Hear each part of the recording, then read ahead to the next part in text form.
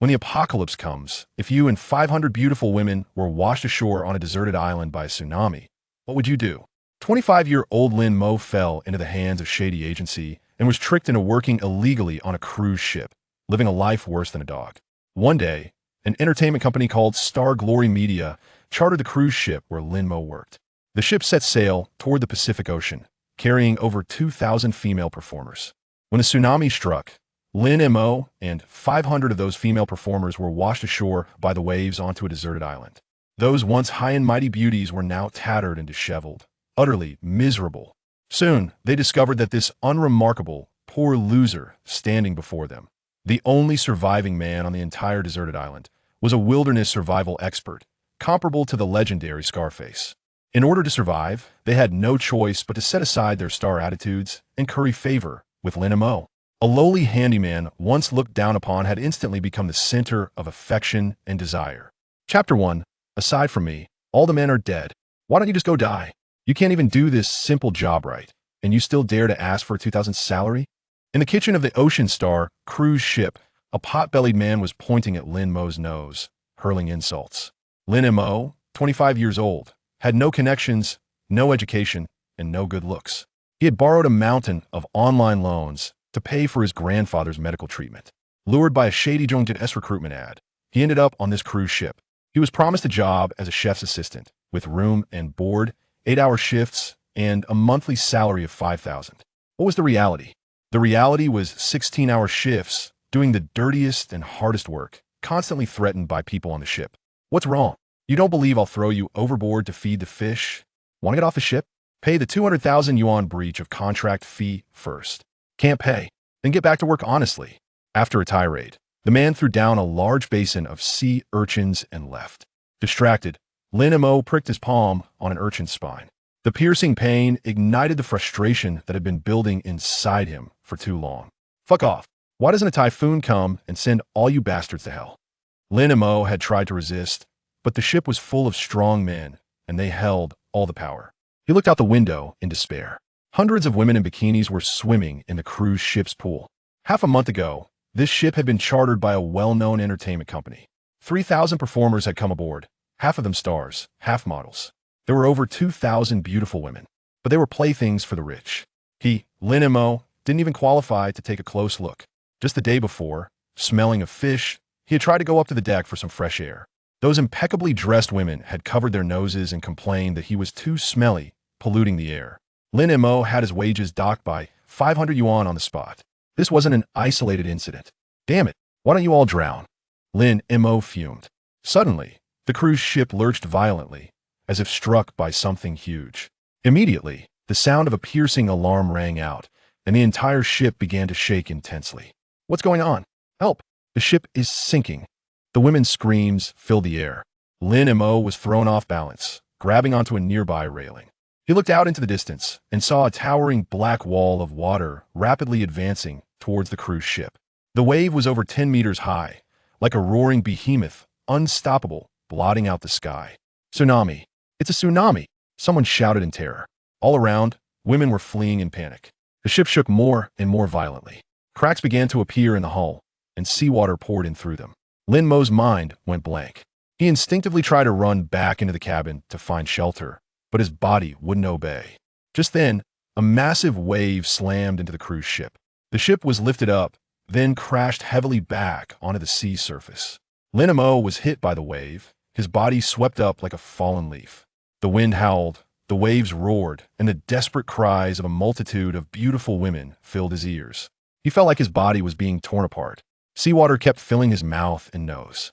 Then he lost consciousness. Time passed. Lin Mo felt warmth on his body. He slowly opened his eyes. He found himself lying on a sun-drenched sandy beach. Waves lapped nearby. In the distance was a dense jungle, stretching as far as the eye could see. Scattered around him were bits of debris from the cruise ship. Further down the beach, the stark white bodies of many women lay haphazardly, some still, some moving. The sea wind blew across Lin Mo's face, carrying a salty tang. Seeing these women, usually so glamorous, reduced to this state, Lin Mo felt a surge of satisfaction. Not so high and mighty now. Aching all over, he stood up and staggered along the beach. Countless bodies were rolling back and forth with the waves. What's going on? All the men are dead. Lin Mo looked at the fat man who had cursed him earlier. His eyes were bulging, and crabs were crawling in and out of his mouth. Not so arrogant now, are you? Lin Mo cursed and continued walking. A group of surviving women caught his attention, especially the one who was just waking up. She looked so familiar. Su Feifei. No way. It's really you. You're the one who complained about me, right? Lin Mo coldly approached the stunning woman, who was now down to just her underwear. Well, washed up on a deserted island too. At that moment, Su Feifei was lying weakly on the sand, her mind blank. Lin Mo reached out and lightly touched her smooth arm. A wicked thought crossed his mind. This was the first time he had ever been this close to such a beautiful woman, and he was actually touching her. Startled by Lin Mo's touch, Su Feifei suddenly regained consciousness, looking at him with fear and unease. When she saw his plain, cold face and her own disheveled state, she couldn't help but let out a scream. Ah, who are you? Where is this? Where are my clothes? Su Feifei's scream woke up many of the other female performers around them. They opened their eyes one after another, and upon seeing this unfamiliar scene, all fell into a panic. The beach immediately filled with the sound of crying. Lin Mo watched this chaotic scene, feeling a sense of satisfaction he had never experienced before. Karma. This is all karma. He stood up, brushed the sand off his clothes, and looked down at them.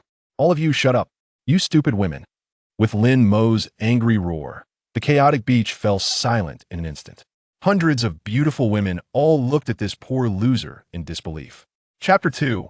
500 beautiful women and only one man? Who are you? What right do you have to yell at us? Exactly. Who do you think you are, you lowly helper? Where's my bag? Where's my phone? I'm calling the police. As more and more women woke up, the situation began to spiral out of control. Lin Mo didn't want to be deafened by them. Like a savior, he climbed onto a larger, higher rock and looked down upon the women with the aura of a ruler. Has that handyman gone crazy? Why is he climbing so high? Some of the female performers noticed Lin Mo standing on the rock looking at them and started whispering among themselves. Speaking of which, where are all the other men? That guy's staring at us. Let's get him. Several scantily clad women, covering their chests with one hand, picked up stones and threw them at Lin Mo on the rock. The more they did this, the more excited Lin Mo became. Bitches, your doomsday has arrived. On the ship, you were big stars, and I was just a handyman serving you. But here, you are this. Lin Mo extended his little finger, making a provocative gesture. The hundreds of women below scooped up stones, slippers, coconut shells, and threw them all at Lin Mo. Some even prepared to go up and attack him. Lin Mo made a face at them, jumped off the rock, and ran away. Stop chasing him. Let him go. Let's take a head count first. The woman calling out to the crowd was Su Qingyuan, 28 years old, a seasoned actress. With her shoulder-length hair and striking features, she often gave off the vibe of a big sister in the entertainment industry on screen. She had never caused trouble for Lin Mo. All right, everyone, listen to Sister Qingyuan first. Those of you who aren't injured, come forward. Help Sister Qingyuan and me check the area and count how many survivors there are. It would be even better if we could find the captain and the others. A petite female singer spoke. Her name was Xiao Wanqing. Just in her 20s, she had already released 5 albums that shook the music scene. With her wavy hair and doll-like face, she gave off a pure and sweet vibe, earning her the nickname Little Angela Chong from her fans.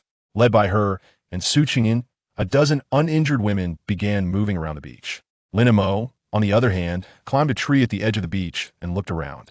This isolated island was quite large.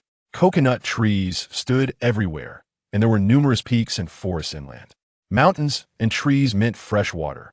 Lin Mo breathed a small sigh of relief. Down below, Su Qingyuan and the others had just finished counting. There are 507 survivors, all women. The crowd erupted in noise. It said that 3 women are drama, and here there were 500 of them. No, impossible. Weren't there a lot of sailors on the ship? They were such good swimmers. And all those male actors, the male models? Where did they all go? It seemed unbelievable. Su Qingyuan shrugged helplessly. Who knows? There are over 30 male bodies on the beach, including some crew members and models. I'm sorry, Sister Qin, but your favorite actor, Huang, is dead. Ah, are you talking about him? Qin Saran looked despondent. As a variety show host, she could never forget the feeling of having her hand kissed by that actor. Where is his body? I want to see him. Su Qingyuan reached out to stop Qin Saran and sighed. Forget it. You better not go. Why not? Tears welled up in Qin Saran's eyes. Su Qingyan said grimly, because his body has already started to bloat, and one of his legs was bitten off by something. Oh my God! Qin Saran slumped to the ground.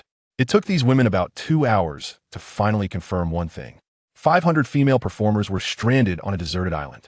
Among them were film and television stars, hosts, singers, and models, the elite of the entertainment industry. All the male performers and crew members were either missing or dead. The only man on the entire island was that handyman from earlier, Lin Mo. No wonder he was so arrogant. It was getting dark. From deep within the jungle came the roars of wild beasts. No one knew what they were. But one thing was certain.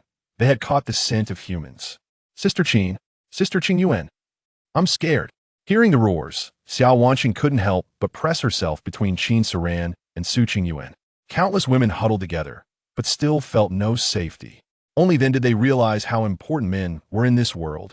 Oh right, what about that man from earlier? Su Feifei asked. You mean the handyman? Yes. Although he's a handyman, he has a strong build. If he were here, the women looked at each other. Although they had all looked down on Lin Mo before, thinking he was ugly and dirty.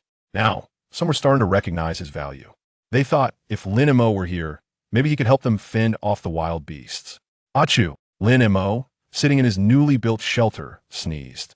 Those idiots, sitting on the beach, waiting for the wild animals to come. Lin Mo held a stick, skewered with a freshly caught coconut crab. Fire can drive away wild animals. Such basic survival knowledge, and those pampered women don't know it. Lin Mo found it unbelievable. Or maybe they don't have a lighter? After sitting for a while, as the animal roars grew closer, he finally couldn't hold back and started to let his imagination wander. No, those women can't die. If they die, what's the point of me living alone on this island?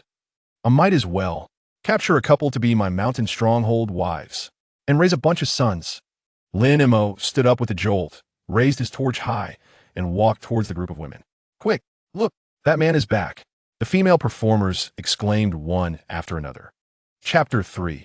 If you wish to survive, you must heed my words. Lin Mo brandished a torch, advancing step by step towards the group of women. The flickering flames illuminated his unremarkable visage, yet he stood out strikingly among the 500 women. He had returned. He had truly returned. A few female performers were so overwhelmed with emotion that they nearly shed tears. However, as Lin Mo approached, they instinctively recoiled a few steps. This man was indeed somewhat intimidating. Lin Mo disregarded them entirely, striding directly to the center of beach, thrusting the torch into the ground, and began to gather the surrounding remnants of trees, along with various pieces of wood and plastic debris from the disintegrated cruise ship. What are you doing? Sophie inquired with curiosity. Without lifting his head, Lin Mo replied coldly, starting a fire. No sooner had he spoken than a deep, menacing growl echoed from the depths of the jungle, this time much closer. Several timid female performers shrieked in terror, pressing closer into the crowd. Xiao Wanqing's complexion turned ashen as she instinctively grasped the arm of Su Qingyuan beside her. Qingyuan, what is that sound? Su Qingyuan furrowed her brow, offering no response. As she turned to observe Lin Mo, who was busy tending to the fire. As the bonfire blazed to life, its orange glow dispelled the surrounding darkness. The women, as if beholding a beacon of hope, instinctively gravitated towards the fire. Everyone halt! Lin Mo's abrupt command rang out coldly. The 500 women froze in place, exchanging bewildered glances. Lin Mo rose, brushing the dust from his hands, his gaze sweeping over the disheveled women before him. The firelight danced across their faces, bodies, and legs. One could not deny that those who aspired to be performers possessed an undeniable allure. Yet Lin Mo had no time to admire their beauty. His mind was solely focused on how to command these 500 lovely ladies. Suddenly, a thought struck him. If you wish to gather near this fire, you must obey my instructions, Lin Mo stated coldly. On what grounds? A tall model stepped forward defiantly. This island does not belong to you. Lin Montauk smeated. A chilling smile. The island may not belong to me, but this bonfire is mine. With that proclamation, a smirk graced his lips. He mused that if it weren't for his penchant for playing with lighters, carrying several on his person daily, he would not have found himself in this predicament. Lin Mo wagered that they lacked lighters. It's just a fire. Ladies, check and see who has a lighter. The model called out. A cacophony of beautiful women began rummaging through their belongings, turning everything upside down, yet they found nothing. Impossible. Look again. The model insisted stubbornly. But reality dealt another blow. Lin Mo deliberately kicked a stick at his feet. Ladies, stop searching. You can create fire by friction, can't you? Don't say I didn't warn you, right? We can create fire by friction. Lin Mo chuckled again. He relished the sight of these women, both foolish and earnest. Anyone who had watched a few episodes of Survivor would know that creating fire by friction was not as simple as it seemed. Many robust competitors had spent days struggling to ignite a flame. For instance, that bear, from the beginning of the competition to his withdrawal, had failed to generate fire. So, what could these pampered female celebrities accomplish? Forget it. As anticipated, half an hour later, all these female celebrities succumbed to the situation. What was happening? Their hands were covered in blisters, yet the fire had yet to ignite. Was the method incorrect? Allow me to demonstrate. One by one, numerous female artists stepped forward to attempt it, including several who had previously excelled in outdoor programs. Yet this was not merely a show. Reality was delivering a harsh lesson to them. Lin Mo, while roasting the crabs he had just skewered over the bonfire, fiddled with a lighter in his hand. Indeed, rarity confers value. This seemingly trivial item, worth merely 1 yuan, had become a treasure beyond price at this moment. What is it? Unable to light it, are you? No worries. I can guide you all toward the solution. Do you see that? Over there lie several corpses of men. If you possess enough courage, while the waves have yet to carry them away, you might search their bodies and perhaps find a couple of lighters. The women collectively turned their gazes toward the bodies near the beach. At that moment, several dark shadows emerged at the edge of the sand, their bright green eyes gleaming ominously. Judging by their physique, even if they were not tigers, they resembled creatures akin to leopards or hyenas. Half of them gazed intently at Lin Mo and his companions, their demeanor predatory, while the other half continued to drag the corpses toward the jungle. Heavens! A throng of women, disregarding their previous hesitations, hurried towards Lin Mo's fire. Lin Mo raised a fragrant crab high in the air and shouted, "What is it? What do you all desire? Is there no law left? If you continue this way, I shall extinguish the fire and see if those beasts will drag you into the jungle." The group of beauties fell silent. Lin Mo tore off a crab leg, savoring it with exaggerated delight, nodding in approval. "Delicious. Truly delightful. Do you wish to partake? If so, you must earn it." Seeing this, Su Qingyuan stepped forward and said, "Lin Mo, right? We acknowledge our prior missteps. However, given the current predicament, we all wish to survive. What do you want? We can negotiate. Perhaps a monetary sum, which we will provide once we are out of here. Surely, none of us here lack for money. Indeed, we are not short on funds. Lin, name your price." "Money?" Lin Montauk scoffed. "You women, each with your haughty airs, delight in using wealth to belittle others. Yet, do not forget, we are on a deserted island. Here, money is only good for wiping oneself. Moreover, you possess none. As for leaving, can we even depart now?" Just yesterday, a colossal ship with a displacement of 150,000 tons was torn apart by that wave. Was that a normal tsunami? If I am not mistaken, the apocalypse has already arrived. Are you aware of what the apocalypse entails? Lin Mo deliberately exaggerated the severity of the situation to instill fear in these women. Otherwise, he would struggle to assert dominance. Indeed, in extreme environments, one's rationality often falters. Coupled with the influence of apocalyptic narratives and films, these women quickly began to believe him. Many started to weep on the spot. Seizing the opportunity, Lin Mo consoled them. "Do not cry. What good is weeping? Whether it is an apocalypse or not is secondary. The most crucial thing is to find a way to survive." Su Qingyuan nodded and remarked, "I believe this young brother is correct. Survival is the key to hope. As the saying goes, without rules, there can be no order. Lin Mo, you shall establish the rules here. We will all heed your guidance." "Very well. For those willing to follow my lead, come forth to the campfire. Those unwilling may leave immediately. Depart as far as you can." Chapter 4.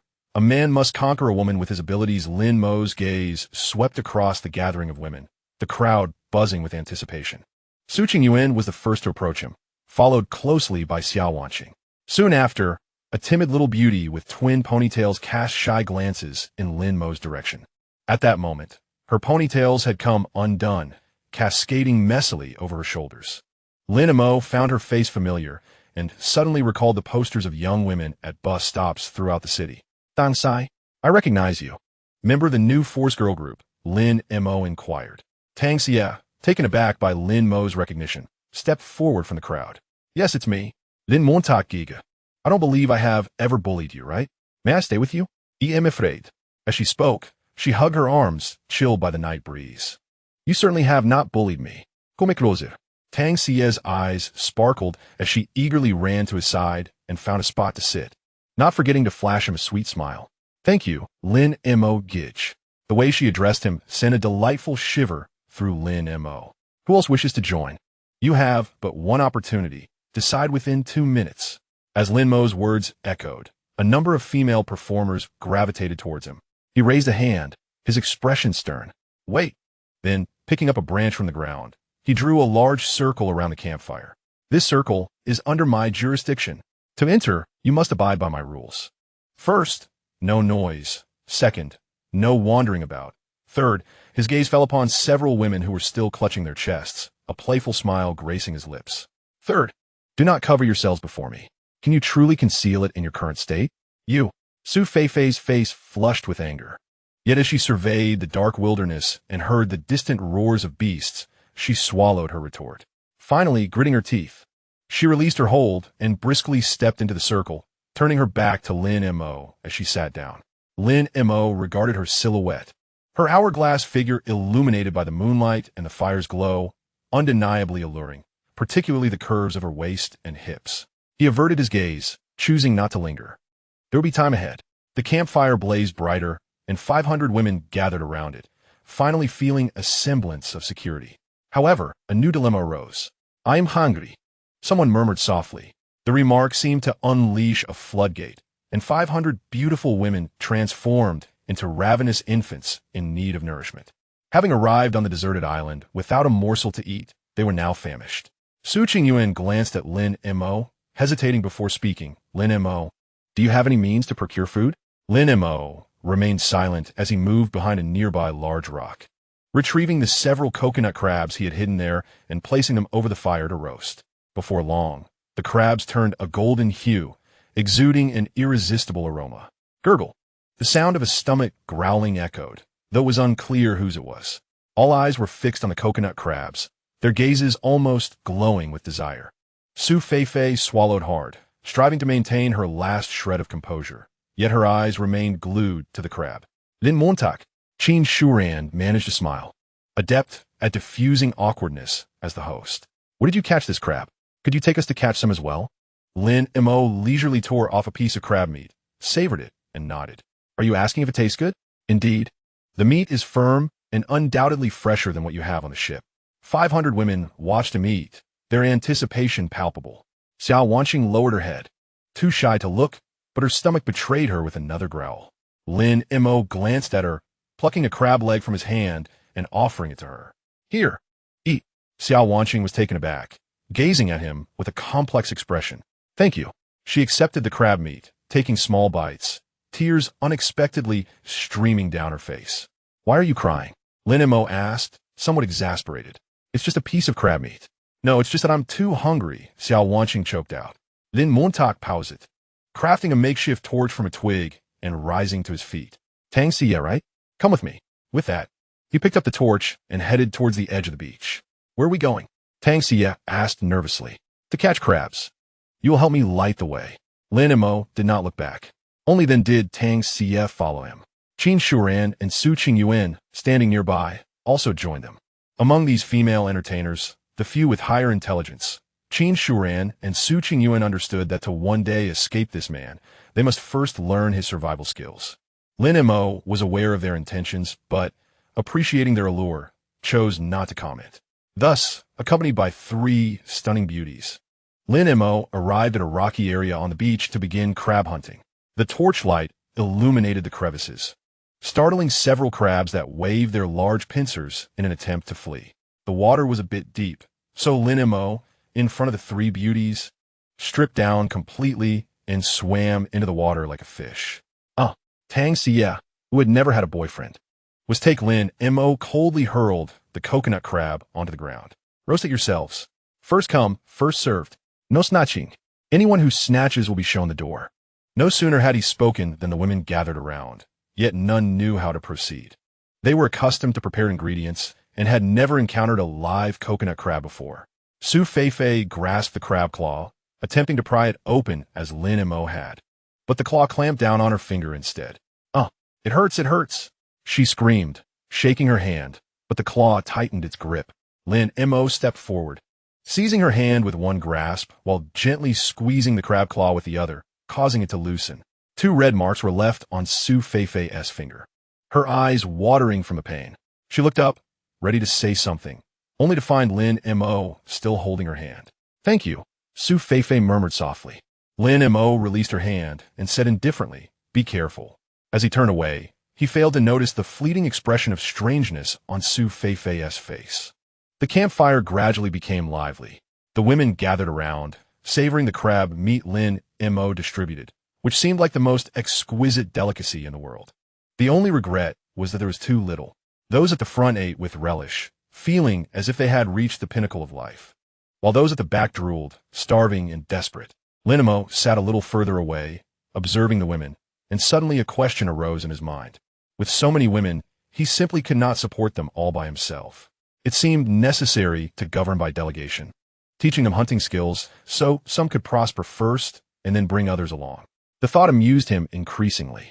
Surviving on a deserted island with 500 beauties was akin to governing a small nation. Lin Mo reflected that any nascent country must establish a relatively sound system. Therefore, tonight, he had to instill a collective understanding among the women. Anyone who approached him, pleased him, accompanied him, or even devoted themselves would see their status and value rise, and naturally receive more meat. Those who disobeyed would be left to their own devices. His gaze then settled on Xiao Wanqing and Tang Xie, 2 seemingly innocent girls who appeared physically clean. Lin Mo dared not casually engage with women from the entertainment industry who were less so. Listen carefully. From now on, those who choose to follow me, Lin Mo, stay by the campfire. Could it be that a few women, utterly clueless, gathered together only to await their grim fate of starvation or become mere prey for the ferocious beasts? Observing the restless throng of hundreds of women reluctant to depart, Lin Mo's lips curled into a smile. This was precisely the outcome he desired. However, he could not express it overtly, so he feigned sincerity and reiterated, "I shall state once more, resources are limited. Please make your choice. I grant you 10 final seconds. Those who remain will henceforth be my subjects." 10, 9, 8, 7. Lin Mo continued his countdown to 1, yet no one chose to leave. "So, they wish to follow me? Following me is permissible, but from this moment forth, my word shall be law, and you must obey unconditionally. Rest assured, I shall not treat you as tyrants of old, as long as you are obedient. I am known for my clear distinctions between reward and punishment, and will certainly not shortchange those lovely ladies who perform well." As night fell, venturing into the mountains for a hunt became perilous. Thus, I intend to organize a team tomorrow to search for food and water. However, I am aware that some of you are already famished. Qin Shuran, please step forward. Lin Mo beckoned to Qin Shuran. "You are a television host, and in terms of eloquence and adaptability, you far surpass the others. Therefore, I wish to appoint you as my minister." "Minister?" The atmosphere buzzed anew. Some cast envious glances at Qin Shuran, for such a position signified her elevation as a favored individual by Lin Mo, guaranteeing her a life free from want. Others expressed jealousy, believing their talents matched or exceeded hers. "Lin Montak?" "No, from now on, refer to me as Your Majesty." "Your Majesty?" May I inquire, Your Majesty, what will be my primary responsibilities as minister?" Lin Mo pondered briefly and declared, "You shall be the regent consort, similar to a chief executive officer, aside from me. You hold the highest authority here. Additionally, I would like Su Qingyuan to step forward." Upon hearing her name, Su Qingyuan's heart fluttered. Lin Mo continued, "You are the queen bee of the entertainment industry. The position of Minister of Internal Affairs belongs to you." Lin Montak paused. "For tonight, I shall appoint these 2, and whether others can secure a position in my court will depend on your performances. Furthermore, your roles as Regent Consort and Minister of Internal Affairs are provisional. Should either of you falter, I welcome any corrections. In short, I, Lin Mo, am nothing like those scoundrels aboard ship, indulging in tyranny. Here, the capable shall rise to the top." Su Qingyuan was astute. The title of Queen Bee in the entertainment industry is not merely secured through acting prowess, but also through her extensive connections, business acumen, and personal charisma. Suddenly cast onto a desolate island, she initially felt disoriented, inevitably gripped by panic. For this signified the potential obliteration of all her wealth and status in the entertainment realm. Yet now, having garnered Lin Mo's favor and being appointed Minister of Internal Affairs, she felt more exhilarated than when portraying a queen on set, as this directly pertained to her survival. Upon contemplating this, Su Qingyuan respectfully approached Lin Mo, kneeling on both legs, and exclaimed, "Long live the Emperor! Long live the Emperor! Long live the Emperor! Grateful for your benevolence. I shall serve your majesty faithfully." Su Qingyuan's actions immediately elicited laughter from one of the beautiful women present, followed by a wave of hearty laughter from the crowd. Faced with the ridicule of hundreds of women, Su Qingyuan momentarily lost her composure. Who dares to mock? Qin Shuran was the first to step forward, rebuking loudly. The crowd fell silent. Qin Shuran's gaze swept over the assembly of women, and she coldly inquired, "Who was the instigator of the ruckus? Step forward and own up." No one uttered a word. It was evident that these individuals held little regard for her as the regent. At this juncture, both Su Qingyuan and Qin Shuran were flustered. Not anticipating that Lin Mo would rise and walk between the two women, grasping their hands, and with a teasing tone, declared, "The first to expose the troublemaker shall be rewarded with a title. It is she, Li Yutong." Suddenly, someone in the crowd shouted, and a beautiful woman stepped forward. "Tup despised, Li Yutong. You better lie down." Lin Mo fixed his gaze, and his eyes brightened. The woman stood approximately 175 meters tall, possessing striking, cold features, and a physique that exuded strength, clearly irregular at the gym. Especially notable were her eyes, radiating a rebellious spirit, starkly contrasting the panicked expressions of the surrounding women. "What is your name?" "Lin Montauk in Kviat." "Jiang Yi," the woman replied coldly. Beside them, Qin Shuran hastily introduced, "A supermodel. She won a championship at the International Auto Show." Lin Mo nodded indeed. "Jiang Yi. And where is the person you reported?" Jiang Yi turned, her gaze locking onto a woman in the crowd who was stifling laughter. Li Yutong, the popular short drama actress, was the one who instigated the laughter. Jiang Yi continued, pausing before adding, "I also heard her muttering something about two fools. Of such an age, still playing childish games, utterly juvenile."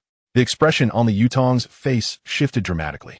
This woman was undeniably attractive, with an oval face, large eyes, and a slender figure, epitomizing the internet celebrity look. Yet, at this moment, her countenance was filled with panic and dread. "You're talking nonsense. I did not." Li Yutong exclaimed sharply. "Did not? Then ask them." Jiang Yi turned her gaze to the women beside Li Yutong, who promptly stepped forward, each pointing in accusation. Li Yutong opened her mouth, but found herself at a loss for words. Lin Mo chuckled, appreciating Jiang Yi's straightforward demeanor, devoid of unnecessary embellishments, and her keen observational skills. It was indeed impressive that she could remember the instigator amidst such a crowd. "Li Yutong, is it?" Lin Mo beckoned her. Li Yutong remained rooted in place, pale as a ghost. Lin Mo's smile faded, his tone turning icy. "I command you to come here." Qin Shuran interjected. "Do you not understand His Majesty's decree?" Only then did Li Yutong, trembling, approach, standing before Lin Mo with her head bowed, her shoulders quivering slightly. Lin Mo appraised her from head to toe. Truly, she was a beauty. Although her floral dress was torn, the fabric remained exquisite, modestly concealing where it ought to and revealing where it should. At this moment, her once radiant influencer visage was suffused with sheer terror. The previous smugness utterly vanished. "What were you laughing at just now?" Lin Montauk in Kviat. I wasn't laughing." Li Yutong stammered. Jiang Yi comprehended immediately, stepping forward to seize Li Yutong's hair, tilting her head back and exposing her entire face. It hurts." Li Yutong screamed, tears streaming down her cheeks. Unmoved, Jiang Yi's voice was cold and commanding. "His Majesty questions you. Answer truthfully.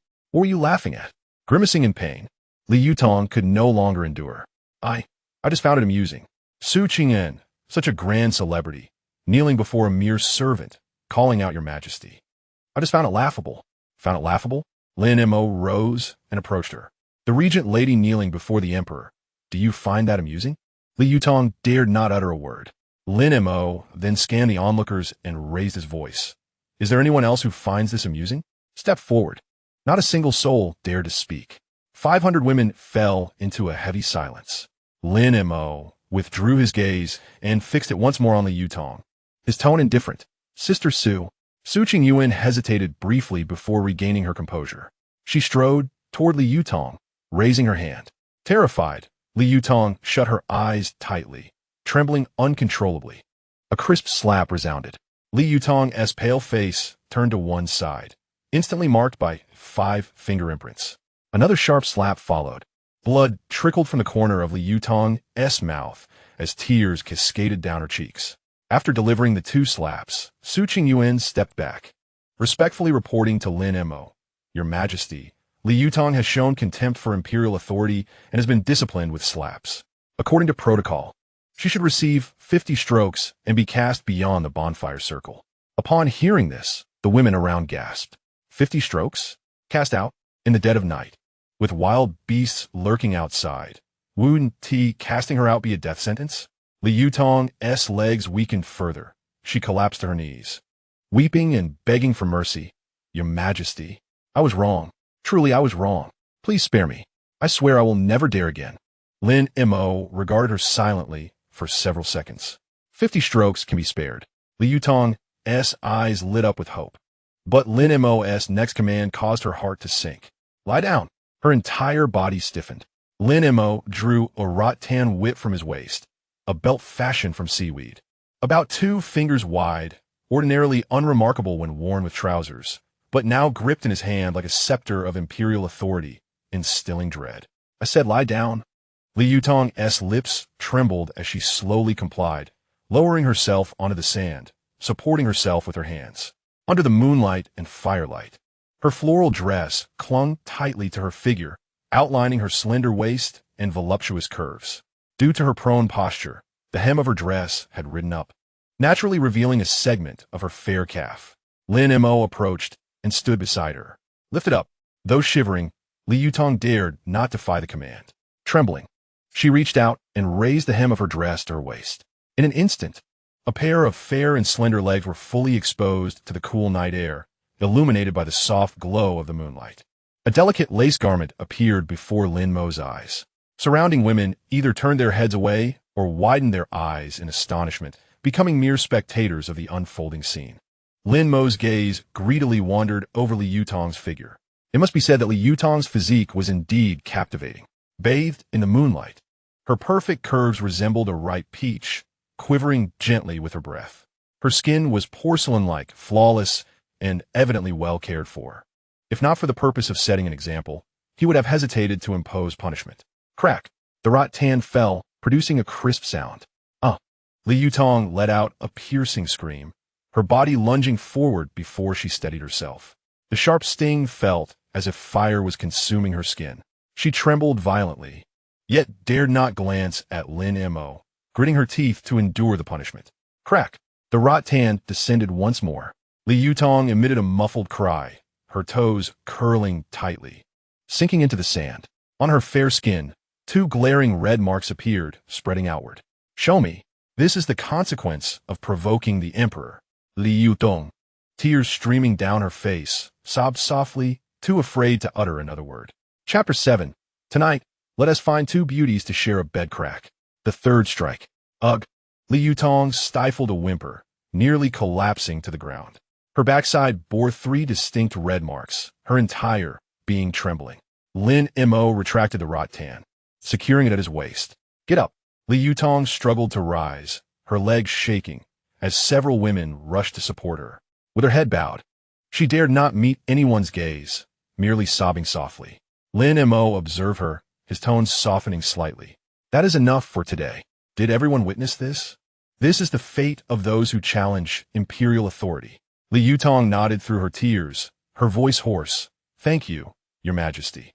Lin Mo waved his hand, instructing others to assist her back to rest.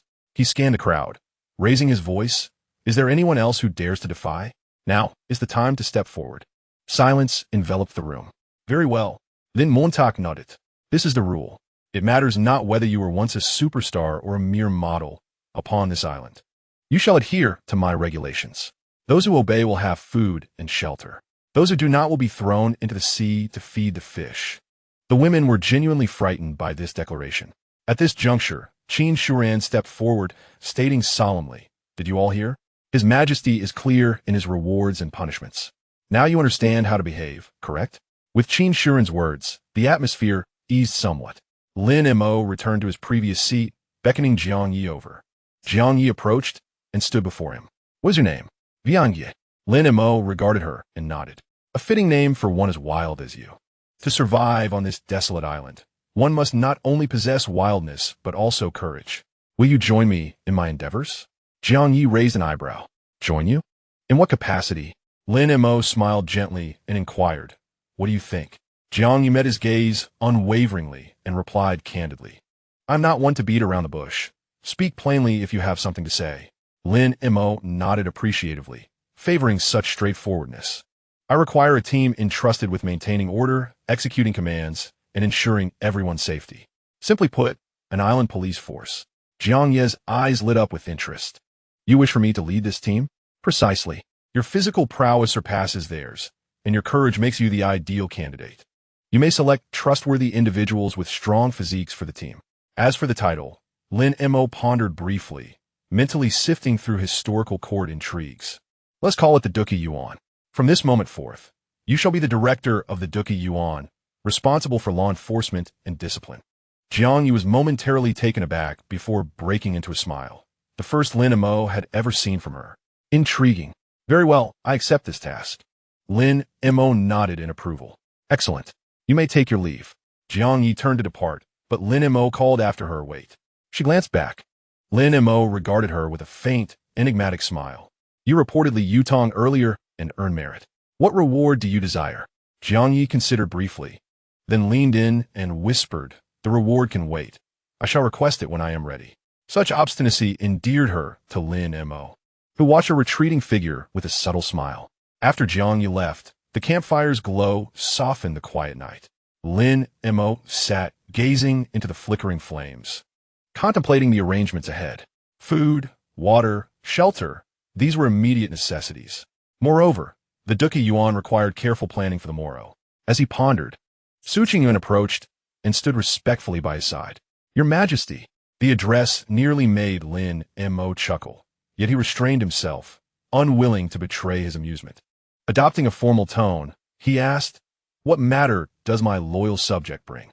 Su Qingyuan hesitated briefly before slipping smoothly into character. "Your Majesty, I have a matter to present, uncertain if it is appropriate to speak of."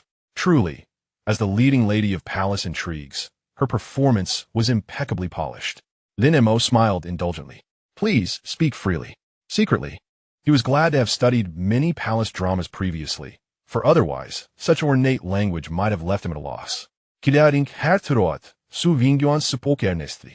Your Majesty, since ancient times, an emperor's ascension cannot be without a harem. Now that your Majesty has asserted authority and established the realm, according to ritual, there must be the ceremony of consorting with ladies. Lin Mo was momentarily stunned. "Consorting?" Suing Juan Mantana Salim expression. "In my capacity as Chief of Internal Affairs, I must consider these matters for your Majesty. If it pleases your Majesty, I shall select several talented and beautiful maidens to attend to your Majesty this very night." Lin Mo nearly choked on his own saliva. Consorting? Su Qingyuan's thoroughness was quite remarkable. Before he could respond, she had already departed.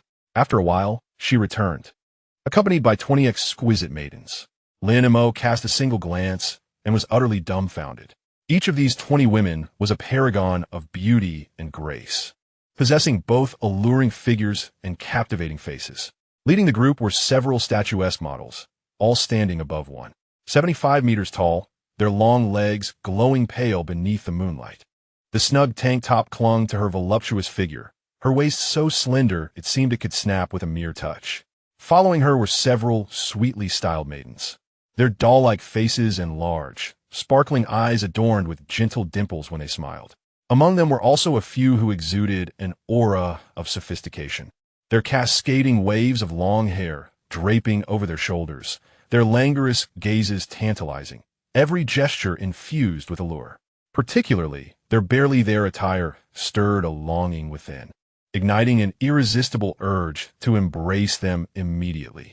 20 women, each embodying a unique charm, a delightful spectrum of beauty. Lin Mo felt his heart race. Su Qingyan approached him respectfully, stating, "Your Majesty, I have carefully selected 20 women of both talent and beauty for your consideration. Should you find any unsatisfactory, I shall seek further options."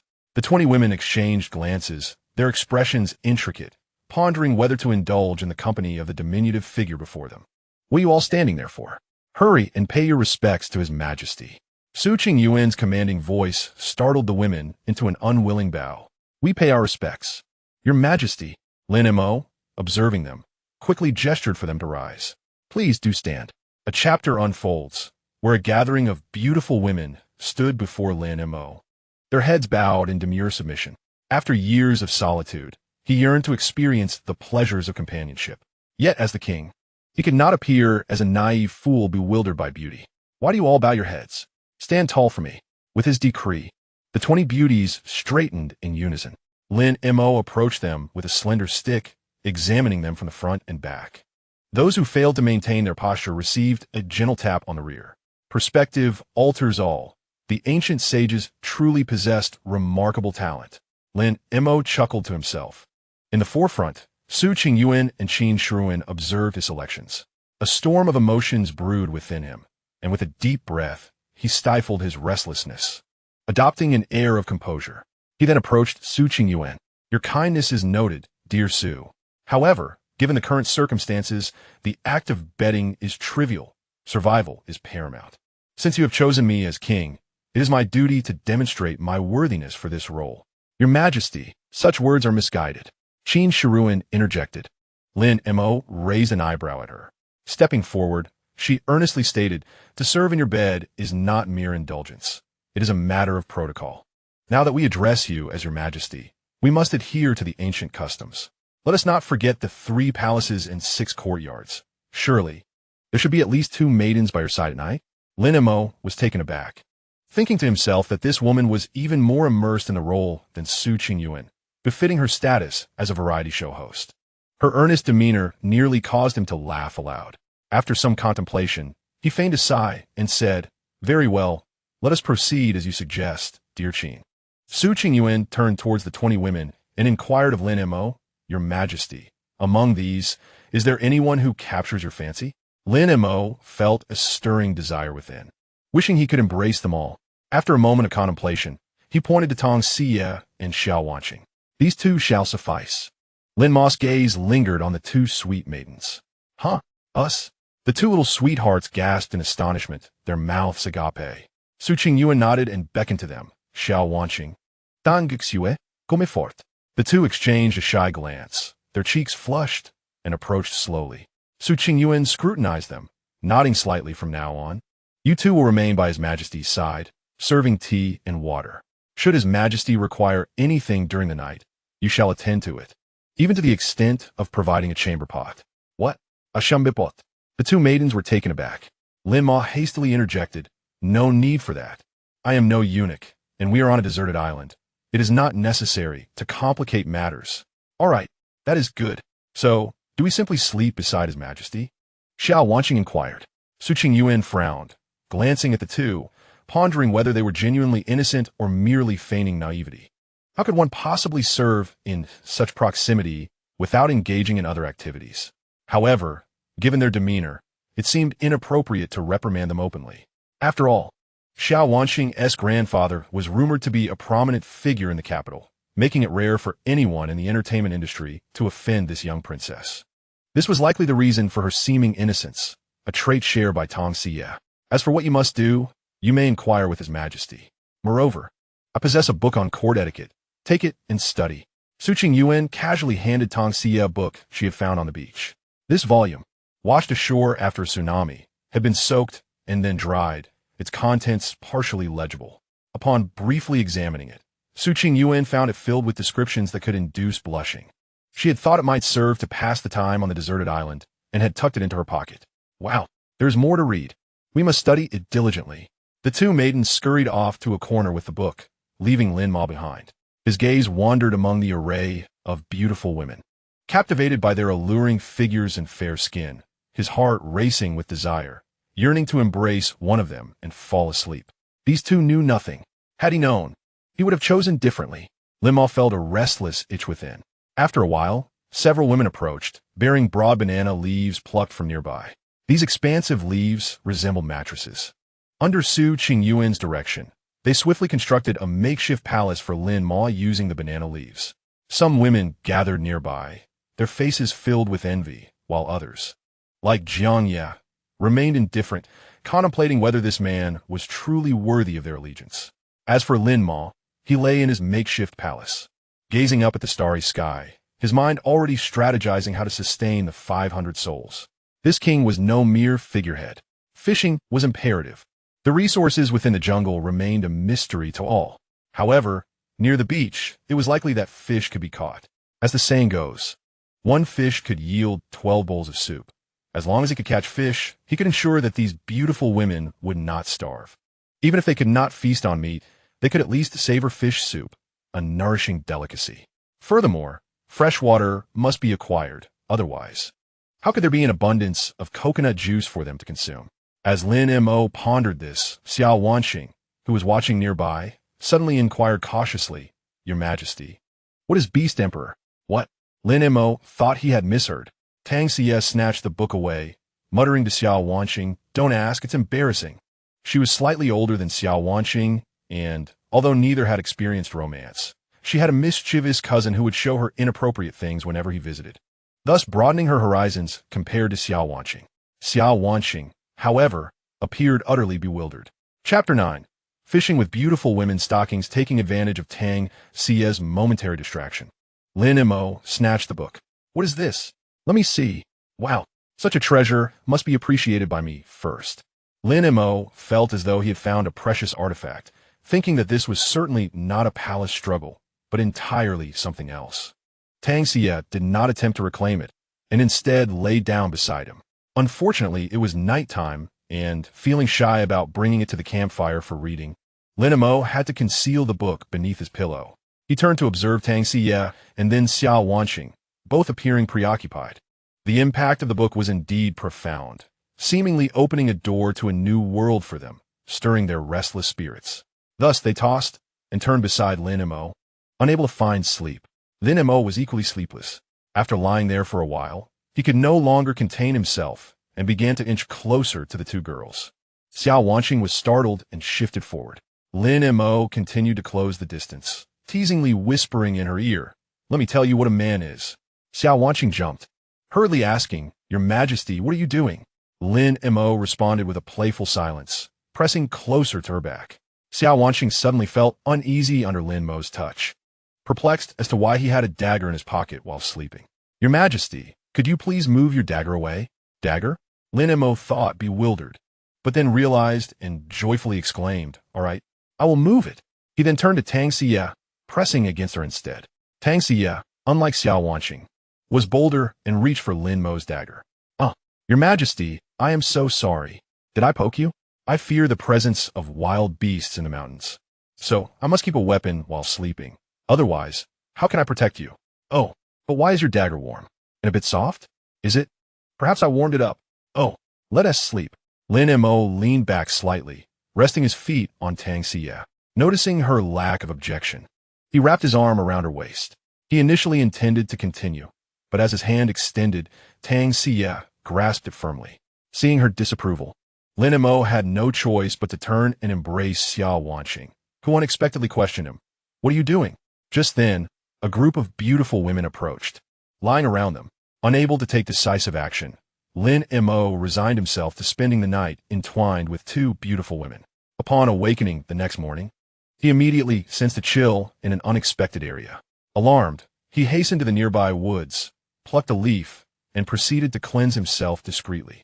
Meanwhile, Xiao Wanqing and Tang Xie, having endured Lin Mo's persistent attentions throughout the night, also felt discomfort and promptly retreated to a secluded grove to wash with coconut juice. "Your Majesty, good morning," came Su Qingyuan's voice from within the coconut grove. Startled, Lin Mo hastily adjusted his clothing.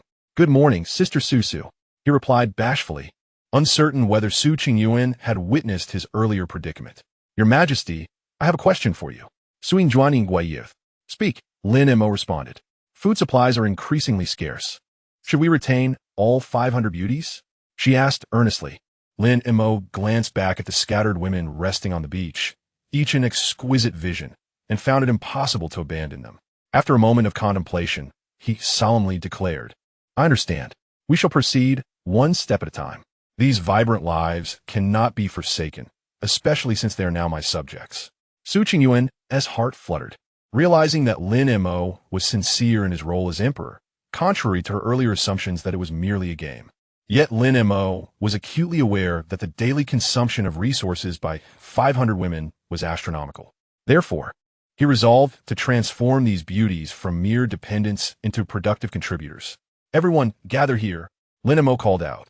Soon, all 500 women assembled, forming a vast circle with Lin Mo at its center. "Today, we shall hold a fishing competition," he announced.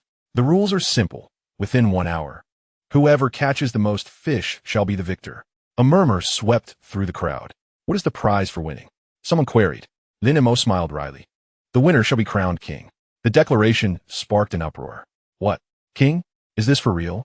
The women buzzed with excitement and disbelief. Raising his hand to restore order, Lin Mo scanned the assembly with a challenging gaze. "So, who dares to accept the challenge?" At that moment, a figure stepped forward, Jiang Yi. Striding to the front, her eyes ablaze with determination, she addressed Lin Mo. "Your Majesty, you said it." Lin Mo nodded in affirmation. "Indeed, I did." "Very well." Jiang Yi turned to the crowd. "All members of the Sichuan, follow me." Zhao Qing and Zhou Ming promptly joined her, followed by a dozen others. Lin Mo counted 23 challengers in total and nodded approvingly. "Fine. You form one team. I shall lead the other." "Your Majesty alone?" someone exclaimed in surprise. He glanced leisurely at the 23 women and replied, "Precisely. Just me. Do not forget, I am a man." The crowd erupted in excitement. "But we have no fishing tools," a voice protested. Lin Mo's lips curved into a mischievous smile as his gaze swept across the group, ultimately resting on the legs of a woman clad in black silk stockings. "Stockings and bras, hand them over." The assembly fell silent, stunned by his audacity. Lin Mo chuckled. "Oh, come on. Just think about it. What use do these have on this deserted island? Can they be eaten?" The women exchanged glances. Lin Mo continued, "However, if we transform these into fishing nets, we can catch fish and satiate our hunger." Upon hearing this, the crowd erupted in excitement. "I'm in." Tang Xie was the first to step forward. Her cheeks flushed as she tore off her stockings. Chapter 10. The Orca Strikes. The fishing contest with a leader emerging, the others no longer hesitated. In no time, the beach was filled with women waving stockings and bras. Various styles, white, black, thigh-high, mid-calf, and short, lace, pure cotton, sporty, rained down into Lin Mo's hands.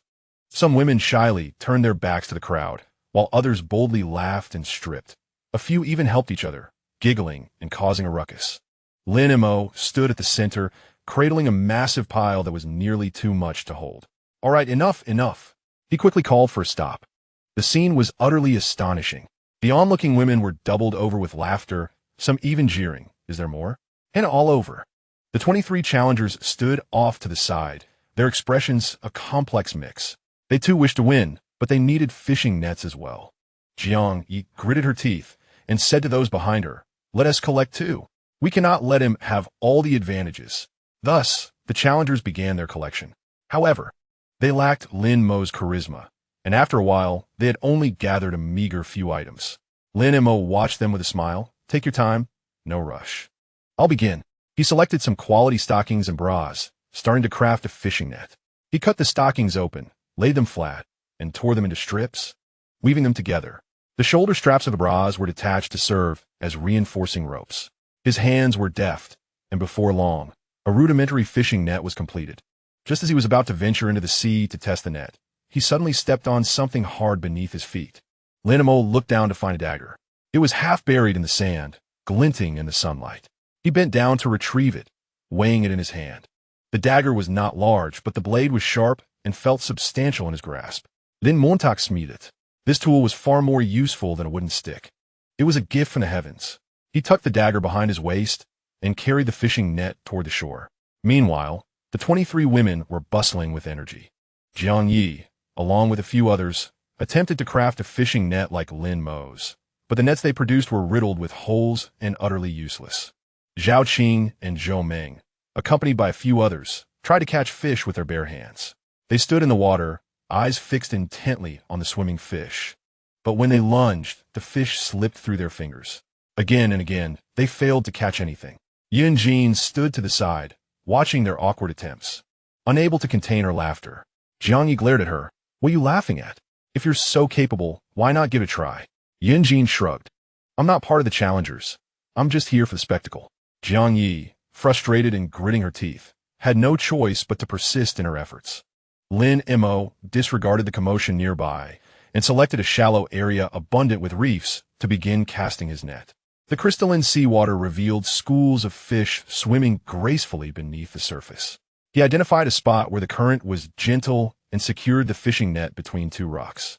Then, gathering some shells, he crushed them with stones and scattered the fragments into the net as bait. Having completed these preparations, he settled leisurely upon a reef, gazing attentively across the water. Half an hour elapsed. Lin Mo rose and began retrieving the net. Within it, a dozen or so fish writhed energetically, each weighing 2 to 3 jin. Carrying the net, he approached the 23 women standing before him. "How was your catch?" he inquired. All 23 women lowered their heads in silence. Before them lay a sparse collection of fish, merely 3, each less than a jin, stunned by Jiang Yi and her companions using stones. Lin Mo cast the net onto the sand, where the lively fish flailed about. "Do you see this? This is the difference." None of the women dared utter a word. Jiang Yi bit her lip, her face pale as iron. Lin Mo smiled at her and taunted, "Jiang Yi, aren't you supposed to be formidable in combat? How is it that you couldn't catch even a few fish?" Jiang Yi opened her mouth but found no words. Turning to Zhao Qing and Zhou Meng, he continued, "You two, one trained in martial arts, the other in Sanda. Aren't you supposed to be impressive? Is fishing more difficult than fighting?" They lowered their heads, their faces flushed crimson. Lin Mo's gaze swept over the 23 women, his tone laced with derision. "You all aspire to be kings, yet with such meager skills. What kind of kings can you be?" No one dared respond. Suddenly, an exclamation arose from the crowd. "Look, what is that? My God, it's huge. A killer whale." Lin Mo whipped his head around towards the sea. Not far from shore, a colossal black shadow surged through the waves with astonishing speed. The killer whale, weighing nearly a ton, was swimming straight toward the shallow waters. "Run! Get to shore!" the women screamed, scattering toward the beach. Yet the killer whale moved too swiftly, breaching the shallows in an instant. Several still in the water were so frightened their legs buckled, frozen in place.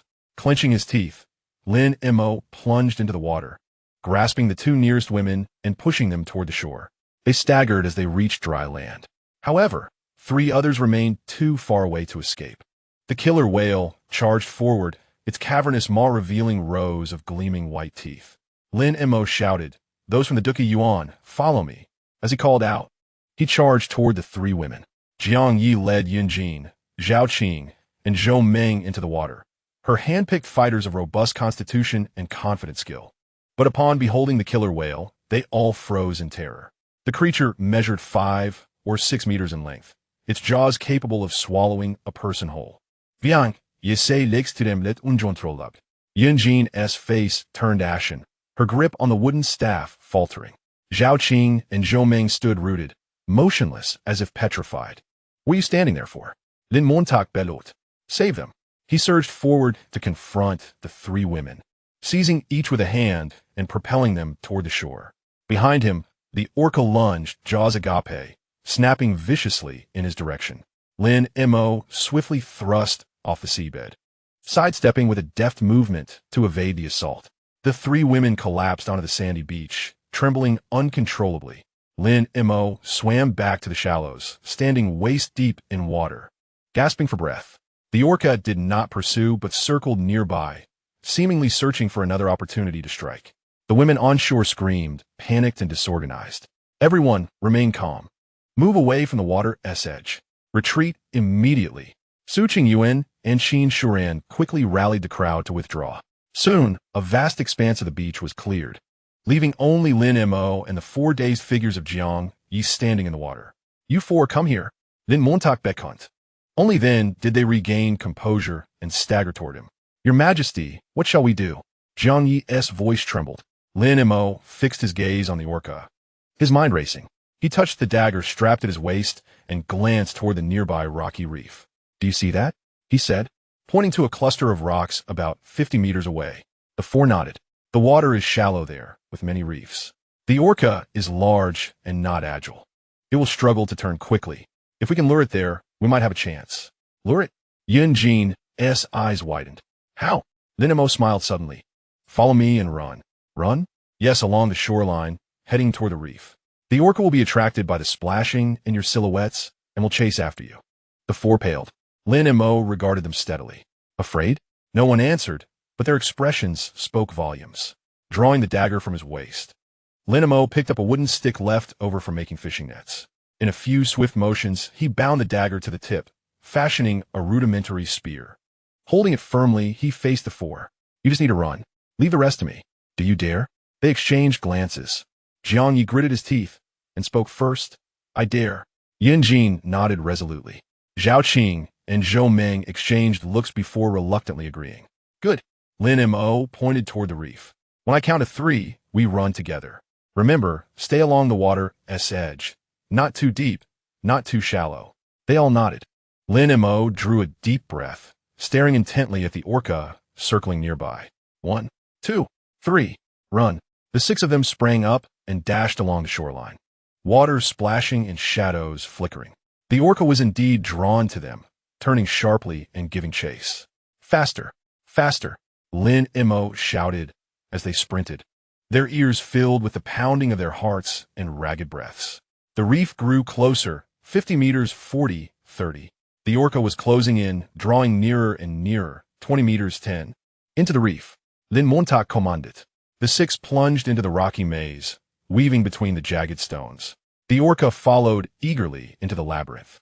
Its speed had evidently diminished, the massive body appearing somewhat clumsy among the cluster of rocks. "Scatter. Take cover behind the rocks," Lin Montauk commanded. The 4 individuals each sought refuge behind the stones. Lin Mo gripped his spear tightly, concealing himself behind the largest rock, holding his breath. The orca glided through the rocks, hunting for prey. It was approaching, drawing ever nearer to Lin Mo. 3 meters, 2 meters, 1 meter. Lin Mo felt a tingling in his palms, the sound of his heartbeat resonating in his ears. It was here. He suddenly leaped from behind the rock, gripping the spear with both hands, exerting all his strength to plunge it forcefully into the orca's belly. The orca thrashed violently, its colossal tail slapping against the water's surface, creating towering waves. Lin Mo held onto the spear with all his might, refusing to let go. The orca, with him in tow, spun wildly in the water. Jiang Yi and the others, concealed behind the rocks, watched in stunned silence. They saw Lin Mo being tossed about like a fallen leaf, yet he would not relinquish his grip. Once, twice, thrice, the orca's struggles grew weaker, blood staining a vast expanse of the sea. Finally, the orca ceased its movement. Lin Mo surfaced, gasping for air, still clutching the spear, its tip embedded in the orca's belly. He swam to the shallows, unsteadily rising to his feet, drenched in blood, unable to discern whether it was the orca's or his own. Silence enveloped the shore. On the distant beach, 500 women stood, none uttering a word. All gazed at him, their eyes filled with astonishment and reverence. Lin Mo made his way to the beach, collapsing onto the sand, panting heavily. He glanced at his arm, noticing a cut that was bleeding, though he paid it no mind, merely sitting there, catching his breath. Jiang Yi was the first to dash from the rocky area. She rushed to Lin Mo, her bloodied figure causing her lips to tremble, unable to articulate a sound. Then, with a thud, she knelt before him. "Your Majesty!" Yin Jin also hurried over, kneeling beside Jiang Yi. Zhao Qing and Zhou Meng followed suit, kneeling as well. Subsequently, the 23 women who had challenged also knelt from a distance. Soon after, all 500 women knelt in unison. Lin Mo stared at them, momentarily taken aback. "What are you doing? Stand up." No one moved. Jiang Yi raised her head, her eyes red-rimmed. "Your Majesty, we submit." Yin Jin also lifted her gaze. tears glistening in her eyes. Your Majesty, from this day forth, my life belongs to you. And us. Zhao Qing and Zhou Ming echoed. The 500 women collectively proclaimed, Long live your Majesty. Lin Mo gazed at them, remaining silent for a considerable time before suddenly breaking into a smile. All right, everyone, please rise. The orca is still in the water. If we don't retrieve it soon, it will be consumed by other fish. Only then did the crowd stand and rush towards the shoreline to behold the immense orca. As they used ropes to drag the orca onto the beach, everyone was left astounded. Goodness, it weighs at least 2,000 pounds, enough to feed 500 people for several days. Heavens, how enormous! Did your Majesty single-handedly slay it? This is truly remarkable. The women gathered around the orca, their voices overlapping as they spoke, their eyes filled with admiration as they looked at Lin Mo. Jiang Yi stood apart from the crowd, glancing at the orca, and then at Lin Mo, her expression conflicted. She approached Lin Mo quietly and whispered, Your Majesty, I apologize for earlier. Lin Mo glanced at her and asked, Apologize for what? We were all terrified, our legs weak, and we brought shame upon your Majesty. Viank, yik confessit. Lin Mo smiled gently. That's natural.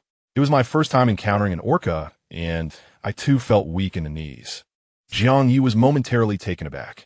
Lin Mo continued, But I understand that the orca will not spare you merely because you compromise or surrender. He looked at Jiang Yi earnestly and said, You all fled well today. Without your distraction, I wouldn't have been able to kill it. Jiang Yi's eyes brightened. Truly? Indeed. So do not underestimate yourselves. You were of great assistance today. Jiang Yi smiled, and this was the first time Lin Mo saw her so genuinely joyful. Yun Jin then approached, holding a piece of cloth she had somehow procured, and handed it to Lin Mo. Your Majesty, wipe the blood off. Lin Mo took it and wiped the blood from his face. Yun Jin looked at him and suddenly asked, Your Majesty, were you not afraid when you were in the water just now? Lin Mo pondered for a moment and replied, I was afraid, but I feared death even more. Yun Jin was momentarily stunned, then smiled. Your Majesty, please teach us. Teach us how to survive on this island. I do not want to hide behind the reefs helplessly the next time danger arises. Jiang Yi nodded in agreement. Yes, teach us. I want to learn how to hunt ferocious beasts. Zhao Qing and Zhou Ming also approached and said in unison, Your Majesty, we beg you to teach us. Lin Mo looked at them, remained silent for a few seconds, then smiled. Very well. Starting tomorrow, I shall instruct you. The four women's eyes lit up. However, Lin Mo paused and added, For today, let us first process this whale and improve everyone's meals. Cheers erupted among the group. Chapter 12. A group of beautiful women assist me in cleaning wounds. The Minister of Internal Affairs, Su Qingyuan, immediately organized manpower and began to cut the whale using various tools. These included fruit knives found along the shore, some modified pieces of iron, and stones that had been temporarily polished. Qin Shuran approached Lin Mo and directed two women to help him to the dwelling beneath several coconut trees by the beach. Everyone, work diligently. The more you labor, the more you shall receive. There will be rewards from His Majesty tonight. This announcement stirred a great commotion. Upon hearing there would be rewards, especially in the evening, the women began to indulge in fanciful thoughts. Even those who had previously looked down upon Lin Mo for his appearance began to regard him with newfound respect. Though somewhat unattractive, he was undeniably masculine. He had slain an orca and was now the sovereign of this deserted island, wielding absolute power. Being favored by him would certainly not be an unpleasant experience. Observing their daydreaming, Qin Shuran could not help but chuckle. What are you all imagining? Being favored by His Majesty? It's not that simple. When the time comes, His Majesty will turn over the cards. Whoever the card falls upon, that is the one favored. So do not get your hopes up. If that is not favor, then what is it? A beauty inquired. Qin Shuran responded, Of course it is food. Food, they echoed. Indeed, those unwilling to work will be expelled. Those who are not diligent will only be given some broth to drink. To savor the most tender and exquisite flesh of the whale, one must diligently labor and ensure the well-being of His Majesty. Do you understand? I comprehend. Thus, the beautiful ladies set about their tasks. Some gather banana leaves and spread them on the ground, creating a resting place for Lin Mo. Others offered him soothing massages. Your Majesty, it is time to cleanse your wounds. Qin Shuan approached, her brow furrowed, as she observed the dried blood upon Lin Mo's body. The salt water of the sea is utterly unsuitable for cleansing wounds. However, where can we find fresh water? Lin Mo reclined weakly against the fair thigh of one of the maidens, having nearly exhausted all his strength in the battle against the orca. Fresh water can be found on the island, but it lies within the jungle, which is perilous. Once I have regained my strength, I shall lead you all to search for it. For now, go and fell that coconut tree across the way, and bring back some coconuts. We shall use the coconut water to cleanse my wounds. Very well, I shall send someone at once. 7 or 8 maidens promptly made their way towards the distant coconut tree, but lacking machetes, how could they fell such a tall and sturdy tree? Climbing it was out of the question. Witnessing this, Qin Shuwen had no choice but to call upon Jiang Yi. Although Jiang Yi himself was unable to climb, fortunately, there were several agile maidens in the imperial censorate who managed to retrieve the coconuts from the tree. The group then proceeded to crack open the coconuts. Your Majesty, the coconut water is here. Qin Shuwen gazed upon the 20 carefully selected women, her eyes scanning the crowd until they settled upon a few tall, graceful maidens. You 4, come forth and assist His Majesty with the cleansing. After issuing her command, Qin Shuwen departed with the other maidens, leaving only the selected few. The atmosphere suddenly shifted to one of subtle tension. Sunlight spilled across the sandy beach, filtering through the coconut trees and casting mottled shadows upon the maidens. Your Majesty, you should remove your clothing. Wearing wet garments is detrimental to your wounds, one of the models suggested with a smile. Lin Mo rose and began to disrobe, soon revealing his sun-kissed skin, a feature he took great pride in. Although he had always been dissatisfied with his face, he regarded his physique as a divine blessing. With such a complexion and well-defined abdominal muscles, which woman would not be enamored? Wow, Your Majesty, I did not expect your physique to be so remarkable, exclaimed one woman, while another, named Wen Yu, gently tapped Lin Mo's chest with her finger. The surrounding women immediately erupted in gasps. For these ladies, Lin Mo's build was not exceedingly muscular, yet his well-defined contours and firm muscles exuded an undeniable aura of masculinity. Particularly, the faint scars adorning his chest and abdomen served only to accentuate this man's formidable prowess. What are you standing there for? Did you not say you would assist me with the cleansing? Lin Mo inquired with an air of arrogance. The maidens finally snapped to attention, their faces flushed as they stepped forward. One model picked up a coconut, using a small knife to carve an opening, and poured the coconut water over Lin Mo's arm. The refreshing liquid flowed over his wounds, washing away the dried blood and alleviating the sting brought on by the sea salt. Lin Mo closed his eyes, savoring the refreshing coolness. A group of women surrounded him like attendants bathing a great infant, gently pouring coconut juice over his body. Your Majesty, does it hurt? Wen Yu softly inquired. Lin Mo shook his head and opened his eyes to gaze upon the woman before him, whose tenderness was as gentle as flowing water. Tang Xie and Xia Wanqing embodied lively, adorable, and sunny dispositions, coupled with a rare innocence and purity seldom found in the entertainment world. However, the beauty before him was the epitome of softness. How soft exactly? To put it plainly, this woman not only possessed exquisitely delicate and fair skin, flawless to the touch, but her entire being seemed almost boneless. The warmth and suppleness she exuded made every man yearn to possess her. Suddenly, Lin Mo felt his mouth dry. Swallowing hard, he asked Wen Yu, what was your profession before? I don't believe I have ever seen you before. His unspoken implication was that if she were from the entertainment industry, with such beauty and allure, he should have encountered her on television. Wen Yu smiled gently. Your Majesty, I am a classical dancer, frequently performing in grand theatrical productions. For instance, when important visitors arrive in Huaxia, we often perform at state banquets for foreign dignitaries. Wow, Wen Mei, you have performed at state banquets? That's incredible. The women nearby looked at Wen Yu with curiosity. When Wen Yu first boarded the ship, they sensed a distinct aura about her, yet she seemed unfamiliar. Some so-called second or third-tier actresses, perhaps out of jealousy of her poise and temperament, looked down on her, dismissing her as insignificant. Little did they realize, Wen Yu was a genuine national-level performer. What fortune and grace had Lin Mo earned in this life to have a state banquet dancer personally tending to him? What could be more imperial than such treatment? As Lin Mo admired the ethereal beauty of Wen Yu, he felt a surge of delight. Now that he was king of this deserted island, it was imperative to establish a song and dance troupe, just like the Hungda Song and Dance Ensemble. Even old Su had a troupe. Why should the king lack one? With this thought, Lin Mo reached out to gently grasp Wen Yu's supple chin, looking down upon her. Wen Yu trembled like a blossoming flower and slowly closed her eyes. The surrounding beauties watched them with a mixture of anticipation and curiosity. After some time, Lin Mo released her chin and solemnly declared, "From this day forth, you shall form a song and dance troupe for me. You will be their leader and a first-class musician of the Imperial Court's Music Bureau." "Yes, your majesty." Wen Yu immediately knelt to the ground. Chapter 13. Dividing the Spoils. The first great migration thus. These 20 enchanting beauties became Lin Mo's intimate palace maids, entrusted with attending to his needs, serving tea when he was weary, or performing songs and dances. Wen Yu rose to the occasion, swiftly organizing the 20 women and choreographing a dance. They trained on a nearby beach in preparation for the evening's banquet.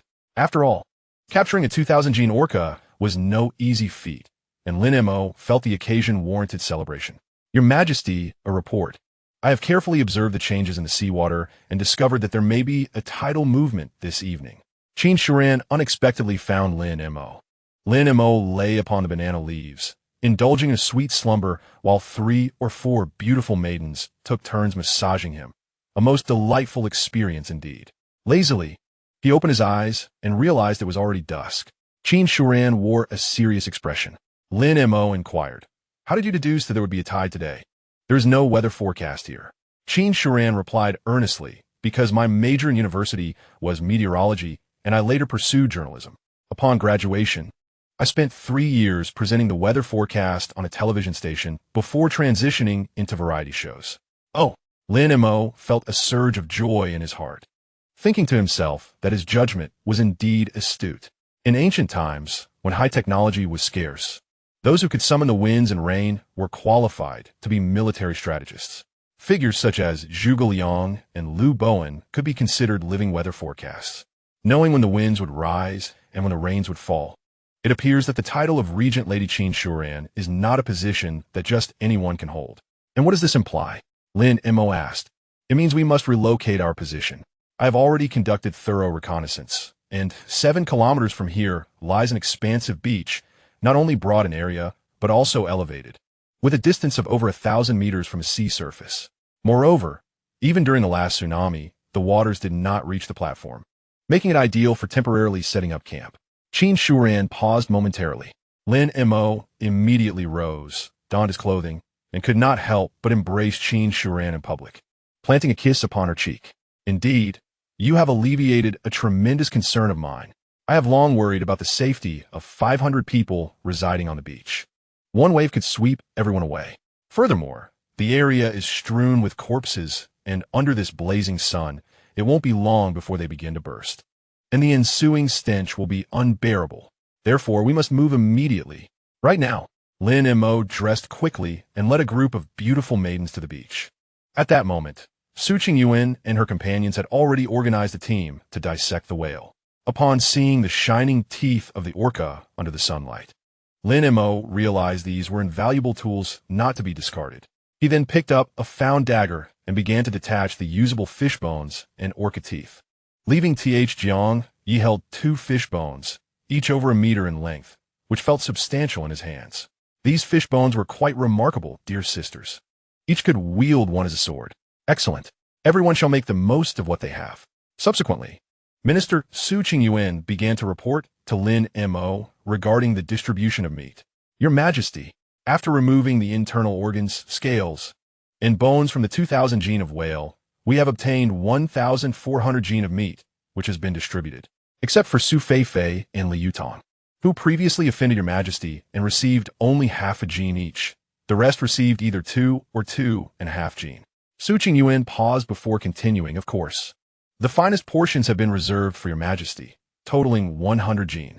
Lin Mo approached to inspect the 100 gene, which consisted entirely of belly meat and some fillets. These were truly exquisite. "I cannot possibly consume all of this alone. Minister Qin, Minister Su, you have both been my right and left arms during the establishment of the nation and have contributed greatly. Hence, I shall reward each of you with 10 jin of belly meat. Jiang Yi, your contributions as members of the censorship office have not gone unnoticed. I see there are 15 of you. Each shall receive an additional 2 jin. Furthermore, to the sisters of the UFU, each of you shall receive an extra jin. Additionally, Tang Xie and Xiao Wanxing, your service in my chamber has pleased me greatly. You shall each receive an additional jin. The remainder shall belong to me. By the way, the regent consort mentioned that there may be a tidal shift tonight. We must relocate the entire nation to higher ground, 7 kilometers away. There, we shall find a beach and coconut groves. The environment is no less favorable than here. More importantly, there are no corpses. As Lin Mo's words echoed, the crowd erupted in commotion. What? We must migrate? 7 kilometers? We're nearly starving. How can we possibly move?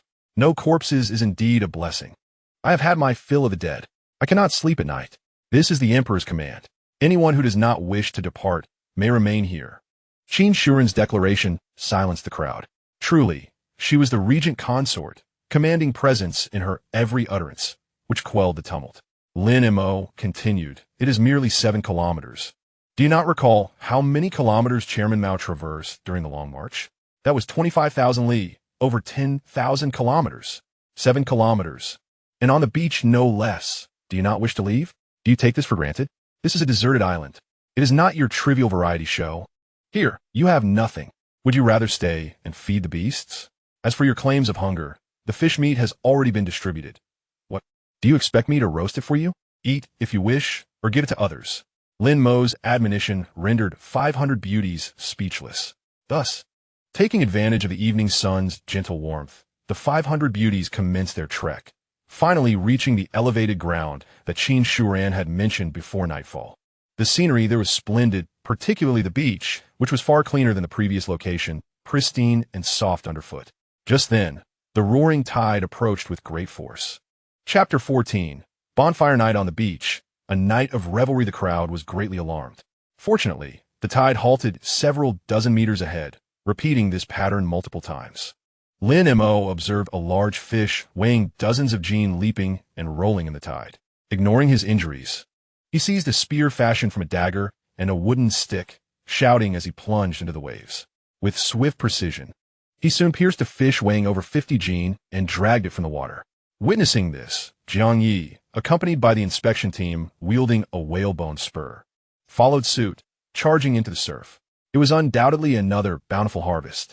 Once the tide had completely receded, countless maidens flocked to the beach to gather shells, catch crabs, and collect small fish that had not yet washed away. They toiled until late into the night, their efforts yielding an abundance sufficient to sustain them for 10 days to half a month. Your Majesty, what arrangements shall be made henceforth? Qin Shuren inquired, gazing at the substantial pile of fish. Lin Mo could hardly conceal his exhilaration. This tide was a veritable blessing from the heavens. With this food supply, his kingdom of women was assured stability, at least for the next fortnight, alleviating concerns about provisions for 500 mouths. Tomorrow, take a team to process these catches. Remove the entrails where necessary, smoke some, or dry them in a fish jerky. Otherwise, they will spoil swiftly. Also, see if there are any engineering students among us to devise a means of producing salt. Understood. We shall follow your Majesty's directives. Once it was confirmed that the tide would not return, and with hunger gnawing at them, the group gathered firewood and dried coconut branches, igniting 5 bonfires on the beach. In groups of 100, they commenced grilling the fish. In no time, the aroma of grilled meat wafted through the air. This is the most delectable whale meat I have ever tasted. Long live your Majesty. Cheers erupted, filling the entire beach with jubilation. Suing Janitor, Lin Mo, presenting him with a prime cut of rib meat. Your Majesty, this is for you. Lin Mo accepted it and placed it over the fire. Tang Xie and Xiao Wanxing settled beside him, beginning to grill their own portions of whale meat. Your wounds still pain you? Tang Xie asked. Not anymore. That is good to hear. Tang Xie smiled, and once her meat was done, she tore off a small piece and offered it to Lin Mo. Your Majesty, do try mine. Lin Mo hesitated before accepting it. Is it delicious? Indeed. Xiao Wanxing, summoning her courage, also tore off a small piece and extended it to Lin Mo. Your Majesty, you must taste mine as well. Lin Mo took it, nodding in approval. Very good. Both of your culinary skills are commendable. The two young women exchanged glances and smiled. Meanwhile, Qin Shuren stood up and clapped her hands. As the crowd feasted heartily, their faces glistening with oil, she declared, "Sisters, we have nearly finished the meat. It is time to celebrate. Tonight, let's have a beach revelry to honor our king for his successful shark hunt." Agreed. 500 voices roared in unison. Some began to sing, others to dance, while many formed circles to clap in rhythm. The bonfires blazed brighter, casting a warm glow on every face. The maidens adorned themselves in an array of garments pulled from their luggage, while others simply draped themselves in sheer scarves, dancing freely upon the sands. The moonlight shimmered upon the sea, creating a dazzling spectacle of glistening waves. The gentle waves caressed the shore, producing a soothing melody. By the campfire, the silhouettes of enchanting maidens danced in the flickering light, resembling a bouquet of blooming flowers. Lin Mo sat there, observing them. Tang Xie leaned beside him and whispered, "Your Majesty, will you not join the dance?" Lin Mo shook his head. "I am content merely to watch." Xiao Wanqing also leaned closer, gently grasping his hand. "Your Majesty, you have worked hard today." Lin Mo smiled. "It is no hardship, merely the slaying of a killer whale." "Your Majesty, you are too modest. You are our great hero." Lin Mo gazed at her, and in the moonlight, her eyes sparkled like twin stars. Suddenly, he reached out and affectionately ruffled her hair. Tang Xie chuckled, resting her head on his shoulder, her eyes closing in tranquility. Xiao Wanqing hesitated for a moment, then gently leaned against his other shoulder. Lin Mo sat there, embraced on both sides, watching the maidens frolicking by the fire, a slight smile gracing his lips. The flames blazed higher, and the cheers grew louder, especially when Yu and the maidens from the UFU appeared, performing a captivating dance that left Lin Mo entranced. It was they who elevated the bonfire party to its zenith. The entire beach was enveloped in a jubilant atmosphere. Lin Mo observed them, and suddenly felt that this island was not so dreadful after all. In the distance, Su Qingyuan and Qin Shuren stood together, watching the scene. "Your Majesty seems quite pleased today," Qin Shuren remarked. Su Qingyuan nodded. "Indeed, he has reason to rejoice. After all, we have essentially founded a nation today." The two of them looked towards Tang Xie and Xiao Wanqing, who were nestled against Lin Mo. "Do you think His Majesty genuinely cares for them, or is it merely?" Su Qingyuan pondered for a moment. "I cannot say. However, regardless, it is a good thing if it brings him joy." Qin Shuren nodded, falling silent. Under the moonlight, beside the bonfire, 500 maidens sang and danced, their laughter echoing across the beach. "Lin Montaxite?" Xiao Wanqing inquired about his sigh. To which Lin Mo replied, "We have beauty and delicacies, yet we lack one vital element, fine wine." Tang Xie laughed. "That is easily remedied. Your Majesty, I can brew wine." "Huh? You can brew wine?" Lin Mo looked at Tang Xie in disbelief. Tang Xie explained, "As long as we can procure ingredients, such as rice or wild fruits, I can make wine. My family has a history of winemaking, especially my grandfather, who was renowned in our generation as a master brewer." "Splendid," Lin Mo exclaimed in excitement, pulling Tang Xie into an embrace and planting several kisses on her cheek. "Your Majesty, please let go. So many eyes are upon us." Lin Mo arrogantly responded, "What is there to fear? You and Xiao Wanqing are my concubines. Do not think that I would be deterred by mere kisses. Even if I were to take you right here on the beach, none would dare utter a word." "Your Majesty." Tang Xie's face flushed, her gaze lowered, too bashful to speak further. She feared Lin Mo might truly act recklessly before the crowd. Lin Mo, seeing her both shy and frightened, laughed heartily. "I am merely jesting. I am a civilized man, not one of those tyrants from ancient times." As he leaned down, drawing closer to Tang Xie's ear, he whispered softly, "Even if I were to make you my cherished consort, I ought to find a secluded place for it. Wanqing, do you not agree?" Upon noticing Xiao Wanqing eavesdropping nearby, Lin Mo turned to her and inquired directly. Startled, Xiao Wanqing quickly nodded, stammering, "I shall comply with all of your Majesty's arrangements." "Excellent. Truly a fine girl." Lin Mo embraced both of them once more. Chapter 15. Pretending to Sleep. Tang Xie screamed, "There is a saying that one can be intoxicated without wine." Though there was no fine liquor, Lin Mo still enjoyed a blissful slumber that evening. As if he were inebriated, nestled within the arms of Xiao Wanqing and Tang Xie. This marked the second occasion the two lovely maidens had attended to him, and naturally, they were more uninhibited than the first time. Lin Mo was no different.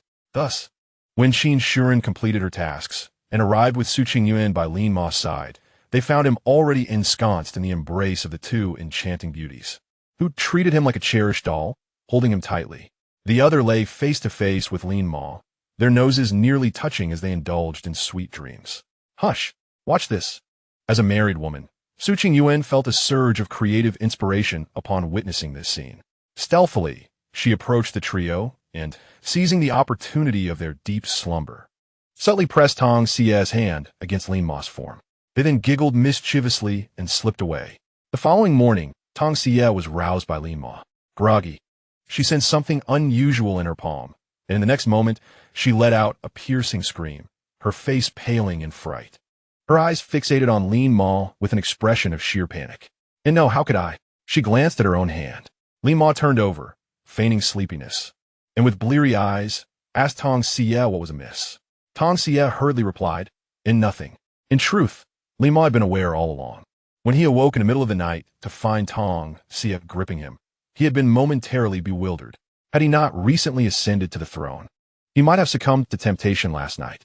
"You are all awake so early?" asked Xiao Wanxing, roused by Tong Xia's scream, her eyes still half closed. Tong Xia, having never been in such close contact with a man, appeared dazed, as if her soul had momentarily departed. Lin Mo, chuckling, remarked, "Awake indeed. With the two of you attending to me last night, I managed to enjoy a restful slumber. Today, it is time to explore the jungle.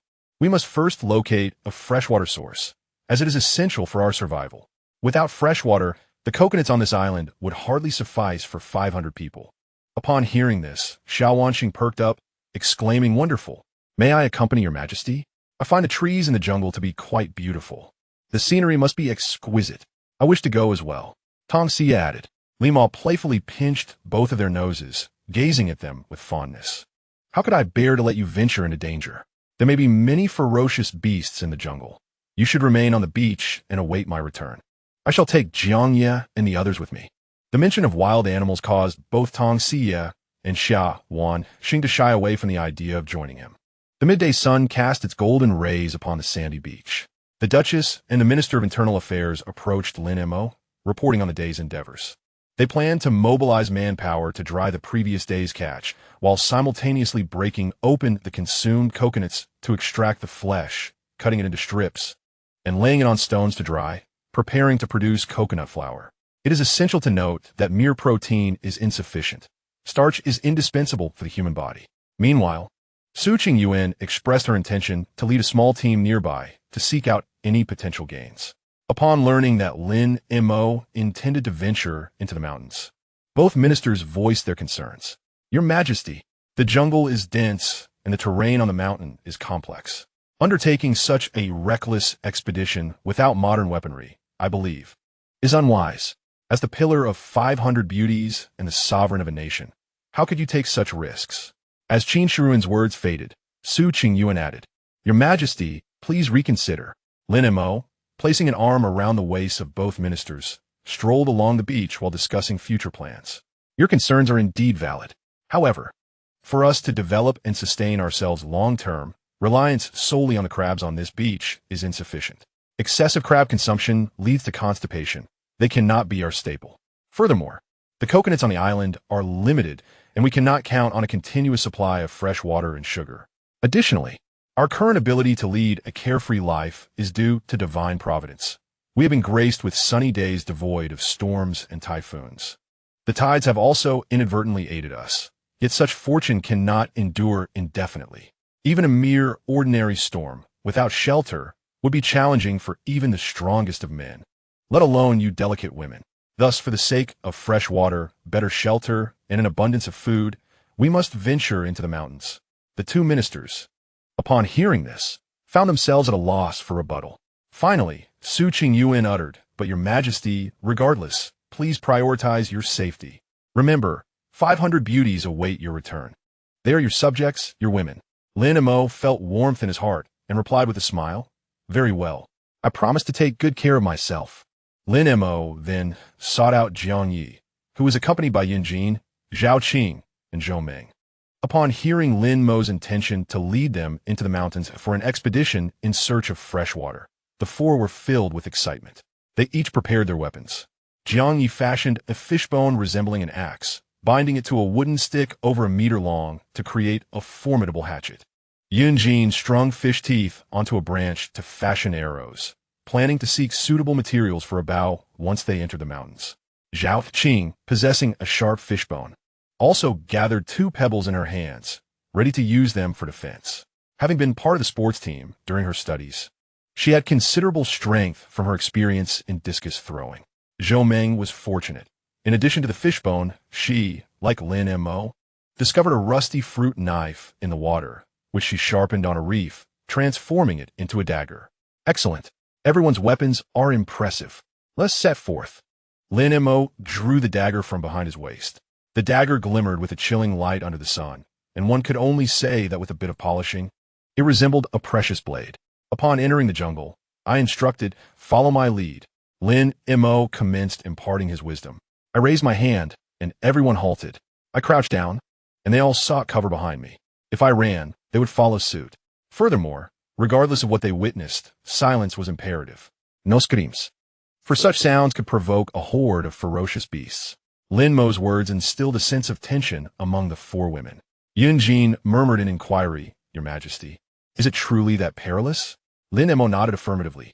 "This is a deserted island, not a park. Everyone, muster 100% of your focus and follow me." At Lin Mo's command, the 4 ladies trailed him toward the jungle's edge. Su Qing Yuan and the others remained behind, silently bidding them farewell while praying for Lin Mo's safe return. Chapter 16. Seeking fresh water with 4 fair maidens as we ventured closer to the jungle. The light dimmed. Towering trees loomed like a wall, shielding the sunlight from entering. Within the thickets, at the jungle's perimeter, the faint sounds of insects and birds could be heard, though subdued as if stifled by some unseen force. Lin Mo halted, glancing back. The 4 women closely followed, their faces etched with apprehension. He raised his hand, clenched into a fist, pointed to his eyes, and then gestured towards the depths of the jungle. "Act according to my gaze and gestures, remember," Lin Mo reiterated. The 4 nodded in understanding. Taking a deep breath, he stepped into the jungle. Instantly, the light faded. While the outside basked in brilliant sunshine, a foreboding atmosphere enveloped the interior. Looking up, the majestic trees obscured the sky, their canopies so dense that only a few rays of sunlight managed to penetrate, forming slender beams of light. The air was thick with dampness, mingling with the scent of decaying leaves and an indefinable foul odor. Lin Mo slowed his pace, treading lightly to minimize sound. He glanced back. The 4 women formed a line behind him, holding their breath, afraid to make a sound. Jiang Yi gripped the fish axe, his knuckles turning white. Yun Jin bit her lip, her gaze alertly scanning the surroundings. Zhao Qing and Zhou Ming huddled closely together, bolstering each other's courage. Lin Mo averted his gaze and continued forward. After walking for approximately 5 minutes, he suddenly stopped and crouched down. The 4 immediately followed suit, their eyes fixed intently on him. Lin Mo pointed at the traces on the ground, speaking in a hushed tone. "Wild boar tracks, fresh, less than half an hour old." The 4 looked down, unable to discern anything, and furrowed their brows in curiosity at Lin Mo. They wondered how this man could perceive such details. After all, it was merely a footprint. Could it be that Lin Mo had encountered wild boars before? Noticing their bewildered expressions, Lin Mo traced his finger beside the footprint, explaining, "Look at this shape. There are 2 deep indentations made by hooves. The surrounding soil is still damp, indicating it passed by not long ago." The 4 suddenly understood, their gazes toward Lin Mo now infused with admiration. Lin Mo stood up and continued onward. After proceeding a short distance, he halted once more. This time, he pointed toward a nearby tree. The trunk bore several deep claw marks stretching from its midsection all the way up to the canopy. Lin Mo approached cautiously, sniffing the air, his expression growing grave. He gestured for the 4 others to come closer, then whispered in a hushed tone, "A bear. An adult brown bear. The scratch marks reach at least 2.5 meters high when standing upright. Damn, the scent is quite fresh. It's likely nearby. Everyone, try to remain silent." Instantly, the faces of the 4 companions changed. Zhao Qing and Yun Jin instinctively moved closer to Lin Mo.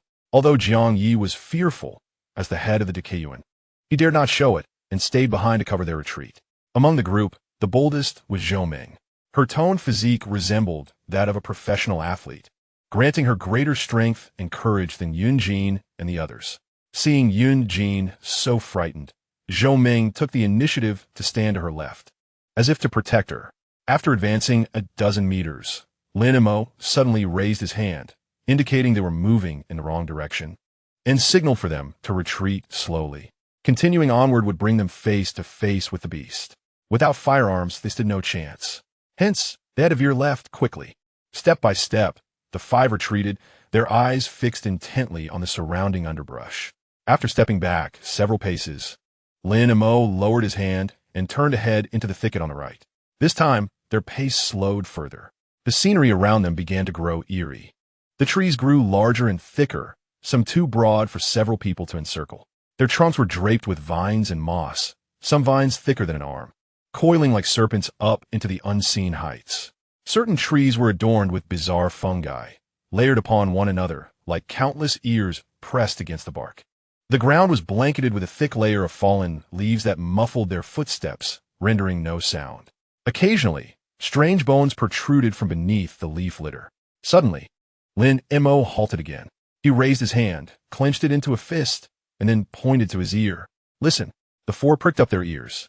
From afar came a faint, peculiar sound, like heavy breathing mingled with the rustling of footsteps on dry leaves. The noise was subtle, yet unmistakably clear. Lin Mo fixed his gaze in the direction of the sound, drawing his dagger tightly in hand.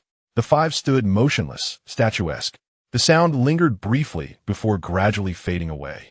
Lin Mo waited a moment longer, then lowered his hand and exhaled softly.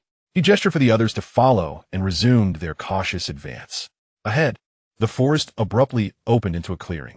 Looking up, they saw a meadow bathed in sunlight. Judging by the distribution of trees, this place had either been previously camped upon, with many charcoal remnants preventing tall trees from growing, or the area had been struck by lightning, incinerating all the trees and leaving behind this grassy expanse. At last, they could breathe freely. As the warm sunlight filtered through, their taut nerves began to relax. Yet, upon closer inspection, they discovered a scattered pile of bones strewn across the ground. Lin Mo carefully examined the scene and discovered the skeletal remains of a deer, thoroughly stripped to its stark white bones. The antlers on the skull remained intact, curving gracefully, measuring nearly half a meter in length.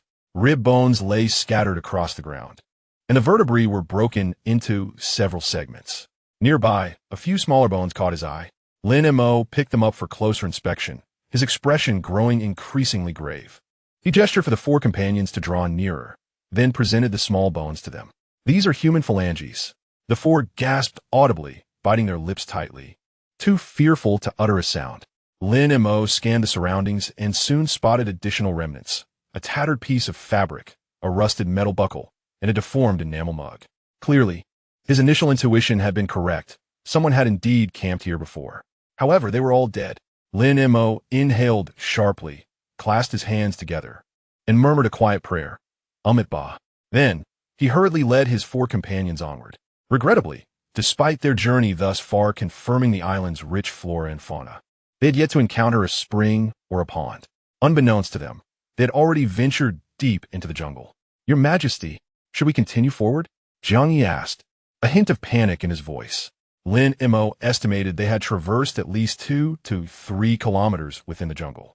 This distance might seem trivial outside, but within the dense foliage, it was considerable. Let us endure a little longer.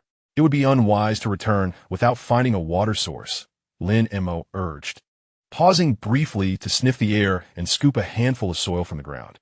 However, given the humidity in the air, we must be close to a source of water. Everyone, follow me. Chapter 17. Discovering a paradise on Earth. Yet, as they advanced, the trees grew denser, and the light dimmed. A faint odor of decay pervaded the air, its origin unknown. Occasionally, strange cries echoed from a distance, sometimes resembling a baby's wail. At other times a woman's scream, leaving the four beauties in a cold sweat, unsure of the source. Suddenly, Lin Montag heitet. He glanced back toward their entry point and lifted his gaze to the sky, through the gaps in the leaves, where the sun's position was barely discernible. "We cannot proceed any further. This feels wrong," he stated, gripping his dagger so tightly that his palms became clammy, forcing him to rub them against his trousers. At that moment, he abruptly hushed everyone. Something was stirring within the thicket. The rustling was faint, yet it resonated sharply in the stillness of the jungle. The four stood back to back, gripping their weapons tightly. In the next instant, a pair of eerie green eyes glimmered from the underbrush. It was a wolf. Yet, its appearance was peculiar, significantly different from the wolves Lin Mo and his companions had seen on television. Perhaps it was a different breed. Nevertheless, its gaze mirrored that of a true wolf. Upon spotting Lin Mo and his group, it bared its teeth, revealing a set of gleaming white fangs. The four beauties felt their legs weaken instantly. Lin Mo fixed his gaze upon the wolf, his mind racing with thoughts. Fleeing? It was futile. Not only in the jungle, but even on the beach, they would be unable to outrun it. Fighting? It was likely that neither side held any confidence. Even if they managed to slay the monstrous wolf, a significant portion of their group would undoubtedly sustain injuries, rendering such an endeavor impractical. The only viable strategy was to instill fear in the beast. Lin Mo slowly retreated to his companions, his voice firm as he inquired, "Who has a jacket?" "Hand it to me." Jiang Yi paused momentarily, then swiftly removed her jacket. Upon seeing that she wore only a tank top beneath, accentuated by the absence of a bra, Lin Mo barely registered her appearance as he seized the jacket and quickly extracted a lighter from his pocket, igniting the fabric. The synthetic material caught fire effortlessly, producing a noxious cloud of smoke. Lin Mo brandished the flaming jacket, waving it at the wolf. Startled by the smoke and flames, the wolf took 2 steps back but did not flee immediately. Instead, it chose to linger nearby, observing. Lin Mo took the wooden stick from Jiang Yi, affixing the jacket to its end to create a rudimentary torch. The flames roared higher, and thick smoke billowed forth. He advanced cautiously toward the monstrous wolf, which, sensing danger, finally turned and dashed into the jungle, swiftly vanishing from sight. At last it was gone. "We must leave this wretched place at once. Follow me." The four women, shaken from their terror, hurriedly trailed Lin Mo as they sprinted back. Perhaps due to their overwhelming panic, they soon realized that the surroundings were amiss. They had evidently lost their way. Like headless flies, they wandered through the jungle, growing increasingly frantic. The voice of the esteemed Yun Jin trembled. Lin Mo raised a hand, signaling her to remain silent. He looked up at the sky, attempting to discern the sun's position through the gaps in the foliage. However, the canopy was too dense to provide clarity. Rather than wandering aimlessly, Lin Mo scrutinized the environment, relying on the shapes of the plants to ascertain their direction. This way should be correct. His judgment proved accurate. After walking for several minutes, a sudden burst of light appeared ahead. As they pushed through the final thicket, the sight before them left them momentarily speechless. Sunlight cascaded down, warm and bright. Before them lay an open expanse, flat and adorned with lush green grass. A few large trees stood sparsely upon the meadow, their trunks entwined with flowering vines. A sparkling brook flowed from the distance, crystal clear, revealing schools of fish darting about. The water glimmered in the sunlight, producing a melodious, babbling sound. "Wow, the scenery here is absolutely breathtaking," Yun Jin exclaimed, unable to contain her awe. "Shoo, keep your voice down." Lin Mo raised his gaze to the radiant sun, finally resting his eyes upon the grand tree before him. Numerous small creatures and birds inhabited its branches. "It's safe now. There won't be any predators here before nightfall. Everyone can relax a bit." Jiang Yi inquired how he had deduced this. Lin Mo pointed to the small animals in the tree. "Did you see those squirrels? There are also some birds perched on the trees, highly sensitive to external threats. Should they sense any danger to their lives, they would swiftly take flight or flee. However, do you see them in a state of panic now? Furthermore, the sun shone brightly in the sparsely vegetated areas, making it difficult for predators to conceal themselves and hinder their hunting.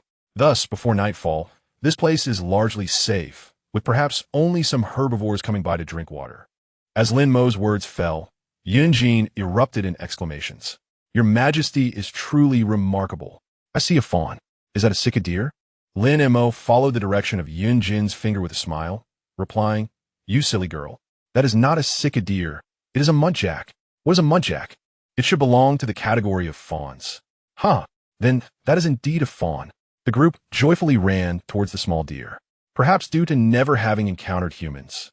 The little creature stood motionless by the stream, gazing at Lin Mo and the others. Yin Jin inquired whether muntjac bite, and upon learning they do not, the girls began to reach out to touch it. Startled, the little creature suddenly bounded away. What an adorable fawn. Can we keep a few in the future? Yin Jin asked. Lin Mo's eyes brightened. He thought to himself that having many people is advantageous. From the first day on the island, he had never contemplated keeping small animals. Hearing Yin Jin's suggestion, he considered that with 500 people, they could indeed allocate some for breeding. For instance, capturing the young of wild rabbits, wild boars, and deer for domestication could resolve their food supply issues, could it not? That is an excellent idea. Let us raise some little rabbits. Raising larger animals is not easy, primarily because they consume a lot and produce a lot. And he certainly did not wish to turn all these lovely ladies into farm maids, for that would be a waste of resources. The beautiful women smiled brightly, clearly enjoying the feeling of being pampered. Lin Mo led them along the stream, where not far ahead, several small waterfalls cascaded down the mountain wall, plunging into crystal-clear pools. The banks were lined with boulders of various sizes, resembling natural stone beds, inviting one to lie down. Birds chirped in the trees, butterflies flitted among the flowers, and the air felt refreshingly clean, as if washed anew. Your Majesty, there's a cave over there. Jiang Yi suddenly made a new discovery. Chapter 18. Beautiful women on the left, skeletons on the right. Lin Mo looked up and indeed saw a massive natural cave. The entrance stood 7 or 8 meters high and was more than 10 meters wide. Let us go have a look. The 5 of them approached the cave. Upon reaching the entrance, Lin Mo casually gathered some dry twigs to fashion torches, igniting them with a lighter as they ventured into the cave. The opening was vast, and as they progressed deeper, the space expanded. The cave ceiling soared to a height of 20 to 30 meters, with natural rock formations on the walls, some adorned with stalactites. The ground was dry, sandy soil, firm underfoot. After walking several dozen meters, the space continued to enlarge. Lin Mo estimated that this cave could easily accommodate over 1,000 people. But soon, his expression darkened. The torchlight illuminated the depths of the cave, revealing a pile of white objects. Your Majesty, what is that? A few beautiful women concealed themselves behind Lin Mo. It is human bone, Lin Mo replied calmly.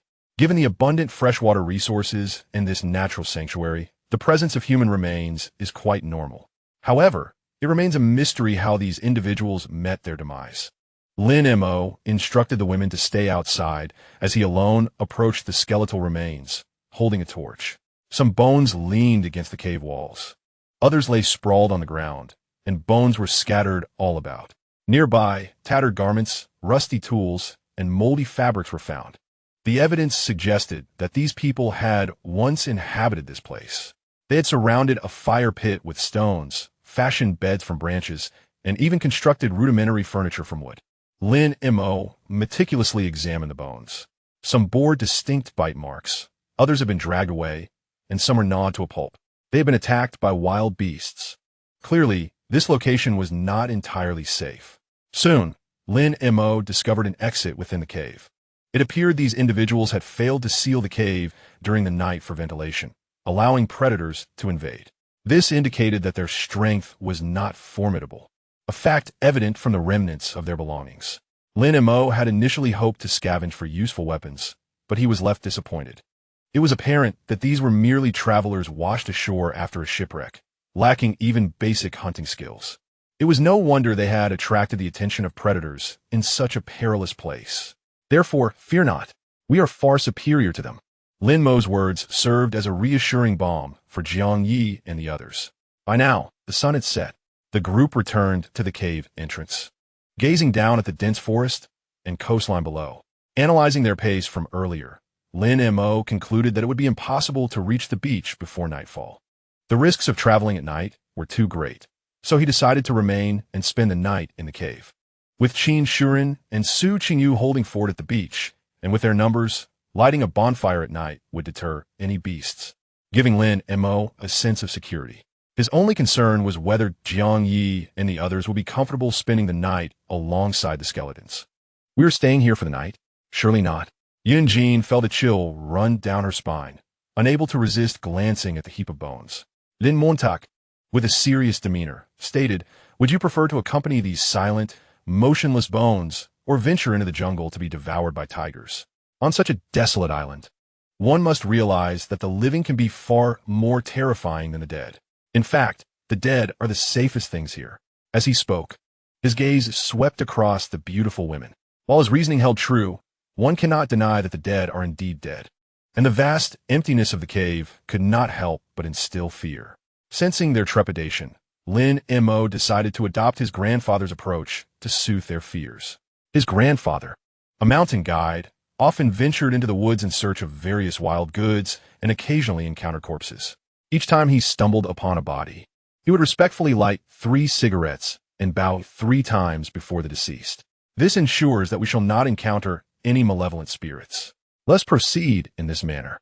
Everyone, come forth and pay your respects to these esteemed elders by bowing 3 times, regardless of who they are, where they hail from, or the manner of their passing. In terms of time, they're all our venerable predecessors.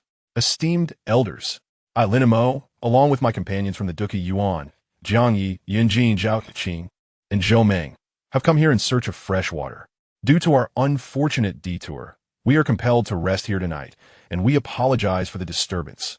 Once we officially settle in this place, we shall seek a site of auspicious geomancy to lay our predecessors to rest, ensuring that we honor them with offerings of incense, paper money during festivals, and delectable feasts. We humbly beseech your blessings." With that, he bowed solemnly several times. Lin Mo, an avowed atheist, felt compelled to adopt a semblance of reverence to pacify the ladies. "All right, you may rise now. You need not fear any longer." Before darkness enveloped the land, Lin Mo led Jiang Yi and the others outside to gather firewood. They amassed a considerable pile within the cave, subsequently sealing the entrance with stones to deter any lurking beasts. In the center of the cave, they ignited a roaring bonfire. The flickering flames dispelled the darkness, rendering their fears somewhat diminished. "Stay here. I shall venture out for a moment," Lin Mo declared. "Where are you going?" Jiang Yi inquired with a hint of anxiety. "To procure some food. We should go together." Lin Mo, accompanied by the enchanting ladies, stepped out of the cave and made their way to the stream. With a dagger, he sharpened a wooden stick and waded into the water, managing to spear 7 or 8 fish, each weighing 1 to 2 pounds, in less than half an hour. On their return journey, he stumbled upon several banana trees and harvested a few large leaves to serve as bedding. Upon returning, they kindled the bonfire, and Lin Mo presented the fish to the ladies. Soon, the fish were roasted to perfection, filling the cave with a mouth-watering aroma. The 5 of them gathered around the fire, silently savoring their meal. Once their hunger was satiated, they finally had a moment to breathe. Lin Mo's gaze inadvertently fell upon Jiang Yi. Her outer garment had been singed, leaving her clad in only a snow-white undergarment. Having previously ventured out to fish, she was now exposed under Lin Mo's penetrating gaze. Lin Mo swallowed hard, realizing his intense scrutiny. Jiang Yi suddenly became aware of her lack of attire and instinctively wrapped her arms around her bare shoulders. "Your Majesty, are you thirsty? I have water," she hurriedly offered, extending a bamboo tube towards Lin Mo, fearful that he might suddenly issue a royal command concerning her. Lin Mo smiled knowingly, accepting the bamboo tube and taking a couple of sips of the mountain spring water. "Excellent. This bamboo tube is splendid. Do craft one for me, as well on another occasion. By the way, you all should rest now. On the beach, I am the emperor, and you are my subjects. Here, I am a man, and you are women. Thus you shall sleep while I stand guard." Lin Mo held onto the bamboo tube, encouraging Jiang Yi and the others to rest. However, sleep eluded them. As soon as they closed their eyes, the image of the skeletons within the cave haunted their minds. Jiang Yi, unable to bear it any longer, sat up and suggested to Lin Mo, "Your Majesty, perhaps you should lie down with us. You can sleep in the middle, and we will surround you. This way, we shall find it easier to drift off to sleep." Chapter 19. What to do when Yunjin is an urgent need in the dead of night. Is that so? Lin Mo could not have wished for anything more. Soon, Four enchanting ladies reclined on either side, while Lin Mo lay in the center. The campfire crackled and popped, casting flickering shadows on the cave walls that elongated the silhouettes of the skeletons. Lin Mo gazed at the dancing flames, yet his mind was a tumult of thoughts, rendering him unable to sleep. Ever since he commenced his work on the cruise ship, watching short videos had become his sole hope for survival. Teacher Tsang had become his confidant, and now, lying with the four beautiful women, his imagination began to wander uncontrollably. The most perilous sight was Jiang Yi, who lay turned to the side, her shoulder, collarbone, and much of her back exposed, her skin glistening faintly in the firelight. Her already stunning figure was hardly concealed by a gossamer tank top. Heavenly deities! This was truly overwhelming. Lin Mo felt parched and his thoughts raced. He mused that, as the emperor, it should be acceptable to request to sleep alone with Jiang Yi. Surely, the other three women would not object. However, Lin Mo was still a novice in such matters. This made it rather difficult to voice his desires. As the saying goes, beginnings are always the hardest. Whether man or woman, without an alluring exterior, crossing that threshold of intimacy is an arduous endeavor. At times, he contemplated venturing into an alley, spending 200 yuan to find a companion, but the thought of his own innocence made him hesitate. Thus, when it came to matters of romance, Lin Mo remained firmly in the theoretical realm. Otherwise, given the current situation, any seasoned individual would have seized the moment with someone like Jiang Yi, who could come to my rescue. Lin Mo felt restless, rolling back and forth between the four ladies. All of them were awake, yet they feigned sleep. Witnessing the king's torment stirred within them a desire to offer their support. Yet, Lin Mo's appearance was hardly commendable, and the idea of four women together had never crossed their minds before, leaving them with little choice but to pretend to be asleep. Time ticked by. Suddenly, a breeze stirred outside the cave.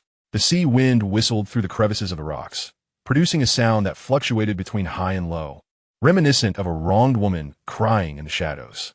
The sound circled the cave entrance before seeping in through the stone fissures, sending chills down one's spine. The campfire flickered momentarily, and a spark landed in the sand, vanishing without a trace.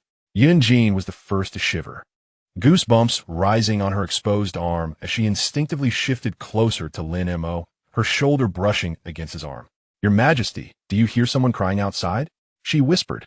No sooner had she spoken than a rustling noise emanated from the corner of the cave where the skeletons lay, leaving them puzzled as to its source. "Could it be a ghost?" timidly inquired Yunjin. The mere mention of spirits sent shivers down their spines. Even Lin Mo felt a surge of fear, setting aside the skeletons in the cave. The mere thought of the 2,500 souls who had vanished or perished aboard the cruise ship was enough to make one's hair stand on end. Who knew if these souls would return as vengeful spirits on the island? "Your Majesty, Lin Mo felt an overwhelming sense of fear within. Yet he maintained an air of composure, gently patting the back of Zhou Meng's hand. He could distinctly sense the trembling of the four women beside him. Zhao Qing, on his right, even leaned half her body against him, pressing closely to his arm. The wind howled more fiercely, and the sound resembling a cry became clearer, intermingled with the crackling of branches snapping in the distance, as if something were cautiously inching toward the cave entrance in the darkness. Liang Yi, despite his usual bravado as a model accustomed to the limelight, was unaccustomed to such a scenario and found himself inching closer to Lin Mo, his back nearly brushing against Lin Mo's arm. "Your Majesty, this wind feels rather strange. Surely, there are no malevolent entities lurking about?" "Fear not. As long as everyone stays close to me, no wicked spirit would dare to approach. The malevolent cannot withstand the presence of the righteous. I am but a celestial star descended to earth."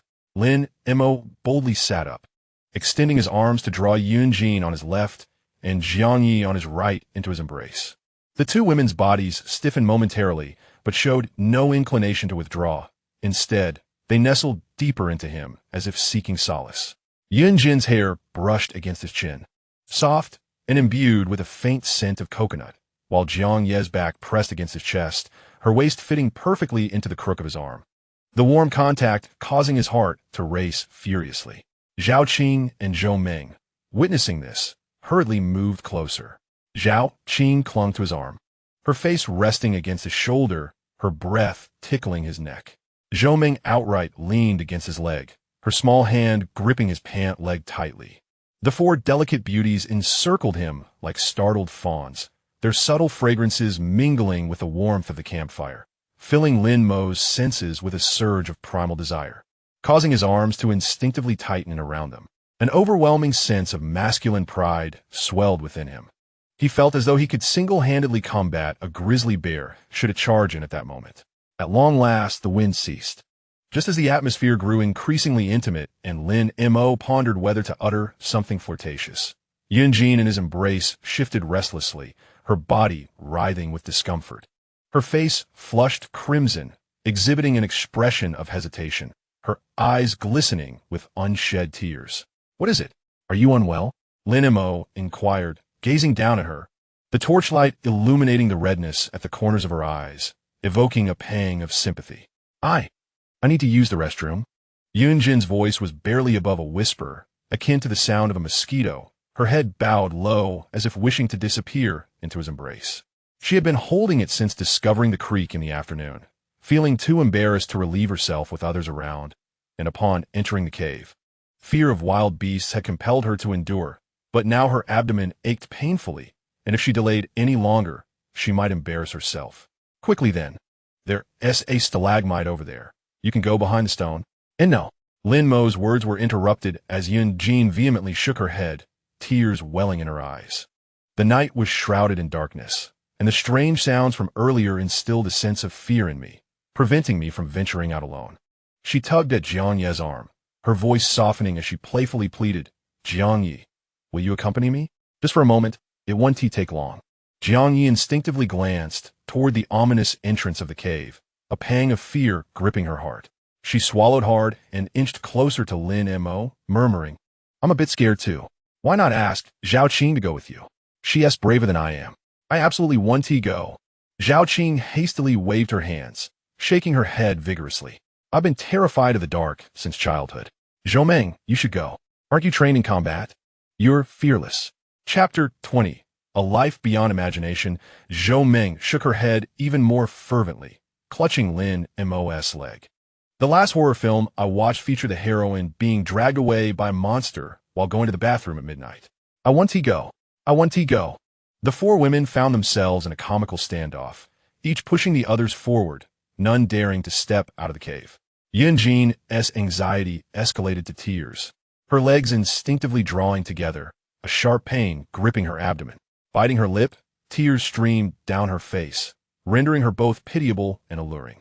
Lin Mo's heart melted at the sight, playfully teasing her. "Why not resolve it right here? I'll turn away, and they can close their eyes. No one will see you. That's out of the question." Yunjin felt a mix of embarrassment and urgency, her tears flowing more freely. No, it's too humiliating. I really can't hold it any longer, Your Majesty. What should I do?" All right, no more tears." Lin Mo reached out to wipe her tears away, gently pinching her soft cheek. Rising to his feet, he picked up a torch, declaring, "I'll accompany you." "That should suffice, right? Rest assured, I will lead the way with the torch. Even if wolves appear, I will shield you." Yunjin paused, contemplating Lin Mo's earnest gaze as he held the flickering torch. After a moment of hesitation, she bit her lip and nodded, tightly grasping the hem of his clothing. Lin Mo led the way, holding the torch aloft, while Yunjin followed closely, her body pressed against his back. The warmth of her breath seeped through the thin fabric, sending tingles down his spine. As the cold wind from the cave entrance swept over them, Yunjin shivered and instinctively wrapped her arms around his waist, her cheek resting against his back, soft and delicate. "Your Majesty, please walk slowly. I'm afraid of the dark." "All right, I'll take it slow." Lin Mo's heart nearly melted as he moderated his pace, intentionally lowering the torch to illuminate the path beneath her feet. When they reached the thicket about 5 or 6 meters from the cave entrance, he halted, turning his back to her and raising the torch high. "Stay right here. I'll guard you from this spot, and if anything stirs, I'll call out immediately." Yunjin blushed, hesitating as she made her way to the thicket. Lin Mo stood with his back to her, hearing the rustling of fabric followed by the faint sound of flowing water. The crisp noise echoed in the grass, igniting a warmth within Lin Mo. his heart racing as if countless cat claws were scratching at it, causing him to unconsciously soften his breathing. He couldn't help but imagine Yun Jin's current appearance. Good heavens, this was utterly torturous. Lin Mo resolved that he must seize an opportunity to win over Yun Jin. Regrettably, it was inappropriate to make a move in front of Jiang Yi and the others, especially since Lin Mo was still a novice. Perhaps when he had mastered the art, he could claim all four of them. Why not? Your Majesty, I am ready, came Yun Jin's gentle voice from behind as Lin Mo endured his inner turmoil. Turning around, he deliberately leaned closer to her, naturally wrapping an arm around her waist. His fingertips grazed the soft skin of her waist, causing her body to tremble slightly. Walk slowly, the ground is slippery. Don't fall, he murmured, lowering his voice so that his warm breath brushed against her ear. Yun Jin said nothing but nestled closer to him like a docile kitten, allowing him to lead her into the cave. The firelights stretched their shadows long and intertwined, exuding an unmistakable intimacy. Returning to the cave, Jiang Yi and the others were still awake. Seeing the two entwined, they couldn't help but laugh, their eyes brimming with suggestive glances. Yun Jin blushed deeper, quickly retreating to her original spot, burying her head behind Lin Mo's arm. Lin Mo settled back into the middle, as the four women unconsciously drew nearer to him, pressing against each other and vying for space beside him. The campfire crackled merrily, the wind howled outside. Yet the cave was warm and saturated with a heady ambience of seduction. On his left, Lin Mo leaned against the soft form of Yun Jin. On his right, the curvaceous and fiery Jiang Yi pressed close. Zhao Qing embraced his arm, and Zhou Meng rested her head upon his lap. Sensing the distinct warmth and fragrance emanating from each beauty, a wide grin lifted the corners of his mouth. He gazed tenderly at the bashful beauties nestled around him, his fingertips gently caressing Yun Jin's flushed cheek, his heart swelling with delight. Thus, they shared tender moments deep into the night. Lin Mo rose to add firewood and inspected a previous exit, confirming no wild beasts were nearby before returning to the embrace of the four beauties, falling into a deep, uninterrupted slumber until dawn. As sunlight spilled over the cave's entrance, a new day began. What an exhilarating night it had been. Stretching languidly, Lin Mo awoke from his dreams. Glancing back, he found the four maidens sleeping soundly. The previous night had been fraught with fierce winds and eerie howls, with a pile of skulls nearby, leaving the four beauties anxious and restless. Only in the later hours, overcome by exhaustion, did they finally surrender to deep sleep. With daylight, their fears abated, allowing for peaceful rest. Lin Mo observed the four maidens. As daughters of the metropolitan censorate, their muscles were naturally firmer than those of the UFU, exuding the unique grace of female athletes, a different kind of allure in Lin Mo's eyes. If only the UFU beauties were here. At the thought of the tender and gentle one Yu, Lin Mo's mouth watered. Only now did he truly comprehend the meaning of a feast for the eyes. Indeed, when a woman attains a certain degree of beauty, it evokes in a man an almost primal desire to possess her utterly. How fascinating! Life had become so thrilling. What merit did Lin Mo possess to deserve this? If not for that tsunami. Lin Mo tapped his forehead, then squeezed his thigh hard, half convinced he was dreaming. However, the current predicament is beyond imagination.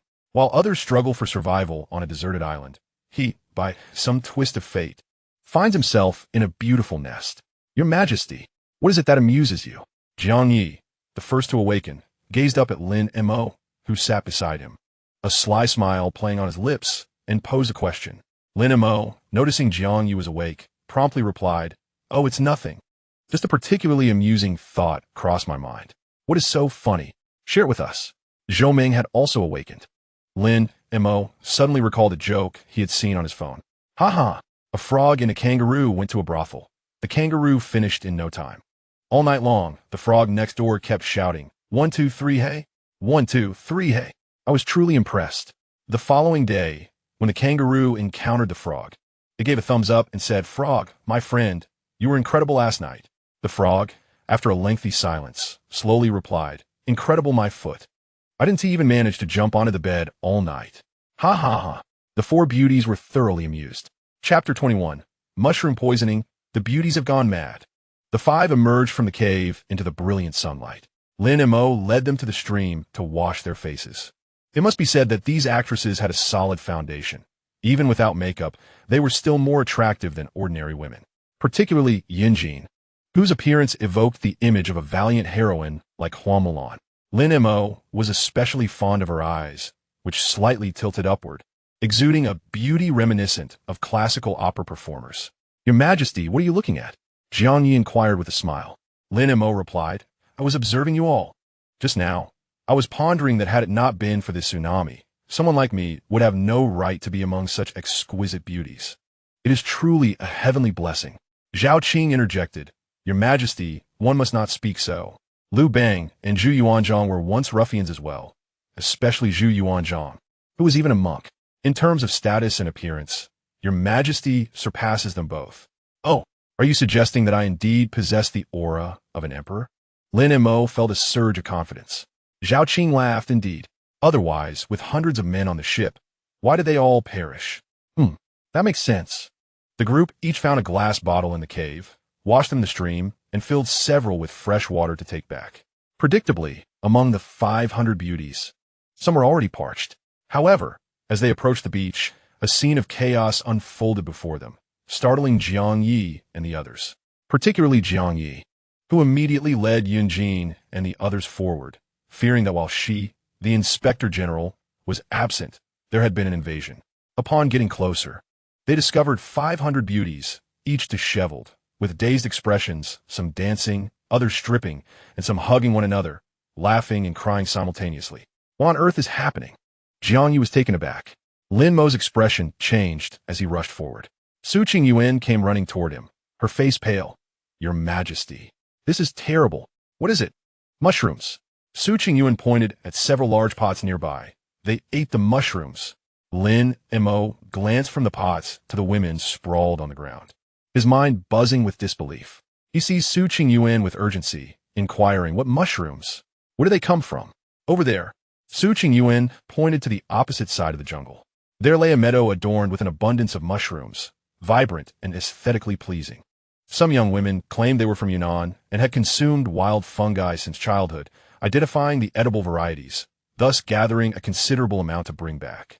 Lin Mo's complexion turned ashen, and then he pressed. Then they brewed a large pot of soup, and everyone drank it, and that was that. Lin Mo rushed over to inspect the remnants of the mushrooms. The assortment of colors, red, yellow, blue, and green, was indeed striking. He picked one up for a closer examination. A name flashing through his mind, Jian Shouqing. No, this was even more resplendent, likely a mutated version from a desert island. To make matters worse, this mushroom was not only hallucinogenic, but also had aphrodisiac properties. Before he could fully contemplate his thoughts, he witnessed a typically composed actress, completely bare, chasing another, similarly unclad woman. "Don't run. Come play." They laughed, a cacophony of delight. Lin Mo inhaled sharply, turning to observe the beach, now teeming with naked women. Galmont panties, skirts were strewn haphazardly about. White, pink, red, black, an array of colors and styles, resembling a floral bloom. Some danced in the nude, others playfully pursued one another, while a few climbed up tree trunks. Moreover, several were gazing in his direction, their eyes glazed, smiles dancing on their lips, approaching him step by step. "Your Majesty, Your Majesty has returned. Your Majesty, I want." Lin Mo felt his legs weaken under the intensity of their gaze, akin to famished souls discovering a succulent feast, or lost wanderers in a desert stumbling upon a refreshing oasis. And that feast, that oasis, was none other than Lin Mo himself. A model, resembling a zombie, staggered toward him, her eyes fixated. "Your Majesty, help me." Lin Mo took a step back. "You, please don't come any closer." Yet the model, as if impervious to his plea, continued her advance. "Your Majesty." Another woman approached, this time a singer, who typically exuded purity on stage, but now radiated unrestrained desire. "Your Majesty, embrace me." Lin Mo continued to retreat, only to find others behind him. From all directions, they surrounded him, their gazes filled with longing, fervor, and yearning. "Damn it," Lin Mo cursed, turning to flee. "Don't run. Capture the Majesty. He is mine." A throng of naked women pursued him, An indescribably spectacular scene. Lin Mo ran desperately, but the beach offered little escape. He darted east, only to find people closing in. He veered west, encountering yet another blockade. He sprinted toward the sea, where sharks lurked. Though he had slain one the previous day, who knew if others awaited? Surrounded on all sides, the relentless pursuit continued. Some women stumbled during their chase, but rose to continue after him, while others, exhausted, sprawled on the ground reaching out for him. A few simply abandoned the chase, opting to indulge in self-satisfaction. The entire beach descended into chaotic disarray. Lin Mo found himself cornered against a rocky outcrop, with no avenue for escape. Behind him, at least 100 women had pursued him, each with a dazed expression, reaching out with outstretched hands, eager to seize him. A sense of despair washed over Lin Mo. Just then, a figure rushed forward, positioning herself protectively in front of him. It was Su Qingyuan. Her complexion was flushed, her gaze slightly unfocused, yet considerably clearer than that of the others. She brandished a burning stick, waving it defiantly at the advancing women. "Stop right there. I am a minister of internal affairs. Obey my command." The women were momentarily startled by the flames, pausing briefly. However, it was but a fleeting hesitation. "Suye, despised." Someone mumbled. "We want His Majesty. We want His Majesty." Their fervor intensified as they pressed forward. Su Qingyuan glanced back at Lin Mo, a hint of urgency in her eyes. "Your Majesty, I cannot hold them off for long." Lin Mo understood that her efforts would be in vain. Chapter 22. Su Qingyuan's secret sanctuary, even with Su Qingyuan alone, or alongside Jiang Yi and the others, they could not withstand the onslaught of these frenzied women. "Your Majesty," Su Qingyuan suddenly lowered her voice. "Follow me." Lin Mo, uncertain of her intentions, felt he had no choice but to heed the Minister of Internal Affairs in the face of hundreds of crazed women. Under Su Qingyuan's guidance, they navigated through a rocky terrain.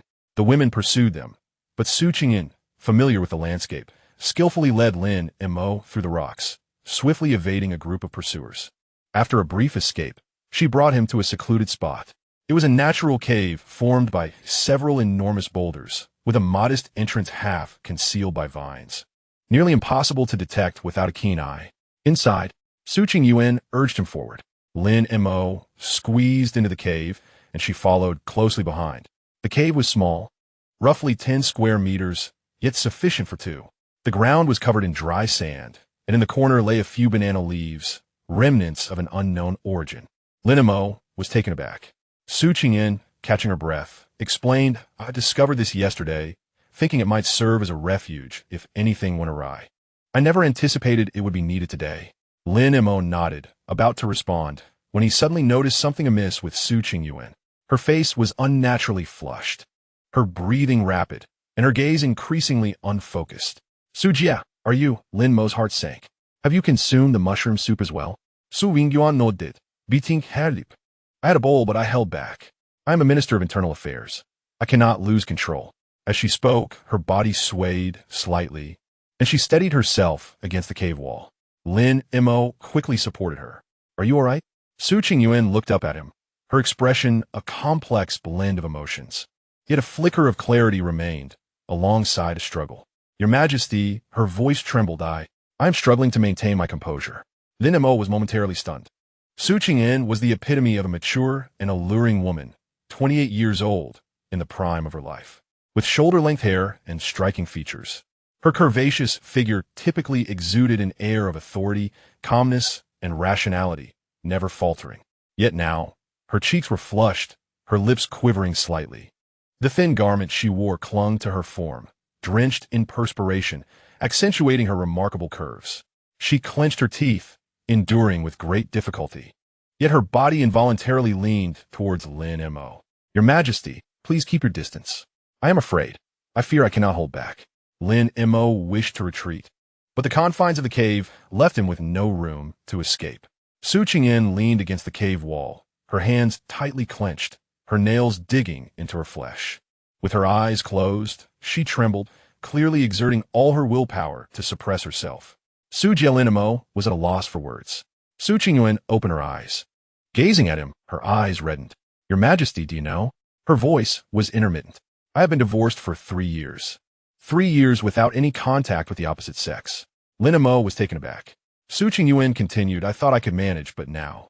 As she spoke, her body swayed, and she directly fell into Lin Mo's embrace. Your Majesty, I am sorry. I cannot hold back any longer. She hung on him, her softness like flowing water, her arms wrapped tightly around his neck, her face buried in his shoulder, her breath coming in rapid bursts, as if she were ablaze. Lin Mo's body instantly went rigid. He could feel every inch of her, could sense how fast her heart was beating, could feel how fervent her breath was. Moreover, like Jiang Yi, she wore no armor, having entrusted him with the fishing net during the day. 2 balloons filled with hot water pressed against him in that moment. Su Jie Lin Mo's voice changed. Su Qingyuan lifted her head to look at him. Moonlight streamed through the cave entrance, illuminating her face. Your Majesty, she said softly. Are you a man? Lin Mo was momentarily stunned. Su Qingyuan continued. If you are a man, do not let me endure this alone. With that, she leaned closer. Lin Mo's mind buzzed blank. In his 25 years of life, when had he ever experienced this? Su Qingyuan seemed intent on releasing 3 years of pent-up emotions. Her hands roamed over Lin Mo's body, clumsily beginning to loosen his garments. Lin Mo was not prepared for this. He was a normal man. At 25, in the bloom of youth, he had never even had a girlfriend. Now, a mature and alluring woman was draping herself over him, taking the initiative in such a manner. If he could still restrain himself, he would no longer be a man. He wrapped his arms around her waist in response to her advances. Suingjuan softened completely.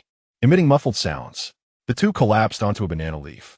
Outside the cave, the distant zone, she paused for a moment and added, Moreover, I have also gained something. Lin Mo was taken aback. Su Qingyuan smiled, a mischievous glint in her eyes. To think that your Majesty is still a novice. To possess your Majesty's first time. This servant shall have no regrets in this lifetime. Lin Mo was amused by her words. Leaning against his shoulder, Su Qingyuan whispered, Your Majesty. Let us regard today's events as our little secret. Is that agreeable? Lin Mo nodded in response. Su Qingyuan shut her eyes, a smile still lingering on her lips. One could only say that Lin Mo was robust, as strong as when he hunted sharks. What woman does not appreciate a man with strength? I shall take a brief rest. Once the commotion outside subsides, we shall venture out. Lin Mo acknowledged her with a sound. He gazed at the cave's ceiling. His thoughts a tangled mess. Everything that had transpired felt like a dream. Su Qingyuan, the Minister of Internal Affairs, the calm and rational leader who never faltered, had become his first woman. He looked down at her. Under the moonlight, her face appeared tranquil and gentle, a hint of contentment gracing her lips. Suddenly, Lin Mo felt that this island did not seem so dreadful after all. Outside the cave, the distant sounds gradually quieted. Those women who had succumbed to the poison must have grown weary as well. Lin Mo closed his eyes, embracing the woman in his arms. Chapter 23. A chaotic yet amusing scene. The sun slowly ascended to its zenith. The raucous laughter outside had long since diminished, leaving only sporadic murmurs and the rhythmic sound of breathing. The women who had been affected by the mushroom poison had spent the morning in a frenzy. Now exhausted and sprawled upon the beach, soundly asleep. Lin Mo gazed at Su Qingyuan in his embrace. Her lashes fluttered as she opened her eyes, meeting Lin Mo's gaze. The mature and confident woman who had dared to tease him moments ago now found her ears flushed with embarrassment, instinctively curling closer into his embrace. When did your Majesty awaken? Su Qingyuan asked gently. Not long ago, Lin Mo replied, running his fingers through her short hair, his fingertips brushing against her delicate skin. Recalling the previous night's intimacy made his throat tighten with desire, yearning for a second encounter. Yet regrettably, the previous night's exertion had been too great. It seems quiet outside. Shall we take a look? Su Qingyuan nodded, propping herself up to sit. Only then did she realize her attire was in disarray. The collar torn open, revealing a swath of her fair skin. She hastily adjusted her clothing, turning away to compose herself. The effects of the mushroom poison had rendered her mind foggy the previous night, but now, fully awake, she recalled how she had boldly thrown herself at him, wishing she could disappear into a crevice. Heavens, am I still Su Qingyuan? She covered her face with her hands, unable to suppress a rub of her cheeks. Feeling somewhat disoriented. In her usual circles, she was renowned for her icy elegance, having fended off countless wealthy suitors who had pursued her for years without so much as a touch. Yet here on this deserted island, She had willingly offered herself to someone she had previously dismissed entirely. But upon reflecting on the pleasures she had experienced, a smile crept onto her lips once more. It was worth it, not regrettable in the slightest. This seemingly unremarkable fellow possessed remarkable capabilities.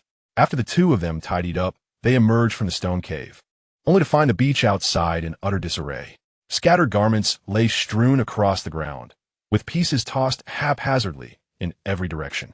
500 women reclined on the beach in disarray, some clutching coconuts, others entwined with one another's arms, blissfully asleep. Their faces still bore a rosy hue, indicating that the effects of the toxic mushrooms had not yet fully dissipated. Not far off, Jiang Yi and her three companions crouched beside a fire pit. Upon seeing two figures emerge, their eyes sparkled with excitement, and they hurried over, exclaiming, "Your Majesty. Sistersu, are you both all right? We searched for you for quite some time." "It's nothing, merely took refuge for a while," Lin Mo replied, clearing her throat and instinctively glancing at Su Qingyi, who blushed anew and swiftly diverted the conversation. "What about the others? Is everyone unharmed?" "Rest assured, the four of us returned without having consumed the mushroom soup. And Sister Qin abstained as well. We have been vigilant all morning. Aside from a few who stumbled in their haste and scraped their skin, everyone else is fine. They've merely succumbed to fatigue and fallen asleep." Jiang Yi chuckled, gesturing towards two actresses lying nearby, entwined in slumber. "Look over there. Li Yutong and Su Feifei chased after your Majesty for half an hour, and now they are cozily asleep together. When they awaken, it will surely be a source of great embarrassment." Lin Mo followed her gaze and indeed spotted the two previously feuding women, now resembling two koalas as they clung to one another, drool pooling on each other's shoulders, unable to suppress a laugh. "Let us not concern ourselves with them for now. We shall address it once they awaken." Lin Mo waved her hand dismissively. "And Qin Shuran? Where is she?" "She is over there preparing fish soup.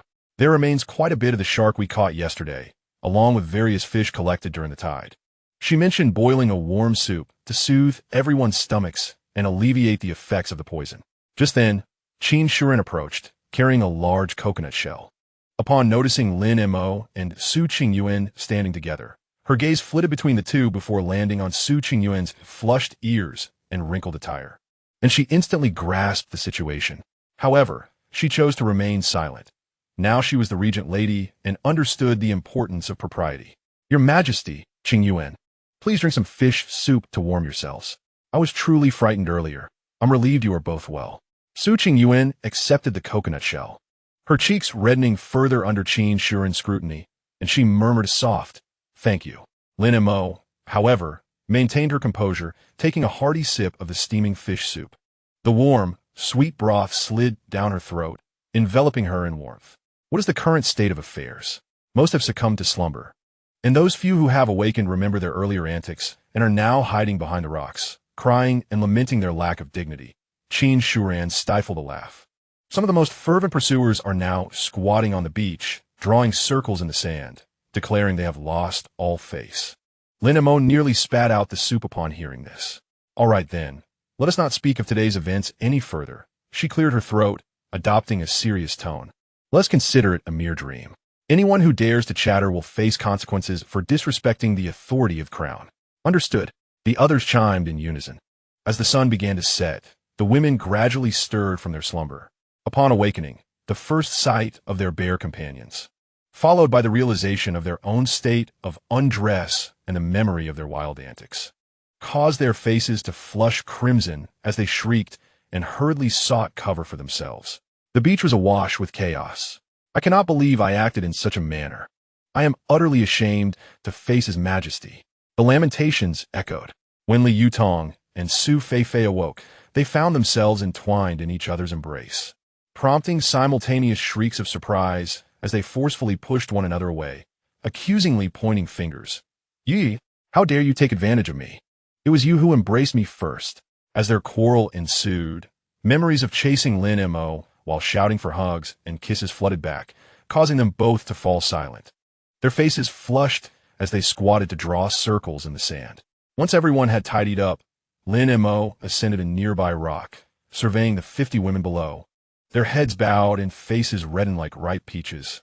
Clearing his throat, He declared, "What transpired today shall not be mentioned again. Let us treat it as if it never occurred. From now on, without my express permission, no one is to forage for wild vegetables or fruits on the mountains. Violators shall face severe penalties. Do you understand?" The women's responses were barely louder than a whisper, their heads sinking even lower. "Furthermore, I have an important announcement." Lin Mo raised his voice. "Yesterday, while exploring the mountains with Jiang Yi and others, we discovered a location abundant in fresh water, featuring a natural cave. It is situated at a high elevation, safe from tides and wild beasts, far more secure than this beach. Tomorrow morning, we shall all migrate to that site to establish our new settlement." Upon hearing this, the women instantly forgot their earlier embarrassment, their eyes sparkling with excitement. "Is it true? Fresh water? How wonderful! I have grown weary of coconut water. In a cave? We need not fear wild beasts at night. Long live His Majesty." Cheers erupted, dispelling the previous awkwardness. Chapter 24. A new sanctuary. The entire migration that night, the beach was particularly serene. After the chaos of the mushroom poisoning incident, the 500 women were utterly exhausted.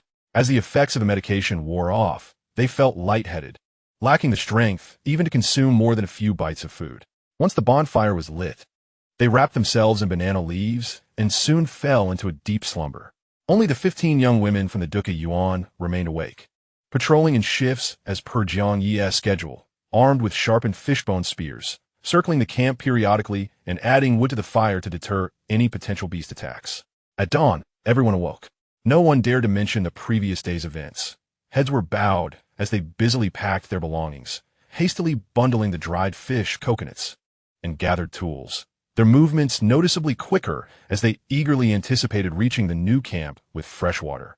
Lin Mo stood atop a rise and clapped his hands, bringing all activity to a halt as everyone turned to face him.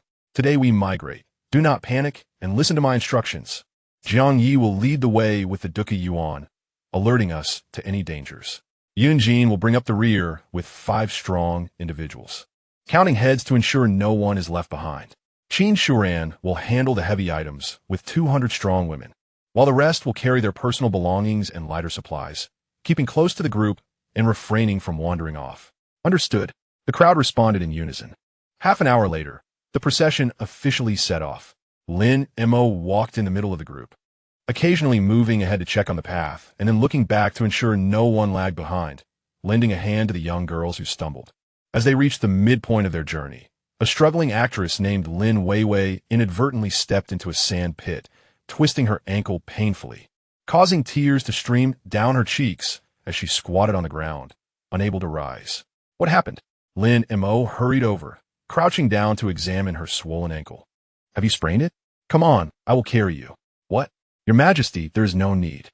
I can walk by myself," Lin Weiwei replied, taken aback. "Enough nonsense. Get on my back. Otherwise, if you fall behind the group and encounter wild beasts, how will you manage? Do not forget, besides being your king, I'm also a man. A man should take care of a woman." Lin Mo feigned a stern expression, turning his back to her and crouching down. Lin Weiwei bit her lip, her cheeks flushed as she climbed onto his back, her soft form pressing against him while her small hands gently grasped his shoulders. The surrounding women gazed at the scene with a hint of envy, since Lin Mo and his party had already mapped out the route. The migration proceeded not only smoothly but also with remarkable speed. In less than half an hour, they arrived at a vast clearing. A crystal-clear stream flowed down from the mountains, and the sunlight shimmered brightly on the grass. "Wow, it is so beautiful! Fresh water! We can finally drink clean water!" The women cheered, their earlier fatigue forgotten as they excitedly rushed to the stream to wash their hands and faces. Some even scooped up the cool, sweet spring water and drank deeply, the refreshing liquid sliding down their throats, eliciting contented sighs. Qin Shuran stood beside Lin Mo, observing the splendid scene before them, and let out a sigh of relief. "Your Majesty, what are the plans moving forward?" she inquired. Lin Mo gazed at the jubilant crowd and then toward the massive cave not far away, a smile gracing his lips. "Let everyone rest for half an hour, drink some water, and have a bite to eat. After that, the members of the Dezuan will accompany me into the cave to clear it out. The rest will transport supplies in batches. Our new life officially begins today." Half an hour later, the Minister of Internal Affairs, Su Qingyuan, approached. the moment their eyes met. She quickly averted her gaze. Ever since their intimate encounter, every meeting between them had sparked a whirlwind of thoughts. "Your Majesty, everyone is ready to resume," she reported. "Good. Have the Daziyuan gather their weapons and follow me. The others will wait outside the cave. No one is to enter without my command." Lin Mo unsheathed the dagger from his waist and strode towards the cave. Jiang Yi, accompanied by Yunjin, Zhao Qing, and a dozen other young women, tightly gripped their fishbone spears, cautiously scanning the cave's corners for any signs of lurking beasts before calling out that it was safe, prompting the other women to follow closely behind. The cave walls bore the soot marks left by previous victims. The piles of bones in the corners were starkly visible in the daylight, causing a few timid girls to instinctively retreat. "There is no need to fear. As previously agreed, once we migrate here, we shall give the departed a proper burial. Lin Mo instructed Viangye. Take a team to dig a pit in the forest outside the cave and bury these remains." "Understood," Jiang Yi replied, steeling himself to gather the bones. Once the remains were respectfully laid to rest, the cleaning process officially commenced. 50 beautiful women, under the leadership of Su Qingyuan and Qin Shuran, began to work energetically. As Su Qingyan gazed upon the dauntingly vast cave before her, she marveled at their fortune in discovering such a magnificent sanctuary. With a cave like this, as long as they could resolve the issue of sustenance, residing here for a century would pose no problem at all. Thus, she took a piece of charcoal and meticulously sketched a zoning map on the cave walls, organizing the space with precision. The dry and ventilated wall over here was designated as the living area, where everyone would reside according to the previously assigned teams, 10 individuals per section. The area near the cave entrance was designated as the cooking zone, where they would light fires and prepare meals, allowing smoke to disperse easily. The innermost section, well lit and tranquil, was allocated as the storage area for dried fish, coconuts, and tools. The spacious central area was reserved as a meeting space for future gatherings and evening events. "Where will your Majesty reside?" someone in the crowd called out, eliciting laughter from everyone, with many of the young women blushing as they glanced towards Lin Mo. Qin Shuran smiled as she looked towards the small niche beside Lin Mo. Need it be said? The separate little cave on the eastern side, with its ample light and quietude, shall undoubtedly serve as His Majesty's chambers. Lin Mo raised an eyebrow. The location was indeed favorable, warm in winter, cool in summer, and quite private. Qin Shuran had made a commendable arrangement. Once the zones were established, everyone enthusiastically set to work. With a large number of hands, their strength was indeed formidable. A girl named Shinman, who had previously studied architectural design, fully utilized her expertise alongside Qin Shuran, using a small twig to draw plans on the ground while directing others to move stones and level the living area. When you led the girls from UFU to gather soft reeds outside, laying them on the ground as bedding, creating numerous grass mats and straw mats. Once laid out, they were soft and far more comfortable than the sand on a beach. Tang Xie and Xiao Wanqing were not idle either. They carried small bamboo tubes, making trips to the creek to fetch water, scrubbing the mud from the cave walls until they gleamed, their cheeks flushed and sweat beading on their foreheads. Yet they did not complain of fatigue. Su Qingyan, cradling a bundle of clean fabric, made her way towards Lin Mo's cave. This fabric was what she had fished out of the sea the previous day, initially intended for her own use. However, since having developed a close bond with Lin Mo, the only man on the island, her feelings for him had grown peculiar. Thus, even though she was reluctant to part with it, she took it to Lin Mo, personally assisting in his arrangements. As Lin Mo entered, he found her bending over to tidy the laid-out grass mat, her waist and hips forming a clear silhouette. Lin Mo reminisced about their enchanting encounter in the rocky cave. His throat tightened as he reached out to pat her waist, saying, "You've worked hard, Sister Su." Su Qingyuan's body stiffened momentarily, her face flushing as she shot him a glare, yet she did not pull away. "Shoo, it's broad daylight. Refrain from being so touchy. Others are watching." Despite her words, her lips could not suppress a smile. Just then, an exclamation rang out from outside. "Be careful." Lin Mo turned sharply to see a loose stalactite swaying from the ceiling, crashing down towards Li Yutong, who was busy cleaning the walls. Without a moment's hesitation, he rushed forward and embraced Li Yutong, pulling her aside. A stalactite crashed down with a loud thud, shattering into several pieces where she had just stood. "Are you all right?" Lin Mo released her and gazed down at her. Li Yutong, pale with fright, trembled in his embrace, struggling to regain her composure, her eyes glistening with unshed tears. "Thank you, Your Majesty. Please be cautious next time. Always check for loose stones above before leaning against the wall." Lin Mo gently brushed the dust off her clothing, his fingertips inadvertently brushing her cheek, causing her heart to race. She lowered her head and softly murmured an affirmation before turning to flee, glancing back at him from a distance. Previously, she had harbored both resentment and fear towards Lin Mo due to his punishment. Now, having been saved by him, her emotions became exceedingly complex, caught between animosity and trepidation, with something more added to the mix. As the sun dipped toward the horizon, the cave transformed remarkably. The ground was carpeted with neatly arranged thatch and mats, with distinct areas clearly delineated. The wooden fence at the entrance had been erected, and the cooking area was alive with flames, filling the cave with the enticing aroma of grilled fish. Lin Mo's small chamber was especially cozy, with soft grass laid down sufficient for 3 or 4 people to lie upon. A canvas curtain hung at the entrance, and when you had taken the time to weave a floral garland to adorn it, a charming cluster of pink and white wildflowers. Tang Xie and Xiao Wanqing rushed in, carrying a bamboo tube filled with freshly picked wild fruits, placing them beside the grass mat. Blushing, they exclaimed, "Your Majesty, these wild fruits we gathered outside are exceptionally sweet. Please have a taste." "Wonderful." Lin Mo chuckled, playfully pinching the cheeks of the 2 young girls, who giggled and ran off, whispering to each other as they exited. "Do you think His Majesty will summon us to his chamber tonight?" "I don't know, but if he does, I will certainly go. His chamber is far more comfortable than sleeping outside." "Humph. Aren't you afraid His Majesty might favor you? What are you saying?" The 2 girls engaged in playful banter. Their voices, neither too loud nor too soft, were just audible enough for Su Qingyuan, standing at the entrance, to overhear. She was not angered, for in her eyes, Xiao Wanqing and Tang Xie were merely 2 insignificant girls, hardly worth concern. At that moment, she entered with a platter of freshly grilled fish, placing it beside Lin Mo. "After a day of toil, you should eat something.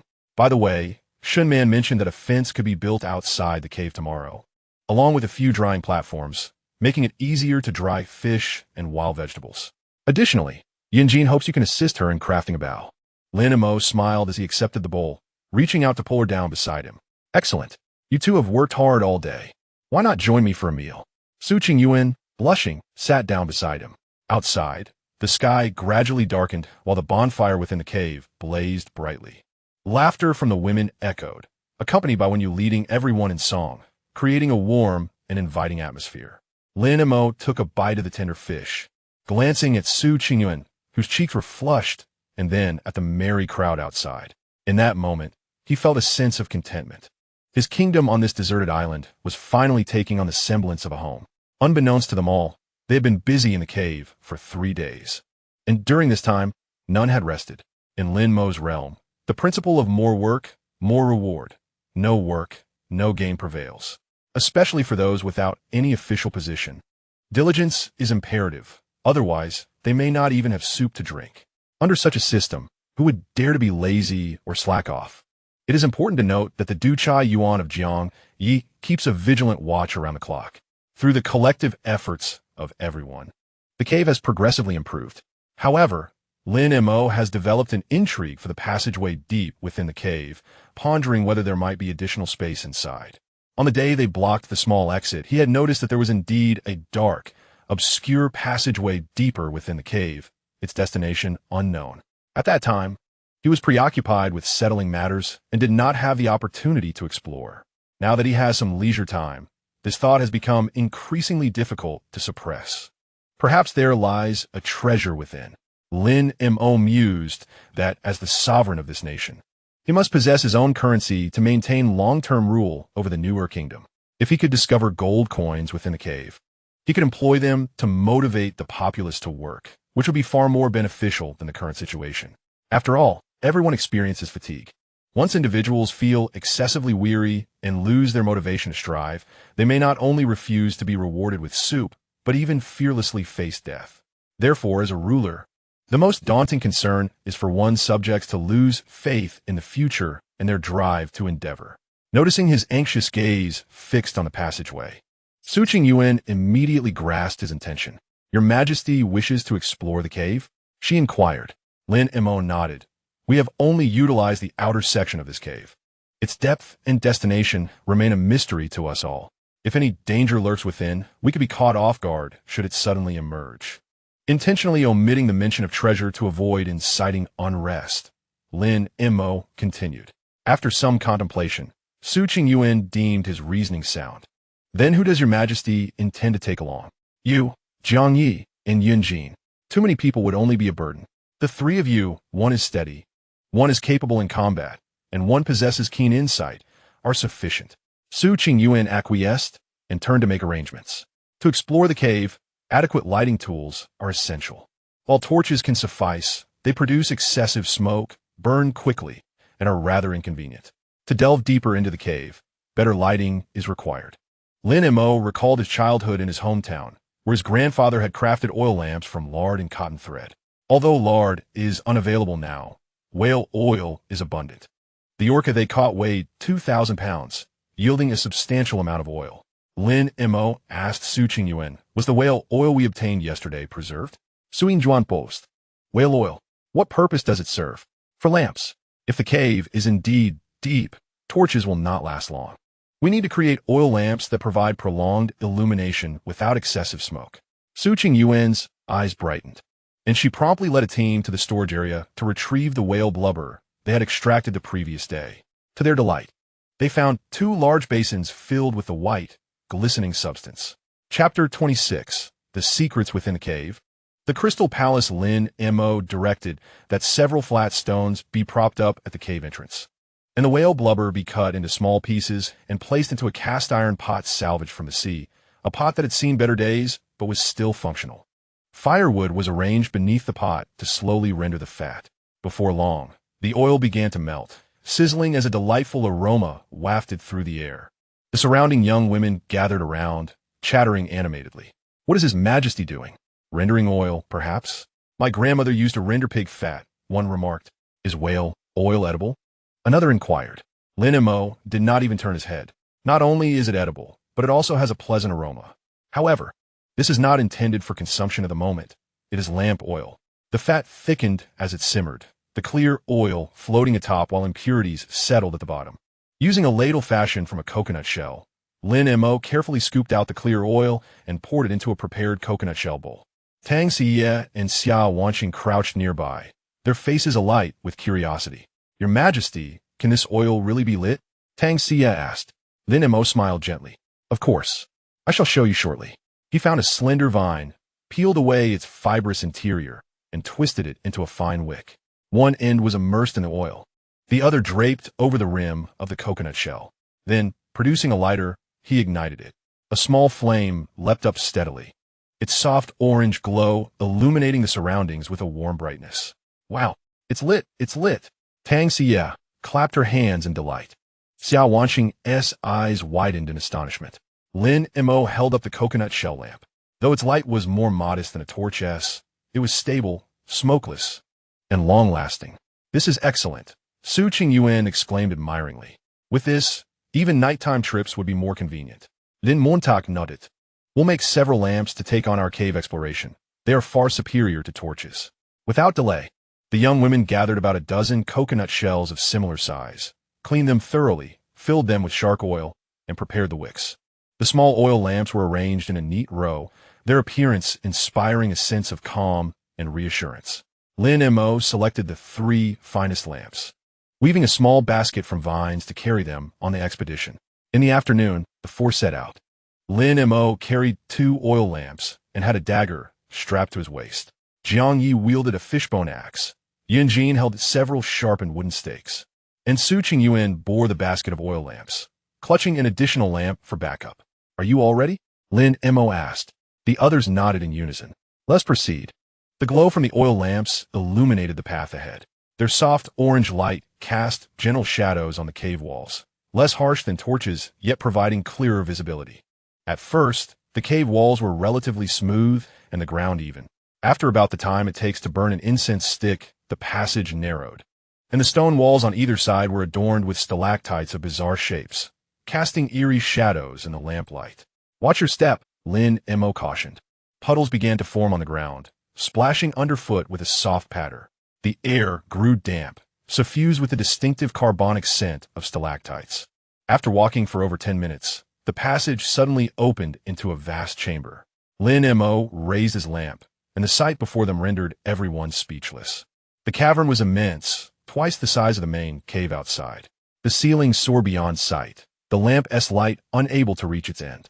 The walls were densely covered with countless stalactites, resembling innumerable inverted swords. Yet what was most breathtaking was the coloration of the stalactites. They were translucent and pristine white as jade, sparkling brilliantly under the lamp's glow like countless stars. Venturing further, they arrived at a cavernous hall.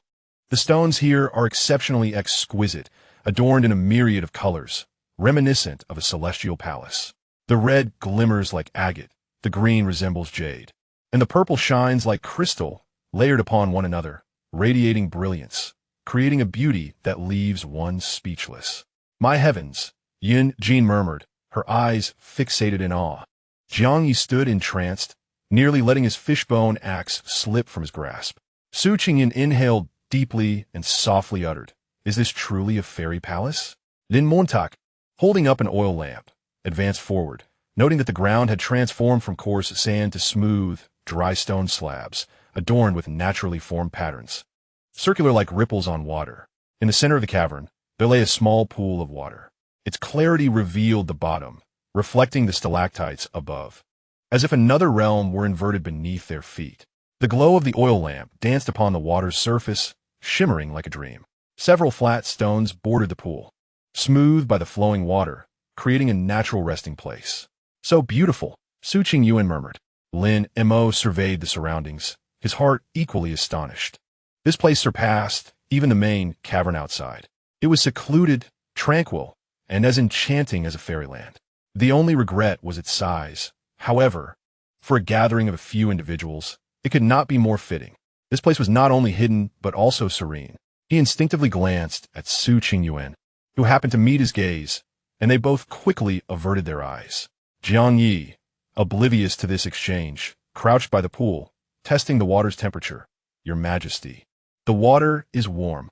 "Hot springs?" Lin Mo approached to check as well, finding it pleasantly warm, indeed a comforting soak. "This place is marvelous," Jin exclaimed. "We can come here to enjoy the hot springs in the future." Upon hearing this, Lin Mo's heart sank momentarily.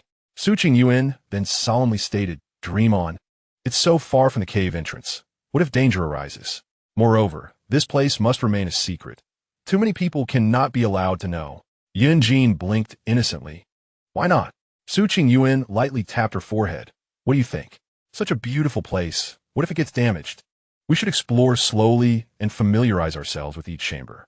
We must allocate access according to rank. We cannot let everyone in." The four of them circled the cavern, and Lin Mo used his dagger to mark a symbol on the wall, a circle with a cross, signifying that they had explored it and found it safe. "All right, we will stop here for today," Lin Mo declared. "There seems to be a fork ahead, but we are out of time for today. We shall return tomorrow with some ropes." The four retraced their steps. On the way back, Su Qingyan remained silent, but Lin Mo noticed her distracted demeanor. It was evident that the young lady was reminiscing about the events beneath the large stone the previous day. Thus, the day passed quietly. As night fell within the cave, 500 women were fast asleep. The bonfire in the main cavern had dwindled to a pile of glowing coals, occasionally crackling softly. Several shark oil lamps hung in the recesses of the cave walls, casting a gentle light, far more convenient than torches. The officials from the inspection bureau took turns keeping watch, with Zhao Qing leading a few individuals at the cave entrance tonight. Lin Mo reclined in his modest chamber, eyes shut yet unable to succumb to slumber. He was in a state of anticipation, waiting for everyone to fall into a deep sleep. Chapter 27.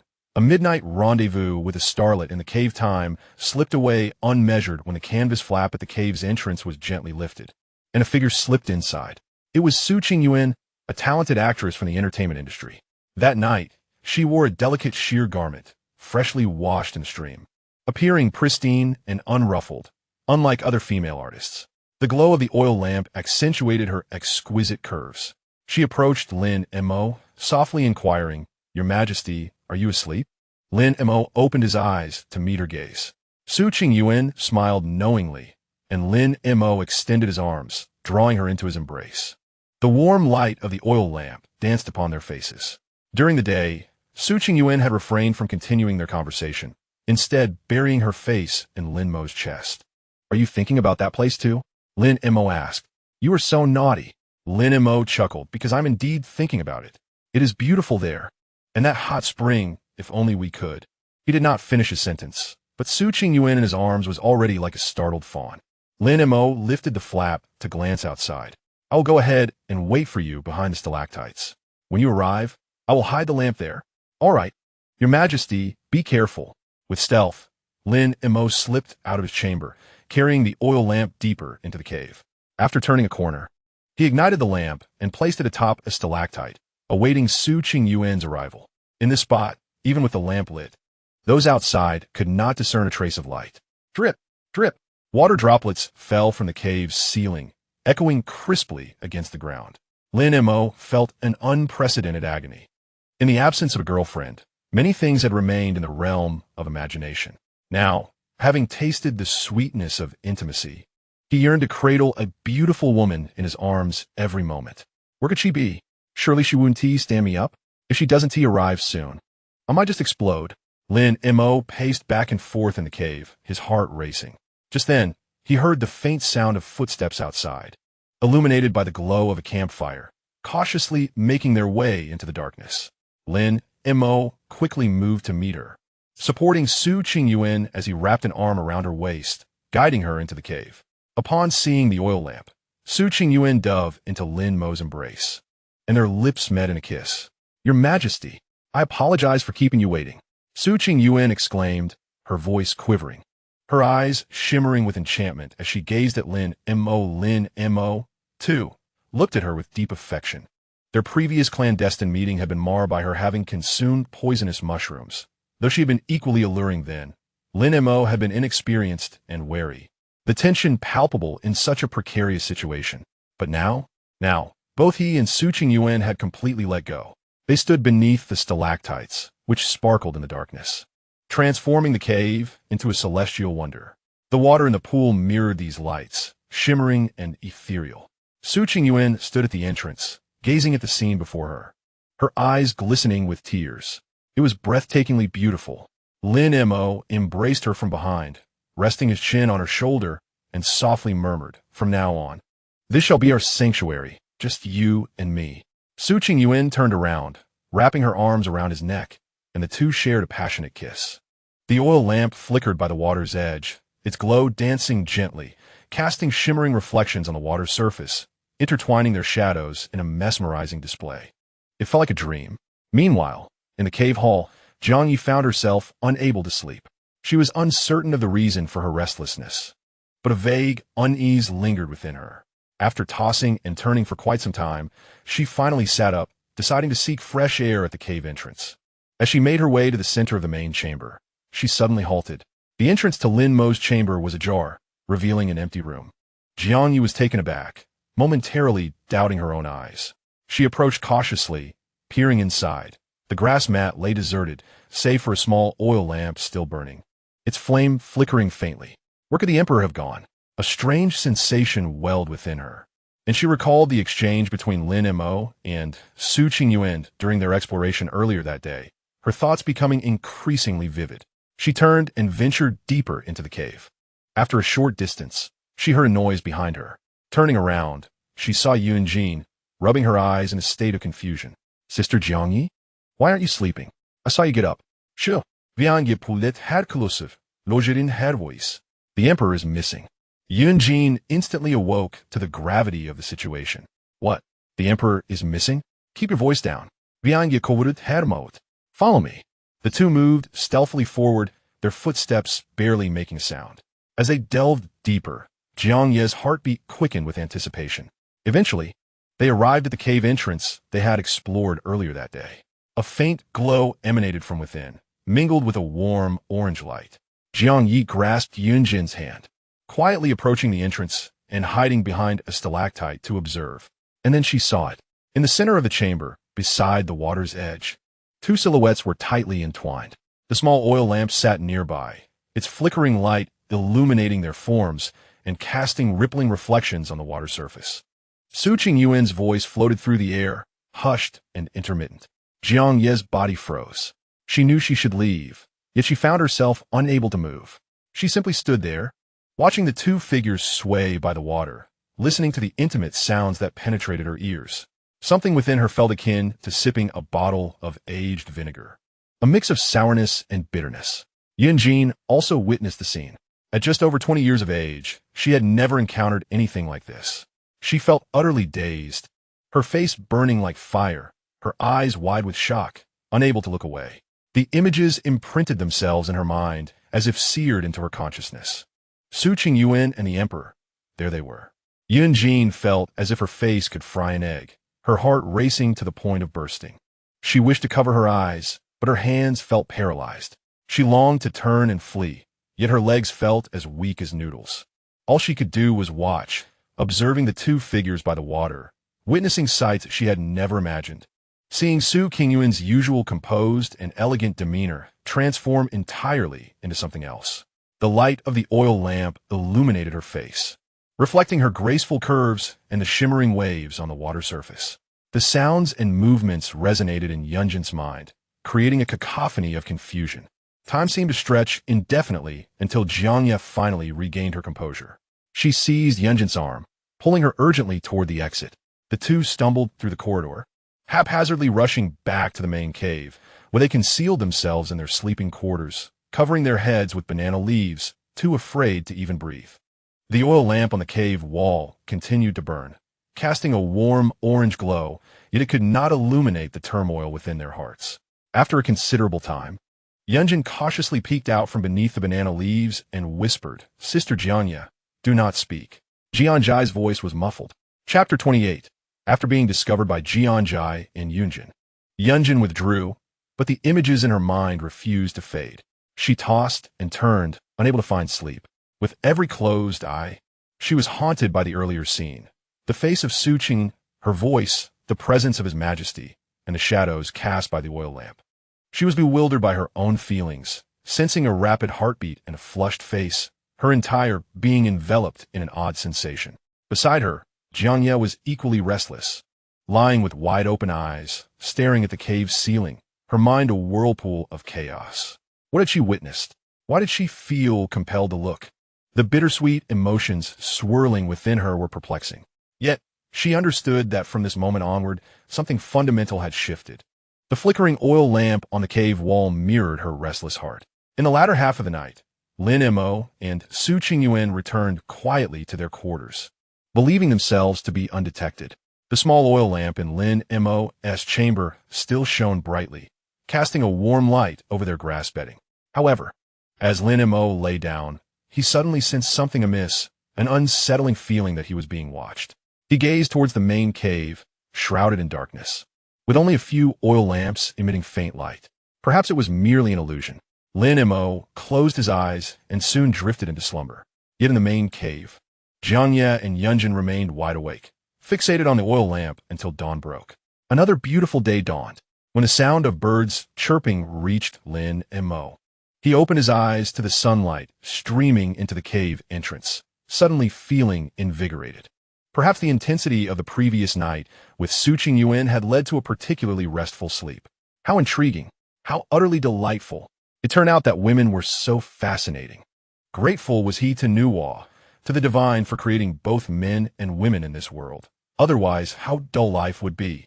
Lin Mo stretched lazily, lifted the curtain, and stepped outside. Inside the main cave, sunlight slanted through the entrance, casting a golden hue upon the walls. The cooking area had already ignited a fire, with wisps of blue smoke wafting toward the entrance, mingling with the aroma of roasted fish, creating a cozy warmth. Women gathered in small groups. Some were preparing fish soup. Others were arranging grass mats, while some huddled together, sharing quiet laughter. After several days of adaptation, everyone had found their place, no longer in the disarray that marked their arrival. Su Qingyuan stood at the cave entrance with Qin Shuran, pointing toward the sun-drenched platform outside, engaged in conversation. The sunlight cascaded upon her, outlining her slender waist and straight legs. Today, she had just washed her hair and was basking in the sun, her waist-length locks particularly enchanting. It felt as though the fierce heroine from the television screen had returned. Lin Mo gazed at her silhouette, a smile involuntarily gracing his lips. Such a beauty. She must be the dream of countless men, and it is beyond comprehension how many have lost their senses over her. What the present? Lin Mo meticulously reminisced about the scenes from last night. The glow of the oil lamp, the stones by the water pool, and Suqing nestled in his embrace. Along with her suppressed murmurs, a profound sense of accomplishment surged within him. So this is what it feels like to conquer. Your Majesty, are you awake? Holding a bowl of steaming fish soup. Your Majesty, please enjoy the soup. It has just been prepared and is incredibly fresh. Lin Mo accepted the bowl and gently ruffled her hair, saying, "Good girl." Tang Xia squinted with a smile, resembling a contented kitten, nuzzling against him and refusing to leave his side. Holding the bowl, Lin Mo stepped outside, savoring the fish soup as it slid warmly into his stomach, enveloping him in a comforting warmth. As he passed by the Duke Yuan, he instinctively glanced over. The Duke Yuan's quarters were on the east side of the cave wall, where a dozen individuals were huddled together. Most of them were already up, busily tending to their weapons. Jiang Yi was crouched on the ground, diligently sharpening a fishbone axe, as though he bore a grudge against the stone. Yun Jin sat nearby, staring blankly at a wooden stick she had prepared for making arrows, which was already quite straight. Yet she remained motionless, her gaze wandering aimlessly. What is amiss with these two? Lin Mo sensed that something was off with the two beauties and approached them. When Yun Jin looked up and saw him, she froze like a startled creature that had just spotted a predator. Her face flushed crimson, and her eyes darted away. "Why, Your Majesty?" she stammered, her voice as faint as a mosquito's buzz. Seeing her like this, Lin Mo couldn't help but chuckle. "What's wrong? You look as if you've seen a ghost." "And no, not at all." Yun Jin hurriedly waved her hands, her gestures so exaggerated that the wooden stick nearly flew from her grasp. Fumbling to catch it, her face reddened further. I just, she faltered, as her mind replayed the scenes vividly. The glow of the oil lamp, its warm orange light shimmering on the water surface. The stones by the water pool, smooth and polished, rounded by the flowing water. Su Qingyuan lay upon them, her hair cascading like black silk over the stones.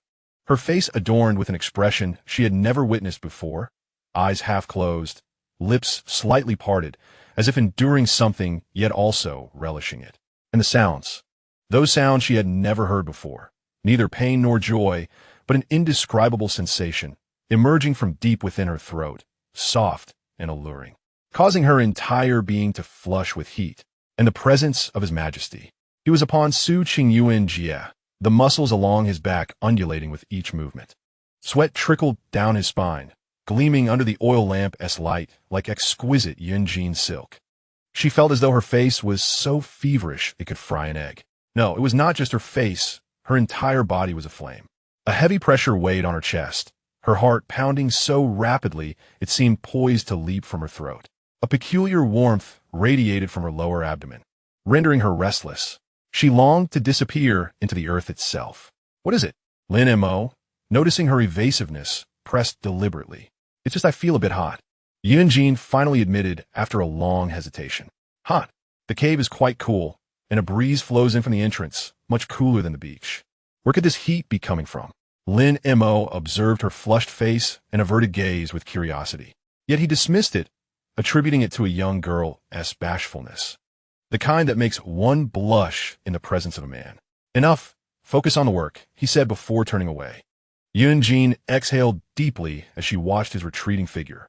Yet the burning sensation within her refused to subside. She lowered her head, fiddling with a wooden stick in her hands, yet the images in her mind remained vivid and relentless. The glow of the oil lamp, the stones by the pool, Su Qingyuan's face, His Majesty's back, and those sounds. Biting her lip, she buried her face in her knees. Chapter 29. A group of beauties begin to jealously compete, noticing Yun Jin's distracted state. Lin Mo approached Jiang Yi. Without lifting her head, Jiang Yi continued vigorously polishing her axe. The night before, she had been positioned closer than Yun Jin, and having had a boyfriend before, she was naturally bolder.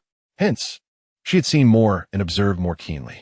The oil lamp's light was indeed beautiful.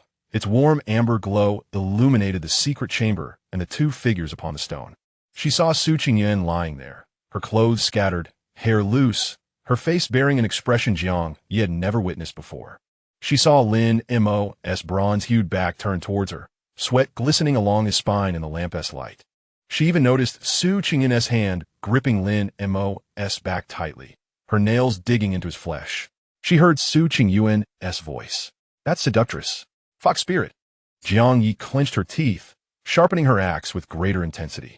The grating sound of stone against metal echoed sharply in the quiet corner. But what could she do against Su Qingyuan, the Minister of Internal Affairs, second only to the Emperor and superior to 500 subordinates? At 28 years old, she had navigated the entertainment industry for over a decade, witnessing countless scenes and weathering numerous storms. Her rise to become Minister of Internal Affairs was earned not merely by her appearance, but through shrewdness, composure, cunning, and skill. She stood on equal footing with the regent's wife, Qin Shuran. And what was Jiang Yi in comparison? Director of the Surveillance Institute. Though a prestigious title, it essentially meant overseeing security. With about a dozen subordinates responsible for patrols and maintaining order, effectively the island's head of security. If Su Qingyuan wished to deal with her, she could find any pretext, and Jiang Yi would have no choice but to submit. Yet the indomitable spirit within her could not be quelled. She was perplexed by her own emotions. What did it matter to her that Su Qingyuan was close with Lin Mo? Lin Mo, after all, was His Majesty. He could associate with whomever he pleased, and what right had she to intervene? Nonetheless, an unsettling feeling lingered within her.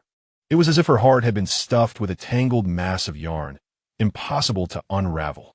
It felt as though someone was gripping her heart tightly, making it difficult to breathe. She recalled Lin Mo's countenance. To be frank, it was unremarkable. His features were ordinary, his skin coarse, and he would be indistinguishable in a crowd. Had she encountered such a person on the streets in the past, she would not have spared him a second glance. She thought of Lin Mo's background, an errand boy, the lowest of the low on the cruise ship, berated by the head chef, and complained about by actresses, earning a meager 2,000 yuan a month. She pondered Lin Mo's education. Had he graduated high school, or merely middle school? In any case, he was not from a prestigious university. And what of Jiang Yi? She had been the belle of the school since childhood, from elementary to high school. Suitors could line up from the school gate to the city center just for a glance at her. Her desk was perpetually filled with love letters, and there was always someone waiting for her after school. Upon entering the modeling industry, the number of admirers only multiplied. Rich heirs, signs of officials, and even a few A-list male celebrities. Some gifted her designer bags, others luxury cars, and some even proposed with property deeds in hand. Her standards were high, and none of them met her expectations. She was resolute in her belief that she would only marry a tall, handsome, wealthy, educated, tasteful, and refined man. This had been her conviction throughout her life. Yet now, she found herself troubled by an errand boy. If I were as promiscuous as Su Qingyuan, would anyone not be interested? The thought startled Jiang Yi. No, I cannot do that. At least not now. Jiang Yi understood that she was still unable to overcome the emotional hurdle within herself. All her resentment could only be concealed in her heart, for she was not the same kind of person as Su Qingyuan. 3 days later, to celebrate the successful relocation, the Lufu intended to perform for everyone. The grassland near the cave was adorned with a bonfire several times larger than usual, flames soaring high and casting a warm orange hue upon the surrounding grass. Even the evening breeze carried a hint of warmth. That night, when Yu was the star, set to present a newly choreographed solo dance for Lin Mo. Your Majesty, congratulations on your relocation to the cave. I have no means to repay you, so I shall offer a self-composed dance in honor of His Majesty. When Yu partially veiled her face with a scarf, casting a flirtatious glance at Lin Mo as she bowed. Lin Mo was nearly intoxicated. After Su Qingyuan had opened the door to his mysterious world, he found himself unable to contain his desires. Now, no matter whom he looked at, as long as she was female, he could not help but fantasize about being with her in the cave, especially when Yu, such a remarkable beauty among the 500 maidens, truly stood out. Her supple form and fair skin seemed to radiate a halo even under the sunlight. What would such a woman be like in the cave? Lin Mo began to drift into a daze. Your Majesty, please take a seat. This evening marks a joyous occasion for our kingdom of daughters, so do relax. Qin Shuran instructed someone to bring over a chair. The chair, woven from rattan, may not speak to the hunting prowess of these women, yet their skill in weaving is commendable. It is no wonder that the age-old adage of men plowing and women weaving has persisted through the ages. Indeed, who crafted this chair? It was made by Tang Xia and Xiao Wanqing. Oh, they are capable of such craftsmanship? Xiao Wanqing approached with a playful laugh, saying, I spent some time living in the countryside as a child. My grandfather was a bamboo craftsman. Ah, I see. Come, let's enjoy the performance together. Lin Mo, munching on wild melon seeds, gestured for Tang Xia and Xiao Wanqing to join him. The two lively sisters eagerly sat beside him, each holding a fan made of palm leaves, fanning Lin Mo gently. Before long, over 400 young ladies had gathered. The air buzzed with their lively chatter, reminiscent of sparrows. Lin Mo continued to snack on seeds while observing them, particularly enchanted by the beauties whose lack of clothing revealed their splendid figures, which left him utterly captivated, even causing a nosebleed. Qin Shuran hurriedly offered him a leaf to wipe away the evidence. Your Majesty, it would be wise to avert your gaze from the beauties, lest you suffer further. Lin Mo, feeling somewhat embarrassed, chuckled awkwardly. It is not my intention to stare. The reality is that this island is devoid of anything but beauties. Indeed, that is a fair point. As their conversation flowed, the performers from the UFU arrived. When you led the way, her long hair cascading down to obscure much of her face, revealing only a slender, fair neck. In the firelight, her neck glimmered with a delicate pink hue, its graceful lines reminiscent of a swan. Chapter 30. Have you ever encountered a woman as fluid as water? The crackling bonfire sent sparks into the air, tracing delicate arcs against the night sky. The absence of sound did not hinder the talented women of UFU, being performers. They were adept at music, whether blowing, strumming, or singing. In the silence, they created their own rhythm, some blowing conch shells, others crafting flutes from bamboo, while yet others tapped on coconut shells or collected stalactites, transforming these rudimentary instruments into celestial melodies. A melodious hum gradually filled the air, its tune long and flowing, akin to the evening breeze in the mountains or whispers under the moonlight, gently rippling through the night. When you rose gracefully and stepped into the center of the circle. In that moment, the surrounding clamor seemed to fade away, leaving only the warmth of the firelight and moonlight, softly illuminating her figure. She had dressed with particular care tonight, donning a moon-white sheer garment, light as a cicada's wing and translucent as morning mist. The fabric barely concealed her form, yet artfully accentuated every soft curve. Her hair was loosely arranged and secured with a delicate wooden hairpin, with a few wisps framing her face, swaying gently with her breath like willow strands in the wind. A fresh pink flower, plucked from the wild roses during the day, adorned her ear, its delicate petals contrasting beautifully with her snow-white skin and spring-like eyes. She stood there, her head slightly bowed, resembling a flower on the verge of blooming. Then the music began. She moved. The motion was slow, enticing. As she raised her hand, the gauzy sleeve slipped away, revealing a delicate arm reminiscent of lotus roots. That arm, pale and luminous under the flickering firelight, was slender, yet possessed a gentle roundness, akin to exquisite sheep-fat jade. Her fingertips gently unfurled, as if longing to touch something, only to hover momentarily in the air before slowly descending, imbued with a hint of coyness. As she turned, the hem of her dress gracefully lifted, unveiling a slender, straight calf. The contours of that calf were elegantly defined, with delicate ankles glistening softly beneath the moonlight, resembling an artist's meticulous strokes. When she bent slightly, the neckline dipped ever so slightly, revealing an unobstructed view within. The interplay of firelight and moonlight intertwined, outlining undulating silhouettes akin to the gentle hills of early spring, igniting one's imagination. Yet, in the instant she rose, she subtly adjusted her gauzy attire, concealing that captivating allure, leaving behind only a trace of an elusive smile. This smile stirred a yearning deep within the heart. Her gaze remained steadfastly locked onto Lin Mo, never wavering even a fraction. The intensity of her eyes resembled not that of a subject before a sovereign, but rather the intimate gaze shared between lovers. It was laden with profound affection, intermingled with a hint of playful mischief that gradually ensnared Lin Mo's attention, rendering him unable to look away. Occasionally, she would blink softly, the corners of her eyes lifting slightly, adorned with a touch of charm, while the corners of her lips curled into a delicate smile that, unlike her usual gentleness, radiated an intoxicating allure akin to ripe cherries, evoking a desire to take a bite. Lin Mo sat there, feeling parched. He picked up a nearby bamboo tube and took a sip of coconut water. The drink was sweet and smooth as it slid down his throat, yet it could not extinguish the fervor that simmered within him. He took another sip, still feeling thirsty. His gaze, however, wandered uncontrollably after her movements, tracing from her expressive eyes to her slender neck, from her rising chest to her soft waist, and from her elongated legs to her delicate ankles. Each detail quickened his heartbeat, as the rhythm of his heart reached a crescendo when you deliberately slowed her movements. She stepped lightly, inching closer to Lin Mo. The gauzy garment, slightly dampened by the heat of the bonfire, clung to her form, accentuating her exquisite curves. She felt his gaze upon her, intense and fervent, quickening her heart even more. Yet, she did not shy away. Breathing softly, her chest rose and fell gently. Fine beads of sweat formed on her forehead, glistening like scattered diamonds in the firelight. Those droplets traced down her cheeks, cascading along her neck, crafting an alluring path. Lin Mo's gaze followed a droplet as it glided over her collarbone, traversing her chest, before ultimately vanishing beneath her gauzy attire. He swallowed hard.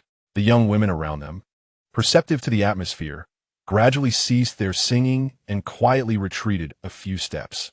Even the bonfire was moved back slightly, leaving a serene space enveloped in tranquility. The moonlight, firelight, and the palpable tension in the air cocooned the two of them. The dance concluded, yet when you did not immediately halt. She stood not far from Lin Mo, tilting her head slightly to gaze at him. Her breath was still somewhat hurried, her chest rising and falling incessantly. Her cheeks were adorned with a delicate blush, reminiscent of peach blossoms kissed by moonlight, exuding an exquisite allure. Her gaze was dreamy, reflecting the flickering firelight, the silvery glow of the moon, and the silhouette of Lin Mo. It was so tender that one could almost imagine it dripping with sweetness. She gently bit her lower lip, the petals of her lips tinged with a rosy hue, glistening like freshly plucked cherries, irresistibly inviting. Lin Mo rose and approached her, his footsteps barely audible, yet resonating like whispers upon the heart. With each stride, the air thickened with an intoxicating tension. Standing before her, he looked down at her. Within this proximity, he could distinctly perceive her scent. The fragrance of her exertion mingled with the subtle aroma of fresh grass and the warmth of the campfire, creating a gentle yet profoundly captivating essence that seeped into his very core, igniting a fervor within him. He could also observe the fine beads of sweat on her eyelashes, the rosy glow on her cheeks, and the slight quiver of her lashes. "Your Majesty," she spoke softly, her voice tender and sweet, akin to cotton candy melting on the tongue, yet laced with a hint of raspy allure, captivating in its charm. "Did I dance beautifully?" Her gaze wandered, gently inquiring of Lin Mo, imbued with a touch of cautious anticipation and a hint of deliberate flattery. Hundreds of eyes were fixed upon them, yet she remained undaunted, even bearing a hint of provocation as she leaned slightly closer, as if to declare war against all other women. "Lin Mo is mine. I shall be the future empress. Do not dare to compete with me." Su Qingyuan felt a surge of anger, yet she refrained from expressing it, while Qin Shiran also bore a hint of displeasure. But what could they do when Lin Mo was enamored? As for Jiang Yi, his eyes were filled with contempt. It was one thing for Su Qingyuan to be involved with Lin Mo, given his status as the Minister of Internal Affairs, but what was Wen Yu? Merely a palace maid from the music department? She could at best be the leader of an ensemble. How could she compare? Jiang Yi glanced at himself, then at Wen Yu. In terms of appearance, she was indeed less enchanting than Wen Yu. "Your Majesty, you have yet to answer me." Wen Yu partially obscured her face with her sleeve, adopting a pose reminiscent of a delicate flower shyly revealing itself, a sight any man would find appealing. For Lin Mo, this was indeed a quintessentially charming scenario. Yet, what man does not desire to be a foolish monarch? What man does not yearn for a harem of 3,000 beauties? If there exists one who does not, it can only be said that he is not a man, or perhaps a hypocritical one. Lin Mo was certainly not hypocritical. Chapter 31. A secret meeting with the leader of the dance troupe thus, before hundreds of beautiful women, when you playfully displayed her affection towards Lin Mo. Qin Shuran watched them closely, as did Su Qingyuan. Meanwhile, Jiang Yi scrutinized their reactions. Lin Mo gazed down at Wen Yu, whose eyes sparkled like a constellation, brimming with emotions on the verge of overflowing and a subtle hint of flirtation. She deliberately tilted her head slightly, her delicate ears swaying gently. Then, her neckline slipped a little lower, revealing more of her alabaster skin, only to gently gather it back as Lin Mo's gaze fell upon her.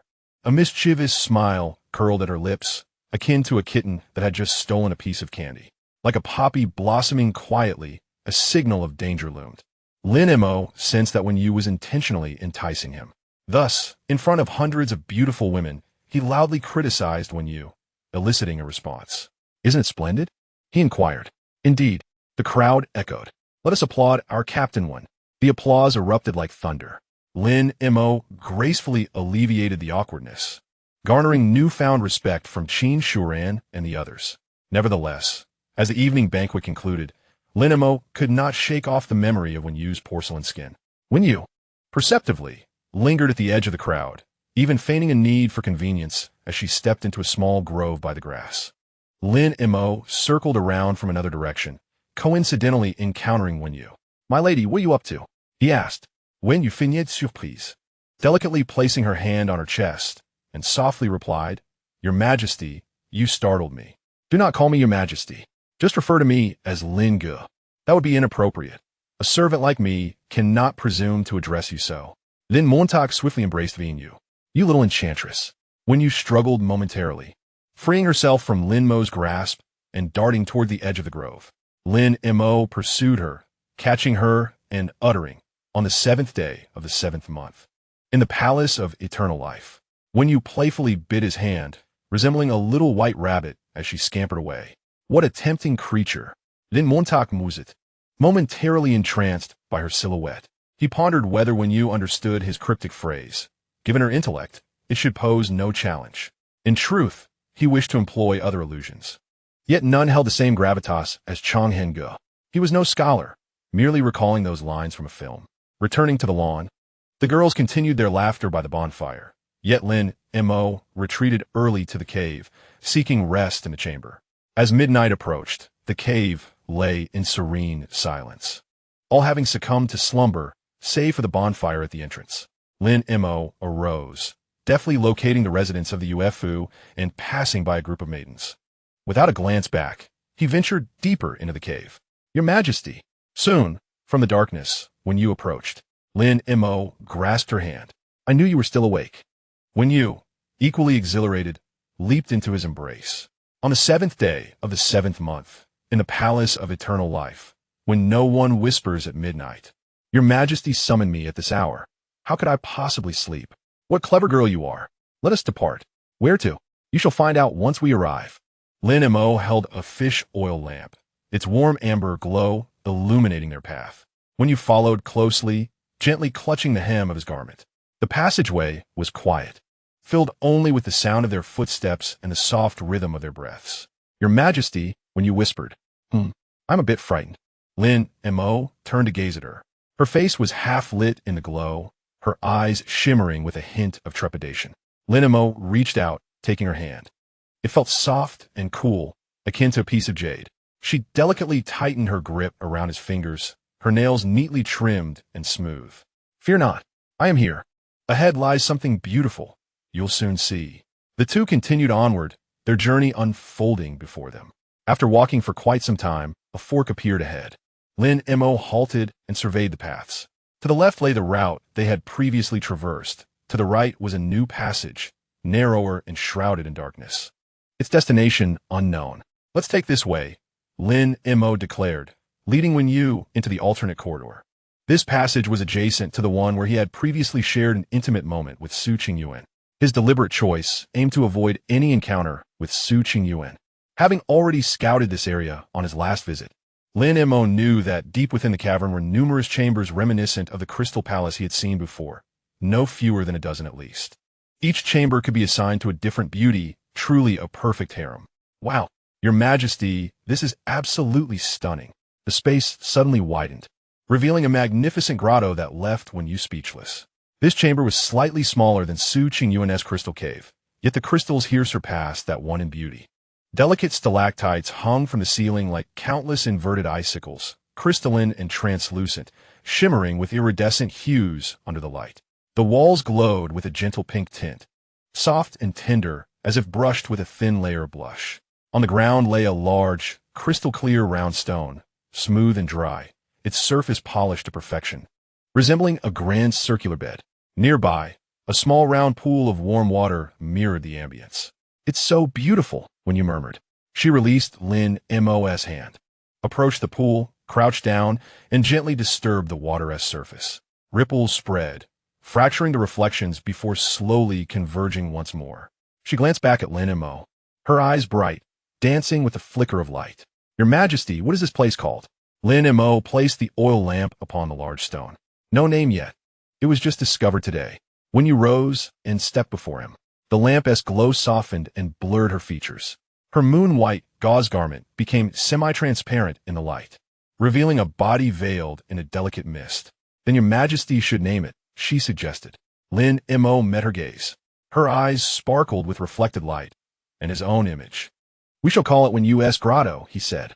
Wen Yu paused briefly, then smiled, a smile even gentler and more alluring than before. "Your Majesty truly knows how to flatter," she whispered.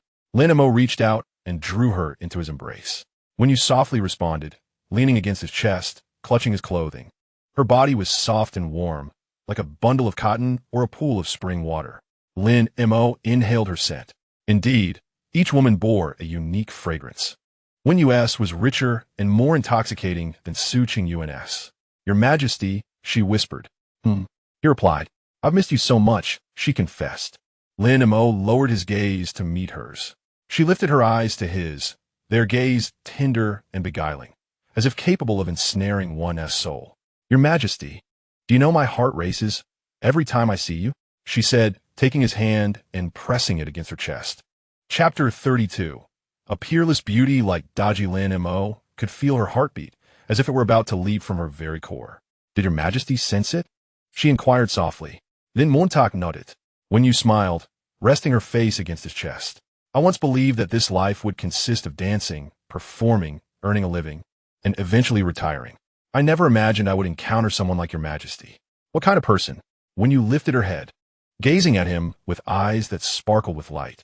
"A person capable of invigorating 500 souls, one who can slay Orcus, who can lead everyone to water sources and caves, a person who can command the respect of all, and someone who makes my heart race."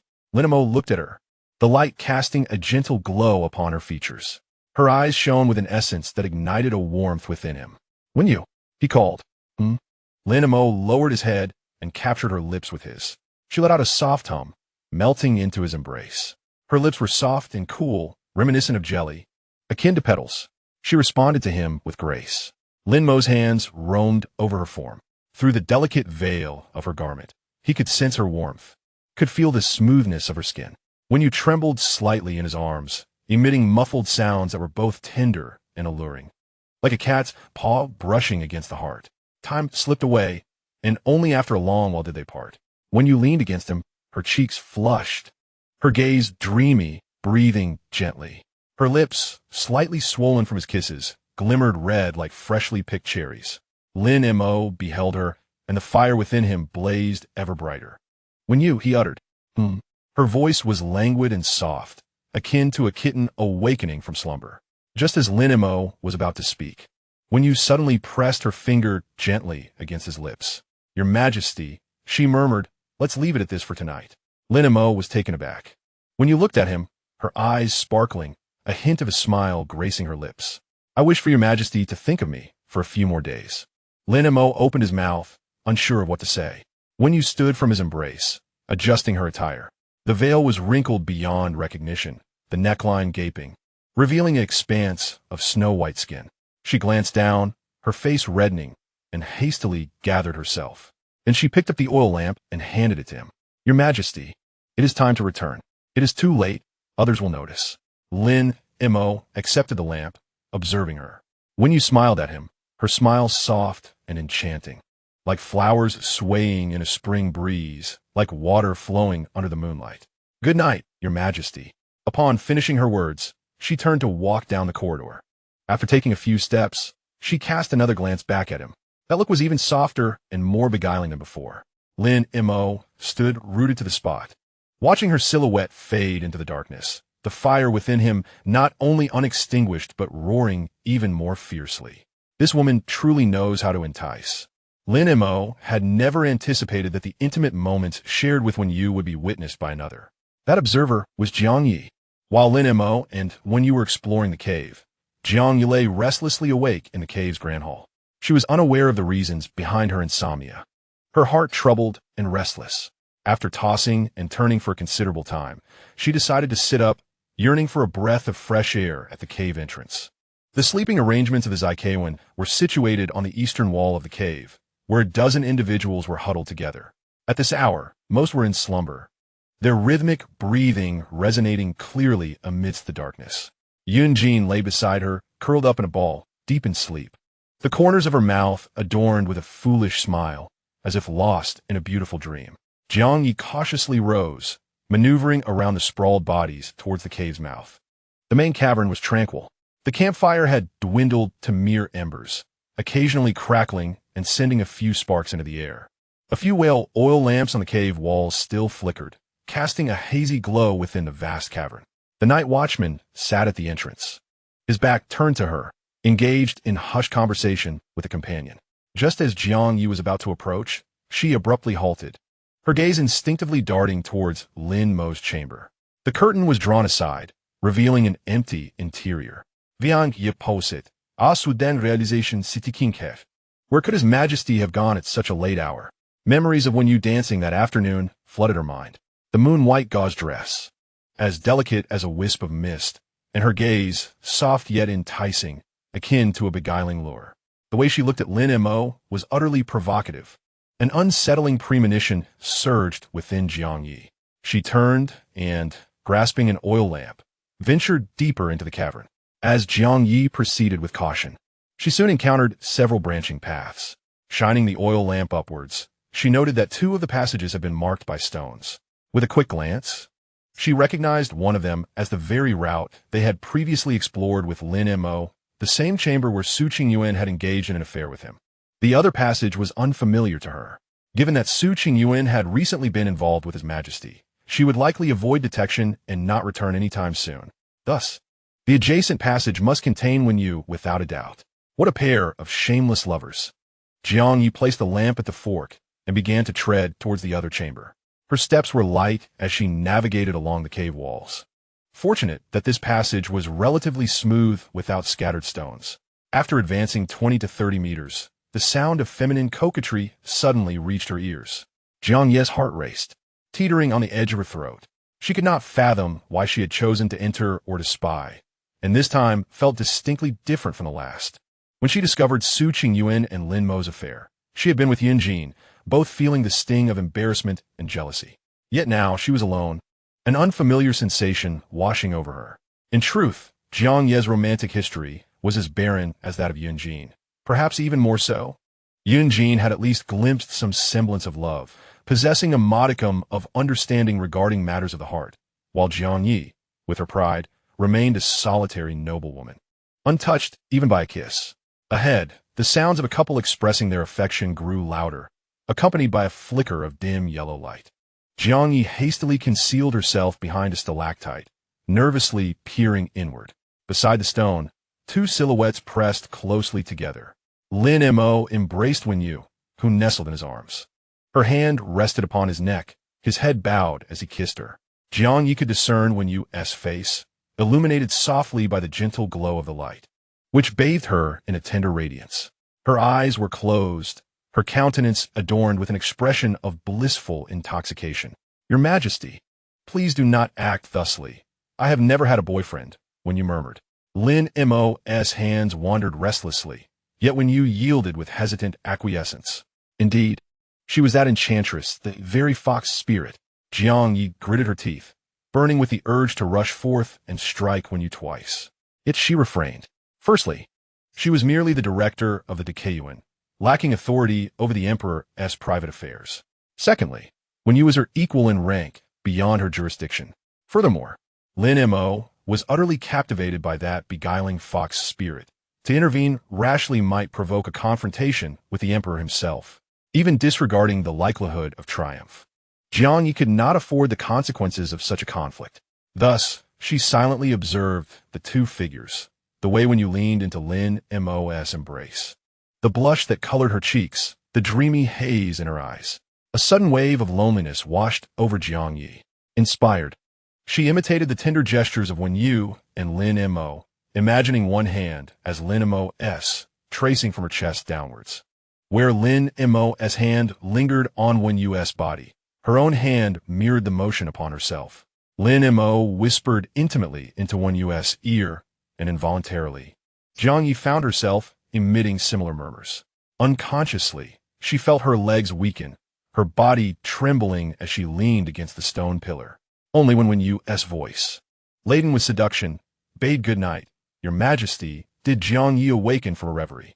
She swiftly withdrew, arriving ahead of them in the cavernous main hall, where she lay down in her chamber. Soon after, Lin Mo and Wen Yu emerged from the cavernous depths, spaced by about 5 minutes, returning to their respective quarters. Wen Yu's sleeping area was not far from Jiang Yi's. Turning aside, Jiang Yi glimpsed the firelight illuminating Wen Yu's face. The harlot evidently reveling in secret delight. A surge of overwhelming hatred surged through Jiang Yi's mind. Meanwhile, Lin Mo smirked in his own bedchamber, where a lamp burned dimly. The night's intimacy with Wen Yu had revealed to him that each woman possessed her own unique charm. His dalliance with Su Qingyin was exquisite, akin to savoring a sumptuous imperial feast. With Wen Yu, it was like tasting the Queen Mother's celestial peaches, though tonight he had merely touched and inhaled their fragrance. Though he had not yet fully indulged, the subtle aroma Wen Yu left upon his hands was enough to enchant him endlessly. Were it not for the recent tsunami, a woman such as Wen Yu might never have been within reach, not even for the esteemed Lao Su of Hongda, let alone a mere servant like himself. He thanked the heavens. Life was becoming ever more splendid. Lin Mo inhaled the scent of his own hand, savoring the tenderness of Wen Yu, and gradually slipped into slumber.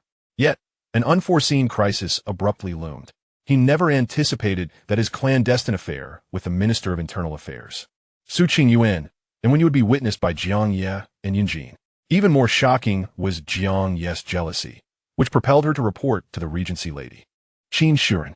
Early the next morning, Qin Shuren was inspecting the sun-dried fish on the drying rack. The rack, constructed by Shenman and her team, was a wooden and vine framework adorned with smooth stone slabs. The fish lay in neat rows, their edges slightly curled under the sun's rays, glistening with a sheen. Dressed in a pristine garment, with her hair neatly gathered at the back, Qin Shuren bent over to examine the fish. The sunlight enveloped her, illuminating her figure. Upon hearing footsteps, she lifted her gaze to find Jiang Yi approaching and greeted her with a warm smile. "Jiang Yi, what brings you here so early?" The smile was genuine and gentle, reminiscent of an elder sister greeting her younger sibling. Jiang Yi opened her mouth, uncertain of how to respond.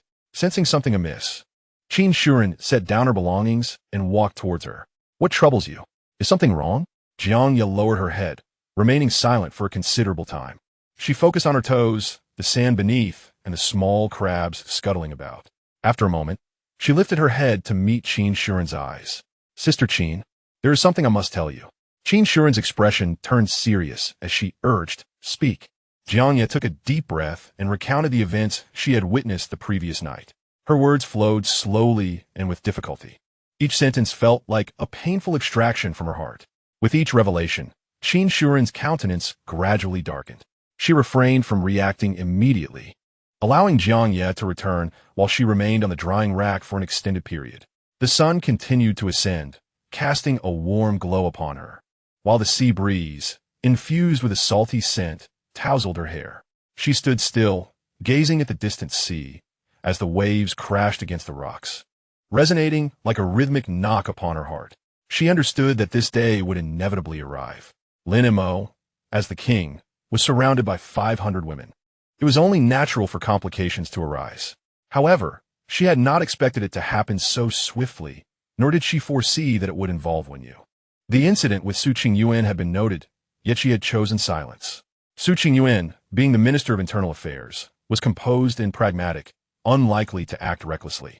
Although her relationship with Lin Mo deviated from propriety, it remained discreet and minimally impactful.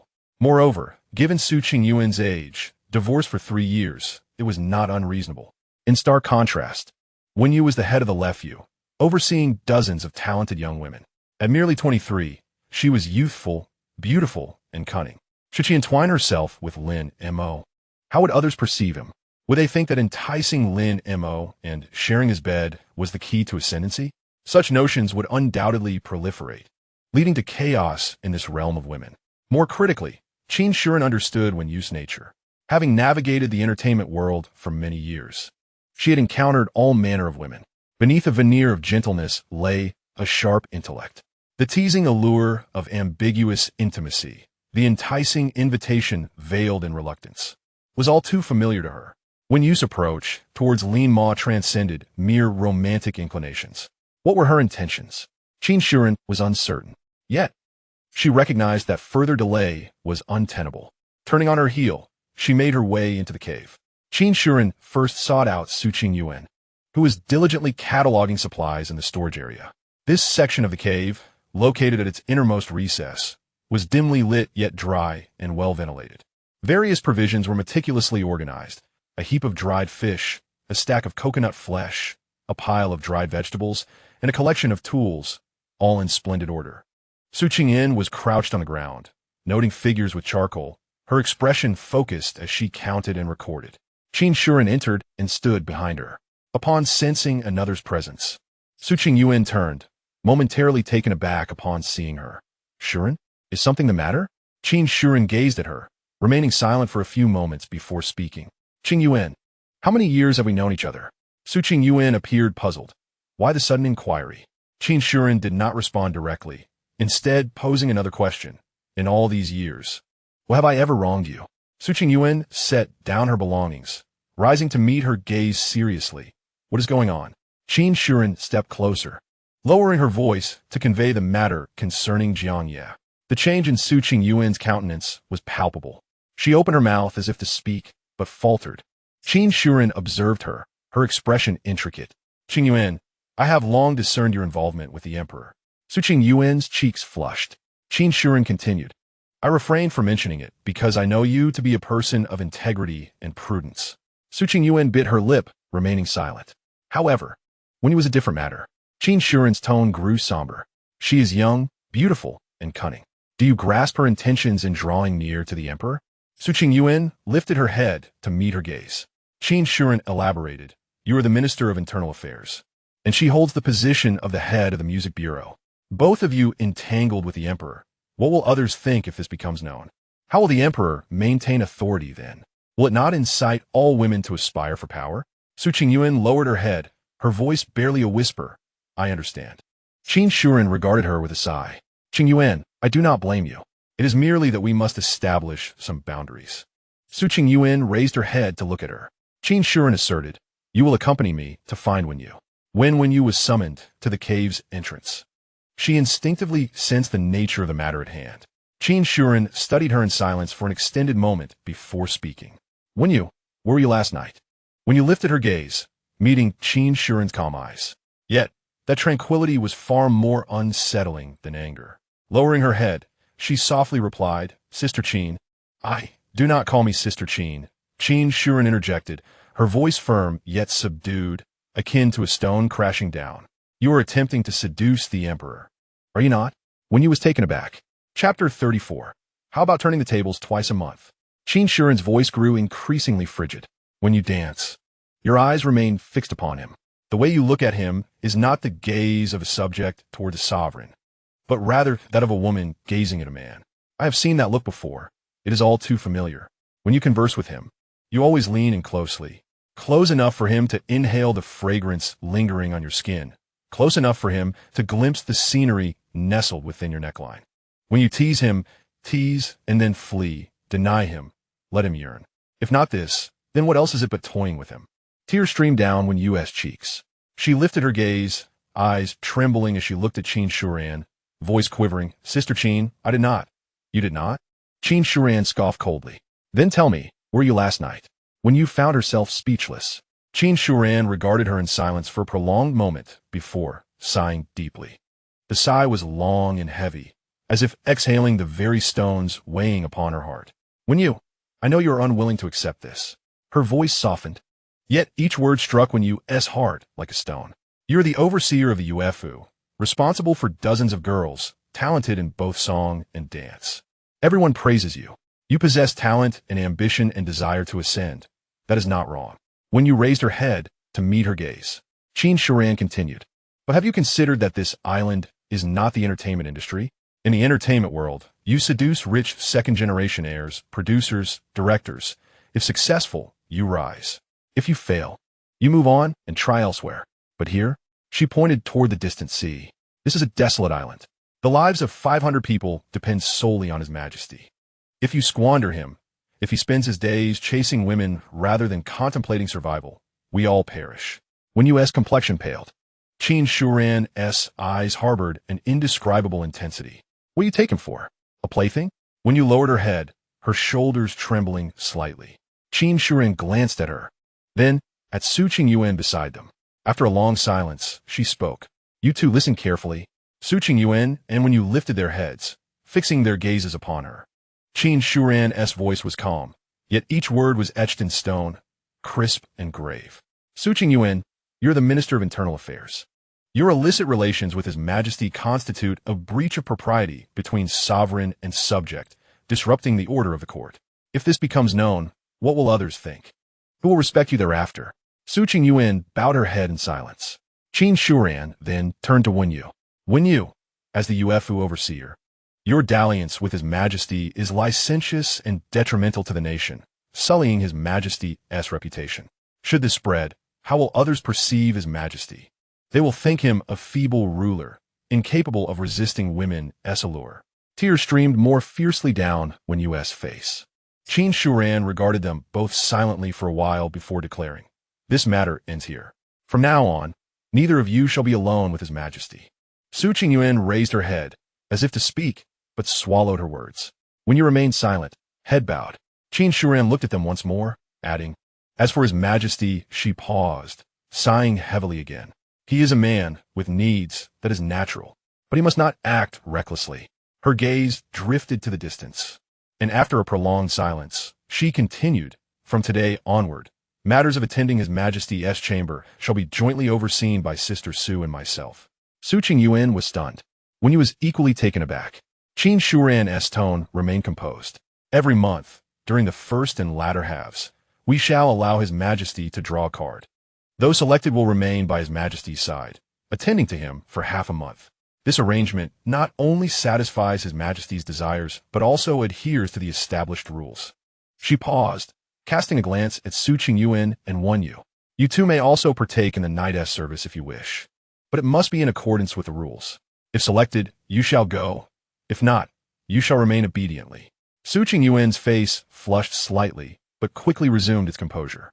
When you bowed her head, lost in thought, Qin Shuran observed them and finally declared, from this day forth, our island shall have regulations.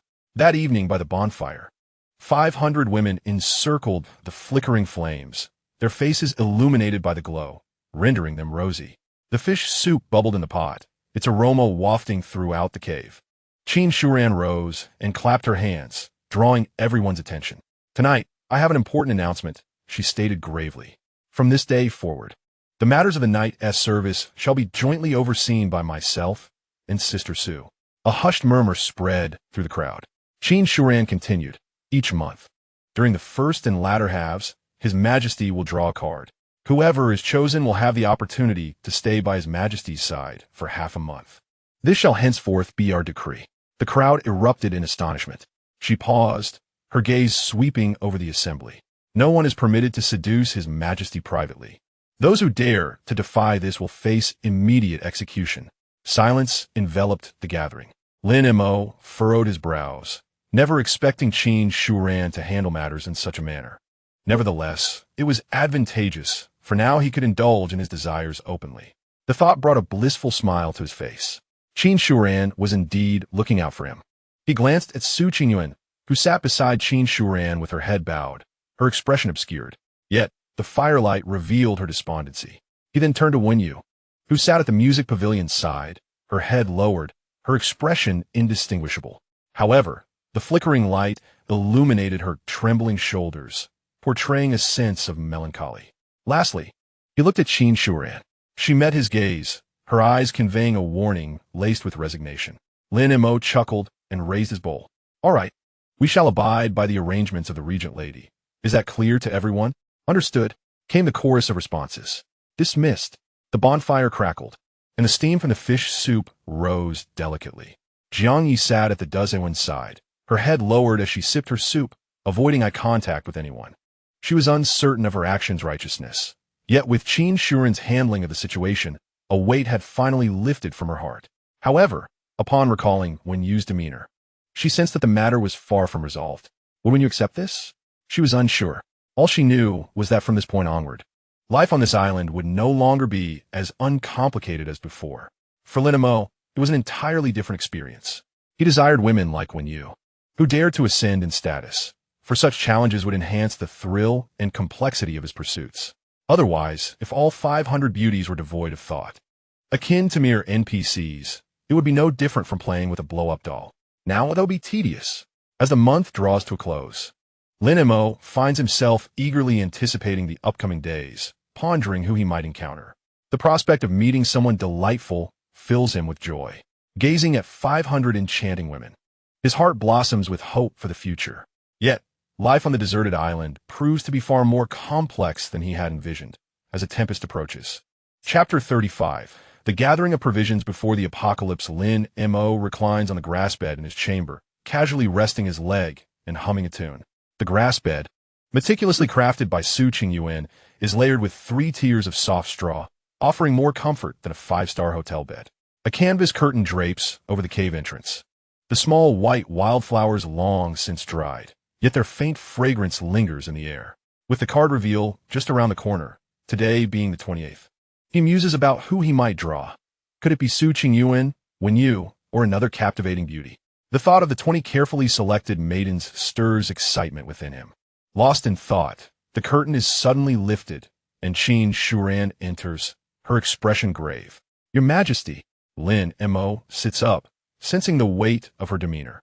What troubles you? Qin Shuran steps closer, lowering her voice. Your Majesty, I feel an unsettling disquiet in my heart. Why is that? I cannot quite articulate it. There's an overwhelming sense of unease. Lin Mo's gaze instinctively drifts downward, pondering whether she, too, harbors illicit thoughts.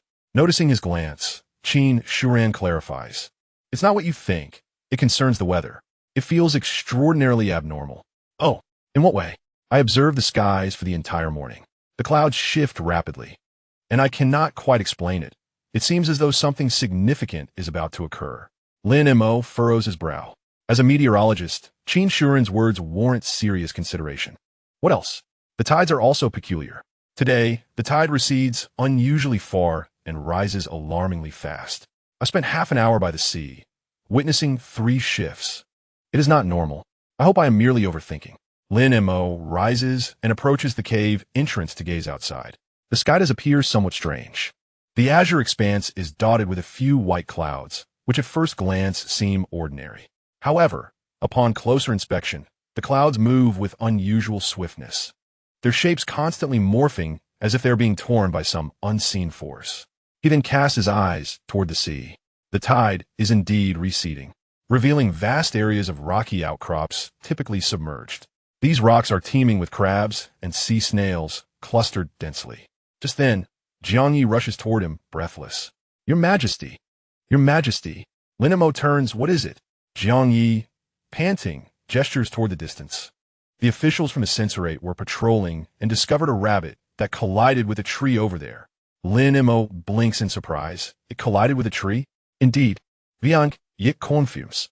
A perfectly healthy rabbit inexplicably frantic, crashed into the tree, its neck broken. Lin Mo's brow furrows deeper as he strides out of the cave.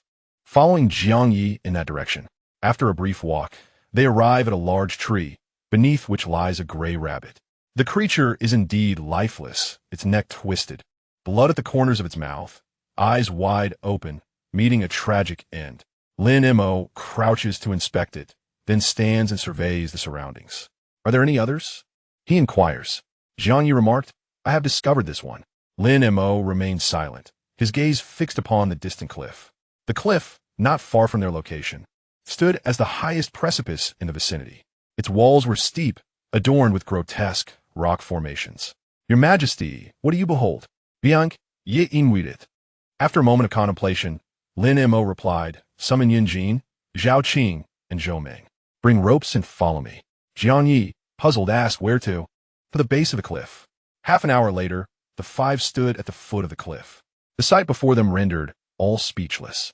Scattered across the rocky ground lay several animal carcasses.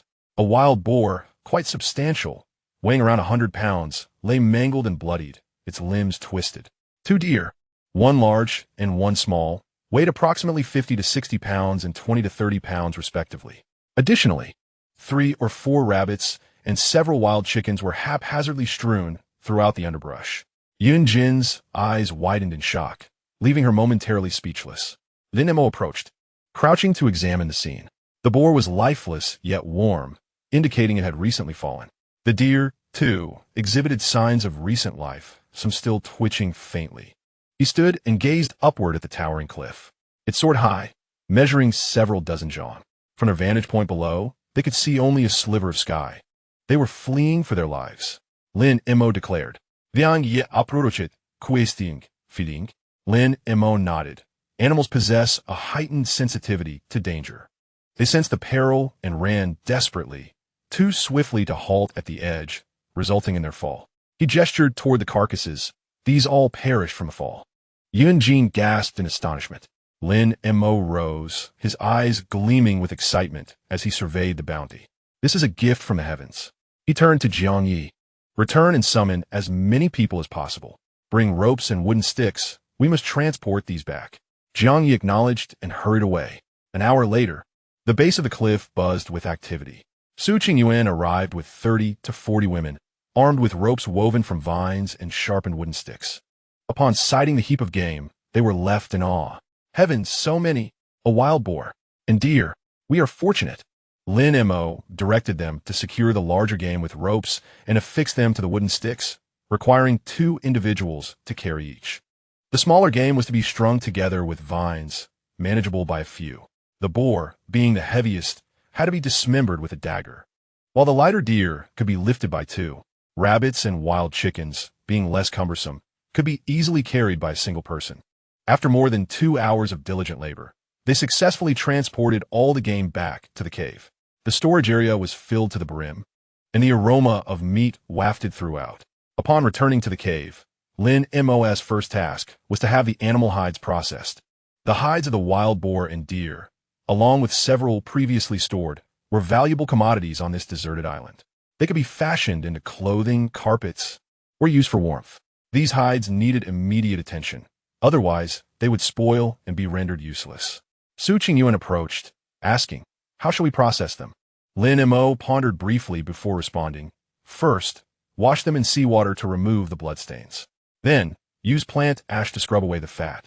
After thoroughly rinsing with clean water, the final step is to slowly dry the hides over fire. Su Qingyuan diligently noted this down and organized her team to commence the task. Outside the cave, several women filled large coconut shells with seawater, methodically washing the animal skins one by one. The crimson hue of the blood stained the seawater, prompting them to switch to a fresh basin and continue their labor.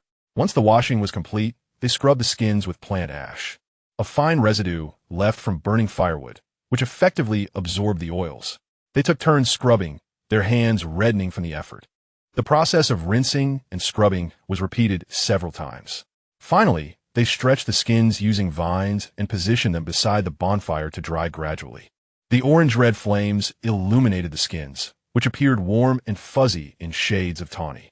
The women gathered around the fire, their eyes glistening with envy as they admired the hides. In Chapter 36, the arrival of the cold wave, bringing beauty through winter, the skins were indeed strikingly beautiful.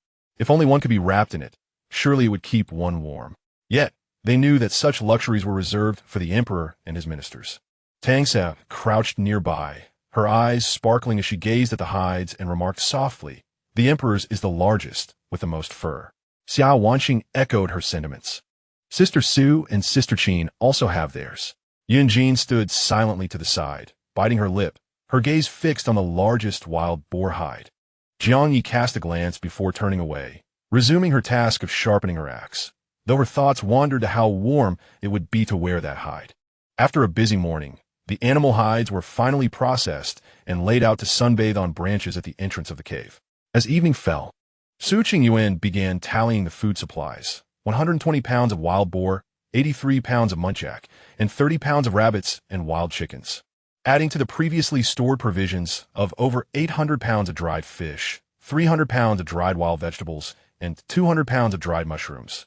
Along with over 300 coconuts, she meticulously recorded the figures in a notebook crafted from banana leaves. After some time, she raised her head and said, "Your Majesty, I have completed the calculations." Lin Mo approached, asking, "What are the results?" Su Qingyuan pointed to the numbers in her notebook. "We have over 1,200 pounds of dried meat and fish combined, over 300 pounds of dried wild vegetables, 200 pounds of dried mushrooms, and more than 300 coconuts. The coconut meat is edible, the juice drinkable, and the shells can serve as bowls." She paused before continuing, "If we allocate 2 ounces of dried meat per person per day for 500 individuals, that amounts to 100 pounds daily. Thus, 1,200 pounds of dried meat will suffice for 12 days. Lin Mo nodded, finding it reasonable. 2 ounces of meat is merely a small portion, but paired with wild vegetable soup, it should sustain them. What about the dried wild vegetables and mushrooms? He inquired. Su Qingyuan explained, once soaked, the dried wild vegetables and mushrooms can expand 2 to 3 times. 300 pounds of dried wild vegetables, when rehydrated, yields about 800 to 900 pounds, sufficient for half a month. The same applies to the dried mushrooms. 200 pounds can provide 500 to 600 pounds, lasting around 10 days. Turning the bark-made notebook, she continued, with over 300 coconuts, each yielding half a pound of coconut meat, that totals 150 pounds. Coconut meat is calorie-dense and satiating. A small amount daily in the soup will replenish energy. Lin Mo calculated silently in his mind. For the first 15 days, we can ensure everyone is adequately nourished, with 2 ounces of dried meat, ample wild vegetable soup, and a bit of coconut and mushrooms to maintain their strength. In the ensuing 15 days, rationing became imperative. The dried meat was reduced to 1 ounce or 2, the wild vegetable soup diluted, and the use of coconut flesh and mushrooms strictly conserved. In dire straits, they would even gnaw on the coconut husk's inner pulp. Calculations suggested that such measures would sustain them for a month without fail. "Let us adhere to this standard," Lin Mo declared. During the first fortnight, each person was allotted 2 ounces of dried meat daily, with ample wild vegetable and mushroom soup. For the latter half, the ration was halved and the soup further diluted. Su Qingyuan nodded, diligently recording every detail in her notebook. Lin Mo, gazing at her, added, "It suffices that you comprehend the plan. Do not divulge every minutiae to the others. If they understand they have a month's provisions, their minds will be at ease, preventing panic." Su Qingyuan grasped his intent and assented. At dawn the next day, Lin Mo awoke with an unsettling sensation. Cold, bitter cold, wrapping himself tightly in a wild boar hide. He stepped to the cave's entrance and stared in astonishment. The sky had transformed. Where yesterday had been a clear expanse, today was shrouded in oppressive, low-hanging clouds, nearly brushing the distant mountain peaks. A fierce wind howled, bending the coconut trees in every direction. Most perplexing was the temperature. This tropical isle, which had greeted mornings with gentle warmth, now chilled to the bone, his breath exhaling white mist. Turning back, he found the women within the cave already awake, huddled together in tight clusters. Those still clad in garments fared somewhat better, but many had long since lost their attire.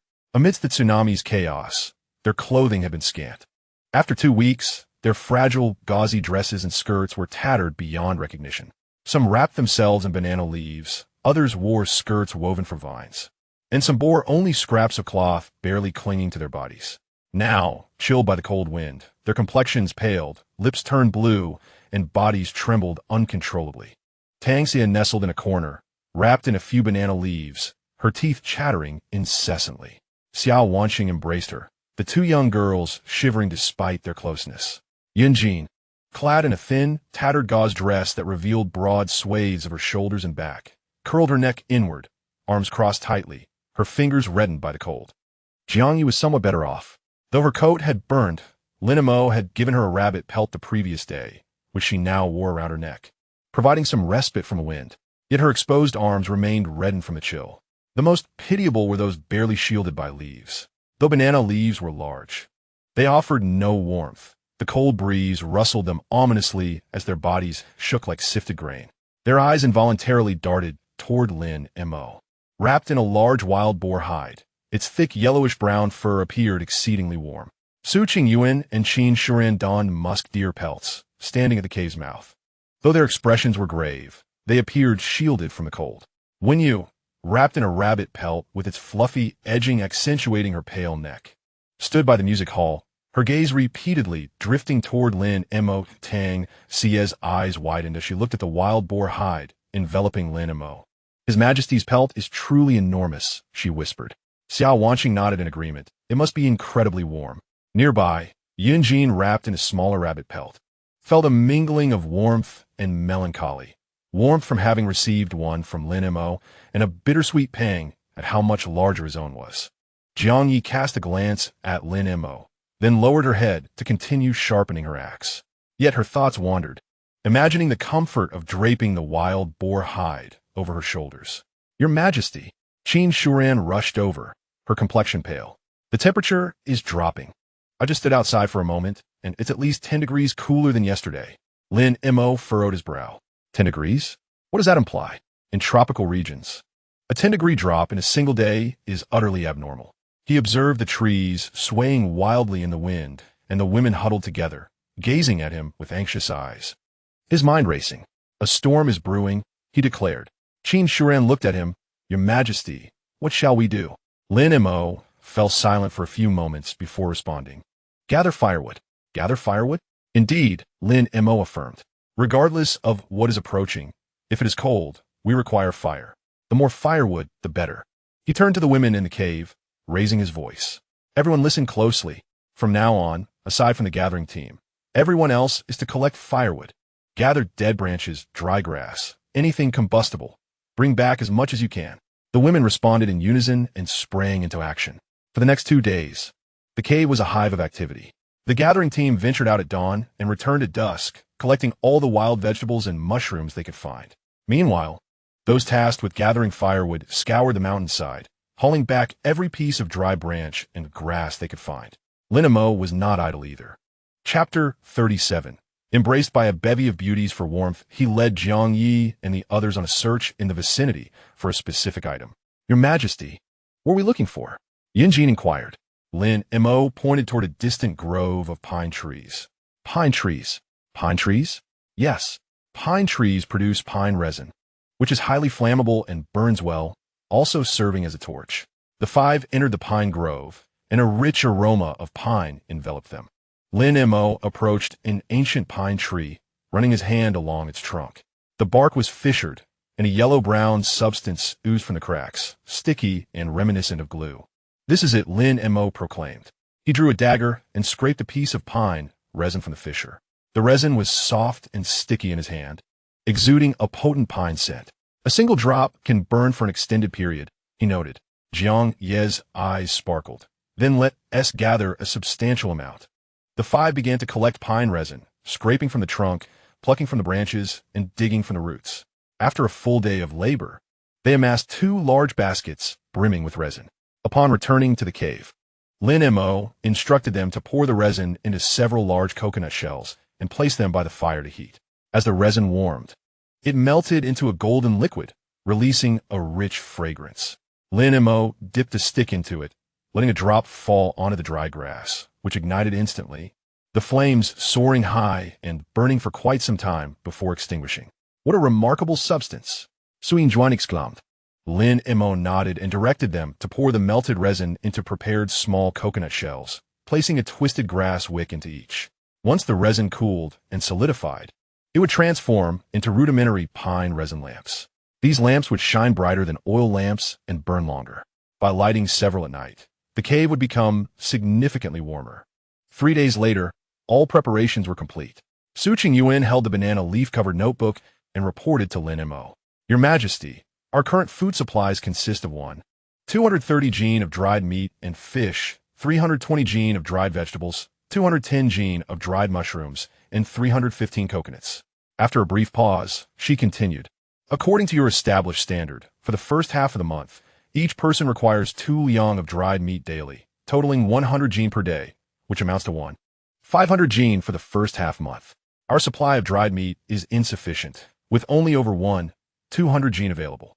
Thus, during the first half, we will need to supplement our meals with more vegetables and mushrooms, reducing the meat while increasing the vegetables and mushrooms to ensure everyone has the energy to work. Lin Mo nodded in acknowledgement. And what about the latter half of the month? He inquired. Su Qingyuan replied. In the second half, the dried meat will be reduced to 1 liang per person daily, consuming 50 gene per day, which totals 750 gene for that period. By then, we should have about 300 to 400 gene of dried meat left, sufficient for 7 to 8 days.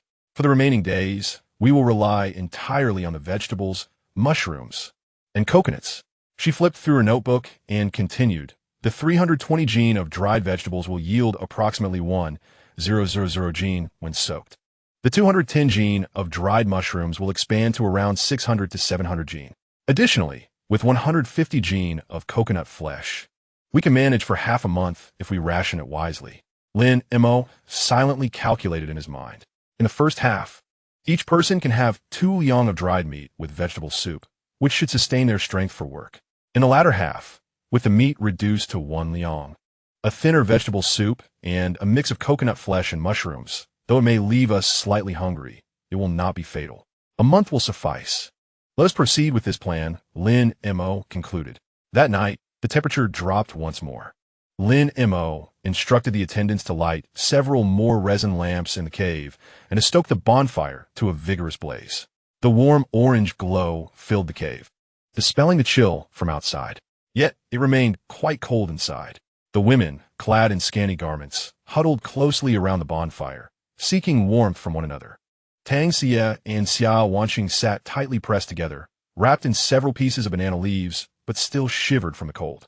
Their eyes occasionally flicked towards Lin Mo, whose coat of wild boar skin appeared large and thick, radiating warmth. Yin Jin wrapped herself tightly in her small rabbit skin, retreating into a corner.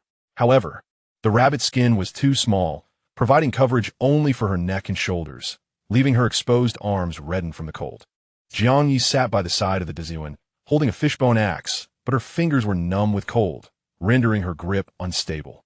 Although she was wrapped in a rabbit skin around her neck for warmth, she could not help but envy Lin Mo's ample wild boar skin. Wen Yu and the girls from the UFU gathered around another bonfire. She donned the rabbit skin, its furry edges making her particularly conspicuous. Unfortunately, the other girls from UFU were not as fortunate. Typically clad in the thinnest attire, they now suffered the most from cold. A few girls had their leaf skirts rustling in the wind, exposing their reddened legs. They huddled together for warmth, their eyes inevitably drifting toward Wen Yu, or more precisely, toward her rabbit skin. Sister Wen Yu, that skin is surely warm, one girl whispered. Wen Yu smiled softly, remaining silent as she wrapped the rabbit skin even tighter around herself. The girl's eyes gleamed with envy, yet she dared not inquire further. Lin Mo could no longer bear to watch. Everyone huddled closer together. For the more people there were, the warmer it became. The women began to squeeze inward. Lin Mo positioned himself next to the largest bonfire, and soon enough, he was surrounded by people. Tang Xie and Xia Wanqing nestled closely to his sides, nearly pressing against him. Their warmth seeped through the thin leaves, soft and comforting. However, their gazes could not help but wander towards the wild boar skin draped over him. Your hide is quite warm, Your Majesty, Tang Xie murmured softly. Lin Mo glanced down at her. Her delicate face was flushed from the cold, yet her eyes sparkled with curiosity as they fixated on the skin. He chuckled gently, lifting a corner of the wild boar skin and wrapping it around Tang Xie. Taken aback for a moment, she then nestled fully into his embrace, her face buried in his chest, letting out a satisfied sigh. So warm. Xiao Wanqing, observing from the side, was filled with longing but hesitated to voice it. Lin Mo caught her gaze and lifted the skin on the other side, inviting her in as well. Xiao Wanqing's cheeks flushed crimson, yet she obediently snuggled into his hold, her body pressed against him, warm and soft. The two young ladies nestled on either side of him, their heads peeking out, both with rosy cheeks and smiles gracing their lips. The surrounding women watched this scene with a myriad of emotions. Some were envious, others jealous, some filled with desire, while a few pretended not to notice. Yun Jin leaned against him from behind, her fingers cold as they clutched his clothing. She observed the two girls tucked within Lin Mo's embrace, biting her lip. Her rabbit skin only covered her shoulders, leaving her back still chilly. If only she could be wrapped in that large hide like them. She dared not dwell on the thought. Jiang Yi, who had initially sat at a distance, gradually moved closer and settled beside him, her body trembling slightly, yet remaining silent. Although the rabbit skin around her neck provided warmth, she still felt cold.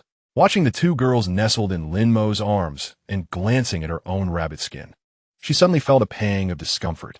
Chapter 38. Beautiful lady, come into my embrace. When you sat on the side of the Lu Fu, wrapped in rabbit skin, yet her gaze continually drifted towards Lin Mo. She watched as Tang Xie and Xiao Wanqing nestled in his arms, a faint smile gracing her lips, lost in her thoughts. Su Qingyuan and Qin Shuran stood at the cave entrance, cloaked in deer skin, observing the lively scene within. Your Majesty truly knows how to care for others. Qin Shuran remarked with a smile. Su Qingyuan remained silent, her gaze fixed on the two young girls in Lin Mo's embrace, her expression laden with complexity. Qin Shuran glanced at her and patted her shoulder. Do not dwell on it. You are the Minister of Internal Affairs. He is not suitable for you. Su Qingyuan lowered her head, speechless, yet she knew in her heart that Qin Shuran spoke the truth. Lin Mo reclined on the grass bedding, cradling the two soft young girls, wrapped warmly in the wild boar skin, listening to the howling wind outside. Tang Xie had already succumbed to sleep, her breathing steady, a smile lingering on her lips. Xiao Wanqing too had drifted off, her face nestled in his chest, sleeping soundly. He gazed down at them, then looked around the cave at the women huddled together for warmth, and a peculiar feeling stirred within him. The outside world is frigid and fraught with peril. Yet within these confines, there is warmth, sustenance, and companionship. He is their sovereign, destined to lead them to survival. Lin Mo awakens, roused by the chill. Upon opening his eyes, he finds Tang Xie and Xiao Wanqing still in slumber, the two young maidens nestled closely against him, akin to two small kittens seeking warmth. Nevertheless, despite this closeness, an unsettling cold pervades his being, one that emanates not from the outside, but seeps from the very marrow of his bones. Something is amiss. He gently shifts the two girls aside, tightening the wild boar hide wrapped around him, and approaches the cave's entrance. He is momentarily taken aback. Outside lies a vast expanse of white snow, a relentless cascade of snow. The flakes do not simply descend. They're driven horizontally by the gale. The fierce wind hurls the snowflakes like countless white whips, mercilessly lashing everything in their path. The beach has vanished, the coconut palms are obscured, and even the distant sea is no longer visible. All that remains is a chaotic sea of white. The howling wind is deafening, ringing in his ears, reminiscent of numerous wild beasts roaring in unison. Occasionally, the sound of snapping branches punctuates the air, akin to the bones of the world fracturing. Lin Mo stands at the cave's mouth, the icy wind and snow pelting his face with painful intensity. He instinctively recoils, yet his gaze remains fixed on the outside. Is this truly still the tropics? Your Majesty, a quivering voice calls from behind. Lin Mo turns to see Su Qingyuan and Qin Shuran approaching, both shrouded in deer hide. Their faces pale. When did this begin? Lin Montauk in Kvilis. Qin Shuran replies, in the latter half of the night. It started as rain, then turned to hail, and subsequently transformed into snow. It has not ceased since. Lin Mo gazes outside, remaining silent for an extended moment. What is the temperature? Qin Shuran shakes her head. I cannot measure it, but it is certainly lower than yesterday. It is likely below freezing. Below freezing. In a tropical island. Lin Mo inhales deeply. turning his attention back to the cave. The women have all awakened. No one speaks. They huddle together, their eyes filled with terror as they gaze at the white world beyond the cave entrance. Tang Xie and Xiao Wanqing have also stirred. The two young girls curled up on the grass mat, wrapped in a few banana leaves, trembling with cold. Upon noticing Lin Mo's gaze, tears well up in Tang Xie's eyes. Your Majesty, it is cold. Lin Mo strides over, lifting the wild boar hide to envelop the two girls once more. Their bodies are icy, pressed against him, desperately absorbing the meager warmth he can offer. Do not fear. I am here. Yet Lin Mo understands that mere words hold little power. He releases the two girls, rises to his feet, and approaches the fire pit. The flames still flicker, yet they are significantly diminished. The girl tasked with adding fuel notices his approach and quietly explains, Your Majesty, we must conserve the firewood. We do not know how long this snow will persist.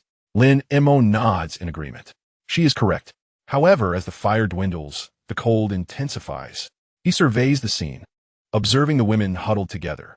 Some gather around the fire, yet it is too small to accommodate them all.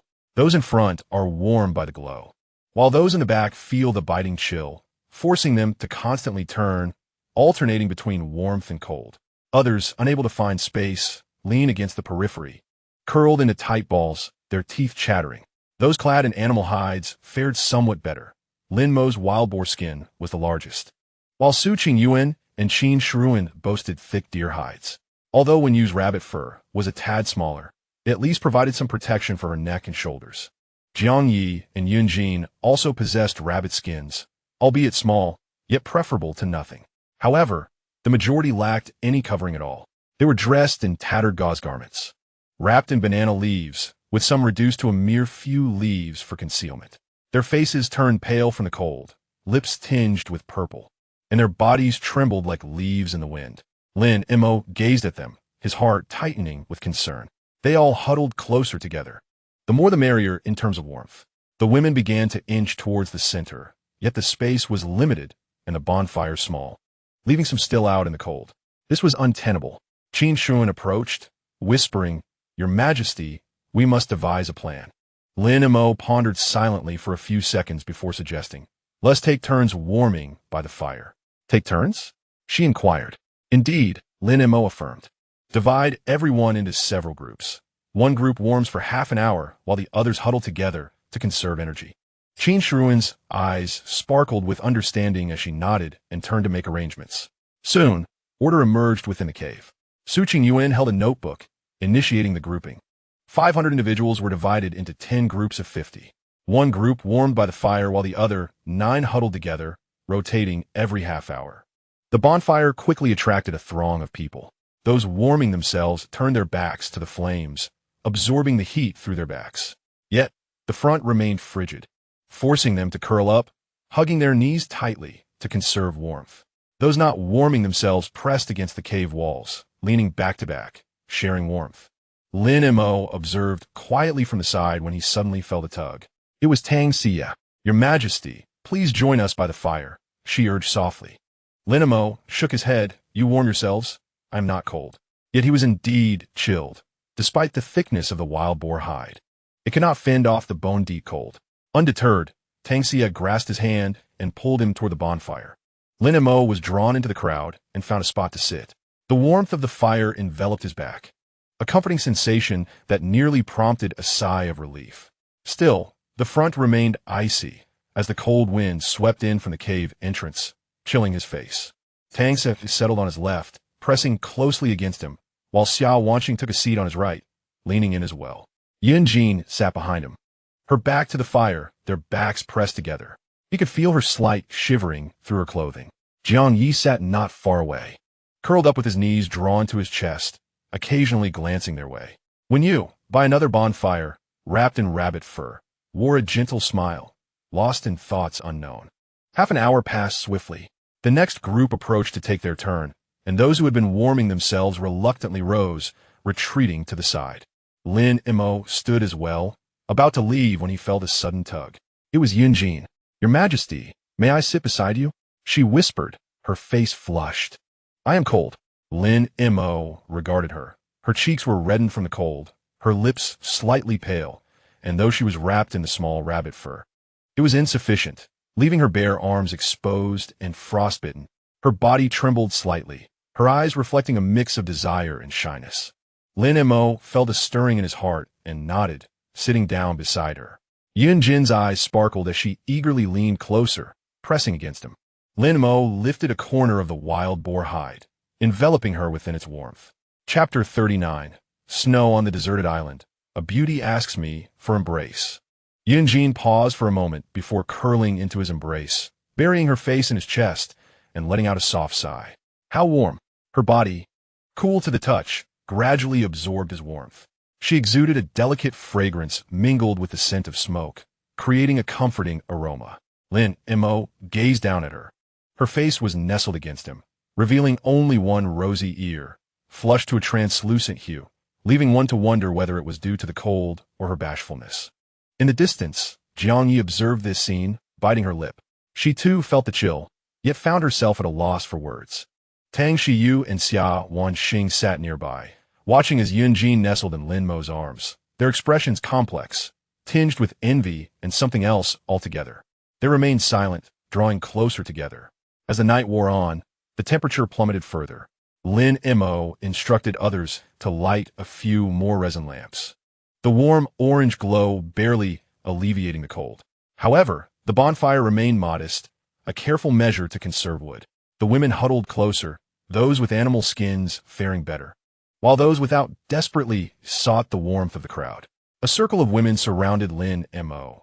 Tang Shiyu to his left, Xiao Wanxing to his right, and Yunjin nestled in his embrace. The space behind him was filled with others, their backs pressed together, bodies close. He could feel a myriad of temperatures, textures, and fragrances, soft, firm, warm, cool, fragrant, and faint. His heart raced with conflicting emotions, yet more than anything, he felt a pang of compassion. These women, once celebrated stars, adorned in finery and comfort, now found themselves shivering in this cramped space without a single warm garment. He looked down at Yunjin, who had fallen asleep. Her brow slightly furrowed, yet a hint of a smile graced her lips. Her hands clutched his clothing tightly, as though fearing he might vanish.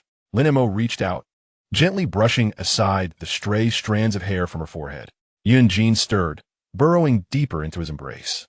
Nearby, Tang Shiyu had also succumbed to slumber, leaning against his shoulder, her breathing steady.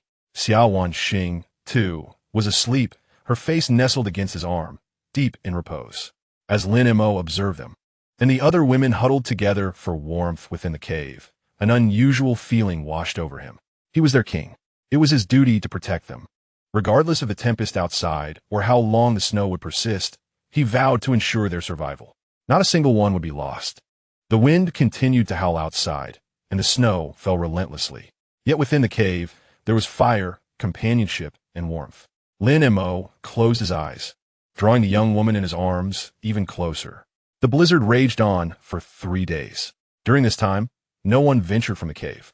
The world outside had transformed into a white hell, with howling winds and swirling snow, the temperature dropping day by day. The wooden fence at the cave's entrance was thickly coated with ice, and the gaps were stuffed with snow, nearly sealing off the entrance. The door opened only twice a day, once in the morning and once in the evening, with someone sent out to shovel snow and gather anything usable. Each time the door opened, the cold wind rushed in, causing everyone to huddle together. Yet, despite these efforts, the cave grew increasingly frigid. The bonfire could only be maintained at a minimal level, and firewood had to be conserved. A dozen pine resin lamps flickered dimly, casting an orange glow that barely illuminated the cave while failing to dispel the chill. The women clustered together for warmth, bodies pressed closely, backs leaning against one another. But still the cold persisted. Tang Xia nestled in Lin Mo's embrace, her small face turning pale from the cold. "Your Majesty, I am so cold." Lin Mo tightened the wild boar skin around her, enveloping her entirely. Beside him, Xiao Wanxing also huddled close, pressing against him. Yunjin squished behind him, leaning against his back, trembling as well. Jiang Yi sat not far off, curled up with her knees hugged to her chest, casting furtive glances in their direction. She had rabbit fur, but it was too small to protect her fully. When you, along with the girls from the UFU, squeezed into another cluster of people, draped in rabbit pelts, although cold, it was at least preferable to having nothing at all. The most unfortunate were those without any animal skins. They wore tattered gauze garments, wrapped in banana leaves, huddled at the innermost part of the crowd, desperately trying to absorb the warmth from others. Yet, even so, they shivered uncontrollably, the sound of chattering teeth echoing around them. On the morning of the fourth day, Qin Shuran approached Lin Mo. "Your Majesty, this cannot continue." Lin Mo regarded her thoughtfully. "What do you mean?" Qin Shuran pointed outside the cave. "The temperature out there is estimated to be below -10 degrees. Our little bonfire cannot possibly fend it off. If this continues, someone will freeze to death." Lin Mo furrowed his brow, acknowledging the truth in her words. "What do you propose?" After a brief silence, Qin Shuran replied, "We should venture deeper." "Deeper?" "Yes," she affirmed. "In the depths of the cave, the cold currents from outside cannot penetrate, and the temperature should be maintained at around 10 degrees. When we explored the cave previously, it was indeed warmer inside than outside." Lin Mo's eyes brightened. "Of course. How did I not consider that? The depths of the cave represent the underground. The temperature underground is constant. No matter how cold it is outside, it remains unchanged inside. Let's go and take a look." Lin Mo led Jiang Yi, Yin Jin, and Qin Shuren deeper into the cave. As they ventured further, the warmth increased. After walking for about the time it takes to burn a stick of incense, the previous biting cold dissipated, replaced by a refreshing sensation. Not cold, but a true coolness reminiscent of a comfortable autumn evening. "The temperature is at least 10 degrees, Qin Shuren remarked. Lin Mo nodded and pressed on. They arrived at the crystalline chamber they had discovered earlier. The chamber remained as before, with glistening stalactites, pink stone walls, and a warm pool of water. A stark contrast to the outside world. Yunjin crouched by the edge of the pool, dipping her hand in to test the water temperature. "It's still warm." Lin Mo also reached in, finding it pleasantly tepid. Soaking in it would surely be delightful.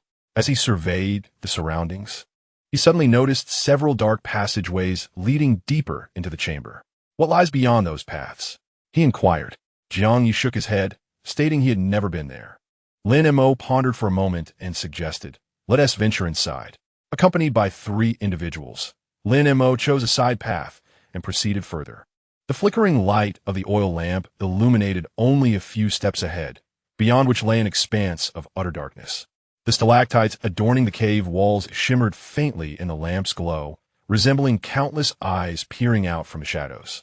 After traversing several dozen meters, the passage suddenly widened, revealing a brand new cavern. This chamber, though slightly smaller than the previous one, was far more exquisite. The ceiling was adorned with delicate stalactites, resembling numerous icicles suspended in midair, clear and crystalline. The stones along the walls emanated a soft blue hue, not the cold blue of ice, but rather akin to the gentle and mysterious waters of a moonlit lake. At the center lay a massive stone platform, smooth and even, akin to a natural bed.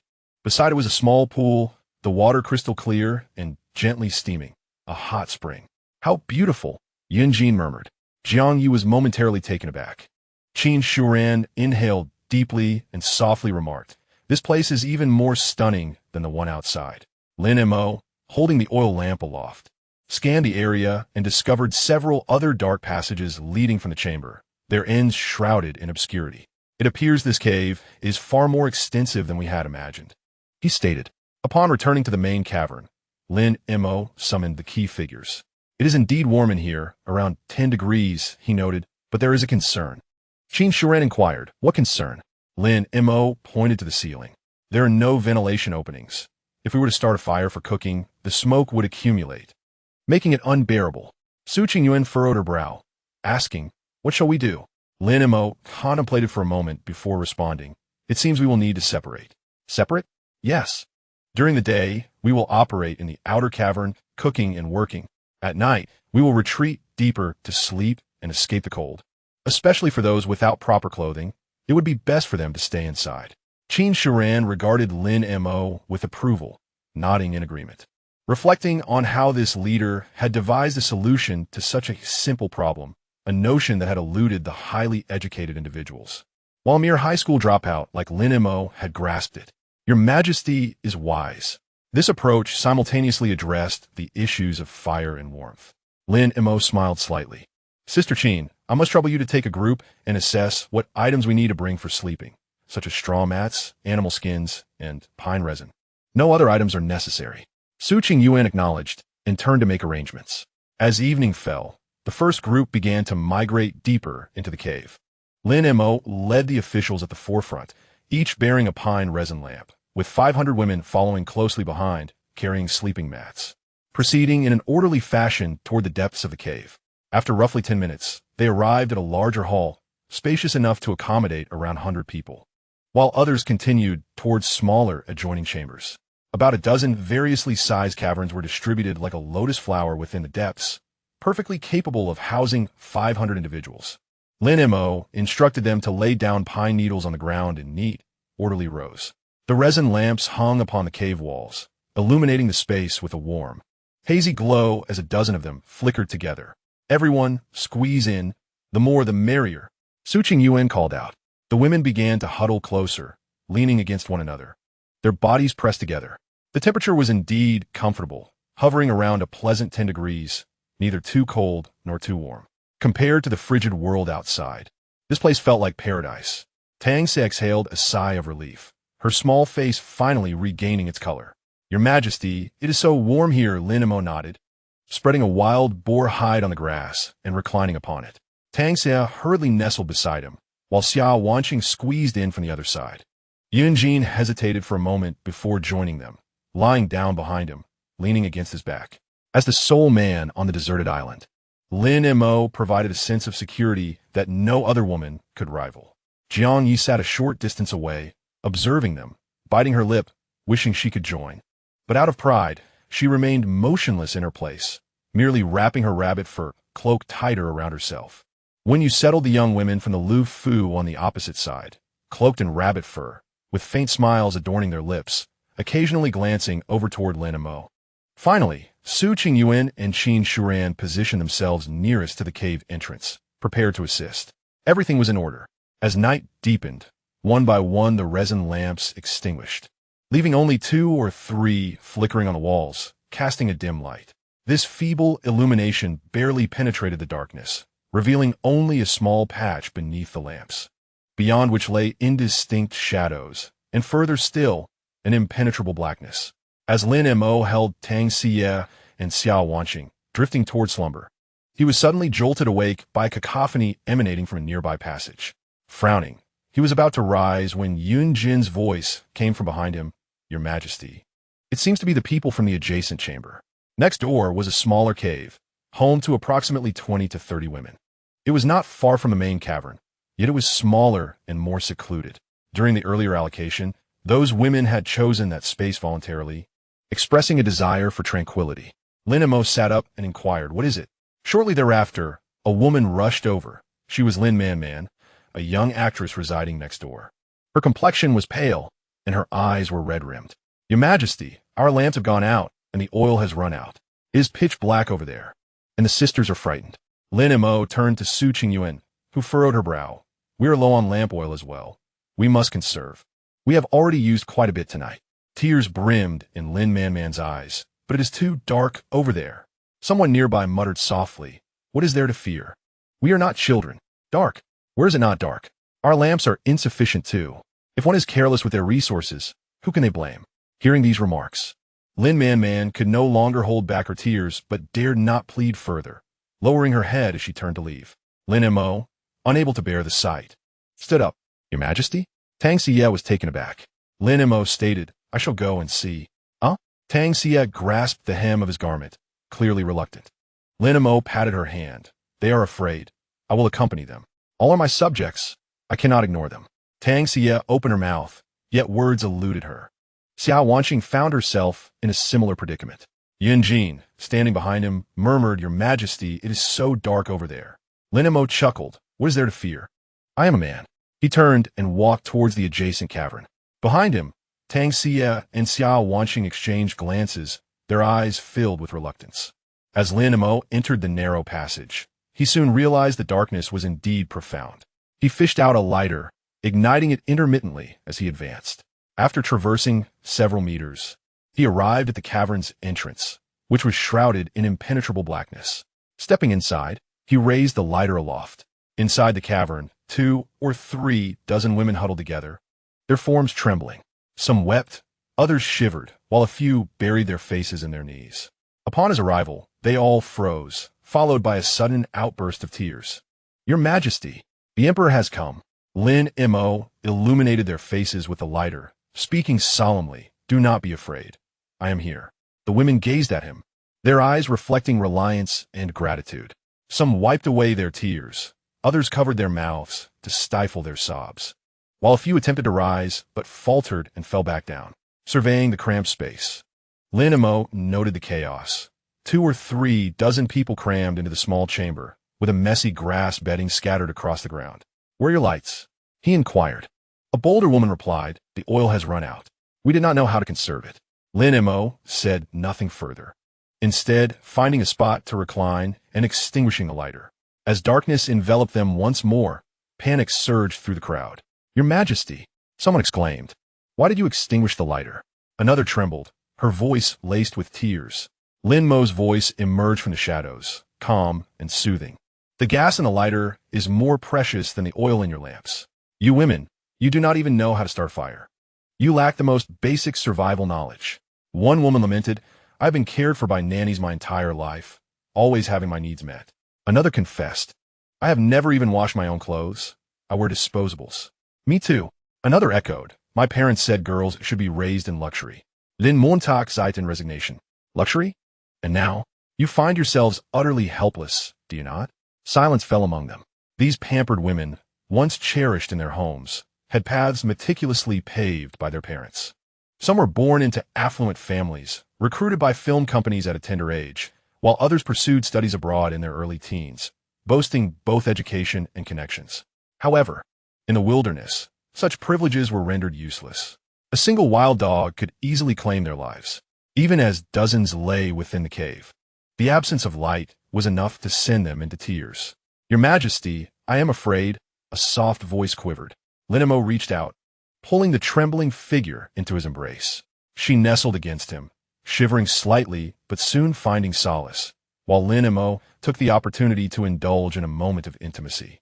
For in the darkness, no one could see anyone else. The enchanting allure of the night enveloped Lin Mo as he found himself amidst a throng of women, each vying for his attention. They were aware of his gentle torment, yet they preferred to endure it rather than part from him, even for a fleeting moment. As another hand reached out, grasping the hem of his garment, a soft voice murmured, "Your Majesty, I too am afraid." Lin Mo, shrouded in darkness, emitted a mischievous smile, extending his other hand to draw yet another into his embrace. Soon, a third and a fourth followed, as one by one, the women nestled closer, seeking warmth and comfort against him. Surrounded by an abundance of soft, fragrant bodies, Lin Mo was enveloped in a cocoon of femininity. He felt the diverse forms pressing against him, some voluptuous and plush, others slender and delicate, with a few tall enough to rest their heads on his shoulder, while others curled up in his arms like little kittens. Most wore scant attire, some merely adorned with banana leaves, their skin directly touching his. The textures varied from smooth to silky, some cool to the touch, while others radiated warmth. "Your Majesty, you are so warm," a voice whispered close to his ear, sending a tingling sensation through him. Lin Mo's body stiffened slightly, and before he could fully comprehend the situation, a soft, cool hand rested upon his chest, trailing delicate fingers that sent shivers down his spine. "Your Majesty," the voice purred, imbued with a sultry tremor that hinted at longing. Lin Mo swallowed hard, feeling the weight of 30 or so women encircling him as they gradually succumbed to slumber. The cave's temperature was pleasantly moderate, neither too cold nor too hot, creating an ideal environment for rest. The earlier fears began to dissipate with Lin Mo's presence. However, while the women drifted into dreams, Lin Mo found himself wide awake.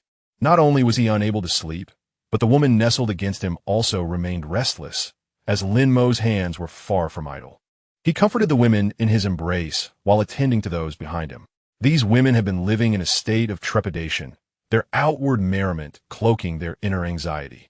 They pondered when a boat would pass by, when they could return home, and when they might reunite with their boyfriends. Thus, in their dreams, some began to envision Lin Mo as their beloved, seeking affection from him, which he willingly bestowed. By dawn, Lin Mo awoke to discover himself ensconced by a multitude of women, 20 or 30 to be precise. Some rested their heads on his arms, others sprawled across his chest, while yet more clung to his waist and legs, creating a chaotic yet tender tangle of soft limbs. Particularly, those who had shared intimate moments with him the previous night appeared disheveled. Upon meeting his gaze, their faces flushed, and they hurriedly adjusted their garments. "Your Majesty," someone softly called, their voice laced with the languor of sleep. Lin Mo recognized her as the one who had momentarily imagined him as her boyfriend the night before. It must be said, the young lady is indeed quite striking, with an oval face, large expressive eyes, and a captivating figure, particularly the remarkable curves at her chest. At this moment, she is nestled against his chest, her face mere inches from his, her breath tickling his skin. Lin Mo reaches out and gently pinches her cheek. The woman's face flushes deeper, yet the corners of her mouth betray a smile. She playfully nuzzles his hand, resembling a pampered cat. The onlookers gaze with envy. Someone leans closer and whispers, "Your Majesty," last night. She had intended to say that he had hurt her, but with so many women around, she hesitated. The others, witnessing the scene, seethed with jealousy, while some let their imaginations run wild. In truth, the suppressed sounds emitted by this woman last night had not gone unnoticed by several sleepless women. Consequently, they all gathered around, teasing the beauty with embellished tales. "Chinja, what happened last night? Are you feeling unwell?" "Umph, it seems you are not unwell at all. Perhaps you are simply too comfortable." Chinya's face turned crimson. She had thought that in the darkness, nothing would be seen, and since she had suppressed her sounds throughout, she would go unnoticed. Little did she know, from her very breath, the women could discern what transpired the previous night. She glanced up at Lin Mo. This is what people often refer to as the impoverished and unattractive. Compared to her tall and handsome boyfriend, he seemed to belong to a completely different realm. Yet, it is precisely this dark and unappealing figure who has afforded her an unprecedented experience. "What are you all talking about?" "I was simply feeling unwell last night and didn't dare to go out, so please do not think too much into it." Chunya, blushing, hurried away. Lin Mo then looked at the beautiful women he had comforted earlier, all of whom were no less attractive than Chunya. Particularly, one named Wu Monli, who is slightly plump and renowned in the entertainment industry as a sultry goddess, explaining the unique sensation he felt while comforting her last night. "Sister Wu, did you sleep well last night?" Lin Mo inquired deliberately. Wu Monli smiled sweetly and countered, "What do you think?" Lin Mo placed his hand before his nose, inhaling deeply, still lingering with Wu Monli's fragrance. "I would say you must have slept quite well." Wu Monli smiled brightly, replying, "With your Majesty present, how could I not sleep well? If you hadn't come to keep us company last night, we would have had no idea when we could fall asleep. Indeed, it was terrifying without any light. Your Majesty, will you come to keep us company tonight?" Lin Mo furrowed his brow. With over 10 chambers, he could not guarantee anything. Seeing Lin Mo's hesitation, Wu Monli entwined her arm with his, playfully urging, "Your Majesty, you must come. If you don't, how will the sisters sleep? Please come, please." A chorus of women chirped like sparrows, pleading with him. In the ensuing days, Lin Mo became the busiest individual deep within the caverns. He was not preoccupied with hunting or foraging for food, but rather with providing companionship. The women of Chunya's chamber relished the attention, eagerly anticipating his arrival each night. Lin Mo had just returned from Chunya's place when he was approached by a group of women who eagerly nestled into his embrace, seeking closeness in the enveloping darkness. The atmosphere was charged, as if ignited by an unseen flame, with hands, bodies, and breaths intertwining in a fervent dance of intimacy. Lin Mo, unreserved in this shadowy realm where identities were obscured, reciprocated their advances, touching, holding, and kissing as the moment demanded. The women were equally uninhibited, some pressing themselves against him, others guiding his hands to their forms, while a few whispered softly in his ear. Lin Mo felt as though he had fallen into a realm of tenderness. Just then, he heard soft footsteps approaching the cave entrance. A figure emerged, crouching beside him and calling softly, "Your Majesty." It was Lu Yingying from the Lu Fu, who usually danced beside Wen Yu and possessed a certain charm. "What is it?" Lin Montak inquired. Lu Yingying lowered her voice, "Your Majesty, our lights have gone out, and the sisters are frightened." when you asked me to see if you could come and comfort everyone. Lin Mo furrowed his brow. The lights had extinguished? He recalled that there should have been enough oil allocated to Lu Fu just a few days prior, as Su Qingyuan had deliberately provided them with extra. How could they have exhausted it so soon? Your Majesty? Lu Yingying called softly, her voice laced with hope. After a moment of silence, Lin Mo replied, "Tell Wen Yu that I am tired. I shall not be going tonight." Lu Yingying was momentarily taken aback, her mouth opening as if to protest. But she swallowed her words and departed with her head lowered. Lin Mo lay back down, drawing Tang Siye and Xia Wanqing into his arms. Tang Siye quietly asked, "Your Majesty, are you truly not going?" Lin Mo affirmed with a simple Xia Wanqing remained silent, merely snuggling closer to him. From a distance, Qin Shuren and Su Qingyuan had been observing Lin Mo's every move in the shadows. Soon after, another figure approached. This time it was Zhao Wanru, also from Lu Fu.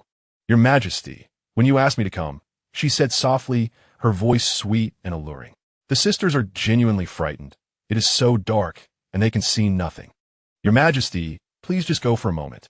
Lin Mo regarded her, the dim oil lamp casting a soft glow on her face, her eyes brimming with anticipation. "I've said that I am quite fatigued this evening and cannot go." Zhao Wanru bit her lip, yearning to say more, but Lin Mo had already turned away. With a downcast gaze, she left. Before long, a third figure approached. This time, it was Su Ming, one of the leading dancers at Lu Fu, known for her exceptional talent and typically reserved demeanor. Without uttering a word, she crouched beside Lin Mo and gently tugged at his clothing.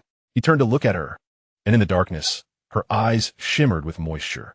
"Your Majesty," she called softly, "the sisters are truly afraid. It is so dark, and some are crying while others cannot sleep. Wen Yu says that only you can bring them peace." Lin Mo remained silent for a considerable time, then sighed. "Very well. I shall go for a little while. Xia Wanqing, please bring the lamps. Let us visit Lu Fu." "Understood," they replied eagerly. Two young ladies, one on each side, assisted Lin Mo as they made their way to Wen Yu. Upon their arrival, Wen Yu immediately exhibited an eager demeanor, exclaiming, "Your Majesty has arrived. Let us offer a warm welcome." The applause erupted, creating a lively atmosphere. However, Lin Mo discerned a hint of disappointment in Wen Yu's gaze, which was far from the outcome she had desired. The group settled down together and engaged in casual conversation. Lin Mo inquired about Wen Yu's recent rehearsals, whether they were well-fed and warmly dressed, and then steered the discussion towards the upcoming activities. Wen Yu expressed a desire to venture out for some exercise. Lin Mo quickly grasped her intention to seek a moment of solitude with him. "Very well. Tomorrow, I shall bring the sisters from Lu Fu to gather some resources. We ought to check if we can harvest those mushrooms from the trees before they freeze and become wasted." Additionally, she added, "Wanqing, please leave a lantern for the sisters of Lu Fu, and let us return." As Lin Mo returned from Lu Fu, Su Qingyuan felt a weight lift from her heart. She longed to share a bed with Lin Mo, but feared that Qin Shu Ran might object. Early the following day, Lin Mo summoned everyone together. "Having just endured a heavy snowfall, I observe that the weather has cleared today. We must seize this opportunity to procure some food. Otherwise, if the snow intensifies in the coming days, we shall be left to endure the bitter winds." Su Qingyuan questioned, "But Your Majesty, with such heavy snow, can we truly find food?" Lin Mo responded confidently, "Of course. We shall divide into 2 teams. There are benefits to snowy weather." He instructed Jiang Yi, "You take the personnel from the Duke Yuan and follow the path from last time to the edge of the forest. With so many days of snow, there are bound to be frozen birds, rabbits, and other small creatures. Gather them all. Let nothing go to waste." Jiang Ye's eyes brightened. "Understood." Lin Mo then turned to Yin Jin, Zhao Qing, and Zhou Meng. "You 3 should accompany Jiang Yi. On a snowy day, animals tend to stay hidden, so we won't need as many hands at the cave. All of you from the Duke Yuan should go and collect as much as possible." The 3 nodded in agreement. Finally, Lin Mo directed his attention to Wen Yu and the young women from Lu Fu. "Ladies of Lu Fu, come with me to the gathering area." No sooner had he spoken than Qin Shu Ran stepped forward. "Your Majesty, the gathering area has always been managed by the collection team. The young ladies from Lu Fu have not engaged in such tasks before. Their presence may only complicate matters. Allow me to take them instead." Su King Yuan Kaimdin. "Your Majesty, Sister Qin speaks wisely. The snow is thick outside, and the paths are treacherous. What if something were to happen? Lin Mo waved his hand, interrupting them. Precisely because they have not done this before, I must take them along. The sisters from Lu Fu have lived in comfort. If they ever leave us, they might find themselves starving. Therefore, I must provide them with this opportunity to gain some experience. Wen Yu remained silent, yet the corners of her mouth subtly lifted. Su Qing Yuan wished to voice further objections, but Qin Shu Ran gently pulled her back. Your Majesty is correct. It is indeed time for them to gain some experience. Su Qing Yuan thought to herself, with such deep snow and frigid temperatures, when you could hardly conjure any mischief, such a woman ought to be exposed to the cold. Seeing the group fall silent, Lin Mo glanced at Qin Shu Ran and Su Qing Yuan. You two shall remain at the cave, overseeing our base camp. We cannot have too many people venturing out in snowy conditions. In case anything happens, we need someone to be in charge. Qin Shu Ran nodded. I shall obey. Thus, Lin Mo led the exquisite ladies of Le Fu, turning to stride towards the cave entrance. When you cautiously followed Lin Mo, draped in a rabbit fur, taking careful steps. Today, she was clad in thicker attire than usual, wrapped in a cloak woven from banana leaves and vines. Several maidens from the Le Fu trailed behind her, each enveloped snugly in various materials. Upon exiting the cave, the world outside lay blanketed in white. Chapter 43. In this manner, one must supplement their vitality. The snowfall had ceased, and a hint of sunlight emerged. When you deliberately shivered, drawing her neck in, Lin Mo glanced back at her. Cold? He inquired. She nodded and then shook her head. Lin Mo lifted his gaze to the sun, which was faintly visible in the sky, realizing that when he was being playful. However, he chose not to engage, for the presence of others rendered this an unsuitable moment for their romantic exchanges. Thus, the group continued to traverse the snowy terrain for over half an hour until they reached a flat expanse of pine forest. The sight of snow-laden pines was indeed exquisite, prompting Lin Mo and the lovely maidens of Le Fu to engage in a snowball fight. Everyone move. Moving keeps the cold at bay. Lin Mo launched the first attack on the group of maidens, who quickly retaliated. Your Majesty, I've hit you. Your Majesty, don't run. Lin Mo seized one petite beauty, cradling her in his arms, and playfully lifted her collar to stuff snow inside. The little beauty blushed, hopping in the snow as she exclaimed, Your Majesty, you're so naughty. Ha ha ha. A man must be mischievous to be loved. Lin Mo teased, darting around the pines as the sunlight grew stronger, casting warmth upon the snow and their bodies. The maidens, their faces flushed from the cold, appeared even more enchanting under the sun's glow. Amidst their playful scuffles, Lin Mo pondered a pressing question. If this continued, how would his vitality fare? Was there not a saying that warned of excess leading to demise? It seemed he needed to bolster his strength. Once the snow had passed, he intended to seek out the maiden skilled in medicine to procure a tonic for vitality and gather herbs. My beautiful maidens, cease the battle. I concede. Lin Mo feigned surrender, and the maidens converged around him. Some brushed the snow from his hair, others tidied his disheveled clothing, and one little beauty even presented a thermos, inquiring if he desired warm water. The sight of the thermos brightened Lin Mo's eyes. What a treasure! Where did you find this? The little beauty replied. Just a few days ago at the beach. Lin Mo accepted the thermos, taking a few sips of water, which he surmised had been washed ashore by the recent tides. Thus, he resolved to organize a group to revisit the beach for potential treasures. Excellent. Today, we shall gather food, and tomorrow I will lead Jiangye and the others to the beach. Lin Mo declared, surveying the surroundings. Let's rest briefly before we search the pines for mushrooms. These pines are relatively low, and if mushrooms are scarce, we can collect pine cones instead. At this season, the cones contain pine nuts, and even without them, the cones themselves serve as excellent fuel. The beautiful ladies curiously inquired of Lin Mo about the nature of Songta and Songzi. Lin Mo was rendered speechless. My goodness! I ask you, my beloved consorts, how do you lead your lives without knowing what Songta is? Have you never tasted Songzi? When you gently replied, we have eaten Songzi, but we do not know what it looks like. By the way, Your Majesty, do Songzi grow atop sunflowers? Lin Mo was taken aback, initially believing the young beauty was jesting, yet her earnest expression betrayed her sincerity. How could Songzi possibly grow atop sunflowers? Kulme, let me enlighten you all about Songzi. Lin Mo led the group of beauties into the pine forest. The ladies gazed at Lin Mo with innocent eyes as he, like a mischievous monkey, leaped onto a crooked tree and plucked a large songta. He proclaimed to the gathered beauties, "Behold, this is songta." Wow, so this is what songta looks like. I think I saw something similar when I traveled to Yunnan. Yes, at the flower shop entrance. Isn't this a decorative item? The ladies held the songta with the wide-eyed wonder of children who had never seen a bird's egg, both foolish and endearing. Lin Mo descended from a tree and, drawing a dagger, sliced open the songta. Indeed, there was songzi within. Wow, there's songzi inside this thing. How fascinating. Lin Mo was genuinely amused, pondering that if it were not for their collective ignorance of everyday life, he, a mere impoverished individual, would never have attained the status of their king. All right, my lovely darlings, let us commence our quest for Mu'er in Songta. With Lin Mo's command, all the beauties sprang into action. Initially, there was a chill in the air, but after some playful antics, warmth enveloped them. Lin Mo, with his hands clasped behind his back, strolled about, relishing the sight of the ladies. Who could resist the allure of beauties clad in scant attire, lacking even a proper undergarment? This one is delightful. This one is ample. That one is acceptable, yet not fair enough. And this one, alas, not perky enough.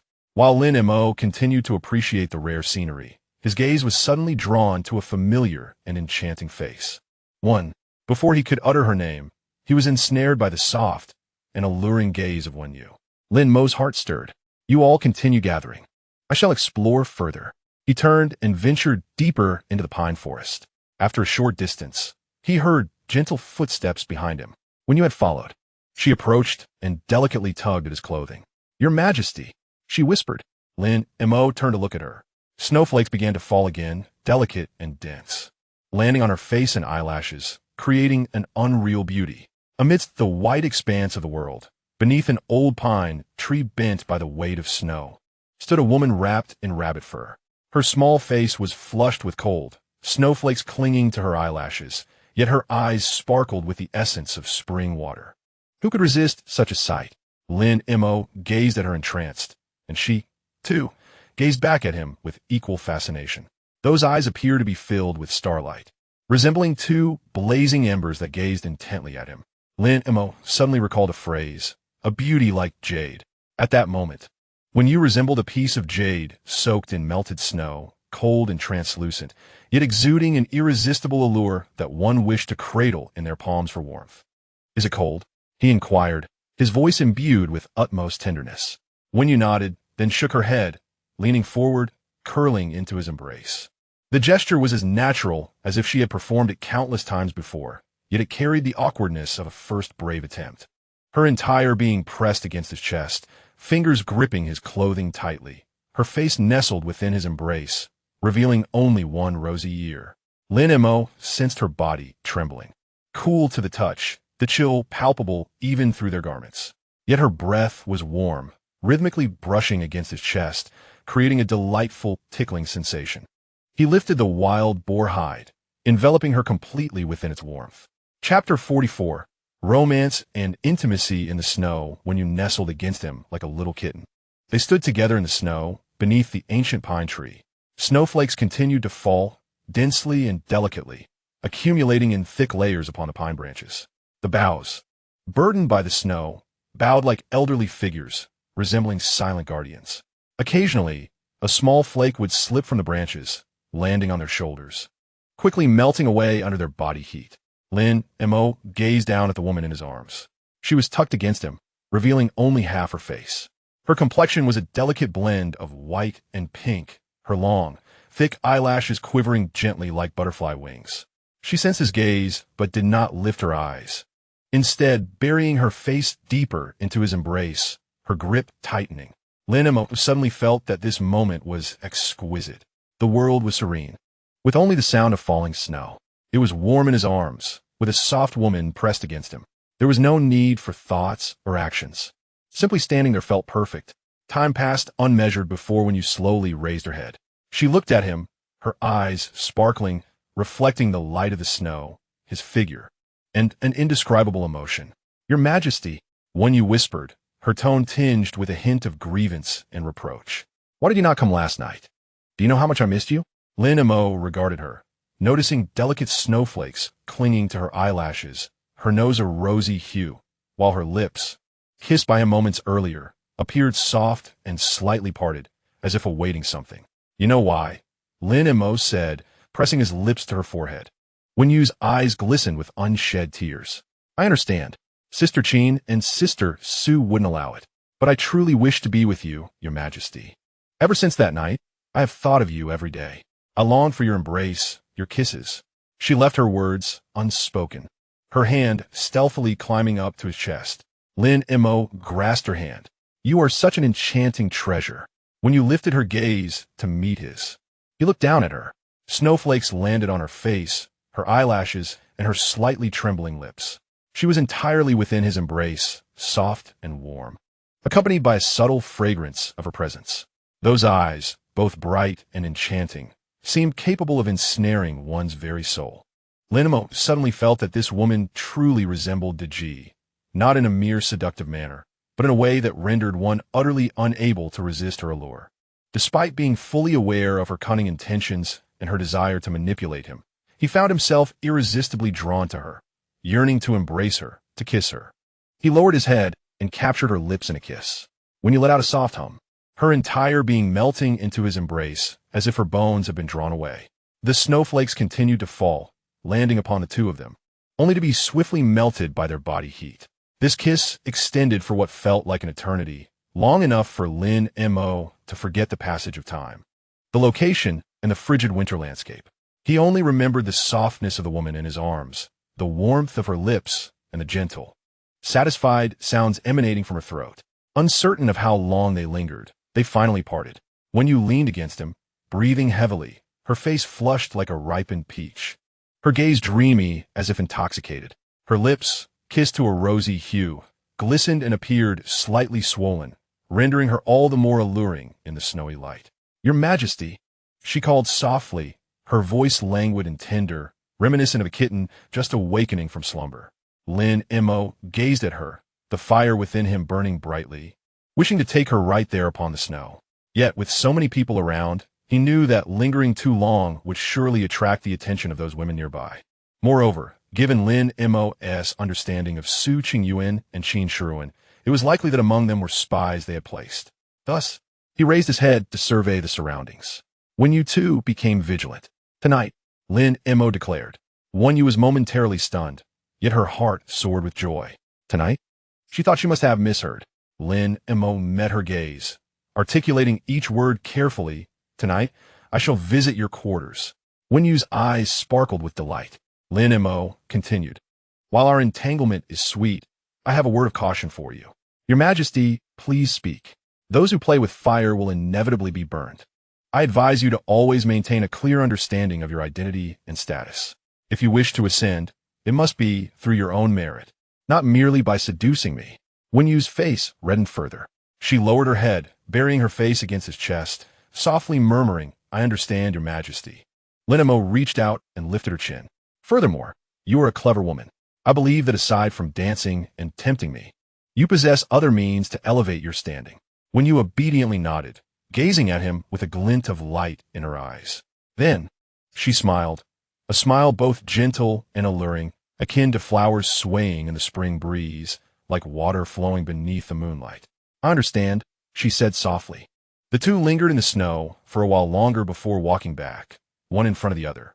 Upon returning to their gathering spot, the young women from the music house were still clumsily foraging for wood ear mushrooms. Upon seeing their return, they lowered their heads, daring not to look too long. Yet their eyes sparkled with an ambiguous mirth. Wen Yu resumed her usual gentle and serene demeanor, continuing to gather mushrooms, as if nothing had transpired. Yet her cheeks remained flushed, and the lingering allure in her gaze did not escape anyone's notice. Lin Mo stood aside, observing them. Everything appeared perfectly normal. Unbeknownst to him, during the brief interlude when he and Wen Yu departed, a shadow had indeed followed closely behind. This figure concealed itself behind a pine tree, witnessing their embrace, their kiss, and their lingering presence in the snow for an extended duration. Ultimately, after their departure, it gradually approached the ancient pine. Bowing her head, she gazed at the two pairs of footprints nestled closely together in the snow. A subtle smile crept upon her lips, delicate and light, yet imbued with an ineffable meaning. As evening descended, all returned to the cave. Jiang Ye had made a considerable haul, bringing back 7 or 8 frozen hares and a dozen birds. Although modest, it would suffice for sustenance for 2 days. Su Qingyuan and Qin Shuren meticulously assessed the catch, their faces brightening with smiles. Wen Yu, accompanied by the maidens of Lefyu, delivered the harvested mushrooms to the storage area. It was at this moment that Su Qingyuan and Qin Shuren comprehended Lin Mo's arrangements, their expressions transforming into joy. However, before long, Liu Yingying of Lefyu stealthily approached Su Qingyuan, whispering a few words into her ear. Listening intently, Su Qingyuan's expression remained unchanged, yet her gaze darkened slightly. She nodded in silence, uttering no words. Liu Yingying turned and departed, as if nothing had transpired. Su Qingyuan stood rooted in place, observing Lin Mo, who was engaged in light-hearted banter with Tong Xie, and then glanced at Wen Yu, who was busy organizing the mushrooms. She understood that this young girl was challenging her and Qin Shuren standing. Chapter 45. Wen Yu's seduction finally succeeds. As night deepened, the pine resin lamps extinguished one by one, and darkness gradually enveloped the entire cave. Lin Mo lay on his bedding, cradling Tong Xie and Xiao Wanqing. Yet sleep eluded him. He was waiting, biding his time until everyone fell into a deep slumber. After an indeterminate duration, the rhythmic sounds of breathing beside him grew steady. Tong Xie nestled in his embrace, sleeping soundly, while Xiao Wanqing also succumbed to sleep, her face buried in his arm. Gently, Lin Mo withdrew his hand and rose to his feet. He traversed the main hall in darkness, moving towards the passageway leading to Lefyu, his footsteps light and nearly soundless. Upon reaching the entrance of the Lefyu hall, he paused to listen. Inside, all was quiet, yet a faint rustling suggested that some were still awake. He gently lifted the door curtain and stepped inside. The darkness was so thick that he could not see his hand before his face. But Lin Mo sensed the gaze of everyone upon him. The sovereign has arrived. A barely audible voice emerged, brimming with barely contained joy. The sovereign has finally come. I told you he would. In the shadows, voices rose and fell like flowers quietly blooming on a spring night, one after another. Lin Mo could feel their gazes, grateful, expectant, adoring, and yearning. Let's all rest, he murmured, his voice lowered. I have come. There is no need for fear. The women responded softly, gradually quieting down. Lin Mo navigated through the darkness to Wen Yu's side. Just as he intended to lie down, a hand grasped his wrist. It was Wen Yu. Her hand was soft, cool, and slightly trembling. Lin Mo reclined, enveloping her in his embrace. Wen Yu nestled in his embrace, her face buried in his chest, her breath quickening. Yet, she remained silent, clutching his clothing tightly. Around them, the other women gradually succumbed to slumber, their breaths rising and falling in a rhythmic cadence. Lin Mo held Wen Yu close, remaining motionless. He too awaited the moment when these dancers would drift into dreams. Finally, as midnight approached, the women in the hall could no longer endure, slipping into sleep one by one. Listening to the steady sound of breathing, Wen Yu stirred and lifted her head. In the darkness, she could see nothing, but she sensed his gaze upon her. Her hand instinctively roamed over Lin Mo's body. He remained still. Her hand ventured further down. Lin Mo seized her hand. Wen Yu's body tensed slightly. Lin Mo's hand took the lead. Wen Yu's breath grew more rapid, her body beginning to tremble. She bit down hard on her lip, stifling any sound. Lin Mo's hand continued its exploration in the dark. Wen Yu's body softened, yielding like water, as if devoid of bones. Her breathing became increasingly frantic and sultry, emitting a faint, suppressed sound from deep within her throat. That sound was so delicate, only he could hear it. Yet, it was this very delicacy, this suppression, this urge to cry out yet hold back, that was especially tantalizing. Lin Mo's hand pressed onward. Wen Yu's body jolted, her grip on his clothing tightening instantaneously. A soft, muffled moan escaped her lips, as if something had lodged in her throat. Lin Mo could feel her trembling, her breath utterly disordered, her struggle to remain quiet palpable. In the darkness, her body resembled a taut bow, akin to a plucked string, quivering incessantly. Lin Mo's hand did not falter. Wen Yu's breath became more erratic, more chaotic, her body shaking with increasing intensity. Her fingers dug into his clothing, her nails nearly piercing his skin.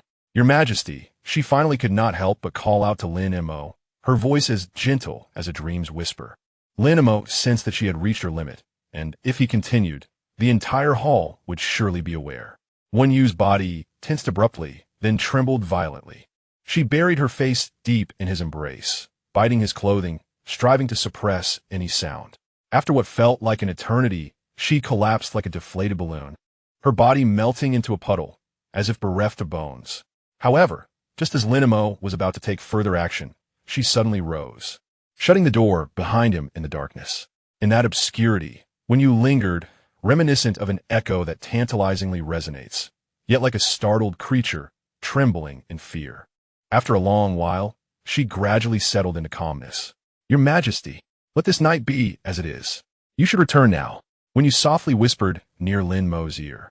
Caught in the moment, he inquired, what if I do not leave? If you do not leave, I shall cry out. Lin Mo was taken aback. Although he had not achieved his desires that night, when you had already succumbed to him through his touch.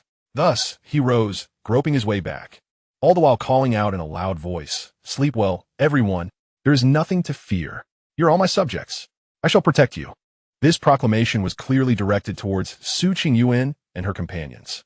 In the dimly lit cave, aside from the women lying around, who would know of their intimate entanglement. Upon returning to the side of Xiao Wanqing and Tang Xia, Lin Mo discovered that the two young ladies had awakened. Your Majesty, where have you been? A few girls over there expressed their fears, so I accompanied them for a while. Tang Qiu leaned closer, inhaling Lin Montak's scent. After a moment, she remarked, you carry a hint of femininity. Lin Montak chuckled. I am surrounded by women daily. If I did not exude such essence, that would be quite peculiar. Dang Sai Pao Det, gazing at his hand. No, that is not what I meant. What then? It's just that your Majesty is rather inappropriate. I shall ignore you.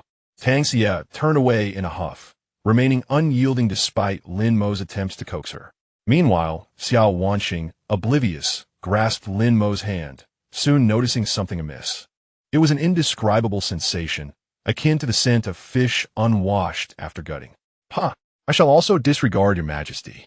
Tang Xia turned her face away. The two lovely maidens, one facing inward and the other outward, left Lin Mo stranded in the middle. Lin Mo illuminated their faces with an oil lamp, their innocent visages evoking a sense of tenderness that he could not bear to harm. Was it not agreed that they were to share his bed? Was this truly their manner of serving him? Lin Mo feigned a threat. To his surprise, Tang Xia boldly retorted, if your Majesty continues to misbehave, what purpose do we serve? You might as well drag us out and dispose of us in the sea. No one would ever know. Indeed, just kill me along with her. Xiao Wanqing chimed in. Lin Mo's heart sank. It seemed these two young maidens had developed feelings for him, which posed quite the dilemma. Other women he could treat callously, but for these two, from the moment he laid eyes on them, he felt an inexplicable reluctance to cause them harm. Chapter 46. The Illness of Beauties. A simple embrace will suffice. What a splendid night it was. Lin Mo wished that each evening could be spent exploring different chambers. How delightful that would be. Last night was filled with merriment, and where would tonight lead him, as he indulged in these pleasant daydreams of a new life? Suingjuan hurriedly approached. Your Majesty, a calamity has arisen. The weather has taken a turn for the worse, and many of the ladies have fallen ill. Lin Mo perked up, listening intently as the sounds of coughing echoed from outside. He exited the sleeping quarters and stepped into the cave's main hall, his brow furrowing at the sight before him. A multitude of beauties huddled around a bonfire, shivering, their coughs echoing like a lamentation, tightening his heart with concern. Others lay nearby, pallid, with cracked lips, wrapped in animal skins. The scene weighed heavily on his heart. Among them was a young actress named Lin Wanner, typically lively, now curled up in a ball, her face flushed with fever, mumbling incoherently. So cold, so very cold. Lin Mo crouched down, reaching out to touch her forehead. It was alarmingly hot. His Majesty Lin Wanner groggily opened her eyes, and upon seeing him, tears streamed down her face. Your Majesty, am I to perish? Lin Mo's heart tightened, and he grasped her hand firmly. What nonsense are you speaking? With me here, you shall not die. Lin Wanner clung to his hand, murmuring, I do not wish to die on this desolate island, your Majesty. Please hold me. I am so cold. Without hesitation, Lin Mo enveloped her in his embrace. Lin Wanner nestled against his chest, burying her face in his embrace, her body trembling. Her skin burned with an alarming heat, palpable even through her clothing. Hush. It will be all right. Lin Mo gently patted her back. I shall fetch you some medicine. You will feel better after taking it. Lin Wanner nodded, remaining in his arms, unwilling to move. Nearby, several ailing women had awakened, their eyes brimming with longing as they witnessed the scene.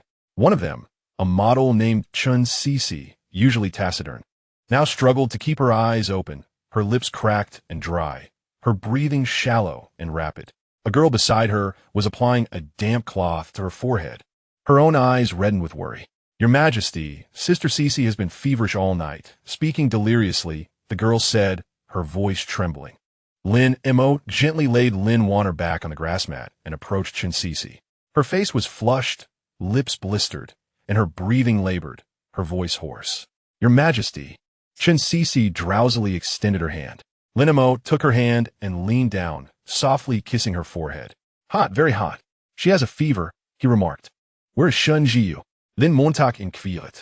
Over there, someone pointed. Lin Mo turned to see Shun Jiyu crouched beside another patient. This girl was also burning with fever, dazedly grasping Shun Jiyu's hand, murmuring for her mother. Shun Jiyu looked up, adjusting her glasses, her expression grave. Your Majesty, it is wind cold. Several are afflicted. She approached, her face marked with concern. 2 more fell ill last night. Now, there are 6 with fevers, and 3 are coughing severely. There are also some symptoms that are not very apparent. We cannot ascertain their fevers. We do not even have a thermometer here. Lin Mo grew somewhat anxious and asked, What shall we do? Shun Jiyu replied, For now, we can only rely on our senses to judge. She paused and continued, In the absence of a thermometer, Your Majesty can place your lips against their foreheads. If they feel cool, it is normal. If they feel hot, then they have a fever. Lin Mo was taken aback for a moment before breaking into a smile. That is a splendid idea. He turned to the sick women. Gulme, allow me to check. He approached a girl named Zhou Ruyun, bending down to press his lips against her forehead. Zhou Ruyun was somewhat taken aback, but, dazed with fever, lacked the strength to retreat. Hot! Lin Mo exclaimed. Zhou Ruyun grasped his hand, whispering, Your Majesty, I feel unwell. Lin Mo squeezed her hand reassuringly. Bear with it. I shall send someone to prepare medicine shortly. He moved to the next girl, leaning down to kiss her forehead, a captivating fragrance enveloping him. This one is also hot. The girl, her eyes reddened, gazed at him and softly asked, Your Majesty, will you stay with us? Lin Montauk nodded. Indeed, I shall not allow anything to happen to you. He tested each one individually, gently pressing his lips against their foreheads. Some of the young women were shy. Others were touched, and a few clung to his hand, unwilling to let go. Lin Mo did not shy away, allowing them to grasp him and lean into his embrace. Your Majesty, you are so warm, one girl nestled in his arms whispered. Lin Mo patted her back, saying, If it's warm, then stay a while longer. After going through the circle, he found that nearly 30 of them had fallen ill. Faced with such a staggering number, the medicines previously collected by Shun Jiyu were utterly insufficient. Shun Jiyu approached and said, Your Majesty, it seems we must venture out. If the illness continues to spread, the 500 people in this cave may face total annihilation. Lin Mo inquired, Do you know what medicinal herbs can be found on this deserted island? Shun Jiyu shook her head. I do not know. We can only search as we go. However, I can make a rough assessment based on the terrain. She walked to the cave entrance, gazing at the nearby peaks. For instance, Haidao AI, with its robust rhizome and potent medicinal properties, thrives on shady slopes where the soil is loose and not overly damp. If my assumptions hold true, there should be some over there. Lin Mo followed her gaze to the northeast, where a ridge rose, not particularly high, but standing out amidst the undulating hills. The ridge was blanketed in snow, with dark rocks barely visible. I have not been there, Lin Mo remarked. Indeed, we can only hope for good fortune. If we go, we must search as we proceed. Lin Montauk nodded. Excellent. I shall lead the way. Shun Jiyu added, Regarding manpower, I have, under Qin Jie's guidance, assembled a medical team that can accompany us for training. They possess a certain medical aptitude and a modicum of knowledge, which is preferable to bringing along others. Shun Jiyu was referring to Lu Fu. It seemed there were quite a few criticisms directed at Wen Yu and her group. Very well, you bring your people, and I shall fetch Jiang Yi. Lin Mo had noticed Jiang Ye's temper had been rather irritable lately, often sharpening her axe without reason. It was time to show some concern. Moreover, for outdoor activities, only Jiang Yi and her group were suitable. Jiang Yi, come here for a moment, Lin Mo called out. Jiang Yi hurried over, asking, Your Majesty, is there something you need? You will accompany me to gather herbs. Just me alone? Yes. With the recent snowfall, and now that the sun has emerged, animals may venture out, possibly encroaching upon our cave. Have Yin Jin and the others keep watch, strengthening patrols to prevent wild beasts from stealing our tower. Jiang Yi immediately turned to find Yin Jin and the others. Chapter 47. Taking Shun Jiu to gather herbs in the mountains. Yin Jin was organizing weapons when she heard Jiang Yi's instructions and responded, Rest assured, sister, be careful. Jiang Yi patted her shoulder, picked up her fishbone axe, and stood behind Lin Mo. Half an hour later, the herb-gathering team set off. Lin Mo led the way, draped in a large wild boar skin, gripping a dagger in his hand. Following closely behind was Shun Jiu, carrying a bamboo basket filled with several containers made from coconut shells. Further back was Jiang Yi, her wolf-tail haircut standing out vividly against the snow, wielding her fishbone axe. Then came the members of the medical team, selected by Shun Jiu. 6 young ladies, all possessing beauty akin to blooming flowers. Although they did not match the enchanting allure of the sisters from the UFU, they exuded an air of virtuousness at first glance. Among them was Shun Yue, who walked in the midst of the group, her head lowered, silent and unassuming as always. Stay close, do not wander off, Lin Mo cautioned, glancing back momentarily. Be careful of the slippery snow ahead, Shun Jiu added. The young women nodded in unison. The group of 9 proceeded slowly through the snow-laden ground. The sun had emerged, yet the accumulated snow remained unmelted. Lin Mo squinted, discerning the direction. The mountain ridge spoken of by Shun Jiu lay to the northeast, a place none had previously ventured. Therefore, he tightened his grip on the spear. They trudged forward, stepping deeply and lightly through the snow. After half an hour, a patch of low shrubs came into view. The weight of the snow bent the shrubs, with some branches buried beneath the snow. Shun Jiu halted, using a stick to clear the snow from a cluster of shrubs. The snow cascaded down, revealing several frostbitten leaves beneath. She examined them closely and shook her head. KO hating indeed. Shun Jiu paused, guiding Shun Yue and the others to begin their harvest. After a while, they continued onward, passing a stony beach. Among the crevices of the stones, a few plants with slender leaves lay prostrate under the weight of the snow.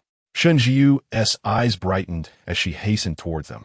With gentle taps of her stick, she brushed away the snow from the plants, taking care not to harm them. Once the snow fell away, a few greenish leaves emerged, strikingly vivid against the gray-white snow. This is mountain ginger, she exclaimed, retrieving a small shovel from her pocket and cautiously digging into the frozen soil. The ground was hard as ice, and she toiled for some time before revealing a section of yellow-brown rhizome. She broke off a small piece of the rhizome and handed it to Lin Mo. Your Majesty, take a whiff. Lin Mo accepted it and inhaled deeply, indeed detecting a pungent aroma reminiscent of ginger, yet more intense. Can it cure wind and cold? He inquired. Boil it in water to dispel the cold and induce sweating. We should gather some, though it is insufficient.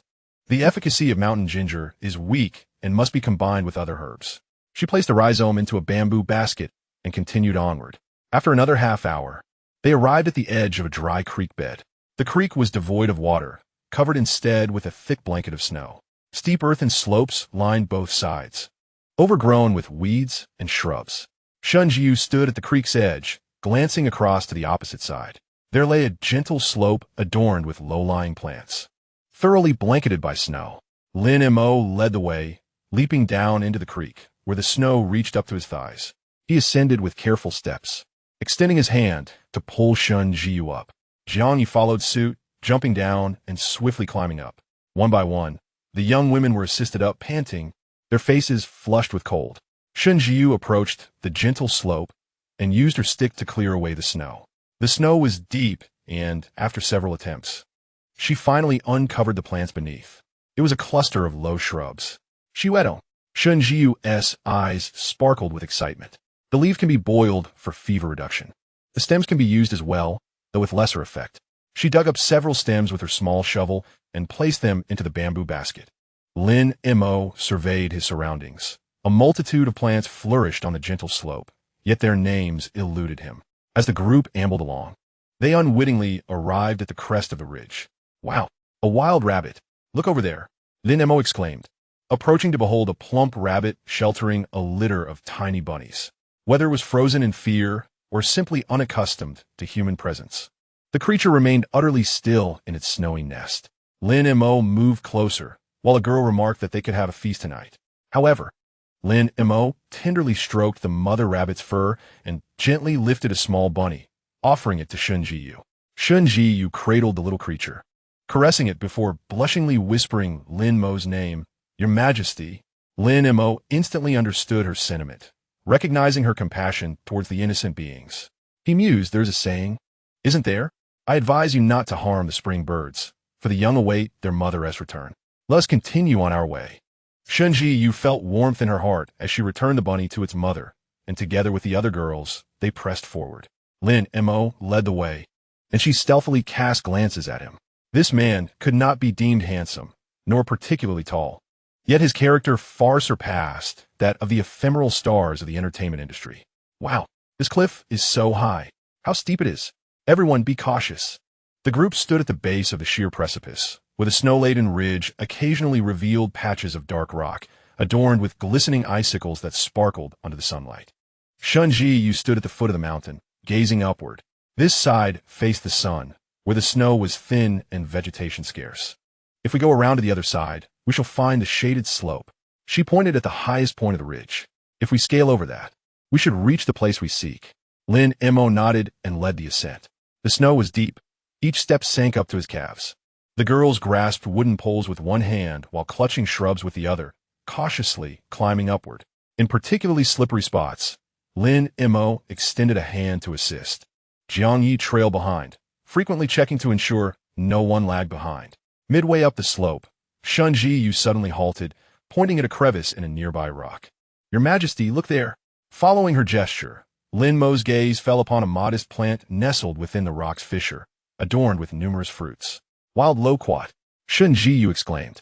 These fruits can alleviate coughs. Your Majesty, could you please help me pick some? Certainly, Lin Mo replied, navigating the rocky terrain to pluck the dried fruits, which he then handed to her.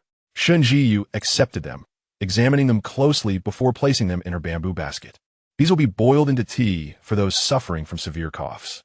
The group continued their trek toward the summit as the wind suddenly intensified.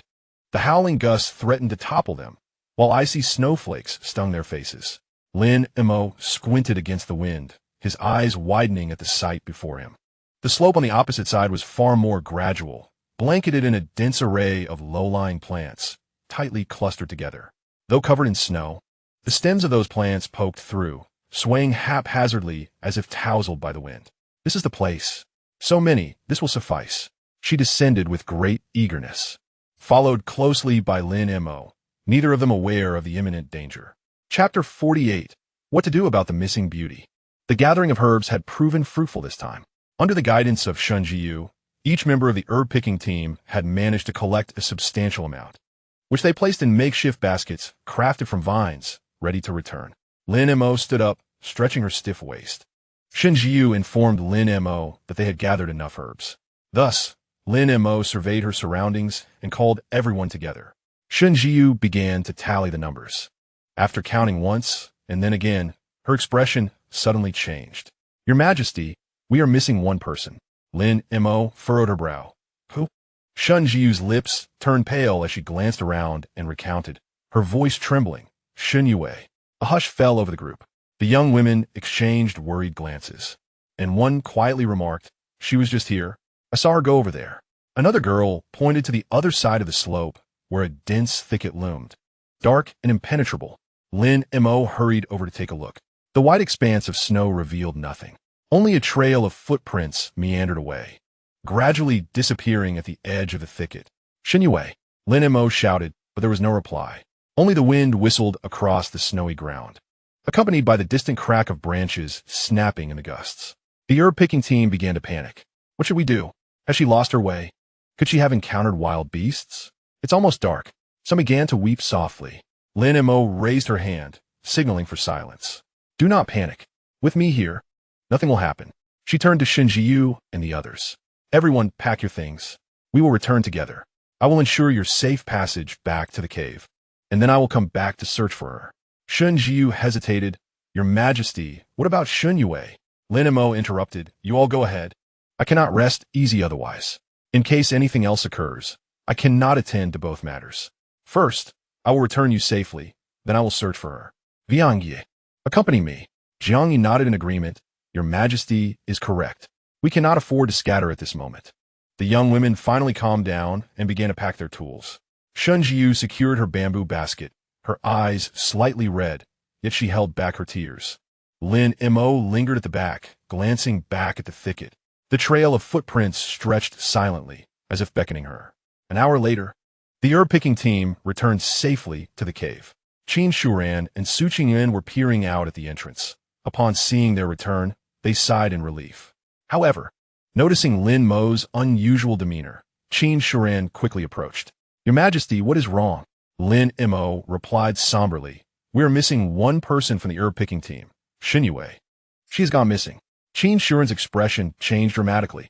How could this happen? Su Qingyuan joined her, frowning deeply upon hearing this. Shinjiyu bowed her head, her voice trembling. It is my fault. I did not keep a close watch on them. Lin Mo waved her hand dismissively. It is not your fault. The terrain there is complex, and with the snow, she may have seen some herbs and wandered off. Qin Shuran asked, Your Majesty, what shall we do now? Should I lead a search party? Lin Mo shook her head. That will not do. The terrain in that region is steep and rugged, with a labyrinth of dense forests, making it perilous when too many individuals are present. Should another person go missing, I would be unable to manage. Suing Juan suggestive.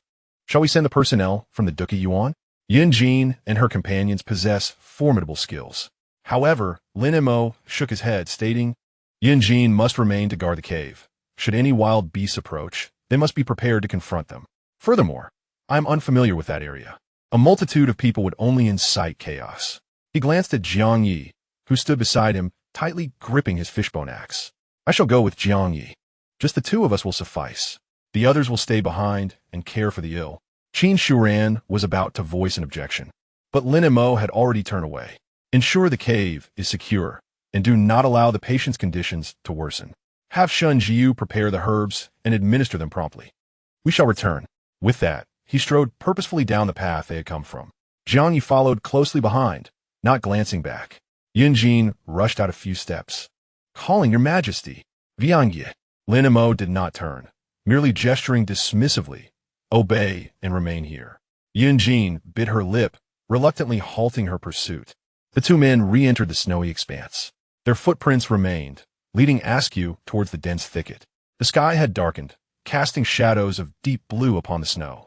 As the wind howled, growing increasingly frigid, Lin Mo led the way, clutching his dagger, his gaze fixed firmly on the trail of footprints. Jiang Yi followed closely, unwavering, his grip on the fishbone axe resolute. Your Majesty, Jiang Yi suddenly spoke. Yes? Why do you think she ventured in that direction?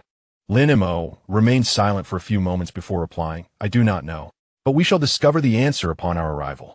After continuing for a while, they reached the edge of the dense forest.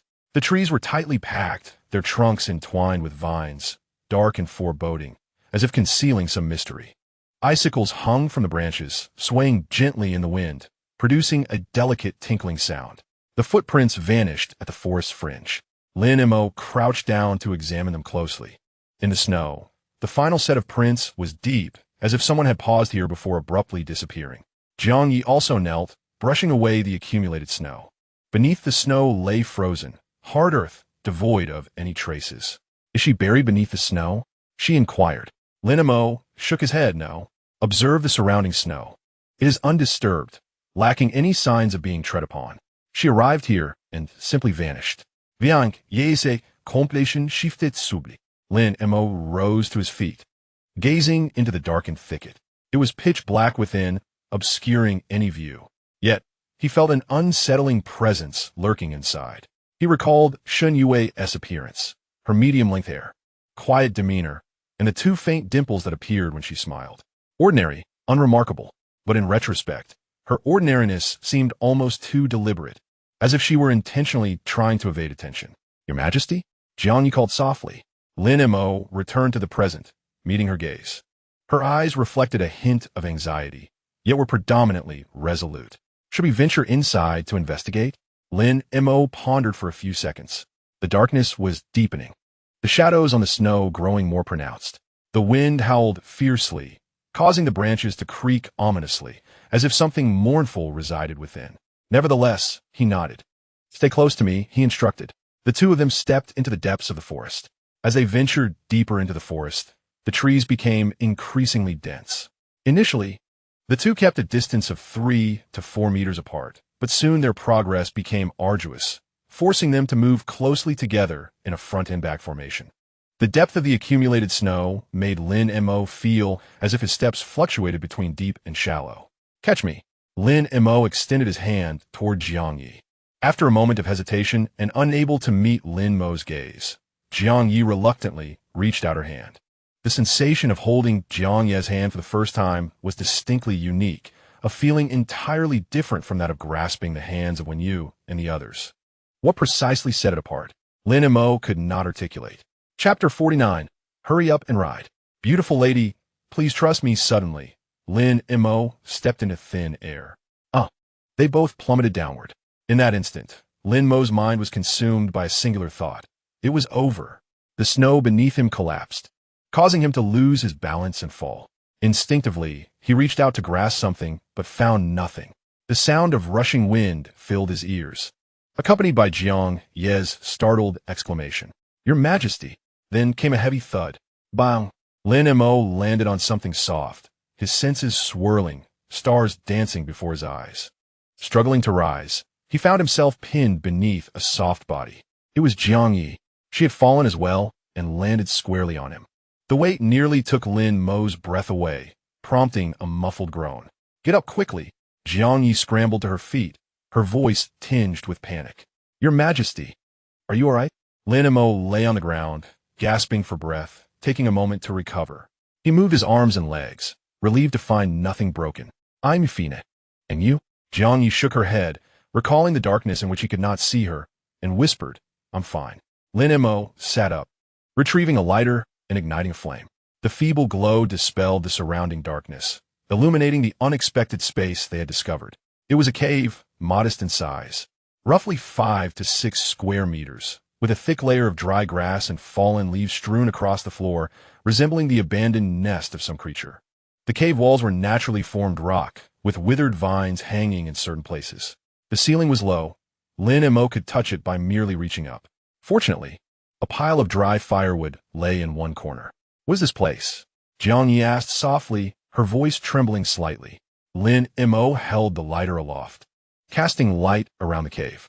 The entrance was above them, approximately 3 to 4 meters high, revealing a small patch of grayish sky. The walls were steep, almost vertical, covered in moss, making it impossible to climb back up. We've fallen into a trap, Lin Mo remarked. Jiang Yi's expression shifted. Approaching the pile of firewood, Lin Mo examined it closely. The wood was quite dry, likely washed in by rainwater and then dried by the wind. We have firewood. At least we can make a fire. It could be worse. Lin Mo crouched down, arranging the firewood into a pile and igniting it with a lighter. The flames flickered and gradually grew, casting a warm orange glow that illuminated the entire cave. With the light, a sense of reassurance enveloped him. Jiang Yi leaned against the cave wall, silently watching the fire. Her short, wolf-like hair was disheveled, speckled with snow, and her face bore several red marks from branches that had scratched her. The flickering firelight cast a gentle glow upon her face, softening her features. Yet her gaze remained cold and vigilant. Lin Mo was also scrutinizing the cave. Apart from the pile of dry wood, a few withered vines clung to the corner, their leaves yellowed and brittle. Dangling from the tendrils were several small, reddish-brown fruits, round and about the size of a thumb. He approached, plucked one, and examined it carefully. It was a wild sweet potato. He had eaten these as a child in the countryside. They were filling and carried a faint sweetness. Taking a bite, he found it edible, with a slight crispness. There was food, he said, offering the remaining half to Jiang Yi. Jiang Yi accepted it, glanced at it, and took a bite herself. Chewing thoughtfully, she nodded in approval. Lin Mo picked a few more and placed them beside the fire. The vine bore a dozen or so fruits, enough for a meal. The two ate the wild sweet potatoes in silence. The firelight danced, casting their elongated shadows against the cave walls. Jiangyi lowered her head, her eyelashes casting shadows on her eyelids. She ate slowly in small bites, as if counting each one. Lin Mo observed her and suddenly realized that this woman was quite beautiful. Usually, she wore a cold expression, a demeanor that kept strangers at bay. But now, disheveled and sitting here with tangled hair and smudges of dirt on her face, she seemed softer, more approachable. Her features were delicate, with a high, straight nose and thin lips that pressed together stubbornly. Yet her eyes were the most striking, bright and cold, like a mountain spring, clear yet imbued with a chilling depth. "What are you looking at?" Jiangyi suddenly lifted her head and met his gaze. Lin Mo smiled gently. "At you." Jiangyi was momentarily taken aback, then turned her face away, a flush creeping to her ears. "What is so interesting?" she muttered softly. Lin Mo said nothing, simply continued to watch her. The firelight illuminated her profile, making the faint blush on her cheeks even more pronounced. After a while, Jiangyi rose and moved toward the base of the cave as entrance, attempting to climb upward. "Let me try." Lin Mo stood beside her. He looked up at the cave opening, then at the slick walls. The surface was slippery, but not insurmountable. If they cooperated, they might manage to climb out. "I'll carry you up," Lin Mo said. Jiangyi paused. "Carry me? How?" Lin Mo crouched down, patting his shoulder. "Right on." Jiangyi's face flushed crimson. "What?" "Right on my shoulders." Then Montauk repeated. "You climb onto my neck, then stand up to reach the entrance. You go first, then figure out how to pull me up." Jiangyi terribly hesitating. Lin Mo looked up at her. "What's wrong? Afraid I'll take advantage of you?" Jiangyi shot him a glare. "Of course not." "Then hurry, it's getting dark, and it will be more troublesome if we don't get out soon." Jiangyi clenched her teeth and slowly approached. Standing behind Lin Mo, she hesitated before lifting her leg and swinging it over his shoulders. In that moment, Lin Mo's body stiffened slightly. Jiangyi's muscles pressed softly against his neck, warm and yielding.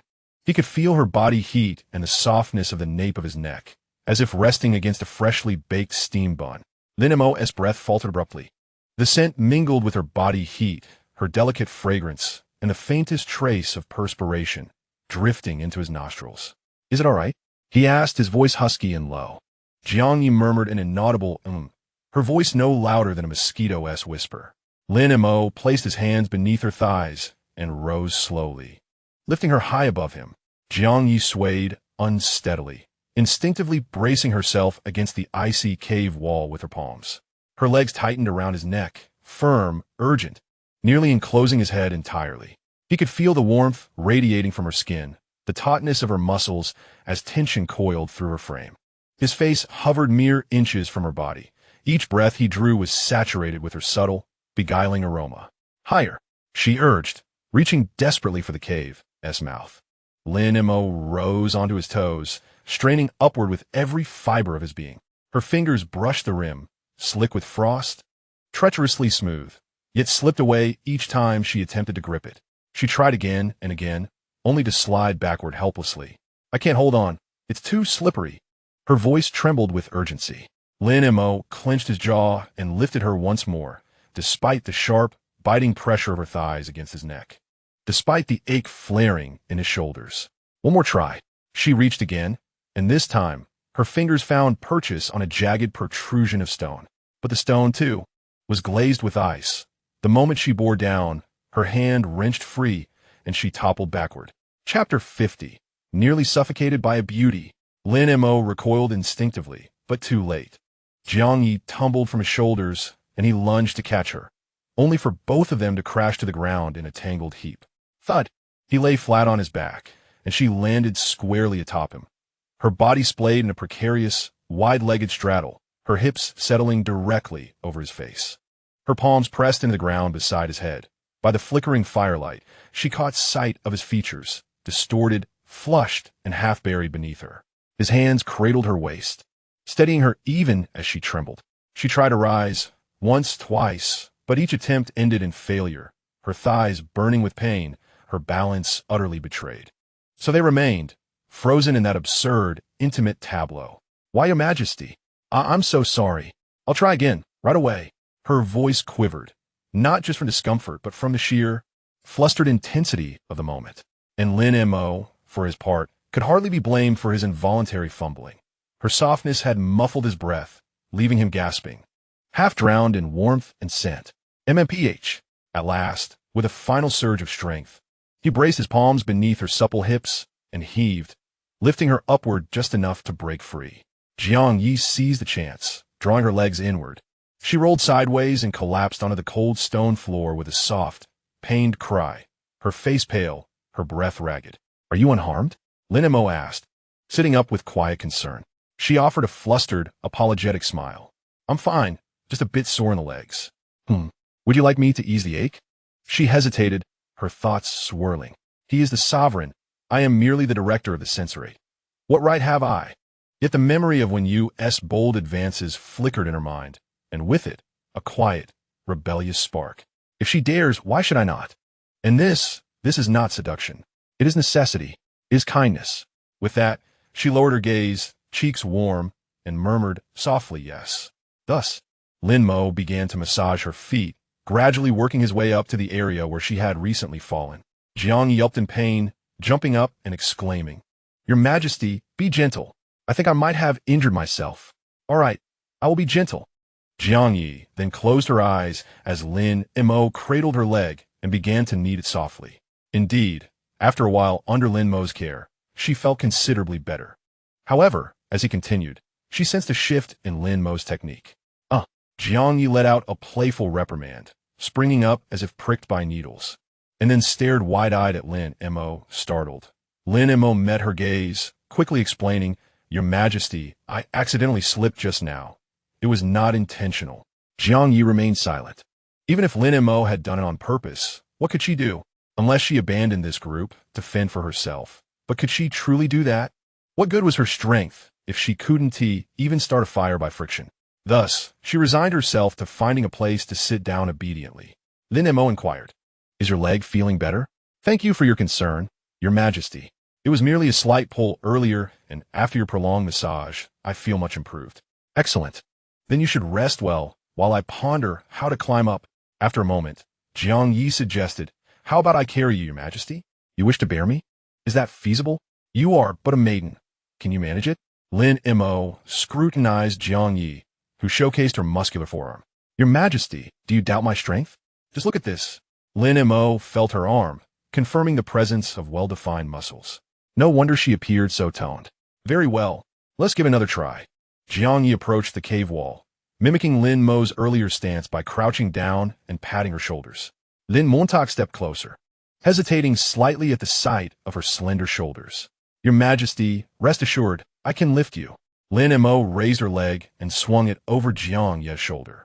In that instant, her body stiffened, for as she settled onto Jiang Yi's neck, she was met with the unexpected pressure from Jiang Yi's nape. To be precise, she had initially landed on Jiang Yi's neck, only to be rebounded by it. Lin Mo found the position uncomfortable, scrambling to grasp the rock for support, yet found herself unable to ascend higher than Jiang Yi. "This is too slippery," she remarked. Jiang Yi gritted her teeth and pushed upward once more. Lin Mo's body shifted slightly higher, yet her balance faltered, causing her to lean forward. "Be careful," Jiang Yi shouted, attempting to stabilize Lin Mo, but it was too late. Lin Mo tumbled off her shoulder, instinctively reaching out to catch her, resulting in both of them falling together.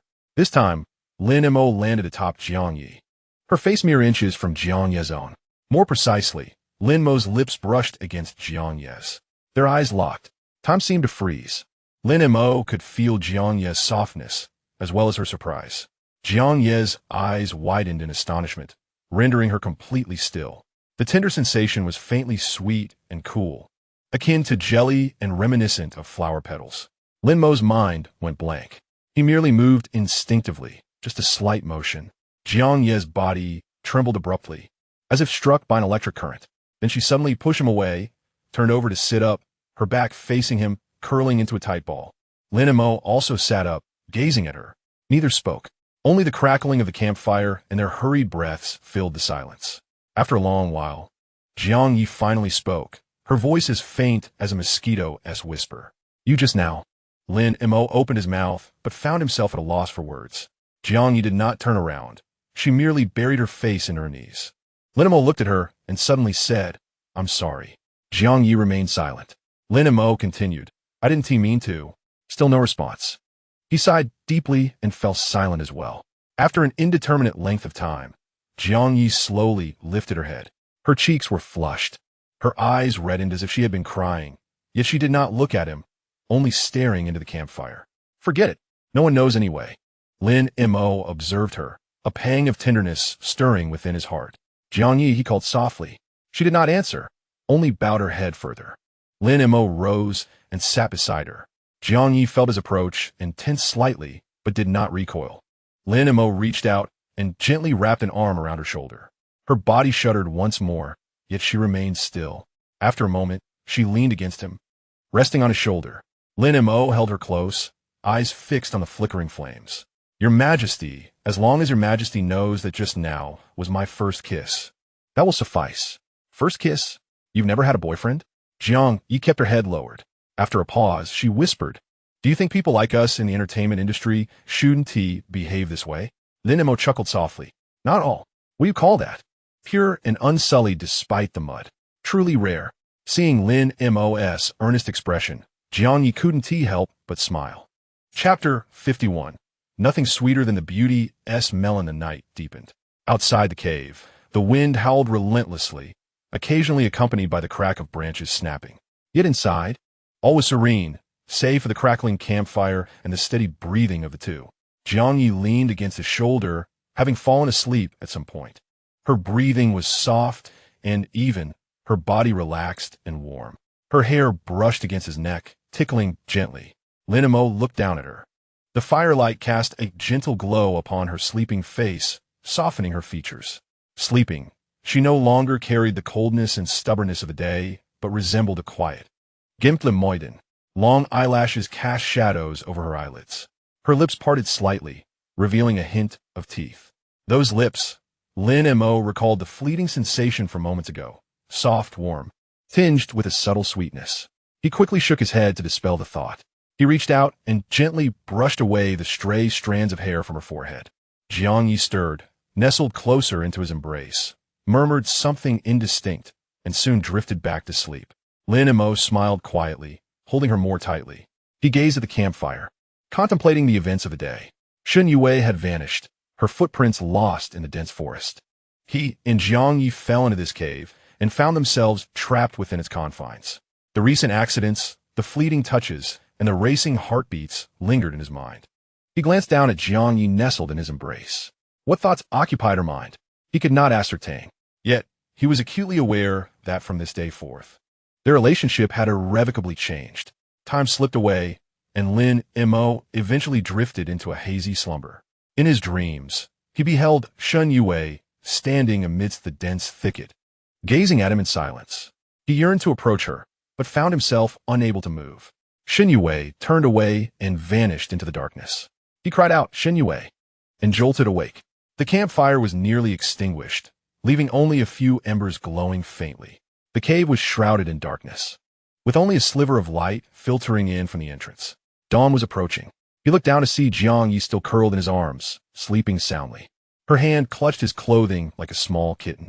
Lin Mo gently shifted, intending to add more wood to the fire, but Jiang Yi stirred awake. She opened her eyes groggily, realizing she was nestled against him, and froze in surprise.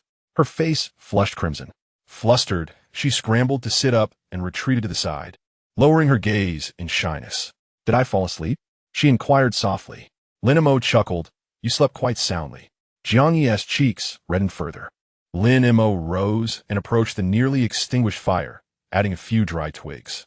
The flames leaped back to life, illuminating the cave. The dawn was drawing near. They would devise a plan to escape once the sun rose. Viank yin nodit incidenge. As they gazed at the faint light streaming in, Jiang Yi, unwilling to yield, contemplated climbing up, but Lin Mo restrained her. "Don't waste your strength. With just the two of us, we cannot ascend." He had estimated that the distance from the cave entrance to the bottom was no less than 8 or 9 meters, akin to a 3-story building. Moreover, the icy walls were slick, offering no handholds. "What shall we do then?" Jiang Yi asked. Lin Mo replied, we wait. Let us conserve our energy and bide our time in the cave. There are dry branches and a small quantity of sweet potatoes.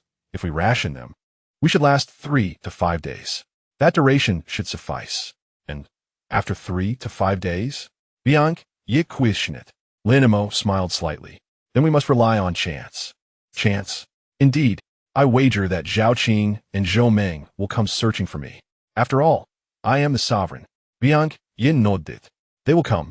Without the sovereign, none of them can survive. Yet this place is so secluded. Will they be able to find us? Let's hope. If they are sufficiently clever, they should manage to endure for 3 to 5 days. Very well. Then we shall persevere together.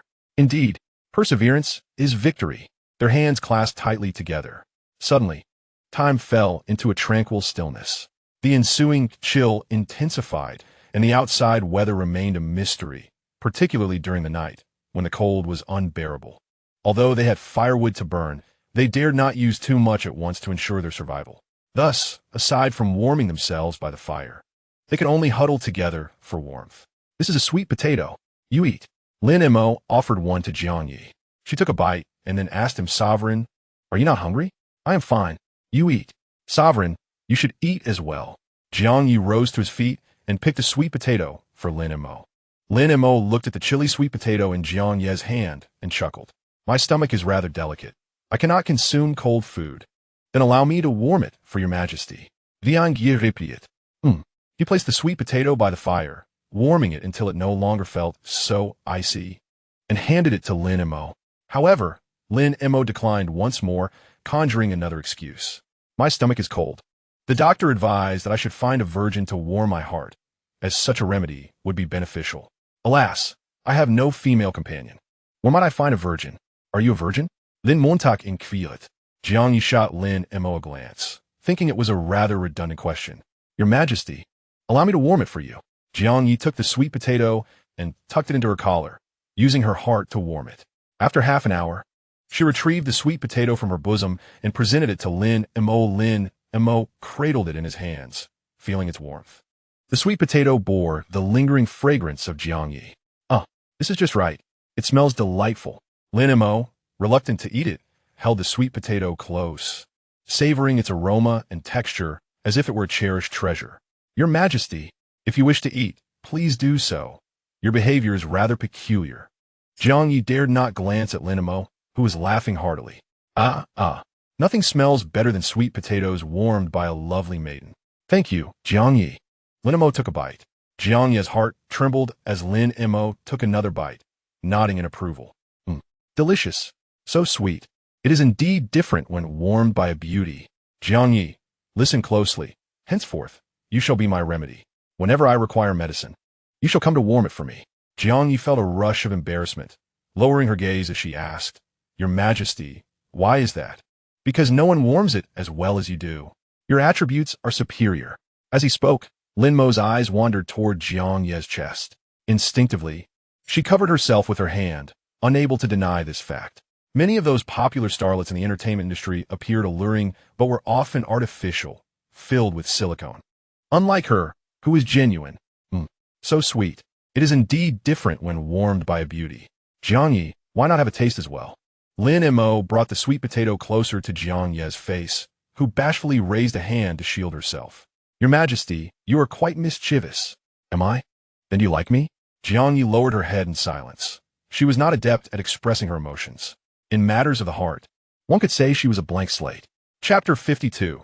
The most awkward situation for a lone man and a woman, the flames danced gently, warming the confined cave into a cozy haven.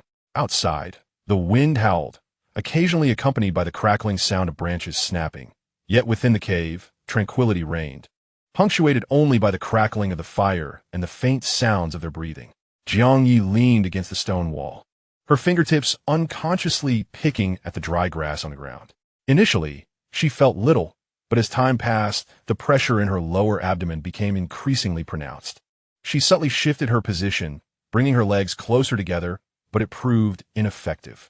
She repositioned herself, curling up into the corner, yet still found no relief. That sensation surged like tides, ebbing and flowing within her. She cast a furtive glance at Lin Mo, who was engrossed in tending the campfire. Stirring the embers with a stick, his expression inscrutable, seemingly oblivious to her discomfort. A sigh of relief escaped her lips as she subtly pressed her legs together. Yet, the urgency within her intensified. Her lower abdomen throbbed painfully, as if on the verge of bursting. Biting her lip, she endeavored to endure, but her body betrayed her. Trembling slightly, regret washed over her for having consumed so much water earlier that day. Had she known she would fall into this wretched hole, she would have abstained entirely. Jiang Ye's thoughts drifted further away, recalling a childhood memory of a long bus journey where she had similarly struggled to hold on, nearly losing control. Her mother had laughed then, advising her that a young lady must learn to care for herself and safeguard her privacy. Yet now, with no restroom in sight, how could she possibly protect herself? The more she pondered, the more anxious she became, her eyes glistening with unshed tears. Lin Mo had noticed her distress. "What is wrong? Are you cold?" he inquired, reaching out to touch her arm. "Not at all." Jiang Yi quickly averted her gaze. Reflexively, she surveyed the confines of the cave. It measured merely 5 or 6 square meters, one side piled high with kindling, while the other housed a makeshift bed of grass for the two of them. Devoid of any semblance of privacy, the cave walls were barren, lacking even a sizable stone. The thought of having to relieve herself in front of him sent warmth flooding to her cheeks, wishing she could vanish into a crevice. However, the urgency grew more pressing. She could barely stand, her body trembling more violently. "What is going on with you?" Lin Mo, concerned by her demeanor, reached out to check her forehead. "Are you running a fever? Your face is so flushed." "Don't touch me." Jiang Yi swatted his hand away with such vigor that she nearly toppled the nearby firewood. After holding it in for what felt like an eternity, she managed to utter in a voice barely above a whisper, I need to go." Upon uttering those words, she felt as though she might faint on the spot, her head bowed low, her ears burning with embarrassment. She could sense the heat radiating from her face, her heart racing as if it might leap from her throat, and she could feel Lin Mo's gaze upon her. This was a disaster, a calamity. Lin Mo was momentarily taken aback before he erupted into laughter. He deliberately surveyed the modest confines of the cave, raising his hands in mock innocence. "This place is so small, there's no partition. How about I turn around, and you can handle it in that corner? I promise I want to look truly." "No way," Jiang Yi exclaimed, exasperated as she playfully swatted his arm. "You mustn't laugh. It's your fault. You insisted on gathering herbs. And now we're trapped here with no facilities." Despite her fierce words, the urgency was undeniable. Her body quaked slightly, tears welling in her eyes. Seeing her distress, Lin Mo ceased his teasing. He swiftly turned his back to her, covering his eyes with his hand. All right, I want to look. I'm covering my eyes. So please hurry, don't hold it any longer." Jiang Yi gritted her teeth, and, noticing he had genuinely turned away, gingerly made her way to the farthest corner of the cave. Each step was slow and cautious, fearful of making any sound. Yet, the more careful she was, the faster her heart raced. As she crouched down, her hands trembled. The sound of trickling water echoed distinctly in the quiet cave, intermittent as if struggling for control, yet failing. Drops fell to the ground, producing a delicate sound, 1, 2, 3, reverberating in the confined space with remarkable clarity. Jiang Yi felt an overwhelming heat of embarrassment wash over her, wishing she could bury her face in the ground. She bit her lip, desperately stifling her voice. Yet the sound escaped uncontrollably. Her mind was a blank slate, consumed by a singular thought. Why was it not over yet? Lin Mo, with his back turned to her, listened to the crisp sounds, his imagination involuntarily wandering. He envisioned her blushing furiously, head bowed, biting her lip, wishing to find a crevice in the ground to hide in. As he pondered, his heart raced, and even his ears turned subtly red. Intentionally clearing his throat, he stifled a laugh to tease her. "Oh, it seems you're in quite a predicament. That noise is rather significant." "Shut up." Jiang Yi, flustered and embarrassed, grabbed a small clump of earth and tossed it at his back, though her throw was as gentle as a tickle. Flustered, she hastily adjusted her trousers.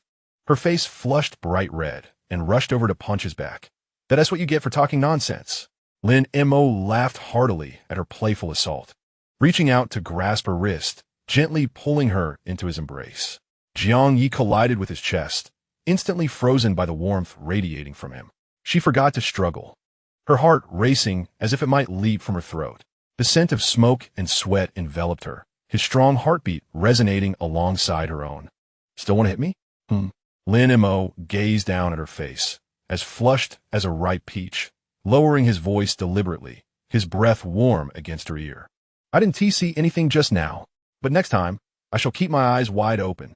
There will be no next time, Jiang Yi thought, contemplating that if there were, she might as well dash herself against the stone wall. The earlier embarrassment was unbearable.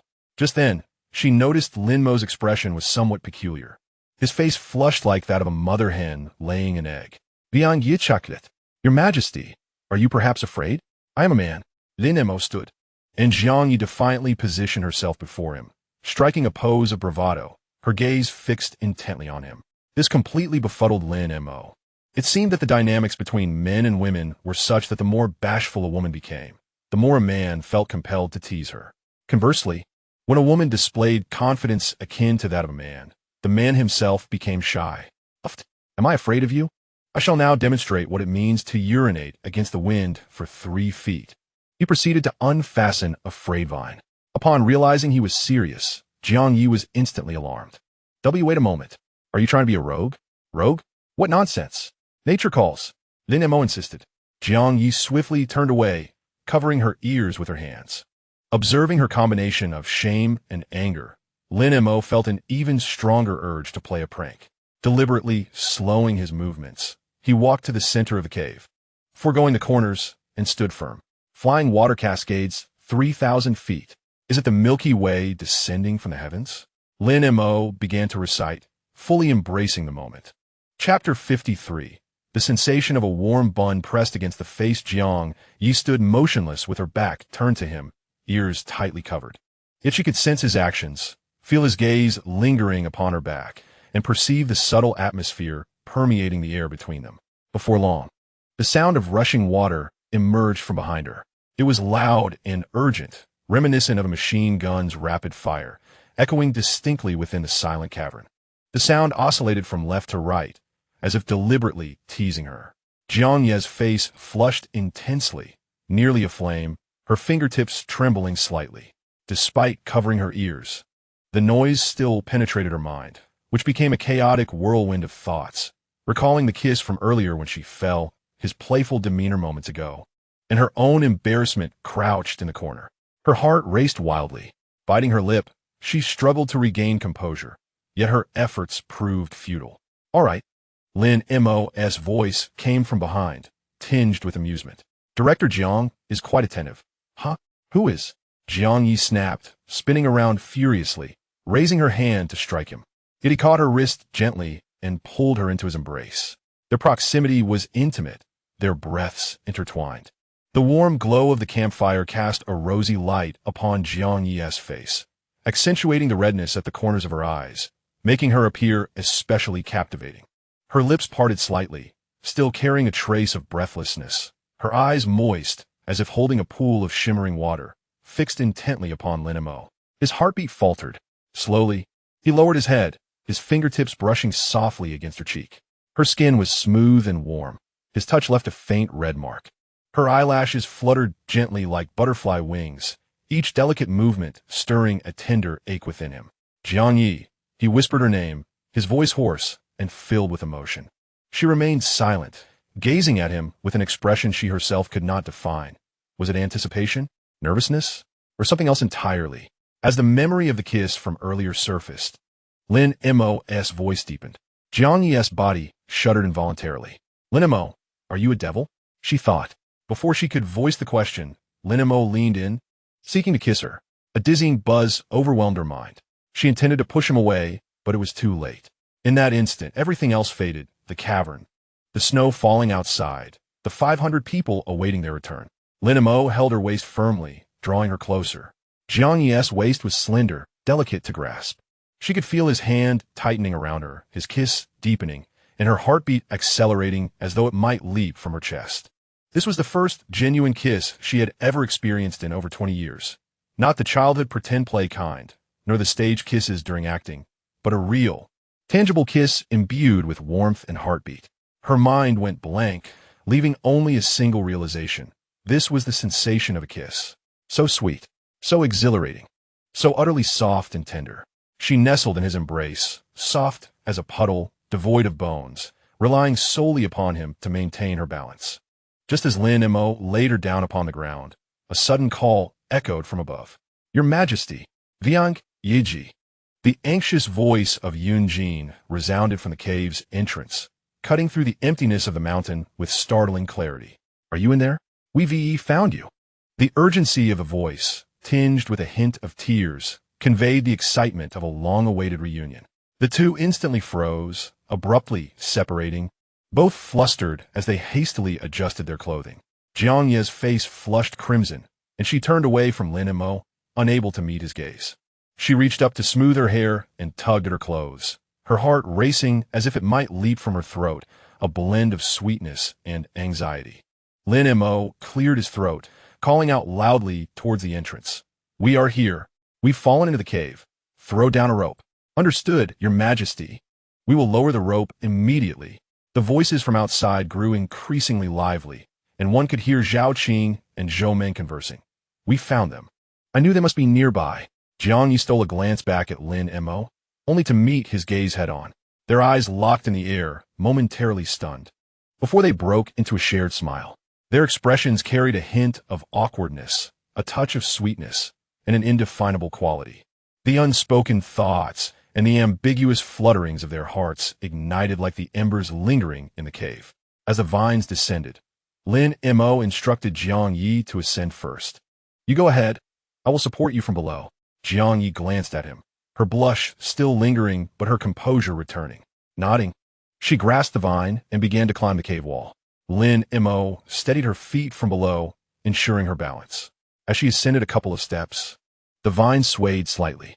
Instinctively, she leaned back, and Lin Mo quickly reached out to steady her waist. "Be careful." His hand rested lightly against her side, the warmth of his touch seeping through the fabric. Jiang Ye's body tensed slightly, yet she did not retreat. She could feel the heat of his palm, sending a flutter of anxiety through her.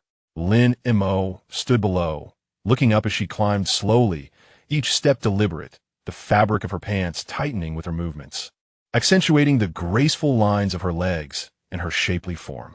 Her waist twisted slightly as she exerted herself, propelling her body upward. Lin Mo's gaze fell between her legs, and suddenly, the memory of the previous night flashed through his mind. She had fallen, landing in a split that had perfectly aligned with his face. That sensation was one he would never forget. Lin Mo's throat tightened, his heartbeat quickening as if it might burst from his chest. He watched the figure before him sway with each climb, and driven by an inexplicable impulse, he leaned closer. Not with his hands, but with his head. He pressed his face against her in that very position. Through the delicate fabric, he could feel her warmth and discern her contours. The sensation was akin to a warm bun resting against his face, identical to the memory he held. Lin Mo's breath became erratic. He closed his eyes, greedily savoring everything, including the unique fragrance that belonged solely to her. "Your Majesty!" Jiang Yi, who was climbing upward, couldn't help but exclaim. Lin Mo immediately adjusted his breath, cradling her waist with his hands, exerting all his strength to lift her. However, Jiang Yi had no strength left. Her legs felt weak, and her entire body trembled. She should not have allowed Lin Mo to support her from below. Chapter 54. The war among women is about to erupt. "Sister Jiang Yi, put in some effort. I can barely pull you up." Yin Jin and Zhao Qing were tugging from above. Taking a deep breath, Jiang Yi continued to climb. Yet Lin Mo was pushing from below, and with each thrust, Jiang Yi felt as though her soul was leaving her body, her feet seemingly resting upon clouds. Her body utterly limp, devoid of any strength to ascend. "Your Majesty!" she cried out, her body stiffening suddenly, nearly causing her to slip from the vine. Lin Mo sensed her distress and continued to support her upward movement. Jiang Yi could no longer endure it. Biting her lip, she finally let out a sound.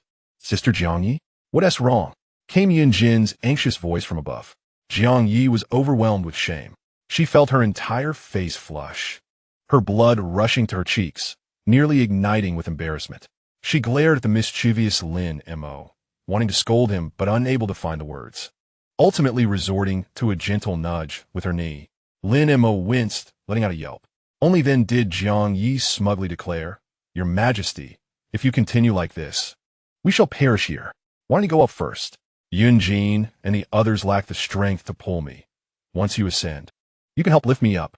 Lin Mo gazed at Jiang Yi. Seizing the opportunity while Yun Jin and the others were not looking, he reached beneath Jiang Yi, nearly sending her spirits soaring. "Oh, so you do have a reaction? I thought you were made of iron." Lin Mo's heart raced, realizing that Jiang Yi's demeanor was not as frigid as he had perceived. Thus, he grasped the vine and continued his ascent. As Yun Jin and the others persisted in their efforts, Lin Mo quickly climbed out. Once he emerged, he immediately inhaled the scent of the hand that had grasped Jiang Yi. How delightful!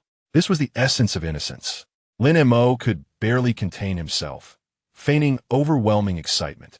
He embraced Yun Jin, exclaiming, "Yun'er, I have missed you dearly. I thought I would never escape this place, destined to perish below." While holding Yun Jin, he slyly placed his hands upon her rear. Yun Jin's body quivered. Meanwhile, Zhao Qing and Zhou Meng exchanged peculiar glances. "Your Majesty," Yun Jin gently pushed Lin Mo away. Noticing the astonished expressions of Zhao Qing and the others, Lin Mo swiftly turned to embrace Zhao Qing. "King I have missed you as well. And Meng Meng, I have yearned for your arrival." With mock tears, Lin Mo continued to caress the various maidens. These beauties would typically not have regarded a man like Lin Mo. But now, as the king, they offered no resistance and instead felt a delightful surprise, wishing for him to hold them forever. Such is the allure of power. Power is eternally captivating. Alas, stop pretending and hurry up to pull me up. Jiang Yi's sudden shout startled Lin Montauk. This cold beauty seemed to know everything, as if she were a worm inside his belly. Without even looking, she knew he was up there taking liberties. "Very well. Din Jiang, wait for me. I shall ascend immediately." Lin Mo released a few beauties, grasped the vines, and threw them down into the pit. Jiang Yi, who had been utterly entranced by him moments ago, finally regained her composure, and her legs were no longer weak as before. Lin Montauk, together with Yun Jin and the others above, exerted great effort and soon hauled Jiang Yi up. "Din Jiang, Sister Jiang Yi, you have finally made it up." The sisters embraced each other warmly. It was evident that Jiang Yi held a lofty position in Yun Jin and the others' hearts. Otherwise, these girls would not have braved the wind, snow, and perilous journey through the remote jungle to find her. Jiang Yi was deeply moved, and so was Lin Mo. The five of them formed a close-knit group. Jiang Yi reached out to wipe away Yun Jin's tears, brushed the accumulated snow off Zhao Qing's clothes, and even took off her own shoes to give to Zhou Meng, whose footwear had been damaged during their search. "Stop crying. It's nothing serious. His Majesty is unharmed," Lin Mo reassured them. "Indeed, fortune favors the virtuous. We must return swiftly, lest everyone worry further," he continued. Supporting each other, they spent over an hour before finally returning to the cave. "Quick, bring the freshly prepared ginger soup. Your Majesty, you have finally returned. We were all terribly worried." Shan Jiu greeted them anxiously, instructing the medical hall attendants to bring the ginger broth that had been prepared earlier. The group, trembling from the cold, eagerly needed the warmth. After drinking 2 bowls of ginger soup, Lin Mo felt a comforting heat spread throughout his body. Su Qing'en then brought over the roasted rabbit fur coat. During Lin Mo's disappearance over the past 2 days, she had fashioned a rabbit fur coat by stitching together several pieces of fur with fishing line and fish bones as needles, materials gathered from the beach, perfect for the shivering Lin Mo. They all sat around the campfire, warming themselves. Seeing Jiang Yi still trembling, Lin Mo took off the rabbit fur coat and helped her put it on in front of everyone. Hundreds of beautiful women watched as Lin Mo dressed Jiang Yi. The usually reserved Jiang Yi suddenly felt her face flush with warmth. She covered her face with her hand. "Your Majesty, I am fine. Perhaps Yun Jin and the others should wear instead." Lin Mo could see that Jiang Yi enjoyed being pampered by him publicly, so he said, "Yun Jin and the others can just warm themselves by the fire. Unlike you, who were trapped in the jungle for 2 days, you should wear it first." "Yes, Din Jiang, you all have been freezing for so long. We are fine. Please do not worry about us," they reassured him. "Very well." Jiang Yi lowered her head, a profound sense of happiness enveloping her heart. This irked Wen Yu. She approached, cast a cold glance at Jiang Yi, then, before everyone, linked arms with Lin Mo. Your Majesty, I heard you were missing. I was so worried about you. I have barely eaten for 2 days. I thought, if anything were to happen to you, I would not want to live either. Wen Yu covered her face with her sleeve, nestled in Lin Mo's embrace, sobbing softly. A group of beautiful women from the Lufu also joined in the weeping. This scene evoked a spectrum of emotions. Some felt moved, others found it awkward, while a few were consumed by anger, particularly Su Qingyuan and Jiang Yi. Su Qingyuan had already shared an intimate connection with Lin Mo, having crossed that threshold of relationship. Witnessing another woman clinging to her man in tears was an unbearable sight. As for Jiang Yi, she had previously observed Wen Yu's flirtations with Lin Mo with a twinge of jealousy, but now she felt genuinely violated. After all, Lin Mo had kissed her and caressed her, and she had entrusted her heart to him. How could she allow someone like Wen Yu, a vixen, to ensnare Lin Mo? Chapter 55. Falling ill and becoming the center of attention, Lin Mo fell ill. The day after returning from the jungle, he began to run a fever. Initially, he tried to endure it, sitting at the cave entrance, staring blankly at the snowy landscape, lost in thoughts of Shun Yue, Jiang Ye's reactions in the cave, Wen Yu's exaggerated lamentations, and Su Qingyuan's complex, inscrutable gaze. However, by afternoon, he felt an intense heat coursing through him, and darkness began to encroach upon his vision. Your Majesty, why is your face so flushed? Tang Xie was the first to notice something amiss. She reached out to touch his forehead, gasping in alarm. You're burning up. Wanxing, come quickly. Xiao Wanxing rushed over, and upon touching Lin Mo, her eyes welled with tears. Your Majesty, you have a fever. The news spread like wildfire, swiftly reaching every corner of the cave. What? The Emperor is ill? How could this happen? I heard he fell into the cave and got frozen, and he was exposed to the wind on the way back. The women hastily abandoned their tasks, flocking toward Lin Mo's chamber. The cooking area was neglected, the fire left unattended, and those organizing supplies in the storage area paused their work. Even the young women weaving straw mats dropped their vines and rushed over. Soon, the entrance to the chamber was crowded. Qin Shuran and Su Qingyuan pushed through the throng, while Shun Jiu hurriedly approached with a bamboo basket. Make way, make way! Shun Jiu crouched down and pressed her lips against Lin Mo's forehead, her expression grave. The fever is severe, at least above 39 degrees.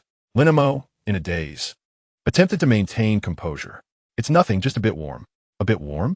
Shun Jiu shot him a glare and turned to give orders. Help him inside. Make sure to lay him on thick bedding. Tang Xie, Xiao Wanxing, you two boil some medicine. Use the herbs we gathered last time. Fong Fong, mountain ginger, and some Hai Dao AI. Prepare plenty. The two young girls nodded and dashed away. Shun Jiu then looked at Jiang Yi. Jiang Yi, assist me in carrying His Majesty inside. Jiang Yi, who had been silent, paused at Shun Jiu's call, then swiftly approached. Together, they lifted Lin Mo, who was burning with fever and felt as soft as a furnace. Leaning against Jiang Yi, he hazily glanced at her. Jiang Yi's face flushed slightly, yet she did not shy away. She simply supported him as they moved toward the chamber. At the entrance, Wen Yu stood silently, her gaze icy as she observed the scene unfold. Her gaze swept over Jiang Yi before settling on Lin Mo, a meaningful smile playing on her lips. In the days that followed, the entire cave was enveloped in a tense atmosphere. Lin Mo remained in a state of delirium, with fevers rising and falling incessantly. Shinji Yu kept a vigilant watch, scarcely closing her eyes. Tang Shiyu and Xiao Wanxing took turns caring for him, tirelessly fetching water and administering medicine. Each morning, the entrance to the quarters was thronged with people. Is His Majesty feeling any better? Did he have a fever last night? May we enter to see His Majesty? Shunji, you had to repeat the same refrain. He is still feverish. Too many visitors would disturb His Majesty's rest. The women could only stand at the doorway, tiptoeing to catch a glimpse inside. Some clasped their hands together, murmuring prayers, unsure of which deity they were beseeching. Others had red-rimmed eyes, clearly having wept. Some brought homemade soup, hoping Shinji you would allow Lin Mo to drink it. Sister Shun, this is the fish soup I made. It's so fresh. Let His Majesty nourish himself. This is the jerky I prepared, the tenderest piece. These are the wild fruits I gathered. There are only a few left. Save them for His Majesty. Shinji you looked at the earnest faces before her. feeling both warmth and sorrow in her heart. Let us set them aside for now. We shall discuss it when His Majesty awakens.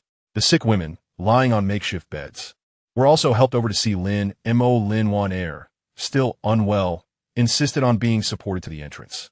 Let me see His Majesty. Her voice was hoarse. His Majesty fell ill while gathering herbs for us.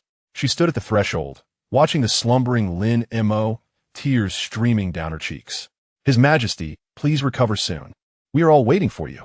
The other ailing women joined in her weeping. His Majesty did this for our sake. Without His Majesty, we would have perished long ago.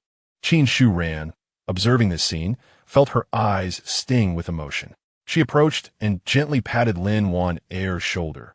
Do not cry. His Majesty will recover. You must also take care of yourselves. When His Majesty awakens and sees you well, it will bring him joy. Lin Mo nodded and was assisted back. When you visited several times, each time dressed with meticulous care in a pale moon-white gauze garment, her hair pinned with wooden chopsticks, a dried flower adorning her ear.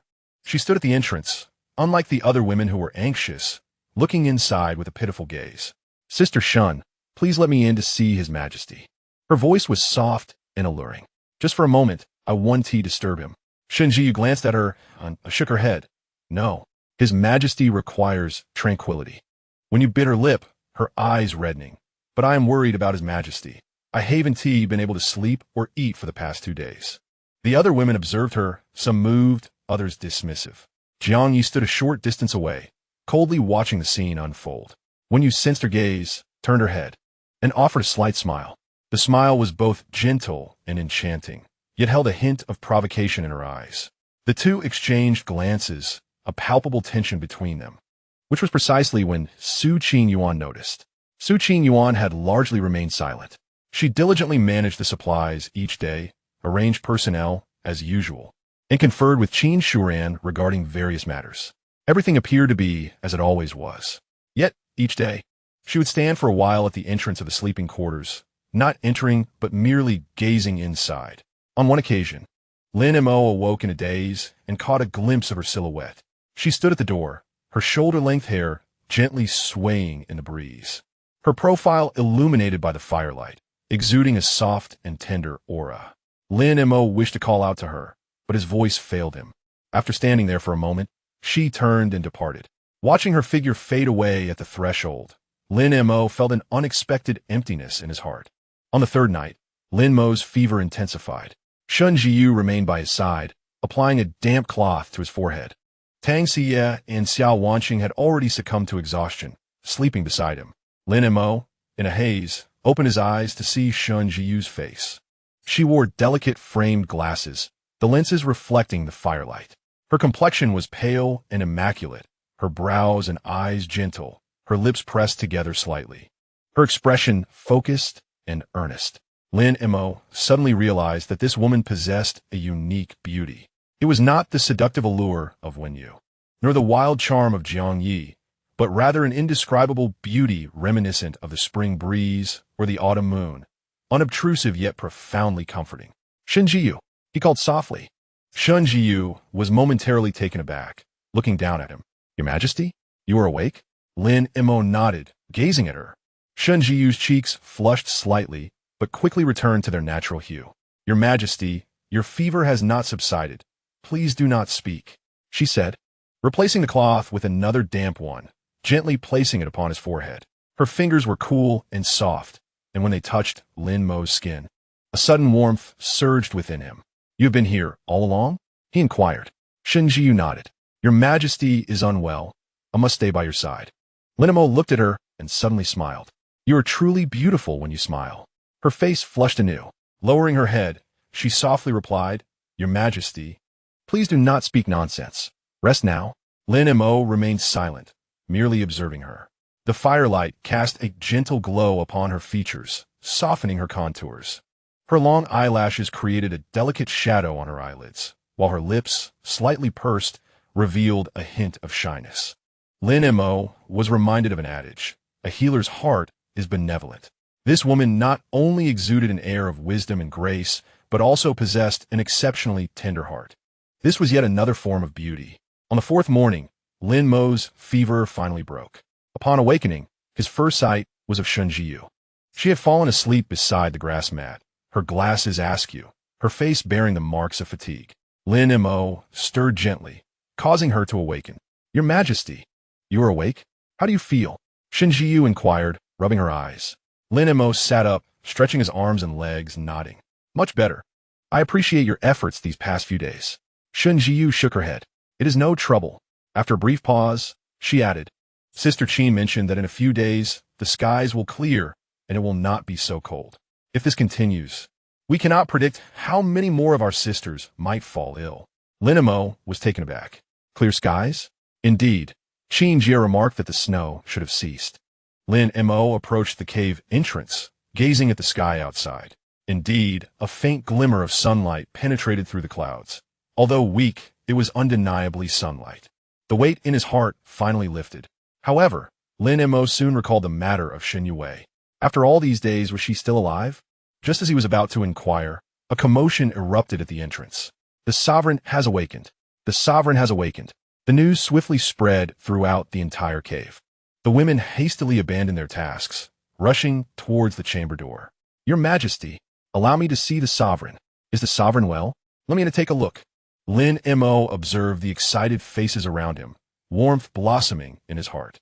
He approached the entrance and waved to the crowd of beauties. "I am quite well. I apologize for causing you concern. The sovereign is truly well. Splendid, splendid. I had said that a noble soul is always protected by heaven." Some wept, others laughed, and a few clasped their hands in gratitude to the heavens. A few ailing women were also assisted over. Lin Wan Air led the way, her complexion still somewhat pale, yet significantly improved compared to previous days. She approached Lin Mo, tears streaming down her face once more. "Your Majesty, you have finally recovered. You frightened me to death." Lin Mo chuckled and patted her head. "Why are you crying? Am I not well?" Lin Wan Air cried even harder, throwing herself into his embrace. Her face buried in his chest, her shoulders shaking with sobs. Lin Mo was momentarily taken aback, then gently patted her back. A few other ailing women also gathered around, asking in a flurry, "Your Majesty, do you still feel unwell? Would you like to drink more medicine? I have prepared fish soup for you. I will fetch it." Lin Mo gazed at them, feeling a warm glow in his heart. Among the crowd, Wen Yu stood at the forefront, adorned in a newly crafted garment. The fabric seemingly sourced from somewhere unknown, neatly sewn, accentuating her exquisite charm. Her eyes were red, as if she had just been weeping, and her gaze towards Lin Mo was filled with concern and affection. "Your Majesty, you have finally recovered. I was terribly worried." Lin Mo looked at her and smiled. "I'm quite well." Wen Yu stepped forward, reaching out to assist him, but was obstructed by Jiang Yi. "Bien gis tout beside Lin Mo, coldy regarding her. His Majesty has just awakened and requires rest. You should return for now," he said icily. Wen Yu was momentarily taken aback, staring at Jiang Yi, her eyes reddening anew. "Dean Jiang, I merely wish to see His Majesty. I harbor no other intentions. Moreover, neither Dr. Shun nor His Majesty has voiced any objections. You are neither His Majesty nor a physician. What qualifies you to impede me?" Wen Yu's voice remained gentle and soft, yet to Jiang Yi, it struck like a thunderclap. She glared coldly at her. Wen Yu had clearly declared her challenge. The surrounding women observed the scene, some whispering, others reveling in the drama, while a few awaited the unfolding spectacle. As the tension escalated between the two women, Lin Mo intervened. "Enough, enough. You are all my loyal subjects, and it is for my sake that you care. Let us not quarrel." Wen Yu threw herself into Lin Mo's embrace, nuzzling her delicate nose against his chest. As she sobbed while clinging on, she implored, "Your Majesty, I merely wish to express my concern for you and to see you, yet Director Jiang has persistently hindered me. I am at a loss as to how I have offended her, for it seems she opposes me at every turn." Jiang Yi coldly retorted, "Concern? Everyone is aware of your ulterior motives. You are slandering me. What motives could I possibly have?"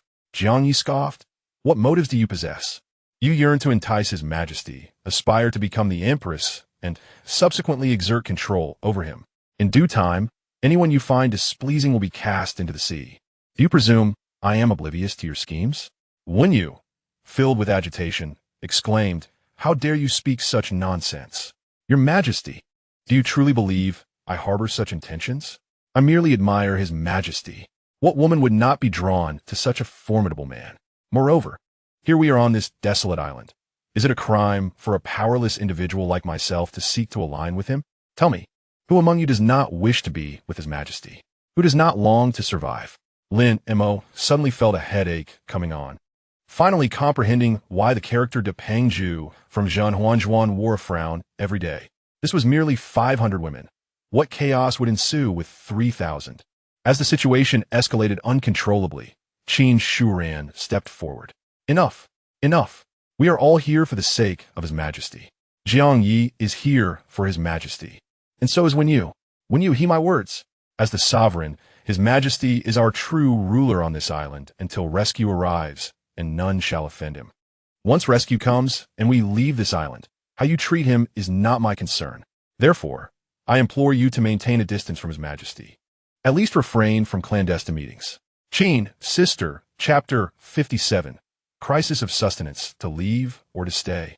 I have already conveyed this previously, have I not? Wen Yu, aware of her shortcomings, lowered her head in silence, yet her heart churned with discontent and defiance. Observing Wen Yu's demeanor, Qin Shuran turned to Jiang Yi and urged, furthermore, Director Jiang, do not be overly sensitive. One, in her usual manner, speaks rather freely, as long as she does not engage in secret meetings with His Majesty. Allow her some leeway in her expressions. This remark was evidently not well received. Both Qin Shuran and Su Qingyuan were aware of the incident involving Jiang Yi and Lin Mo trapped in the cave, and the tale had circulated among the women, morphing into various versions. Rumors suggested the space was a mere 5 square meters. After being confined for so long, one must attend to their needs. Could it be deemed inconsequential? Such words, upon reaching Su Qingyuan's ears, were certainly unpalatable. Qin Shuran, however, took it lightly, regarding it merely as a jest. Her affections were not directed towards Lin Mo. Whether Jiang Yi had any involvement with him was not her concern, as long as the two did not overtly associate. Much like Su Qingyuan and Lin Mo, she was content. What occupied Qin Shuran's thoughts was whether Jiang Yi and Wen Yu posed a threat to her position as regent. Clearly, Jiang Yi lacked the potential for such intrigue. This girl was too straightforward and lacked the cunning required for political maneuvering. Conversely, Wen Yu was under close scrutiny from both Qin Shuran and Su Qingyuan. At this moment, Qin Shuran spoke, naturally supporting Jiang Yi with a gentle reminder rather than a direct reprimand like that directed at Wen Yu. Although Jiang Yi felt displeased internally, she accepted the situation upon witnessing Wen Yu being scolded so harshly. Sister Qin, I am merely considering everyone's welfare. Have we forgotten the chaos caused by Ji? Qin Shuran nodded slightly. All right, I understand that Director Jiang is acting for the greater good. You have worked hard these past few days. Had it not been for everyone's sake, you and His Majesty would not have been trapped in that cave. As she spoke, Qin Shuran furrowed her brow. At this moment, Suin Juan approached. Your Majesty, there is a matter I wish to report. During your absence, our food supply has dwindled considerably, despite our efforts to ration. With 500 mouths to feed, we require a substantial amount of food daily. Today, our granary is nearly empty. Moreover, Your Majesty has fallen ill. It was evident that Su Qingyuan, the Minister of Internal Affairs, was quite anxious. With 500 people to sustain, it was a formidable task, even in fair weather, let alone during heavy snowfall. Lin Mo scratched his head. He glanced at Qin Shuran, then at Su Qingyuan, Jiang Yi, and Wen Yu. Given that only they four held genuine official positions, it was not appropriate to discuss certain matters in front of others. Therefore, Lin Mo stretched lazily. The wind is too fierce outside. Let us move to the inner cave for our discussion. Minister Jiang, please ensure your people keep a close watch here. We shall proceed. Yes. Jiang Yi turned to summon the officials of the Daziyuan, instructing them to guard the entrance of the inner cave. A group of women appeared restless. Lin Mo paid them no mind and led Qin Shuran and the others briskly toward the inner cave. Upon reaching the crystal cave, they placed the whale oil lamp on a stalagmite and began their meeting. Su Qingyuan reiterated her earlier inquiry. Your Majesty, do we truly intend to retain all 500 individuals? Lin Mo anticipated this question. However, as the Minister of Internal Affairs, it was indeed her responsibility to contemplate such matters. Lin Mo turned to Qin Shuran. She rose and stated, Your Majesty, Qingyuan raises a valid point. The capabilities of these 500 individuals vary significantly. At least 300 are burdensome, given the current circumstances, to ensure everyone has enough to eat. We can retain no more than 50 individuals. 200 would be excessive. Lin Mo suddenly felt a weighty heaviness in his heart. In the wake of this catastrophic disaster, 3,000 had dwindled to 500. Among the 2,000 beautiful women, 1,500 had perished, each more exquisite than the last. It was crucial to recognize the extent of this loss from men. Therefore, he could not bear to witness any more beautiful lives extinguished. Though these women had their share of flaws, they included virtuous individuals like Tang Xie and Xiao Wanqing. Even Wen Yu, despite her shortcomings towards women, was a gem in the eyes of men. Each of these beauties, Shen Jiyu, Jiang Yi, Yin Jinyan, Lu Yingying, Li Yutong, Su Feifei, Zhao Qing, Zhou Meng, would cause Lin Mo pain should they perish. Setting aside other matters, what about Su Feifei? Had she ever lodged a complaint against him? Did that mean he should ride her unkindly? This was truly a challenging decision to make. In the opinion of Qin Aiqing, Qin Shuren's somber expression softened slightly as she continued. According to conventional logic, it should be thus, yet His Majesty possesses a benevolent heart. Cherishing his subjects as one with their own children, he surely cannot bear to expel them. Jiang Yu rose to his feet. If His Majesty cannot exercise such harsh measures, then let us, the Duke Yuan, handle it. Wen Yu's countenance darkened. Should Lin Mo truly grant this authority to Jiang Yi, it was likely that Wen Yu would be the first to be cast out.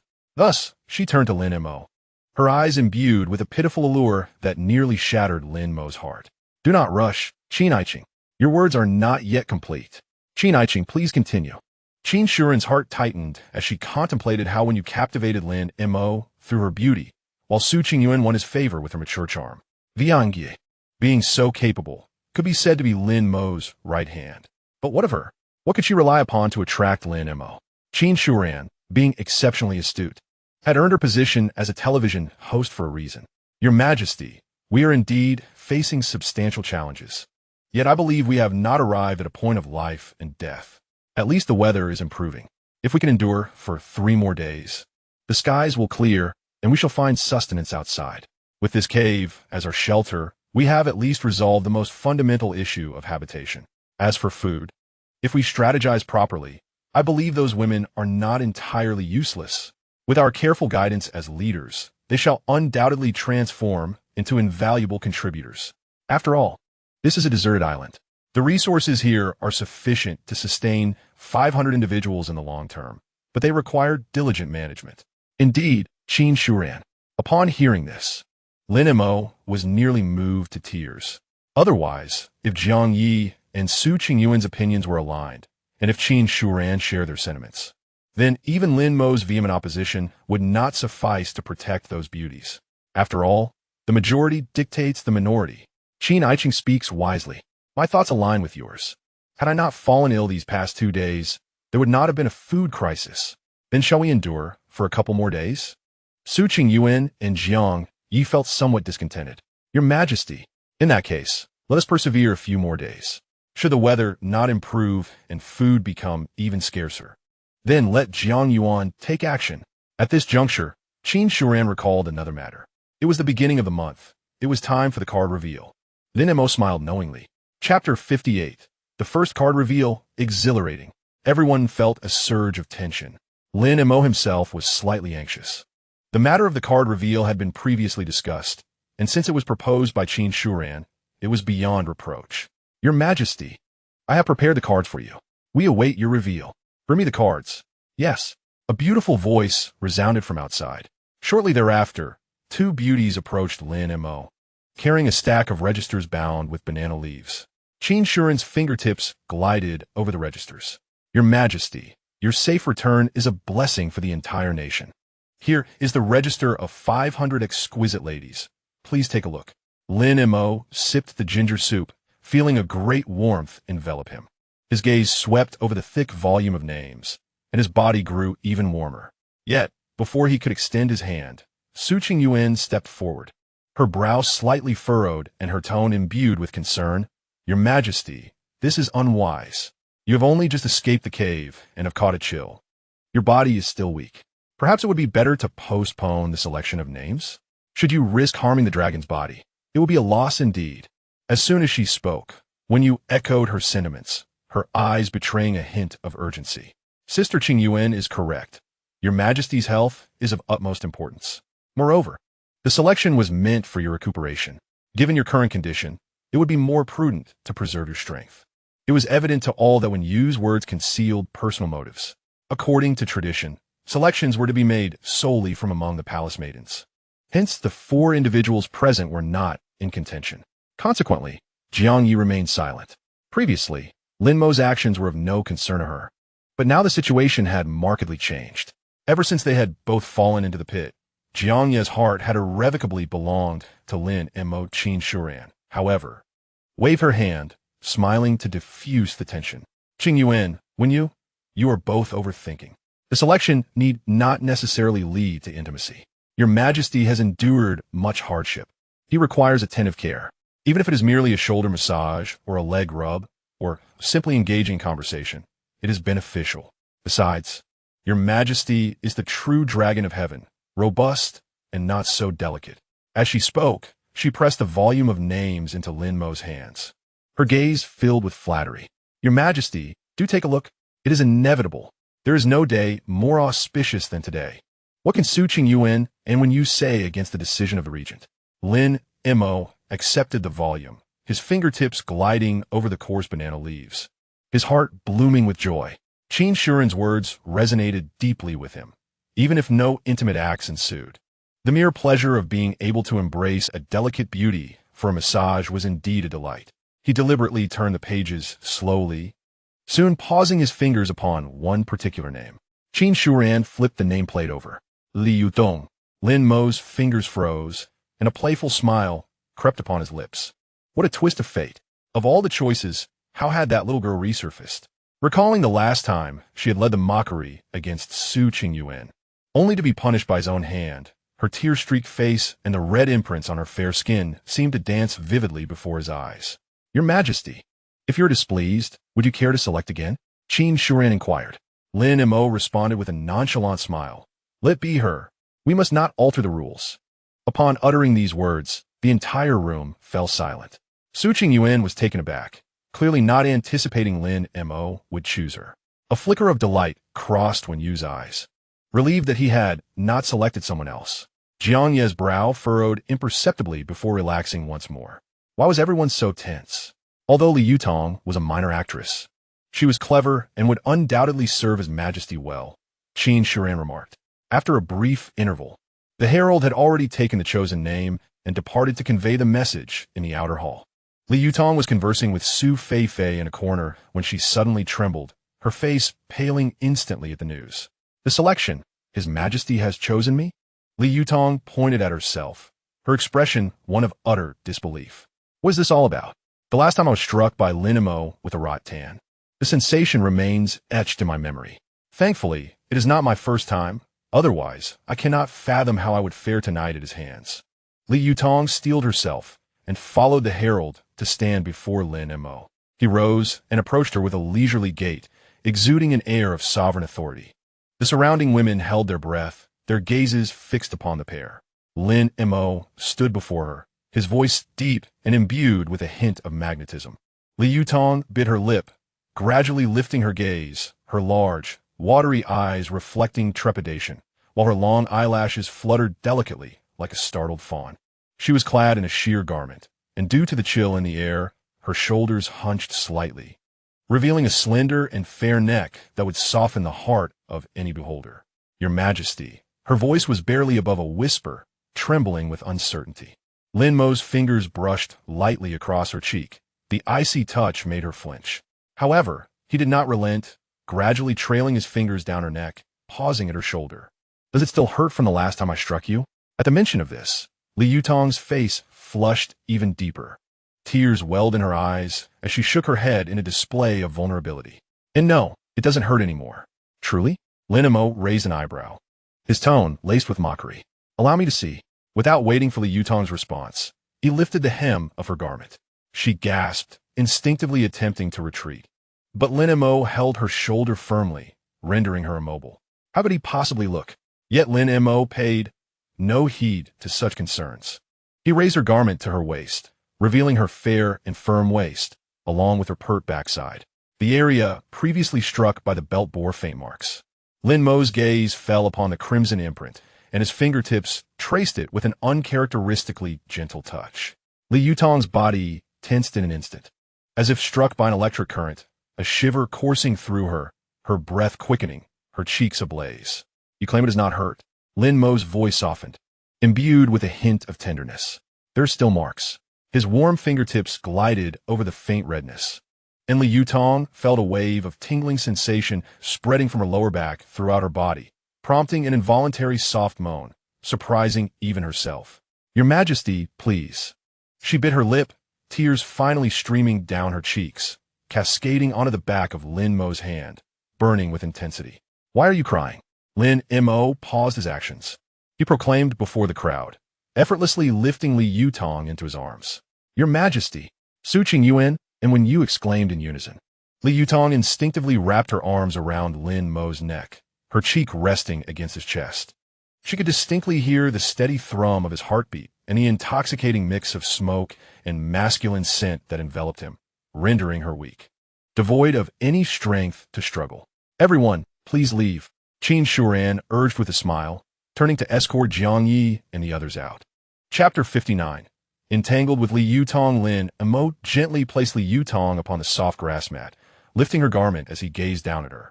Your Majesty, she whispered, attempting to adjust her clothing, only to have her hand restrained by Lin Mo. Do not move. His voice was low and husky, imbued with a palpable desire. Allow me to behold your wounds once more.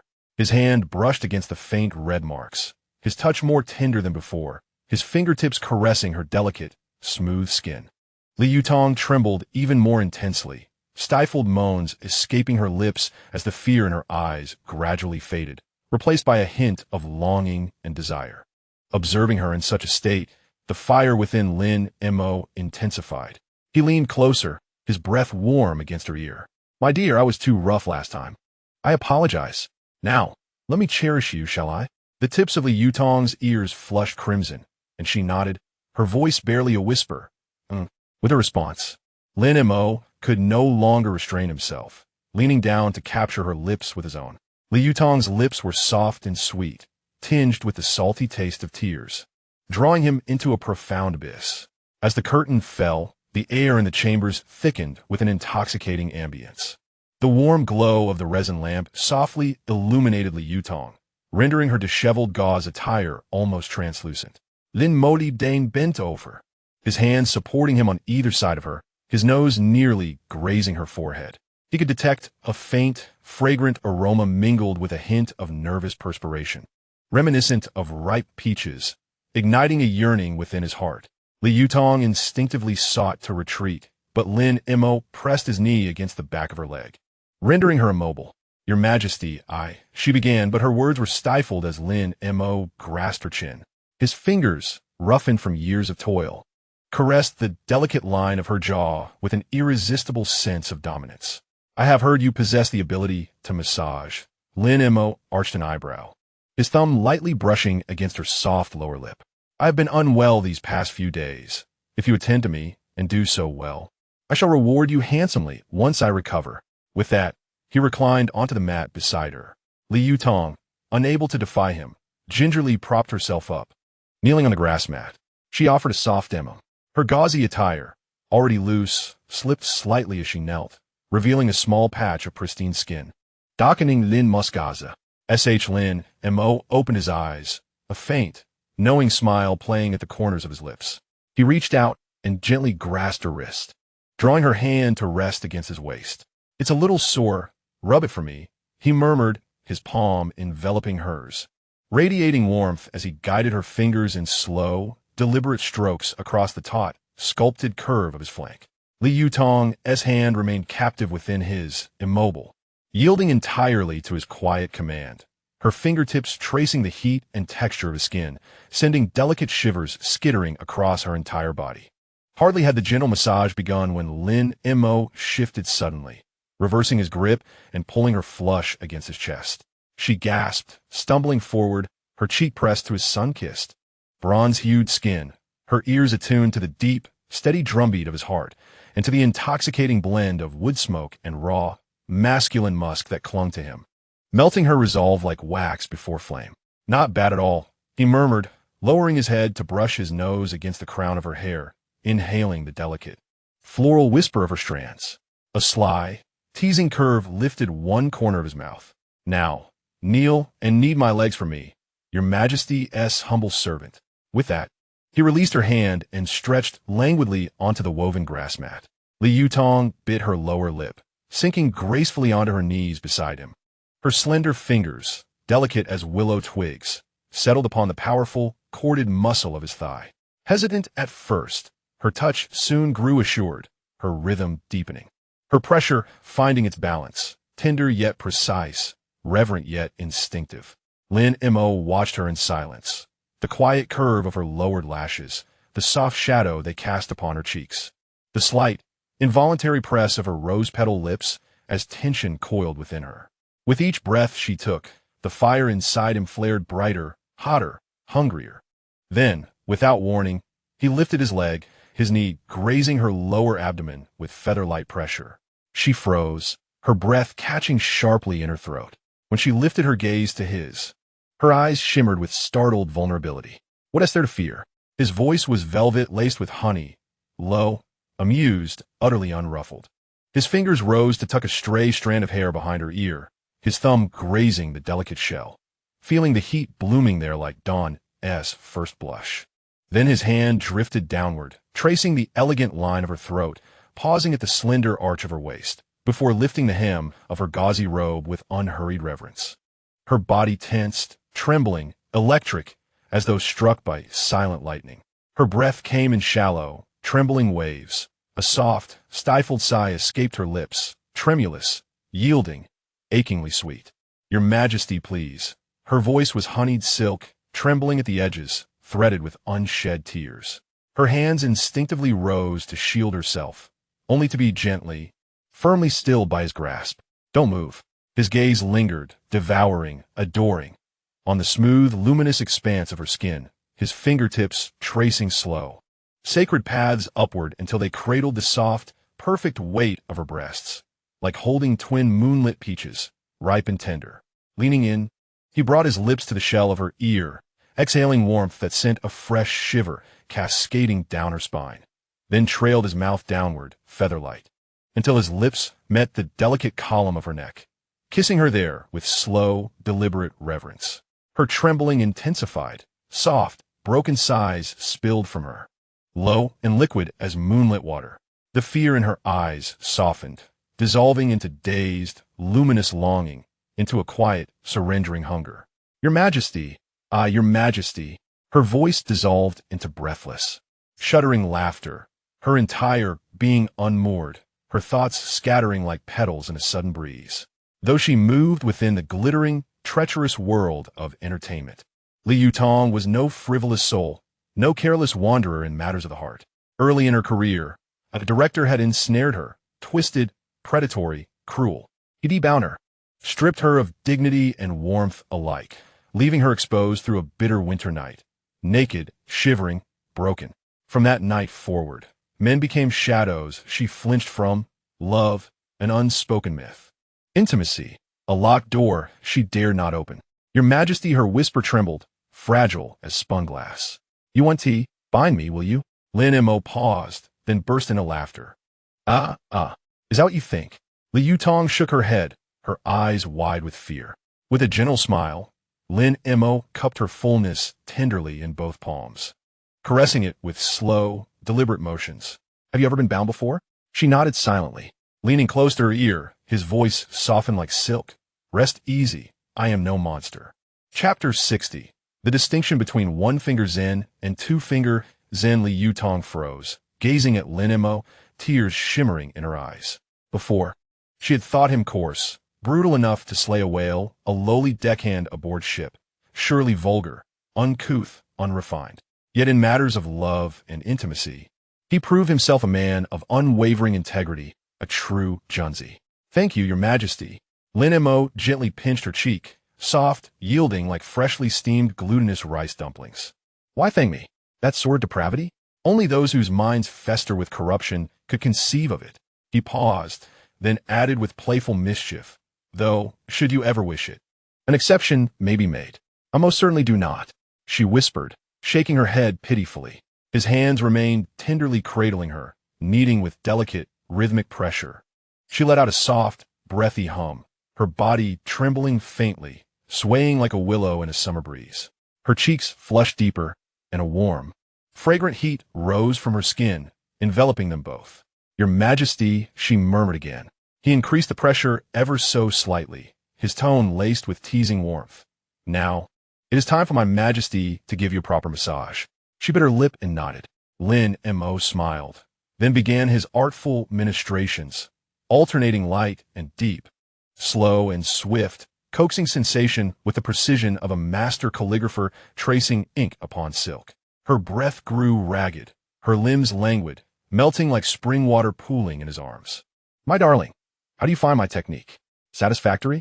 She could utter no reply, only clenched her lips, terrified that the moment she spoke, she would shatter. He bent low, his breath grazing her ear. Go ahead, cry out. No one can hear you. A fresh wave of fluster washed over her. Her feet lifted instinctively, clinging to him like a vine twining up a tree, shifting, trembling, seeking. He knew then she was aflame. So his hands shifted terrain. Now he was no longer merely a man, but a seasoned artisan, mapping her body with his 10 fingers, measuring every slope of her land, tracing every grove of her forest, following every winding stream of her pulse. Your Majesty, she grasped his wrist, her eyes glistening, wide as a startled doe-ess, yet smoldering like a feline in heat, trembling with unspoken hunger. Lin Mo looked upon her, and felt the fire in his own chest blaze beyond control. He desired her, wildly, fiercely, desperately. Days cooped up in that cave. The exhausting struggle with Jian Yi had left him taut as a drawn bowstring. And now, cradling her supple, warm, fragrant form, she was like a banquet of imperial delicacies laid before a starving man. He rolled her gently beneath him, face to face, breath mingling, hearts drumming in shared rhythm. Her lips parted slightly, revealing the pearl-like curve of her teeth, and her mouth, ripe as a cherry at summer's peak, begged to be tasted. Lin Mo lowered his head and kissed her. The kiss was not as tender as before. It carried a hint of aggression and urgency. Li Yutong found herself breathless under his embrace, her hands gripping his neck, her entire being softening beneath him. Lin Mo felt an overwhelming surge of emotion. A fiery sensation coursed from his lower abdomen, consuming him with heat, leaving his mind blank save for one singular thought. I must have her. He reached to unfasten the last remnants of Li Yutong's modesty. She offered no resistance, merely closing her eyes, her lashes trembling. Her body quaked, uncertain whether from anxiety or anticipation. Yet at that pivotal moment, Lin Mo's hands suddenly froze. Darkness engulfed him, his head buzzing, and he felt as though all strength had been drained from his body, collapsing softly onto Li Yutong. Your Majesty? Li Yutong opened her eyes, startled. Lin Mo lay heavily upon her, gasping for breath, beads of sweat cascading down his pale face. Your Majesty, what has happened to you? Li Yutong panika. Attempting to push him off to sit up, Lin Mo waved his hand weakly. Do not move. Allow me a moment. Li Yutong, now hesitant, lay still beneath him. She could feel his scorching body heat, his hurried breaths, and the rapid beating of his heart, as if it were about to burst from his chest. Yet, more than anything, she sensed that he resembled a deflated balloon. Li Yutong was utterly bewildered. What had transpired that the vigorous Lin Mo had suddenly collapsed? After a considerable time, Lin Mo recovered slightly, rolling off her and lying on the grass, staring at the cave's ceiling with a bitter smile. Damn it. I almost met my end here. Li Yutong turned to him, her gaze filled with concern and an indescribable complexity. Your Majesty, are you still unwell? Lin Montauk nodded. I've been freezing in this cave for days, returned only to find myself with a fever. My body feels weak. Just now, the excitement surged and I felt dizzy. He turned to Li Yutong, his eyes apologetic. I am sorry. I intended to cherish you properly, but it seems I must wait for another time. Li Yutong paused for a moment before bursting into laughter. It's all right. Whenever your Majesty desires, I am here for you. Her smile was light and fleeting, yet it warmed Lin Mo's heart. What a charming little enchantress she was.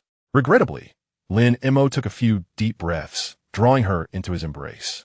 Li Yutong nestled against his chest, her face pressed against his skin, listening to the rhythm of his heartbeat. They lay together in silence, words unspoken. The flickering light of the resin lamp danced gently, casting mottled shadows upon the cave walls. After a considerable time, Lin Mo suddenly spoke. Yutong, yes. My body is still recovering. I cannot partake of staple foods today, but I can indulge in some snacks. Li Yutong blinked in surprise, lifting her head to look at him, her expression one of confusion. Snacks? Lin Mo chuckled, pinching her cheek playfully. I possess a skill known as Ji Chan. It is designed to help clear meridians, invigorate blood flow, and is quite pleasurable. Li Yutong's face flushed once more. She vaguely comprehended Lin Mo's words, yet hesitated to confirm their meaning. Ertzizen? Indeed, Lin Mo stated with utmost seriousness. When I was a mere teenager, I spent some time at Shaolin Temple, where I not only mastered Ertzizen, but also Iji Zhan. Would you like to learn the distinction between the two? Li Yutong, still blushing, was uncertain whether Lin Mo referred to that, yet she innocently shook her head before nodding slightly. Lin Mo, embracing her, earnestly elucidated. This martial art emphasizes finger strength. The force must be light rather than heavy, the speed swift rather than slow, and the acupoint precise rather than imprecise. It is a profound discipline, he declared, extending his right hand, raising his index and middle fingers, and waving them before Li Yutong. Pay close attention. Would you care to experience its power? Recline comfortably. Lin Mo gently set Li Yutong down and began practicing Iji Zhan on her. Chapter 61.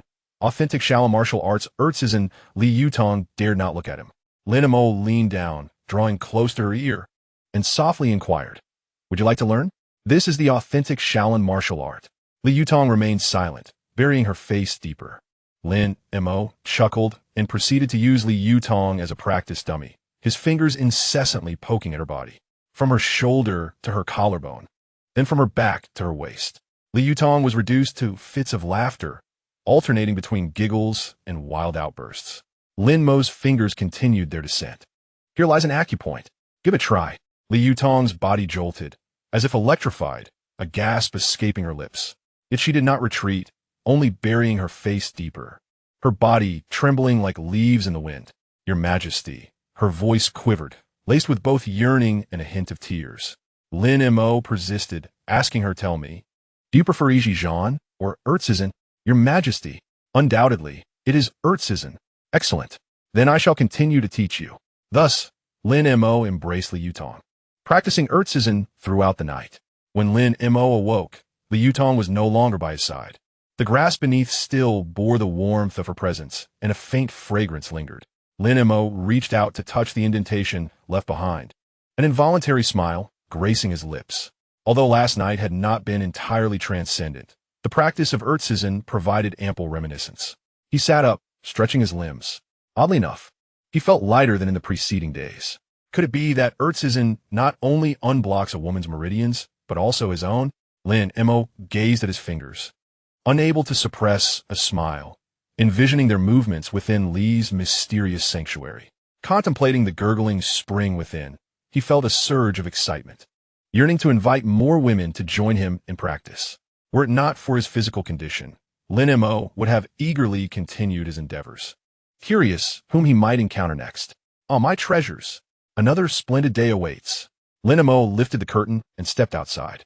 Yet this time, he sensed an unusual atmosphere in the outer cave.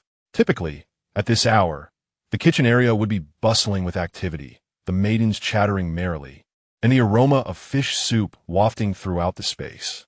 However, today, the cooking area is desolate, with only a few young women busily preparing something. The broth in the pot is so thin that it reflects shadows. Upon noticing Lin Mo's emergence, the young women hastily lowered their heads, feigning busyness. Yet their peripheral glances continually darted towards him. Lin Mo furrowed his brow, but remained silent, walking to the cave entrance to gaze outside. The snow continued to fall, albeit lighter than in previous days, falling gently like flour sifted by the heavens. A faint light peeked through the horizon, and the shadow of the sun could be vaguely discerned behind clouds. Qin Shuran stood at the entrance, her back to him, staring blankly at the falling snow. Lin Mo approached and stood beside her. "Sister Qin, what troubles you?" Qin Shuran snapped back to reality, glancing at him, hesitating to speak. "Your Majesty, there is something." "Speak." Qin Shuran fell silent for a few seconds before lowering her voice to say, "Last night, someone overheard certain remarks." Lin Mo raised an eyebrow. "What remarks?" "There are rumors circulating that your Majesty intends to abandon a portion of the incapable women due to insufficient food supplies." Lin Mo's expression darkened. Qin Shuran continued, "I do not know from where it originated, but it has now spread like wildfire. When I awoke this morning, I sensed an unusual atmosphere. The young women looked at me with strange gazes, as if questioning the truth of it." Lin Mo remained silent, his gaze fixed on the snow outside. Qin Shuran observed him and softly inquired, "Your Majesty, would you like me to clarify the matter?" Lin Mo shook his head. "No need, but the more one clarifies, the more chaotic it becomes," he replied. "At this moment, words are futile. We must wait for the skies to clear, find food, and the rumors will dissipate naturally." Qin Shuran nodded, but added, What if the skies do not clear in 3 days?" Lin Mo fell silent. 3 days. Su Qingyuan had informed him the previous night that their supplies would last at most 3 more days. After 3 days, they would either see clear skies or face a choice. He turned and walked towards the storage area, where Su Qingyuan was counting supplies, her hands clutching a notebook sewn from banana leaves as she meticulously recorded the details. Upon noticing Lin Mo's approach, she looked up, the dark circles beneath her eyes indicating a restless night. "Your Majesty," Lin Mo nodded, surveying the dwindling food supplies. The dried fish was reduced to a mere thin layer. The wild vegetables were nearly depleted, the dried mushrooms scarce, and only a few dozen coconuts remained, forlornly piled in a corner. "How many more days can this last?" Su Qingyuan bit her lip, remaining silent for a few seconds before responding, under the most frugal standards, 3 days. However, that only allows for thin broth. We cannot guarantee even 2 yang per person per day. Lin Mo remained silent. Su Qingyuan gazed at him, her eyes reddening. "Your Majesty, if it truly comes to that." Lin Mo raised his hand, interrupting her. "It has not yet come to that." He turned and walked toward the outer cave. In the outer cave, women huddled in small groups, whispering among themselves. Upon seeing Lin Mo emerge, they immediately fell silent. Yet their gazes, complex, anxious, fearful, and hopeful, were all directed at him. Lin Mo approached the campfire and sat down. Tang Xie and Xiao Wanqing promptly nestled beside him, one on each side. "Your Majesty, are you feeling better?" Tang Sai Wei, her eyes filled with concern. Lin Mo nodded in response, assuring her, "Much better." Xiao Wanqing leaned against his shoulder, also speaking softly, "Your Majesty, are the things they said true?" Lin Mo gazed down at her. The little girl's eyes were red, clearly having wept. He reached out and gently tousled her hair, saying, "False." Xiao Wanqing paused for a moment. Then her eyes brimmed with tears again as she buried her face in his chest, her shoulders trembling. Lin Mo lightly patted her back, remaining silent. Yet, his gaze swept across the cave. The women were divided. Some pretended to be busy, others huddled together whispering. And some hid in corners, furtively wiping away tears. A few regarded him with a complex expression, as if awaiting his decision or perhaps a judgment.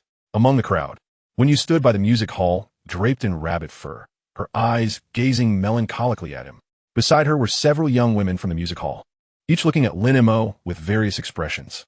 On the other side, Jiang Yi stood guard at the cave entrance with the officials, weapons in hand, their faces expressionless. However, her gaze occasionally darted towards Lin Mo. He withdrew his gaze, focusing on the flickering campfire. 3 days remained, only 3 days. Rumors spread like wildfire. For the next 2 days, the cave was enveloped in a peculiar atmosphere. The women no longer chattered and laughed as before, nor did they gather to sing and dance. They became silent, vigilant, and cautious, while simultaneously taking action. Chapter 62. The 7 sisters twins arrive upon seeing Lin Mo emerge. They immediately lowered their heads, feigning busyness. Yet their peripheral vision remained glued to him. Su Qingyuan counted provisions daily, the numbers on her ledger dwindling. Qin Shuran stood at the cave entrance each day, watching the sky. The snow continued to fall, though lighter, it showed no signs of stopping. Shun Jiu, accompanied by the medical personnel, scoured their supplies, boiling edible herbs into soup to fill their stomachs somewhat. Jiang Yi and the officials patrolled day and night, preventing any disturbances. Yet, everything remained eerily calm. Too calm. The tranquility sent a shiver down Lin Mo's spine. He was acutely aware that beneath this calm lay something concealed. That night, Lin Mo lay in the palace, holding Tang Xie and Xiao Wanqing, yet sleep eluded him. The two young girls also found themselves restless, nestled in his embrace, silent. After a long while, Tang Xie suddenly whispered, "Your Majesty, if hypothetically some people must leave, would you send us away?" Lin Mo gazed down at her. The firelight illuminated her face, her eyes shimmering with unshed tears. He reached out, wiping the corner of her eye, assuring her no. Tang Xie was momentarily taken aback. Then she curled deeper into his embrace, clinging tightly to his waist. Xiao Wanqing leaned closer, softly declaring, "Your Majesty, I will not leave. I want to stay with you always." Lin Mo smiled, holding the two young girls closer. Yet, he knew that matters were not so simple. Just then, the curtain was abruptly lifted. Lin Mo looked up to see Jiang Yi standing at the entrance, her expression serious. In a hushed voice, she said, "Your Majesty, someone seeks you." Lin Mo frowned, asking who. Jiang Yi fell into a momentary silence before responding, "7. They claim to be your subjects, seeking an urgent audience." Lin Mo sat up, donned a wild boar skin, and stepped outside. In the outer cave, a bonfire blazed brightly. 7 women stood in a line beside the fire. Lin Mo cast a glance and was instantly captivated. Each of these 7 women was a paragon of beauty, tall or short, voluptuous or slender, sweet or alluring. Each possessed her unique charm, a harmonious blend of curves and grace. Yet, the most striking were the 2 standing in the center. Identical faces, matching brows and eyes. The same hairstyle and attire, twins. But not just any twins, they were the kind that ensnared one's gaze at first sight. With oval faces, large sparkling eyes, luminous skin, and figures that were perfectly proportioned, they stood together as if reflections in a mirror, breathtakingly beautiful. Lin Mo's gaze swept over them before shifting to the others. The remaining 5 were also captivating beauties. Some exuded gentleness, others cold elegance, some were vivacious, while others were enchanting. Together, they resembled a stunning painting. Lin Mo felt perplexed, pondering how these 7 had remained hidden for so long amidst their time on the island. She speculated that perhaps Su Qingyuan and the others had deliberately suppressed them, preventing their selection into Wen Yu's UFU. After all, the more beautiful women there were, the fiercer the competition. Alternatively, they might be exceptionally skilled in disguise, revealing their true selves only when absolutely necessary. Undoubtedly, their faces had likely been purposely dulled these past few days. "Who are you?" Lin Montak inquired. The woman at the forefront spoke. She appeared slightly older, in her early 30s, exuding a mature charm, with an indescribable allure in her eyes. This allure was not the deliberate seduction of Wen Yu, but rather a natural elegance that emanated from her essence, akin to aged wine that becomes more flavorful with each sip. "Your Majesty, I am Shunming Yang, their cousin and the eldest among them." She gestured towards the other women, introducing them one by one. "This is Shunming Jiao, Shunming Mei. They are my younger sisters." The 2 younger sisters bowed to Lin Mo. Shunming Jiao was charming and delightful, her smile revealing 2 shallow dimples, her eyes crescent-shaped, akin to a neighborly girl who was utterly endearing. Shunming Mei, on the other hand, possessed an innate allure, her eyes slightly upturned, casting a captivating gaze that seemed to hook the beholder. "These are Shunming Gru and Shunming Ruan, my younger female cousins." One cousin was gentle as water, her eyes always adorned with a tender smile, her voice soft and soothing, like a spring breeze caressing one's ears. The other was adorably plump, her cherubic face inviting one to pinch her cheeks. At that moment, they gazed timidly at Lin Mo, their expressions melting hearts. Finally, her gaze fell upon the twins. "This is Shunming Shuang. This is Shunming Xue. They're also my cousins from another uncle's family. By the way, they're twins, both just 22 this year." Before Chaolin Mafu, the twin sisters moved with such synchrony that they seemed but one person divided into 2. "Your Majesty," they greeted with voices equally clear and sweet, evoking a pleasant thrill in the heart. Lin Mo gazed at them and suddenly recalled something. The 7 dreams of the Shun family? He uttered. Shen Mingyang hesitated momentarily before smiling, a smile tinged with bittersweet nostalgia. Your Majesty knows of us sisters? Lin Mo naturally did. Though not the top stars in the entertainment world, the Shen family's 7 dreams enjoyed considerable renown. They were a rare familial artist ensemble, debuting, filming, and appearing on variety shows together, earning the moniker 7 Fairies. At their peak, all 7 endorsed a nationally acclaimed skincare brand. Their advertisements ubiquitous to the extent even Lin Mo, who did not follow celebrities, remembered them. Especially the twins Shun Mingshuang and Shun Mingxue, identical and extraordinarily beautiful. Adored as the frost and snow fairies, the object of countless admirers' dreams. Lin Mo recalled once scrolling through his phone to find them trending together. The comments flooded with exuberant declarations of desire and double the joy, even vows to exchange 50 years of life to marry the twins, or to give their lives just for a moment with them. Unexpectedly, these twins now stood before him, their eyes reflecting timidity, hope, and a captivating shyness. Since you 7 sisters are on the island, why have you not sought me out sooner? Lin Mo inquired. Shen Mingyang smiled ruefully, shaking her head. Your Majesty, we are but humble commoners, incapable of much. Unlike Wenyu, who can dance, or Jiangye, who can hunt, we are burdens to your Majesty. Thus, Lin Mo nodded understandingly. Indeed, on this desolate island, former glories were of no consequence. It seemed the 7 sisters possessed commendable character. Chapter 63. To survive.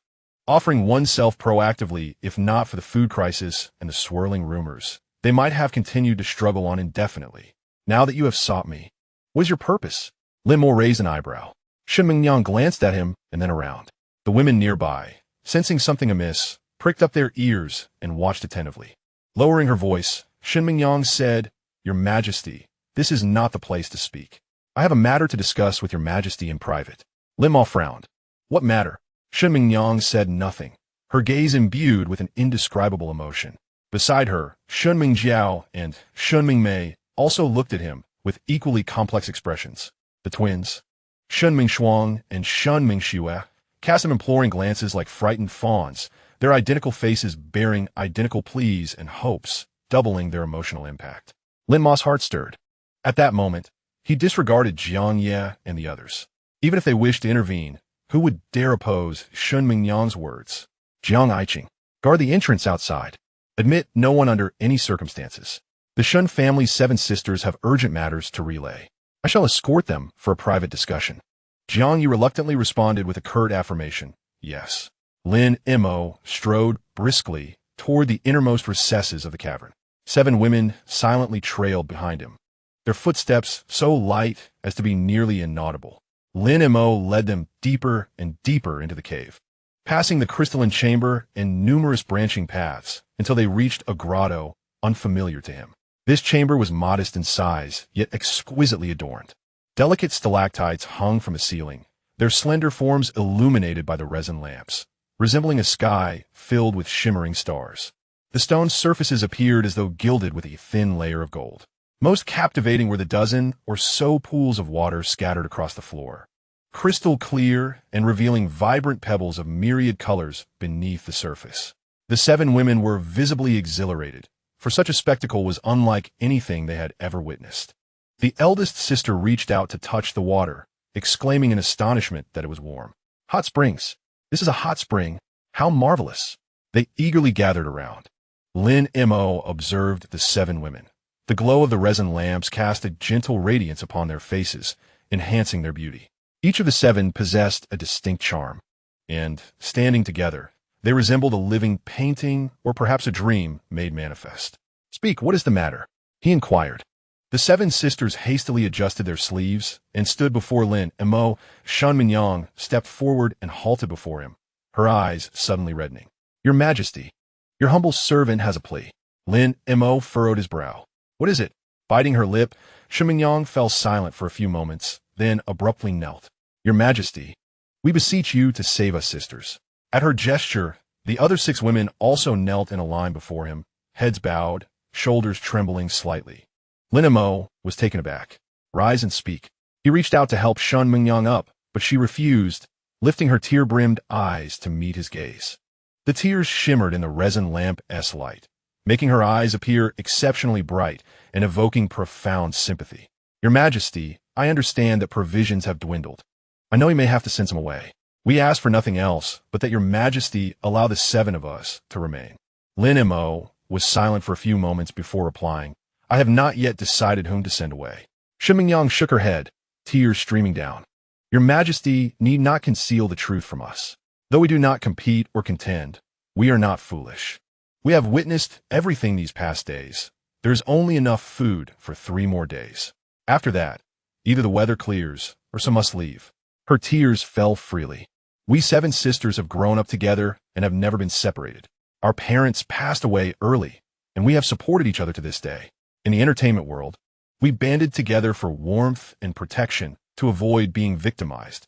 If we are cast out on this desolate island, we will not survive. I do not wish to die, nor to watch my sisters perish. The other 6 women wept softly, their shoulders trembling with quiet sobs. Lin Mo felt a stir of compassion. Are you not from noble families? Shen Mingyang shook her head through her tears. The so-called noble families are but constructs of our management company's packaging. Without a good agency and a capable manager, how could the 7 of us have come this far? The entertainment agency deliberately crafted our image to shield us from being bullied.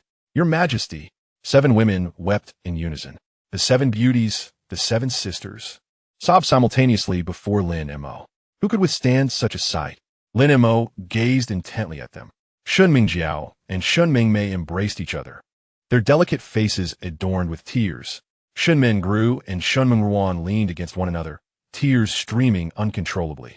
Shun Mingruan's cherubic visage was streaked with tears, evoking both pity and affection. The most heart-wrenching sight was the pair of twins, Shun Mingshuang and Shun Mingxue. Kneeling together, their identical faces bore the same glistening tears. Their expressions mirrored one another, like 2 mirrors reflecting the same sorrow. They held each other's hands tightly, as if drawing strength from one another, their shoulders trembling slightly. Yet they suppressed any sound. That tableau would shatter anyone's heart. Lin Mo watched them, his heart heavy with emotion. So what do you wish me to do? He inquired. Shen Mingyang lifted her gaze to him. In her eyes, there was a plea, an expectation, and an indescribable yearning. Your Majesty, I am willing to offer myself, she proclaimed, reaching to untie her garment. The sheer fabric slipped away, revealing her snow-white shoulders and the subtle contours of her figure. Lin Mo's breath caught. Shen Mingyang, the eldest of the 7 sisters at just over 30, was in the prime of her allure. Her figure was not the slender type, but rather a perfectly voluptuous form.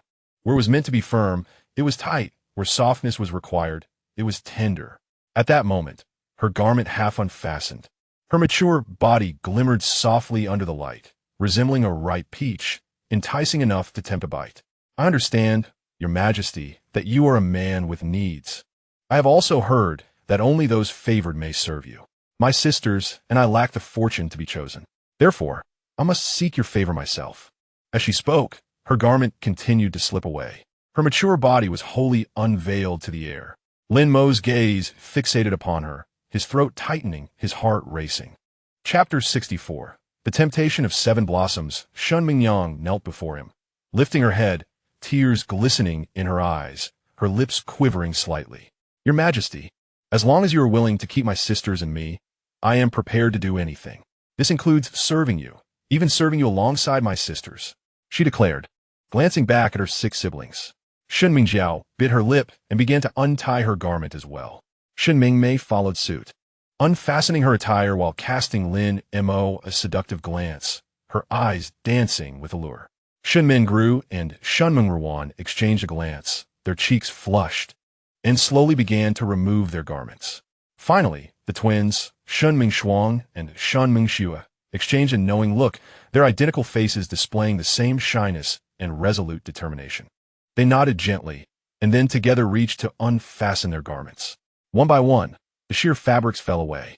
7 women, 7 bodies, illuminated by the resin lamp, resembled 7 blossoming lotus flowers. Lin Mo felt as though he was on the verge of explosion. 7 enchanting women knelt bare before him, renowned in the entertainment industry as the 7 fairies, the dream lovers of countless men. Particularly striking were the twins, kneeling side by side in their nudity. Their identical faces and bodies seemingly crafted from the same mold. The visual impact of this scene was indescribable. Shun Mingyang knelt at the forefront, gazing up at him with tear-filled eyes that shimmered with longing. Your Majesty, my sisters and I have grown up together, sharing a deep bond. If your Majesty desires, I can introduce you to the utmost pleasures of the mortal realm. As she spoke, she slowly crawled forward, her hand gently resting upon Lin Mo's thigh. Her touch was soft and cool, accompanied by a slight tremor. Lin Mo's breath became utterly disordered. He beheld the 7 women before him, observing their kneeling forms and the blend of pleading, anticipation, shyness, and determination etched upon their faces, igniting a fervor within him. He lowered his gaze to Shun Mingyang. Her face was mature and alluring, with tear stains still fresh, striking a balance between pitiable and enticing. Her lips parted ever so slightly, as if awaiting an invitation or extending one. Lin Mo reached out, lifting her chin. Do you understand what you are saying? He inquired, his voice hoarse. Shun Mingyang nodded. I understand. Do you not regret it? She shook her head. No regrets. Lin Mo regarded her silently for several moments before allowing his gaze to sweep over the 7 women. Shun Mingyang exuded a mature allure, while Shun Mingjiao appeared youthful and charming, kneeling there with a blush that made her resemble a flower poised to bloom. Shun Mingmei, with her sultry gaze, feigned shyness. Yet her captivating eyes held an irresistible charm, akin to a fox spirit seasoned in seduction. Shun Mingru emanated a gentle warmth, her head bowed in modesty. Yet her delicate profile and subtly trembling shoulders evoked a sense of tenderness. Shun Mingruan, soft and sweet, had a rosy complexion, her delicate form glowing softly under the light, evoking an instinctive desire to embrace her. Then there were the twins, Shun Mingshuang and Shun Mingxua, mirroring each other in posture, their heads bowed in unison, their bodies curving identically, their expressions of shyness strikingly alike. Yet upon closer inspection, subtle differences emerged. Shun Mingshuang's lashes were slightly longer, while Shun Mingshua's lips were fuller. One resembled frost, cool yet shy. The other, snow, pure yet yearning. Together, they formed a picture, a dream. Lin Mo felt as though he might burst. Just as he was losing control, ready to succumb to the allure of the 7 sisters, a surge of blood rushed to his head, obscuring his vision and nearly causing him to collapse. This startled the sisters, who quickly surrounded him in their bare forms. Lin Mo steadied himself against the stone wall, gasping for breath, and it took a considerable time for him to regain his composure. It turned out he had been too overwhelmed. Lin Mo finally comprehended why some individuals succumb during intimate encounters. It appears that the human body should not be overexerted. Despite his fervent desire to embrace the 7 sisters completely, his body betrayed him. Why must it fail him at this very moment? After regaining his composure, he gazed at the 7 enchanting women and offered a wry smile. It was no wonder that numerous men's health clinics existed. When men find themselves in such circumstances, they are willing to spend any amount of money. Your Majesty, are you all right? A throng of women surrounded Lin Mo, their fragrance enveloping him, radiating warmth. Women's body temperatures tend to be slightly higher than men's, and with 7 unclad women encircling him, the warmth was palpable. Lin Mo reveled in this comfort. Although he could not possess them, he could still indulge in a brief embrace. He thus took Shun Mingyang into his arms and allowed the pair of twins to perch, one on each thigh. You are the eldest. For your sake, and for survival, this is the best solution I could conceive. Yet I cannot take advantage of your vulnerabilities. I am your king and must guide you onward, without abandonment or surrender. Please trust in me. Grant me a little time. Lin Mo paused before continuing. Even if you truly wish to offer yourselves, my current physical condition does not permit it. Therefore, you must return for now. There is ample time ahead. Furthermore, inform everyone that attempting to seduce me will not work. I am no foolish monarch. You are all my subjects. If you wish to remain, each must contribute their wisdom and abilities. Those capable shall rise to the top. Lin Mo picked up the garments of the sisters, draping them over their shoulders one by one. When he approached the twins, confronted by their exquisite forms, he could not suppress a gulp. Although his physical condition forbade it, he articulated his reasoning in an elevated manner, such as humanity. His hands involuntarily roamed over the sisters, his gaze hungrily devouring their beauty, wishing he could consume them entirely. Regrettably, the overwhelming sensation that clouded his vision surged once more, prompting him to hastily withdraw his hands. Clearing his throat, he addressed the twins. You both are truly beautiful. Once I resolve the current crisis, I shall ensure to favor you first. I hope you will bless me with a son or daughter at that time. The twins were taken aback by his compliment. Shen Mingyang glanced at her younger sisters and exchanged a knowing look. Instantly, the twins knelt in unison before him. Thank you, Your Majesty. Yes, you may rise, dress properly, and step outside. I wish to rest for a moment. Chapter 65. Women must be both alluring and competent. The seven sisters stood together, their hearts heavy with reluctance. However, they all recognized that Lin Mo had just recovered from a severe illness, and they understood that he was not lying.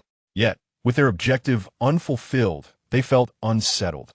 Lingering before Lin Mo and refusing to depart, Lin Mo waved his hand dismissively, stating, at any time, even if I were not king, should another take my place. Relying solely on seduction will not suffice for your survival. In such an environment, beauty is merely a fleeting indulgence of prosperity. In times of chaos, we seek the worthy. What I require are subjects like Jiang Yi, Su Qingyuan, and Shun Jiu, who can share the burdens of my reign. Remember this, no matter the circumstance. Unless I am no longer present, Qin Shuran, Su Qingyuan, Jiang Yi, and Shun Jiu shall never be forsaken by me. You seven sisters, seemingly alone and yet flourishing in the entertainment industry, are indeed remarkable. Given this, why not showcase your talents for my observation? It is indeed an awakening revelation. Regrettably, Wenyu remains oblivious, yet Shen Mingyang comprehends fully. She respectfully stepped back a few paces and offered a deep bow to Lin Mo, expressing her gratitude for the emperor's guidance. We now understand what must be done. With that, she departed with her six sisters, exuding determination. Lin Mo stood in stunned silence, observing the retreating figures of the Shun sisters, recalling the fierce light in Shen Mingyang's eyes, a light embodying defiance, resolution, and a daring commitment. Lin Mo had indeed discerned correctly. The following morning, before dawn's light graced the sky, Shen Mingyang roused her six younger sisters. They donned the sturdiest of garments, securing their pant legs with vines, and borrowed animal hides from Qin Shuran and Su Qingyuan, wrapping their hands and feet in the hides. They fashioned baskets from vines and grasped sharpened wooden sticks as they ventured outside. The women, upon witnessing their attire, were momentarily taken aback. Sister Mingyang, where are you headed? One inquired. Shen Mingyang smiled and replied, We are off to find food. Find food? In this heavy snow, what can be found? Another countered, His Majesty is still recuperating. Once he is well, we shall go together. Aren't you afraid of encountering wild beasts? Questioned another. Shen Mingyang responded earnestly, precisely because His Majesty is unwell. We sisters wish to alleviate his worries. But you lack experience in surviving the wilderness. Shen Mingyang smiled gently. In comparison to His Majesty and the sisters from the Duke Yuan, our skills may seem trivial. However, we grew up in the countryside and have some knowledge of edible plants. Countryside? Aren't you from a noble family? Shen Mingyang retorted with a cold laugh. Out here, one's status is self-assigned. That is a game enjoyed by those outside. But here, I hope for sincerity. This is what His Majesty has taught us. We should learn from him. With that, Shen Mingyang led her six sisters towards the cave entrance. At the entrance, Jiang Yi was patrolling with members of the Duke Yuan. Upon seeing them, she frowned. Where are you going? Shen Mingyang met her gaze calmly, declaring, We are going out to find food. Jiang Yi hesitated momentarily before stating, The snow outside is so deep, it is perilous. Shen Mingyang nodded, I am aware. Then why proceed? Viang, yi pide sit. Shen Mingyang looked at her and suddenly smiled. Because we wish to survive. My own life is of little consequence, but my sisters must live. I refuse to be discarded like a refuse within this cave. Jiang Yi opened her mouth to respond, but Su Qingyuan approached, placing a hand on Jiang Yi's shoulder. Jiang Yi quickly grasped the implication. Su Qingyuan seemed to desire the demise of these seven sisters in the wilderness. The initial intention was to diminish the number of competitors while alleviating food scarcity, thus achieving a dual benefit. However, Jiang Yi held a contrary perspective. Earlier, when the seven sisters of the Shun family sought to visit Lin Mo, she had initially been reluctant to permit their entry. Yet, upon reflecting on Wenyu's enticements towards Lin Mo, her irritation grew. She considered the seven sisters to possess their own merits, akin to Wen Yu, and resolved to allow them to compete against her. Regrettably, Lin Mo was unwell. Now, the sisters prepared to venture out, eager to prove their capabilities, inadvertently undermining Wen Yu, who would never contemplate relying on genuine talent for sustenance.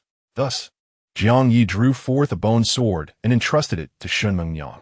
I hold great admiration for you all. Shun Mingyang, I lend you this bone sword, with hopes that you will return safely.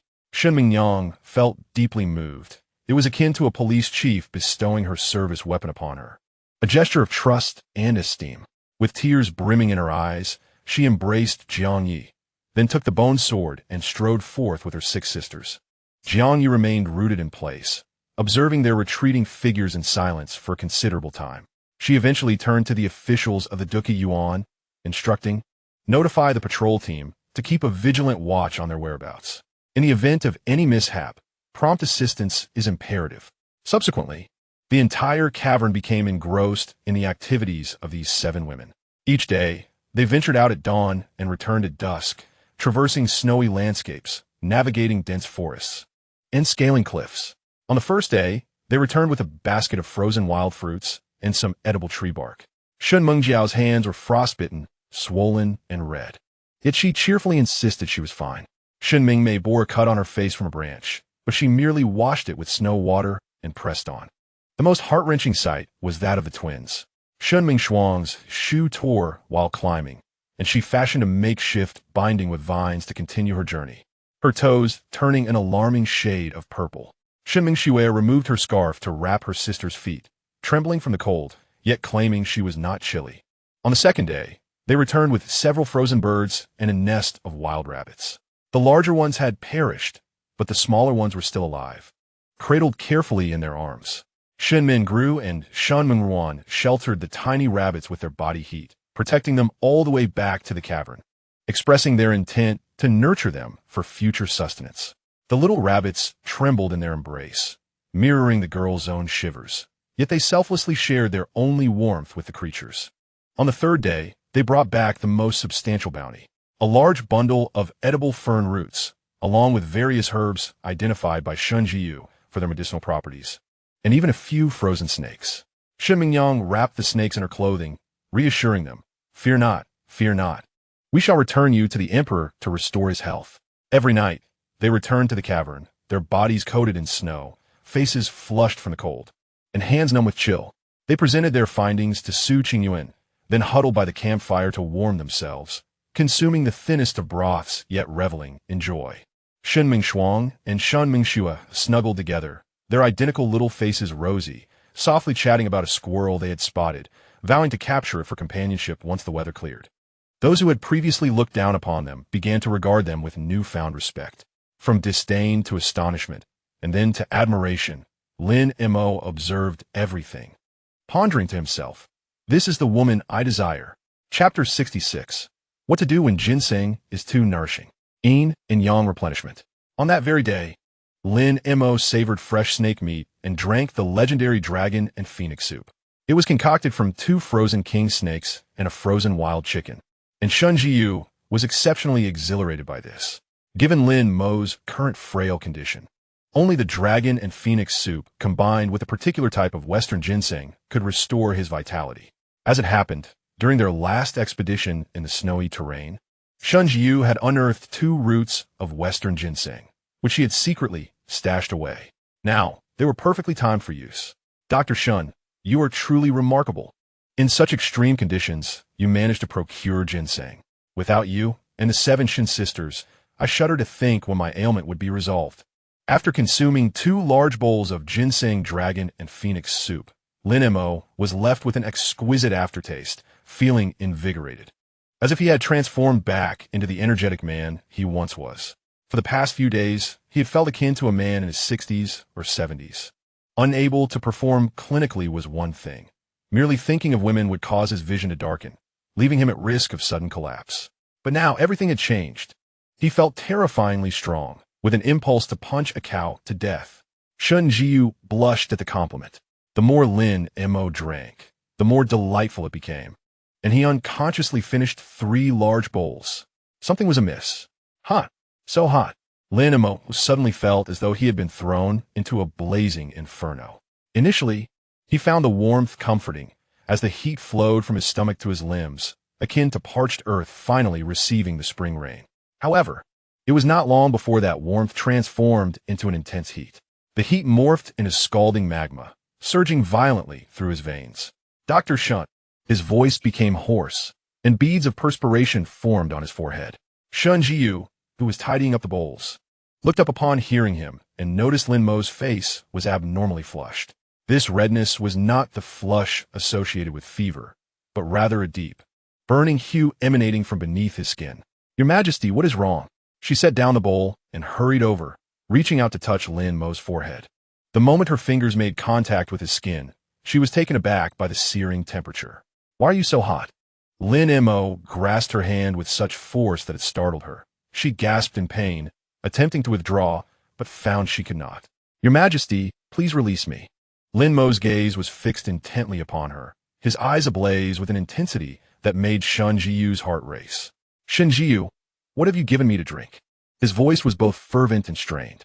Shun Jiyu paused for a moment, then quickly realized, her complexion paling instantly. The two wild ginseng roots. A buzzing in her mind accompanied the flood of previously overlooked details. When she had unearthed those two roots, she had sensed something was amiss. The ginseng whiskers were long and dense, and the roots themselves were astonishingly robust, with intricate patterns on their surface, which she had even counted at the time. "Your Majesty, those two roots of ginseng are at least 300 years old." Her voice trembled. On the desolate island, the wild ginseng remains untouched, its age granting it medicinal properties that far surpass those of artificially cultivated varieties. "I had forgotten this. My sole focus was on restoring your vitality, neglecting the dosage." Lin Mo clutched her hand, trembling uncontrollably. A fire ignited within him, consuming his insides, leaving him overheated, his mind flooded with chaotic images. He could feel his heart racing, as though it might leap from his chest, the blood coursing through his veins in a tumultuous roar, and he sensed a certain part of himself awakening with alarming rapidity. This sensation was 100 times more intense than Su Qingyuan's experience after consuming poisonous mushrooms. Jiyu, his voice had shifted, laden with insatiable desire. "I am in distress. I feel as though I might explode." Shun Jiyu observed him, noting the bulging veins on his forehead, the bloodshot eyes, and the lips that turned pale from his struggle to endure.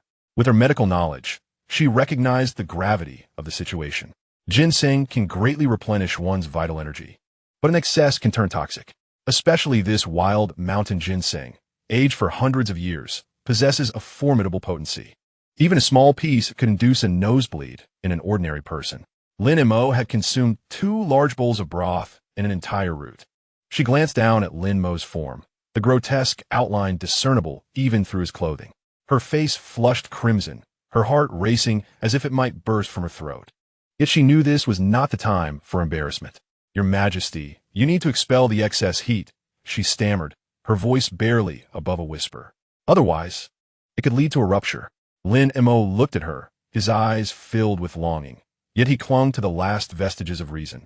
He released Shun Jiyu's hand and recoiled slightly, gasping for air. You should leave. I cannot treat you in such a manner. You are a good woman." Shun Jiyu was momentarily taken aback. She had not anticipated that, even in such a state, Lin Mo would still consider her. A surge of complex emotions filled her heart: gratitude, sorrow, and an indescribable sensation. "Your Majesty, I will find someone to assist you," she declared, turning to exit. Lin Mo grasped her arm tightly. "Who will you find?" His voice was gravely hoarse. In such matters, who could possibly assist? Shun Jiyu paused, pondering. Indeed, who could she find? The designated time for the selection had not yet arrived. Would anyone be willing on such short notice? If word got out, what would become of the emperor's reputation? Moreover, in Lin Mo's current state, he required not just any woman, but one who could satisfy him and whom he could trust. Suddenly, a name flashed through her mind: Su Qingyuan. She alone knew what had transpired in the rocky cave that day. As a healer, Shun Jiyu was adept at reading emotions. She had observed Su Qingyuan's gaze towards Lin Mo, the subtle awkwardness in her movements, and the faint red marks on her neck. She understood the nature of Su Qingyuan's feelings for Lin Mo. "Your Majesty, wait." I will go to Sister Qing Yuan, she exclaimed, dashing out of the palace. Lin Mo lay on the grass mat, gasping for breath, feeling as though he were being roasted over an open flame. The flames consumed him, enveloping his entire being in a searing heat, leaving his mind a blank slate, dominated solely by primal instincts. The mere mention of Su Qingyuan conjured memories of that night in the rocky cave, her form cradled within his embrace.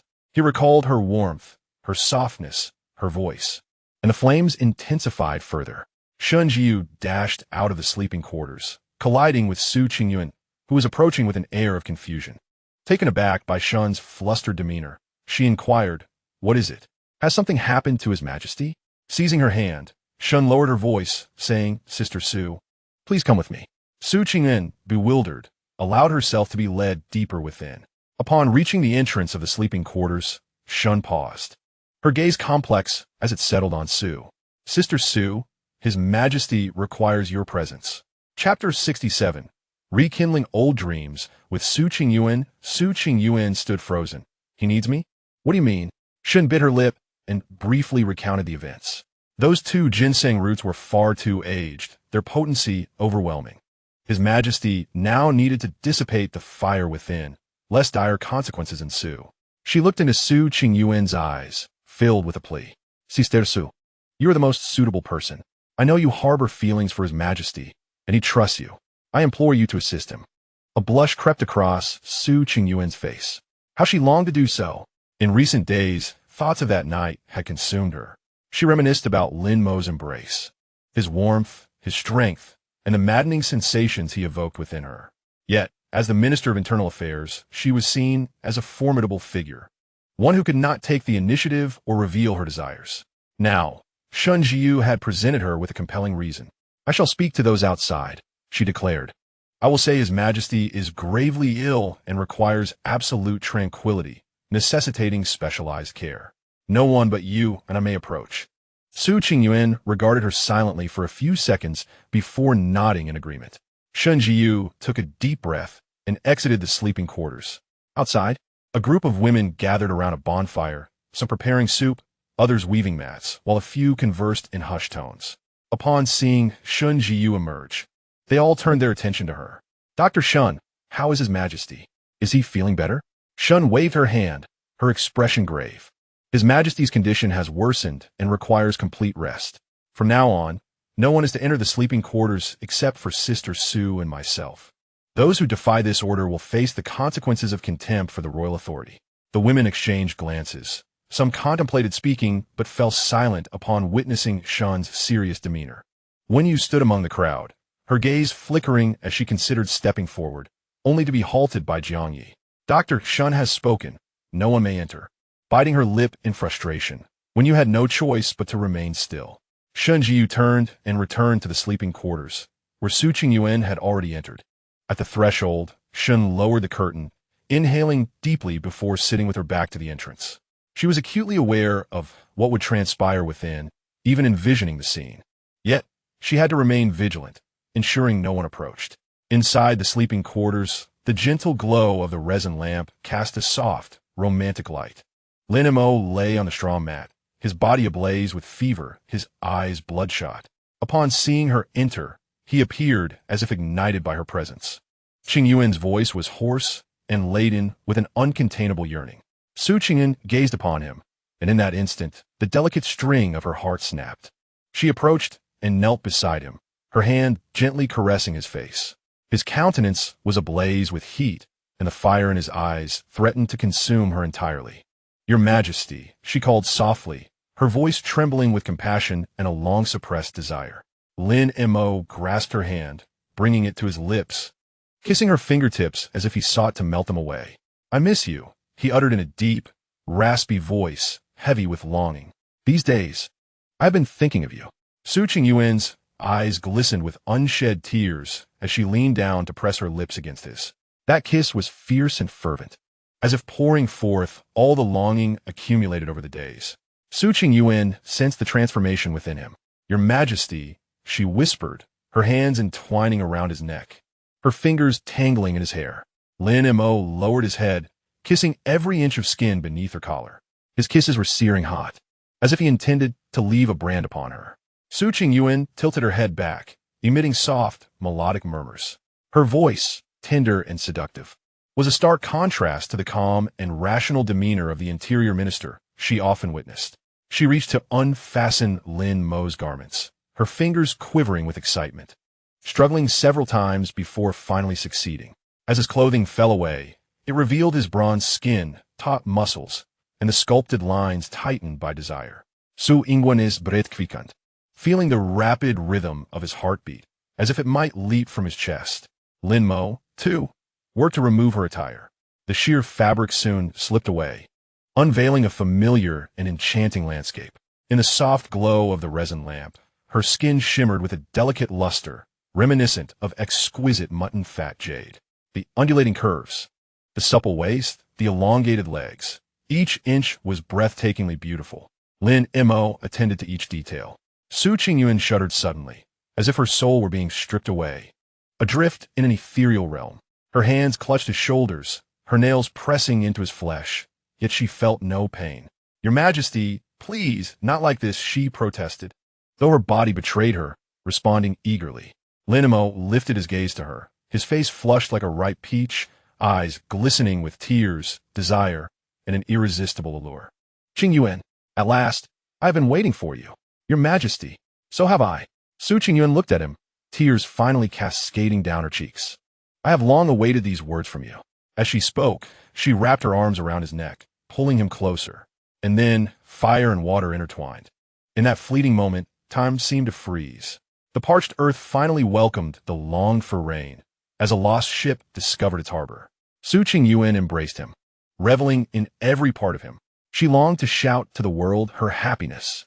Yet Lin Mo silenced her with a kiss, stifling her words, though soft. Intermittent sounds escaped from her throat. They entwined, like two serpents in a passionate embrace. The soft glow of the resin lamp illuminated the surroundings, casting overlapping shadows upon the cave walls that danced and swayed, reminiscent of a silent film. The temperature within the chamber rose steadily, the air thick with an ambiguous allure. Su Qingyuan's voice grew increasingly loud and seductive, nearly escalating to a shout. Lin Mo, disregarding all else, yearned only to unleash the fiery passion within him, desiring to indulge fully in the presence of this woman.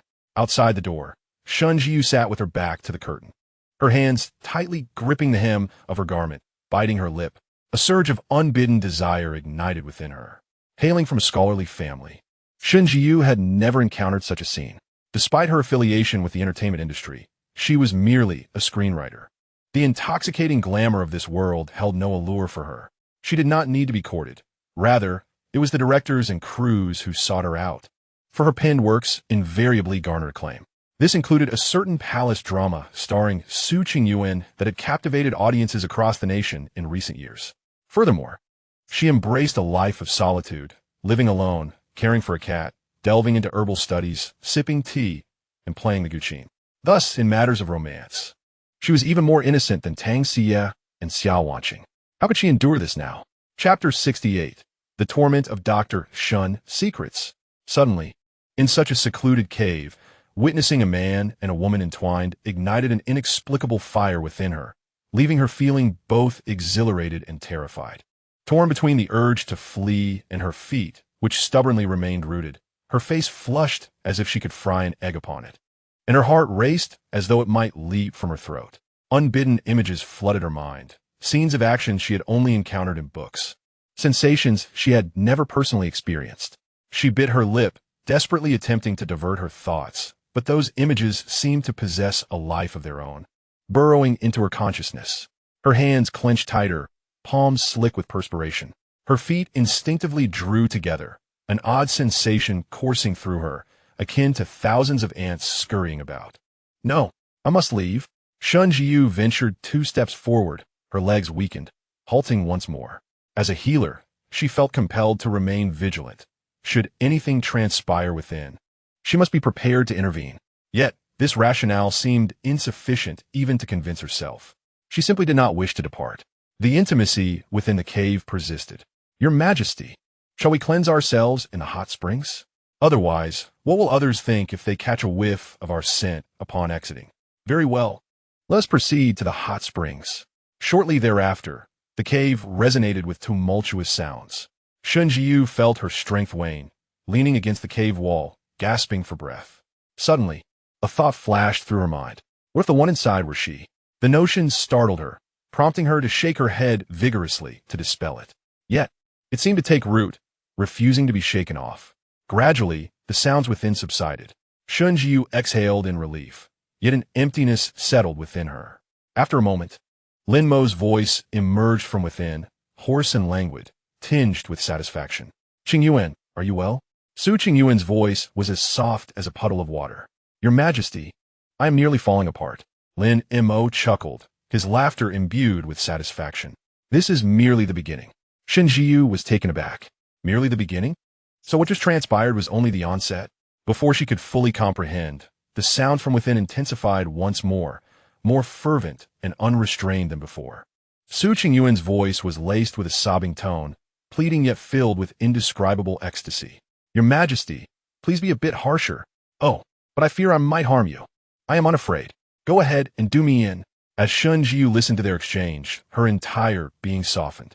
She leaned against the cave wall, her body ablaze, breath quickening, her mind a blank slate. She was unaware when her hand found its place upon her own chest. Through her clothing, she could feel her heartbeat, racing as though it might leap from her ribcage. The rhythm of her heartbeat synced with Lin Mo's cadence. She bit her lip, closing her eyes. Yet clearer images began to materialize before her.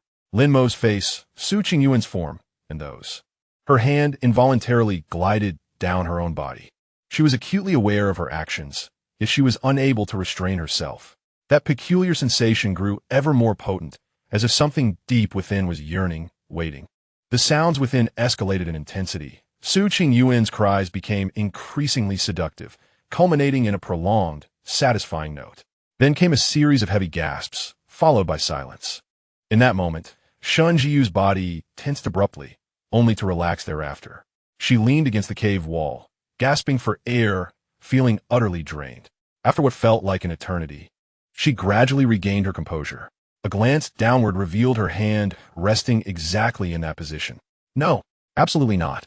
Her face flushed crimson, and she hastily withdrew her hand. Adjusting her attire, from within, the soft murmurs of Lin Mo and Su Qingyin reached her ears, indecipherable yet imbued with a languorous, gratifying tone that ignited a stirring within her heart. After a brief moment, Lin Mo's voice called out, Dr. Shun, please come in. Shen Jiyu's heart skipped a beat. She rose, straightened her clothing, took a deep breath, and lifted the curtain to step inside. The light of the pine resin lamp continued to cast a gentle glow. Lin Mo lay upon the grass mat, covered by a wild boar skin. His complexion now returned to normal, no longer bearing the frightening flush from earlier. He looked at her, his eyes twinkling with mirth and a hint of satiated languor.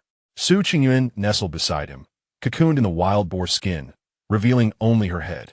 Her cheeks were flushed, her eyes glimmered with moisture, and her lips were slightly swollen, unmistakably indicating what she had just experienced. Upon seeing Shun Jiyu enter, she shyly nestled closer into Lin Mo's embrace. Shun Jiyu approached, squatting beside Lin Mo, reaching out to feel his forehead. His temperature was normal. She then checked his pulse.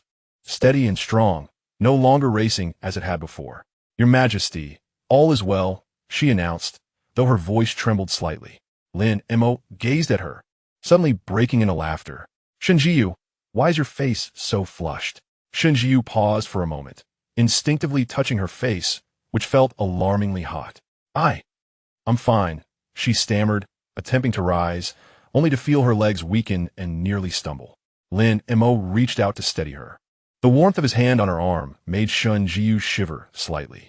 Thank you, Lin Mo said, his voice soft yet earnest. Thank you for helping me. Shun Jiyu gazed at him, her eyes suddenly glistening with unshed tears. Your Majesty, it was my fault. I used the medicine too liberally and nearly harmed you. Lin Mo shook his head. I do not blame you. You acted for my benefit. He paused for a moment before continuing. I am aware of what transpired outside. Your vigilance in keeping others at bay allowed me to feel at ease. You have worked hard. Finally, tears streamed down Shun Jiyu's cheeks. She was unsure of the reason behind her tears. Was it from feeling wronged, from fear, or perhaps from those fleeting, inappropriate thoughts? She could not articulate it. Lin Mo reached out, gently wiping away the tears from her face. His tender gesture caused her heart to skip a beat. Go and rest now, Lin Mo instructed. What occurred today is known only to the three of us. Shun Jiyu nodded, turning to leave. Su Qingyuan suddenly spoke. Jiyu, thank you. Shun Jiyu turned to look at her. Su Qingyuan's face was still flushed, but her gaze was sincere. Shun Jiyu nodded in acknowledgement, remaining silent as she exited. The moment the curtain fell, she leaned against the cave wall, exhaling a long, relieved breath. Inside the cave, the soft voices of Lin Mo and Su Qingyuan conversed, accompanied by occasional laughter. Listening to those sounds, a smile involuntarily crept onto her lips. She then turned and walked toward her sleeping area. Her steps felt somewhat unsteady, and her heart continued to race. Yet she knew that she would remember tonight for the rest of her life. The light from the resin lamp illuminated the cave gently, casting her slender shadow upon the wall, gradually fading into the darkness. Chapter 69. The true food crisis approaches. The news of Lin Mo's recovery spread through the cave like wildfire. However, the joy brought by this good news lasted less than half a day. Su Qingyan stood before Lin Mo, holding the notebook sewn from banana leaves, her expression grave. She no longer needed to flip through the pages. The last batch of dried fish had been distributed that very morning. Your Majesty, we have truly run out. Her voice was soft and weary. Lin Mo walked to the storage area for a glance. It was desolate. The shelves that were once filled brimmed with supplies now stood bare, save for a few dried leaves. Counting the coconuts in the corner, he found 17. 17 coconuts for 500 people, barely enough to fill the gaps between their teeth. They wished to gather more, but the surrounding coconuts had already been harvested. What about wild vegetables? They were gone yesterday. The dried mushrooms, too. The 7 Shin sisters had brought back some fern roots yesterday. Shin Jiyu claimed they were edible but required prolonged cooking and were hardly filling. This morning, they had boiled a large pot, distributing half a bowl of soup to each person. Lin Mo remained silent, having completely underestimated the demands of 500 mouths. He approached the cave entrance and looked outside. The snow had ceased. The sky cleared, and the long-missed sun hung in the heavens, casting a dazzling light upon the snow-covered ground. The snow began to melt, and the gentle sound of dripping water could be heard outside, the delicate trickle of thawing icicles. The sky had cleared, yet the provisions were depleted. Qin Shuran approached him quietly and said, Your Majesty, I have both good news and bad news. Shall I begin with the bad? Yes, he replied. The bad news is that our food supplies have indeed run out. We can barely endure one more day. If we fail to find sustenance by tomorrow, hunger will be inevitable. And the good news? The 7 sisters of the Shun family set out early this morning. They discovered a sunlit slope yesterday where the snow melts rapidly and wild vegetables may be sprouting. Lin Mo nodded and inquired, What the Ducha court? Jiang Yit also led a group out. She explained, since the snow just ceased, some small animals may have perished from the cold. We intend to gather what remains before other wild beasts consume them. If we wait another 2 days, the carcasses will begin to decay. Lin Mo gazed silently at the snowy landscape outside for a long while. He hoped they would return with some provisions, though hope often proved the most unreliable of all things. As evening approached, those who had ventured out gradually returned. The Shun sisters arrived first, carrying a basket of wild greens, lush and vibrant to behold. However, upon closer inspection, the vegetables were sparse, barely filling the basket's base. Shun Mingyang's cheeks were flushed from the cold, her hands muddy, yet a smile adorned her face. Your Majesty, she said, many wild vegetables have succumbed to the frost these past days. Moreover, the melting snow has rendered the ground wet, slippery, and bitterly cold. Lin Mo accepted the basket, staring at the withered leaves, his heart heavy. Although the basket appeared abundant, once cooked into soup, it would scarcely suffice for 20 souls. Shun Mingshuang and Shun Mingxue stood behind their eldest sister, their identical pale, faces marked by frostbite and cracked hands. They looked at Lin Mo with hopeful eyes, seemingly awaiting a word of praise. Lin Mo reached out and gently stroked the heads of the 2 young girls. Thank you for your efforts. Instantly, their eyes sparkled as if they had received a precious treasure. The Ducha court members returned later. Jiang Yi led the group, her expression grim. Behind her were Yin Jin, Zhao Qing, and Zhou Ming, each carrying meager spoils.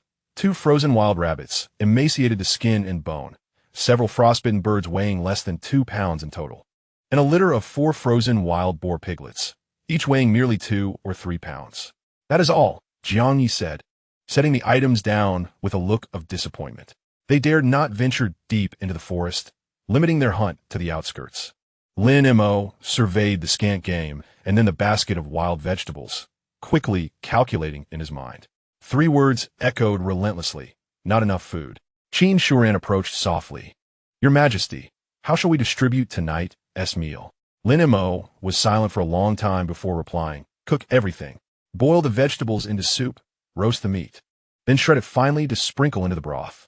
Each person shall receive a single bowl. We must endure tonight before considering what comes next. Qin Shuren nodded and turned to make the arrangements.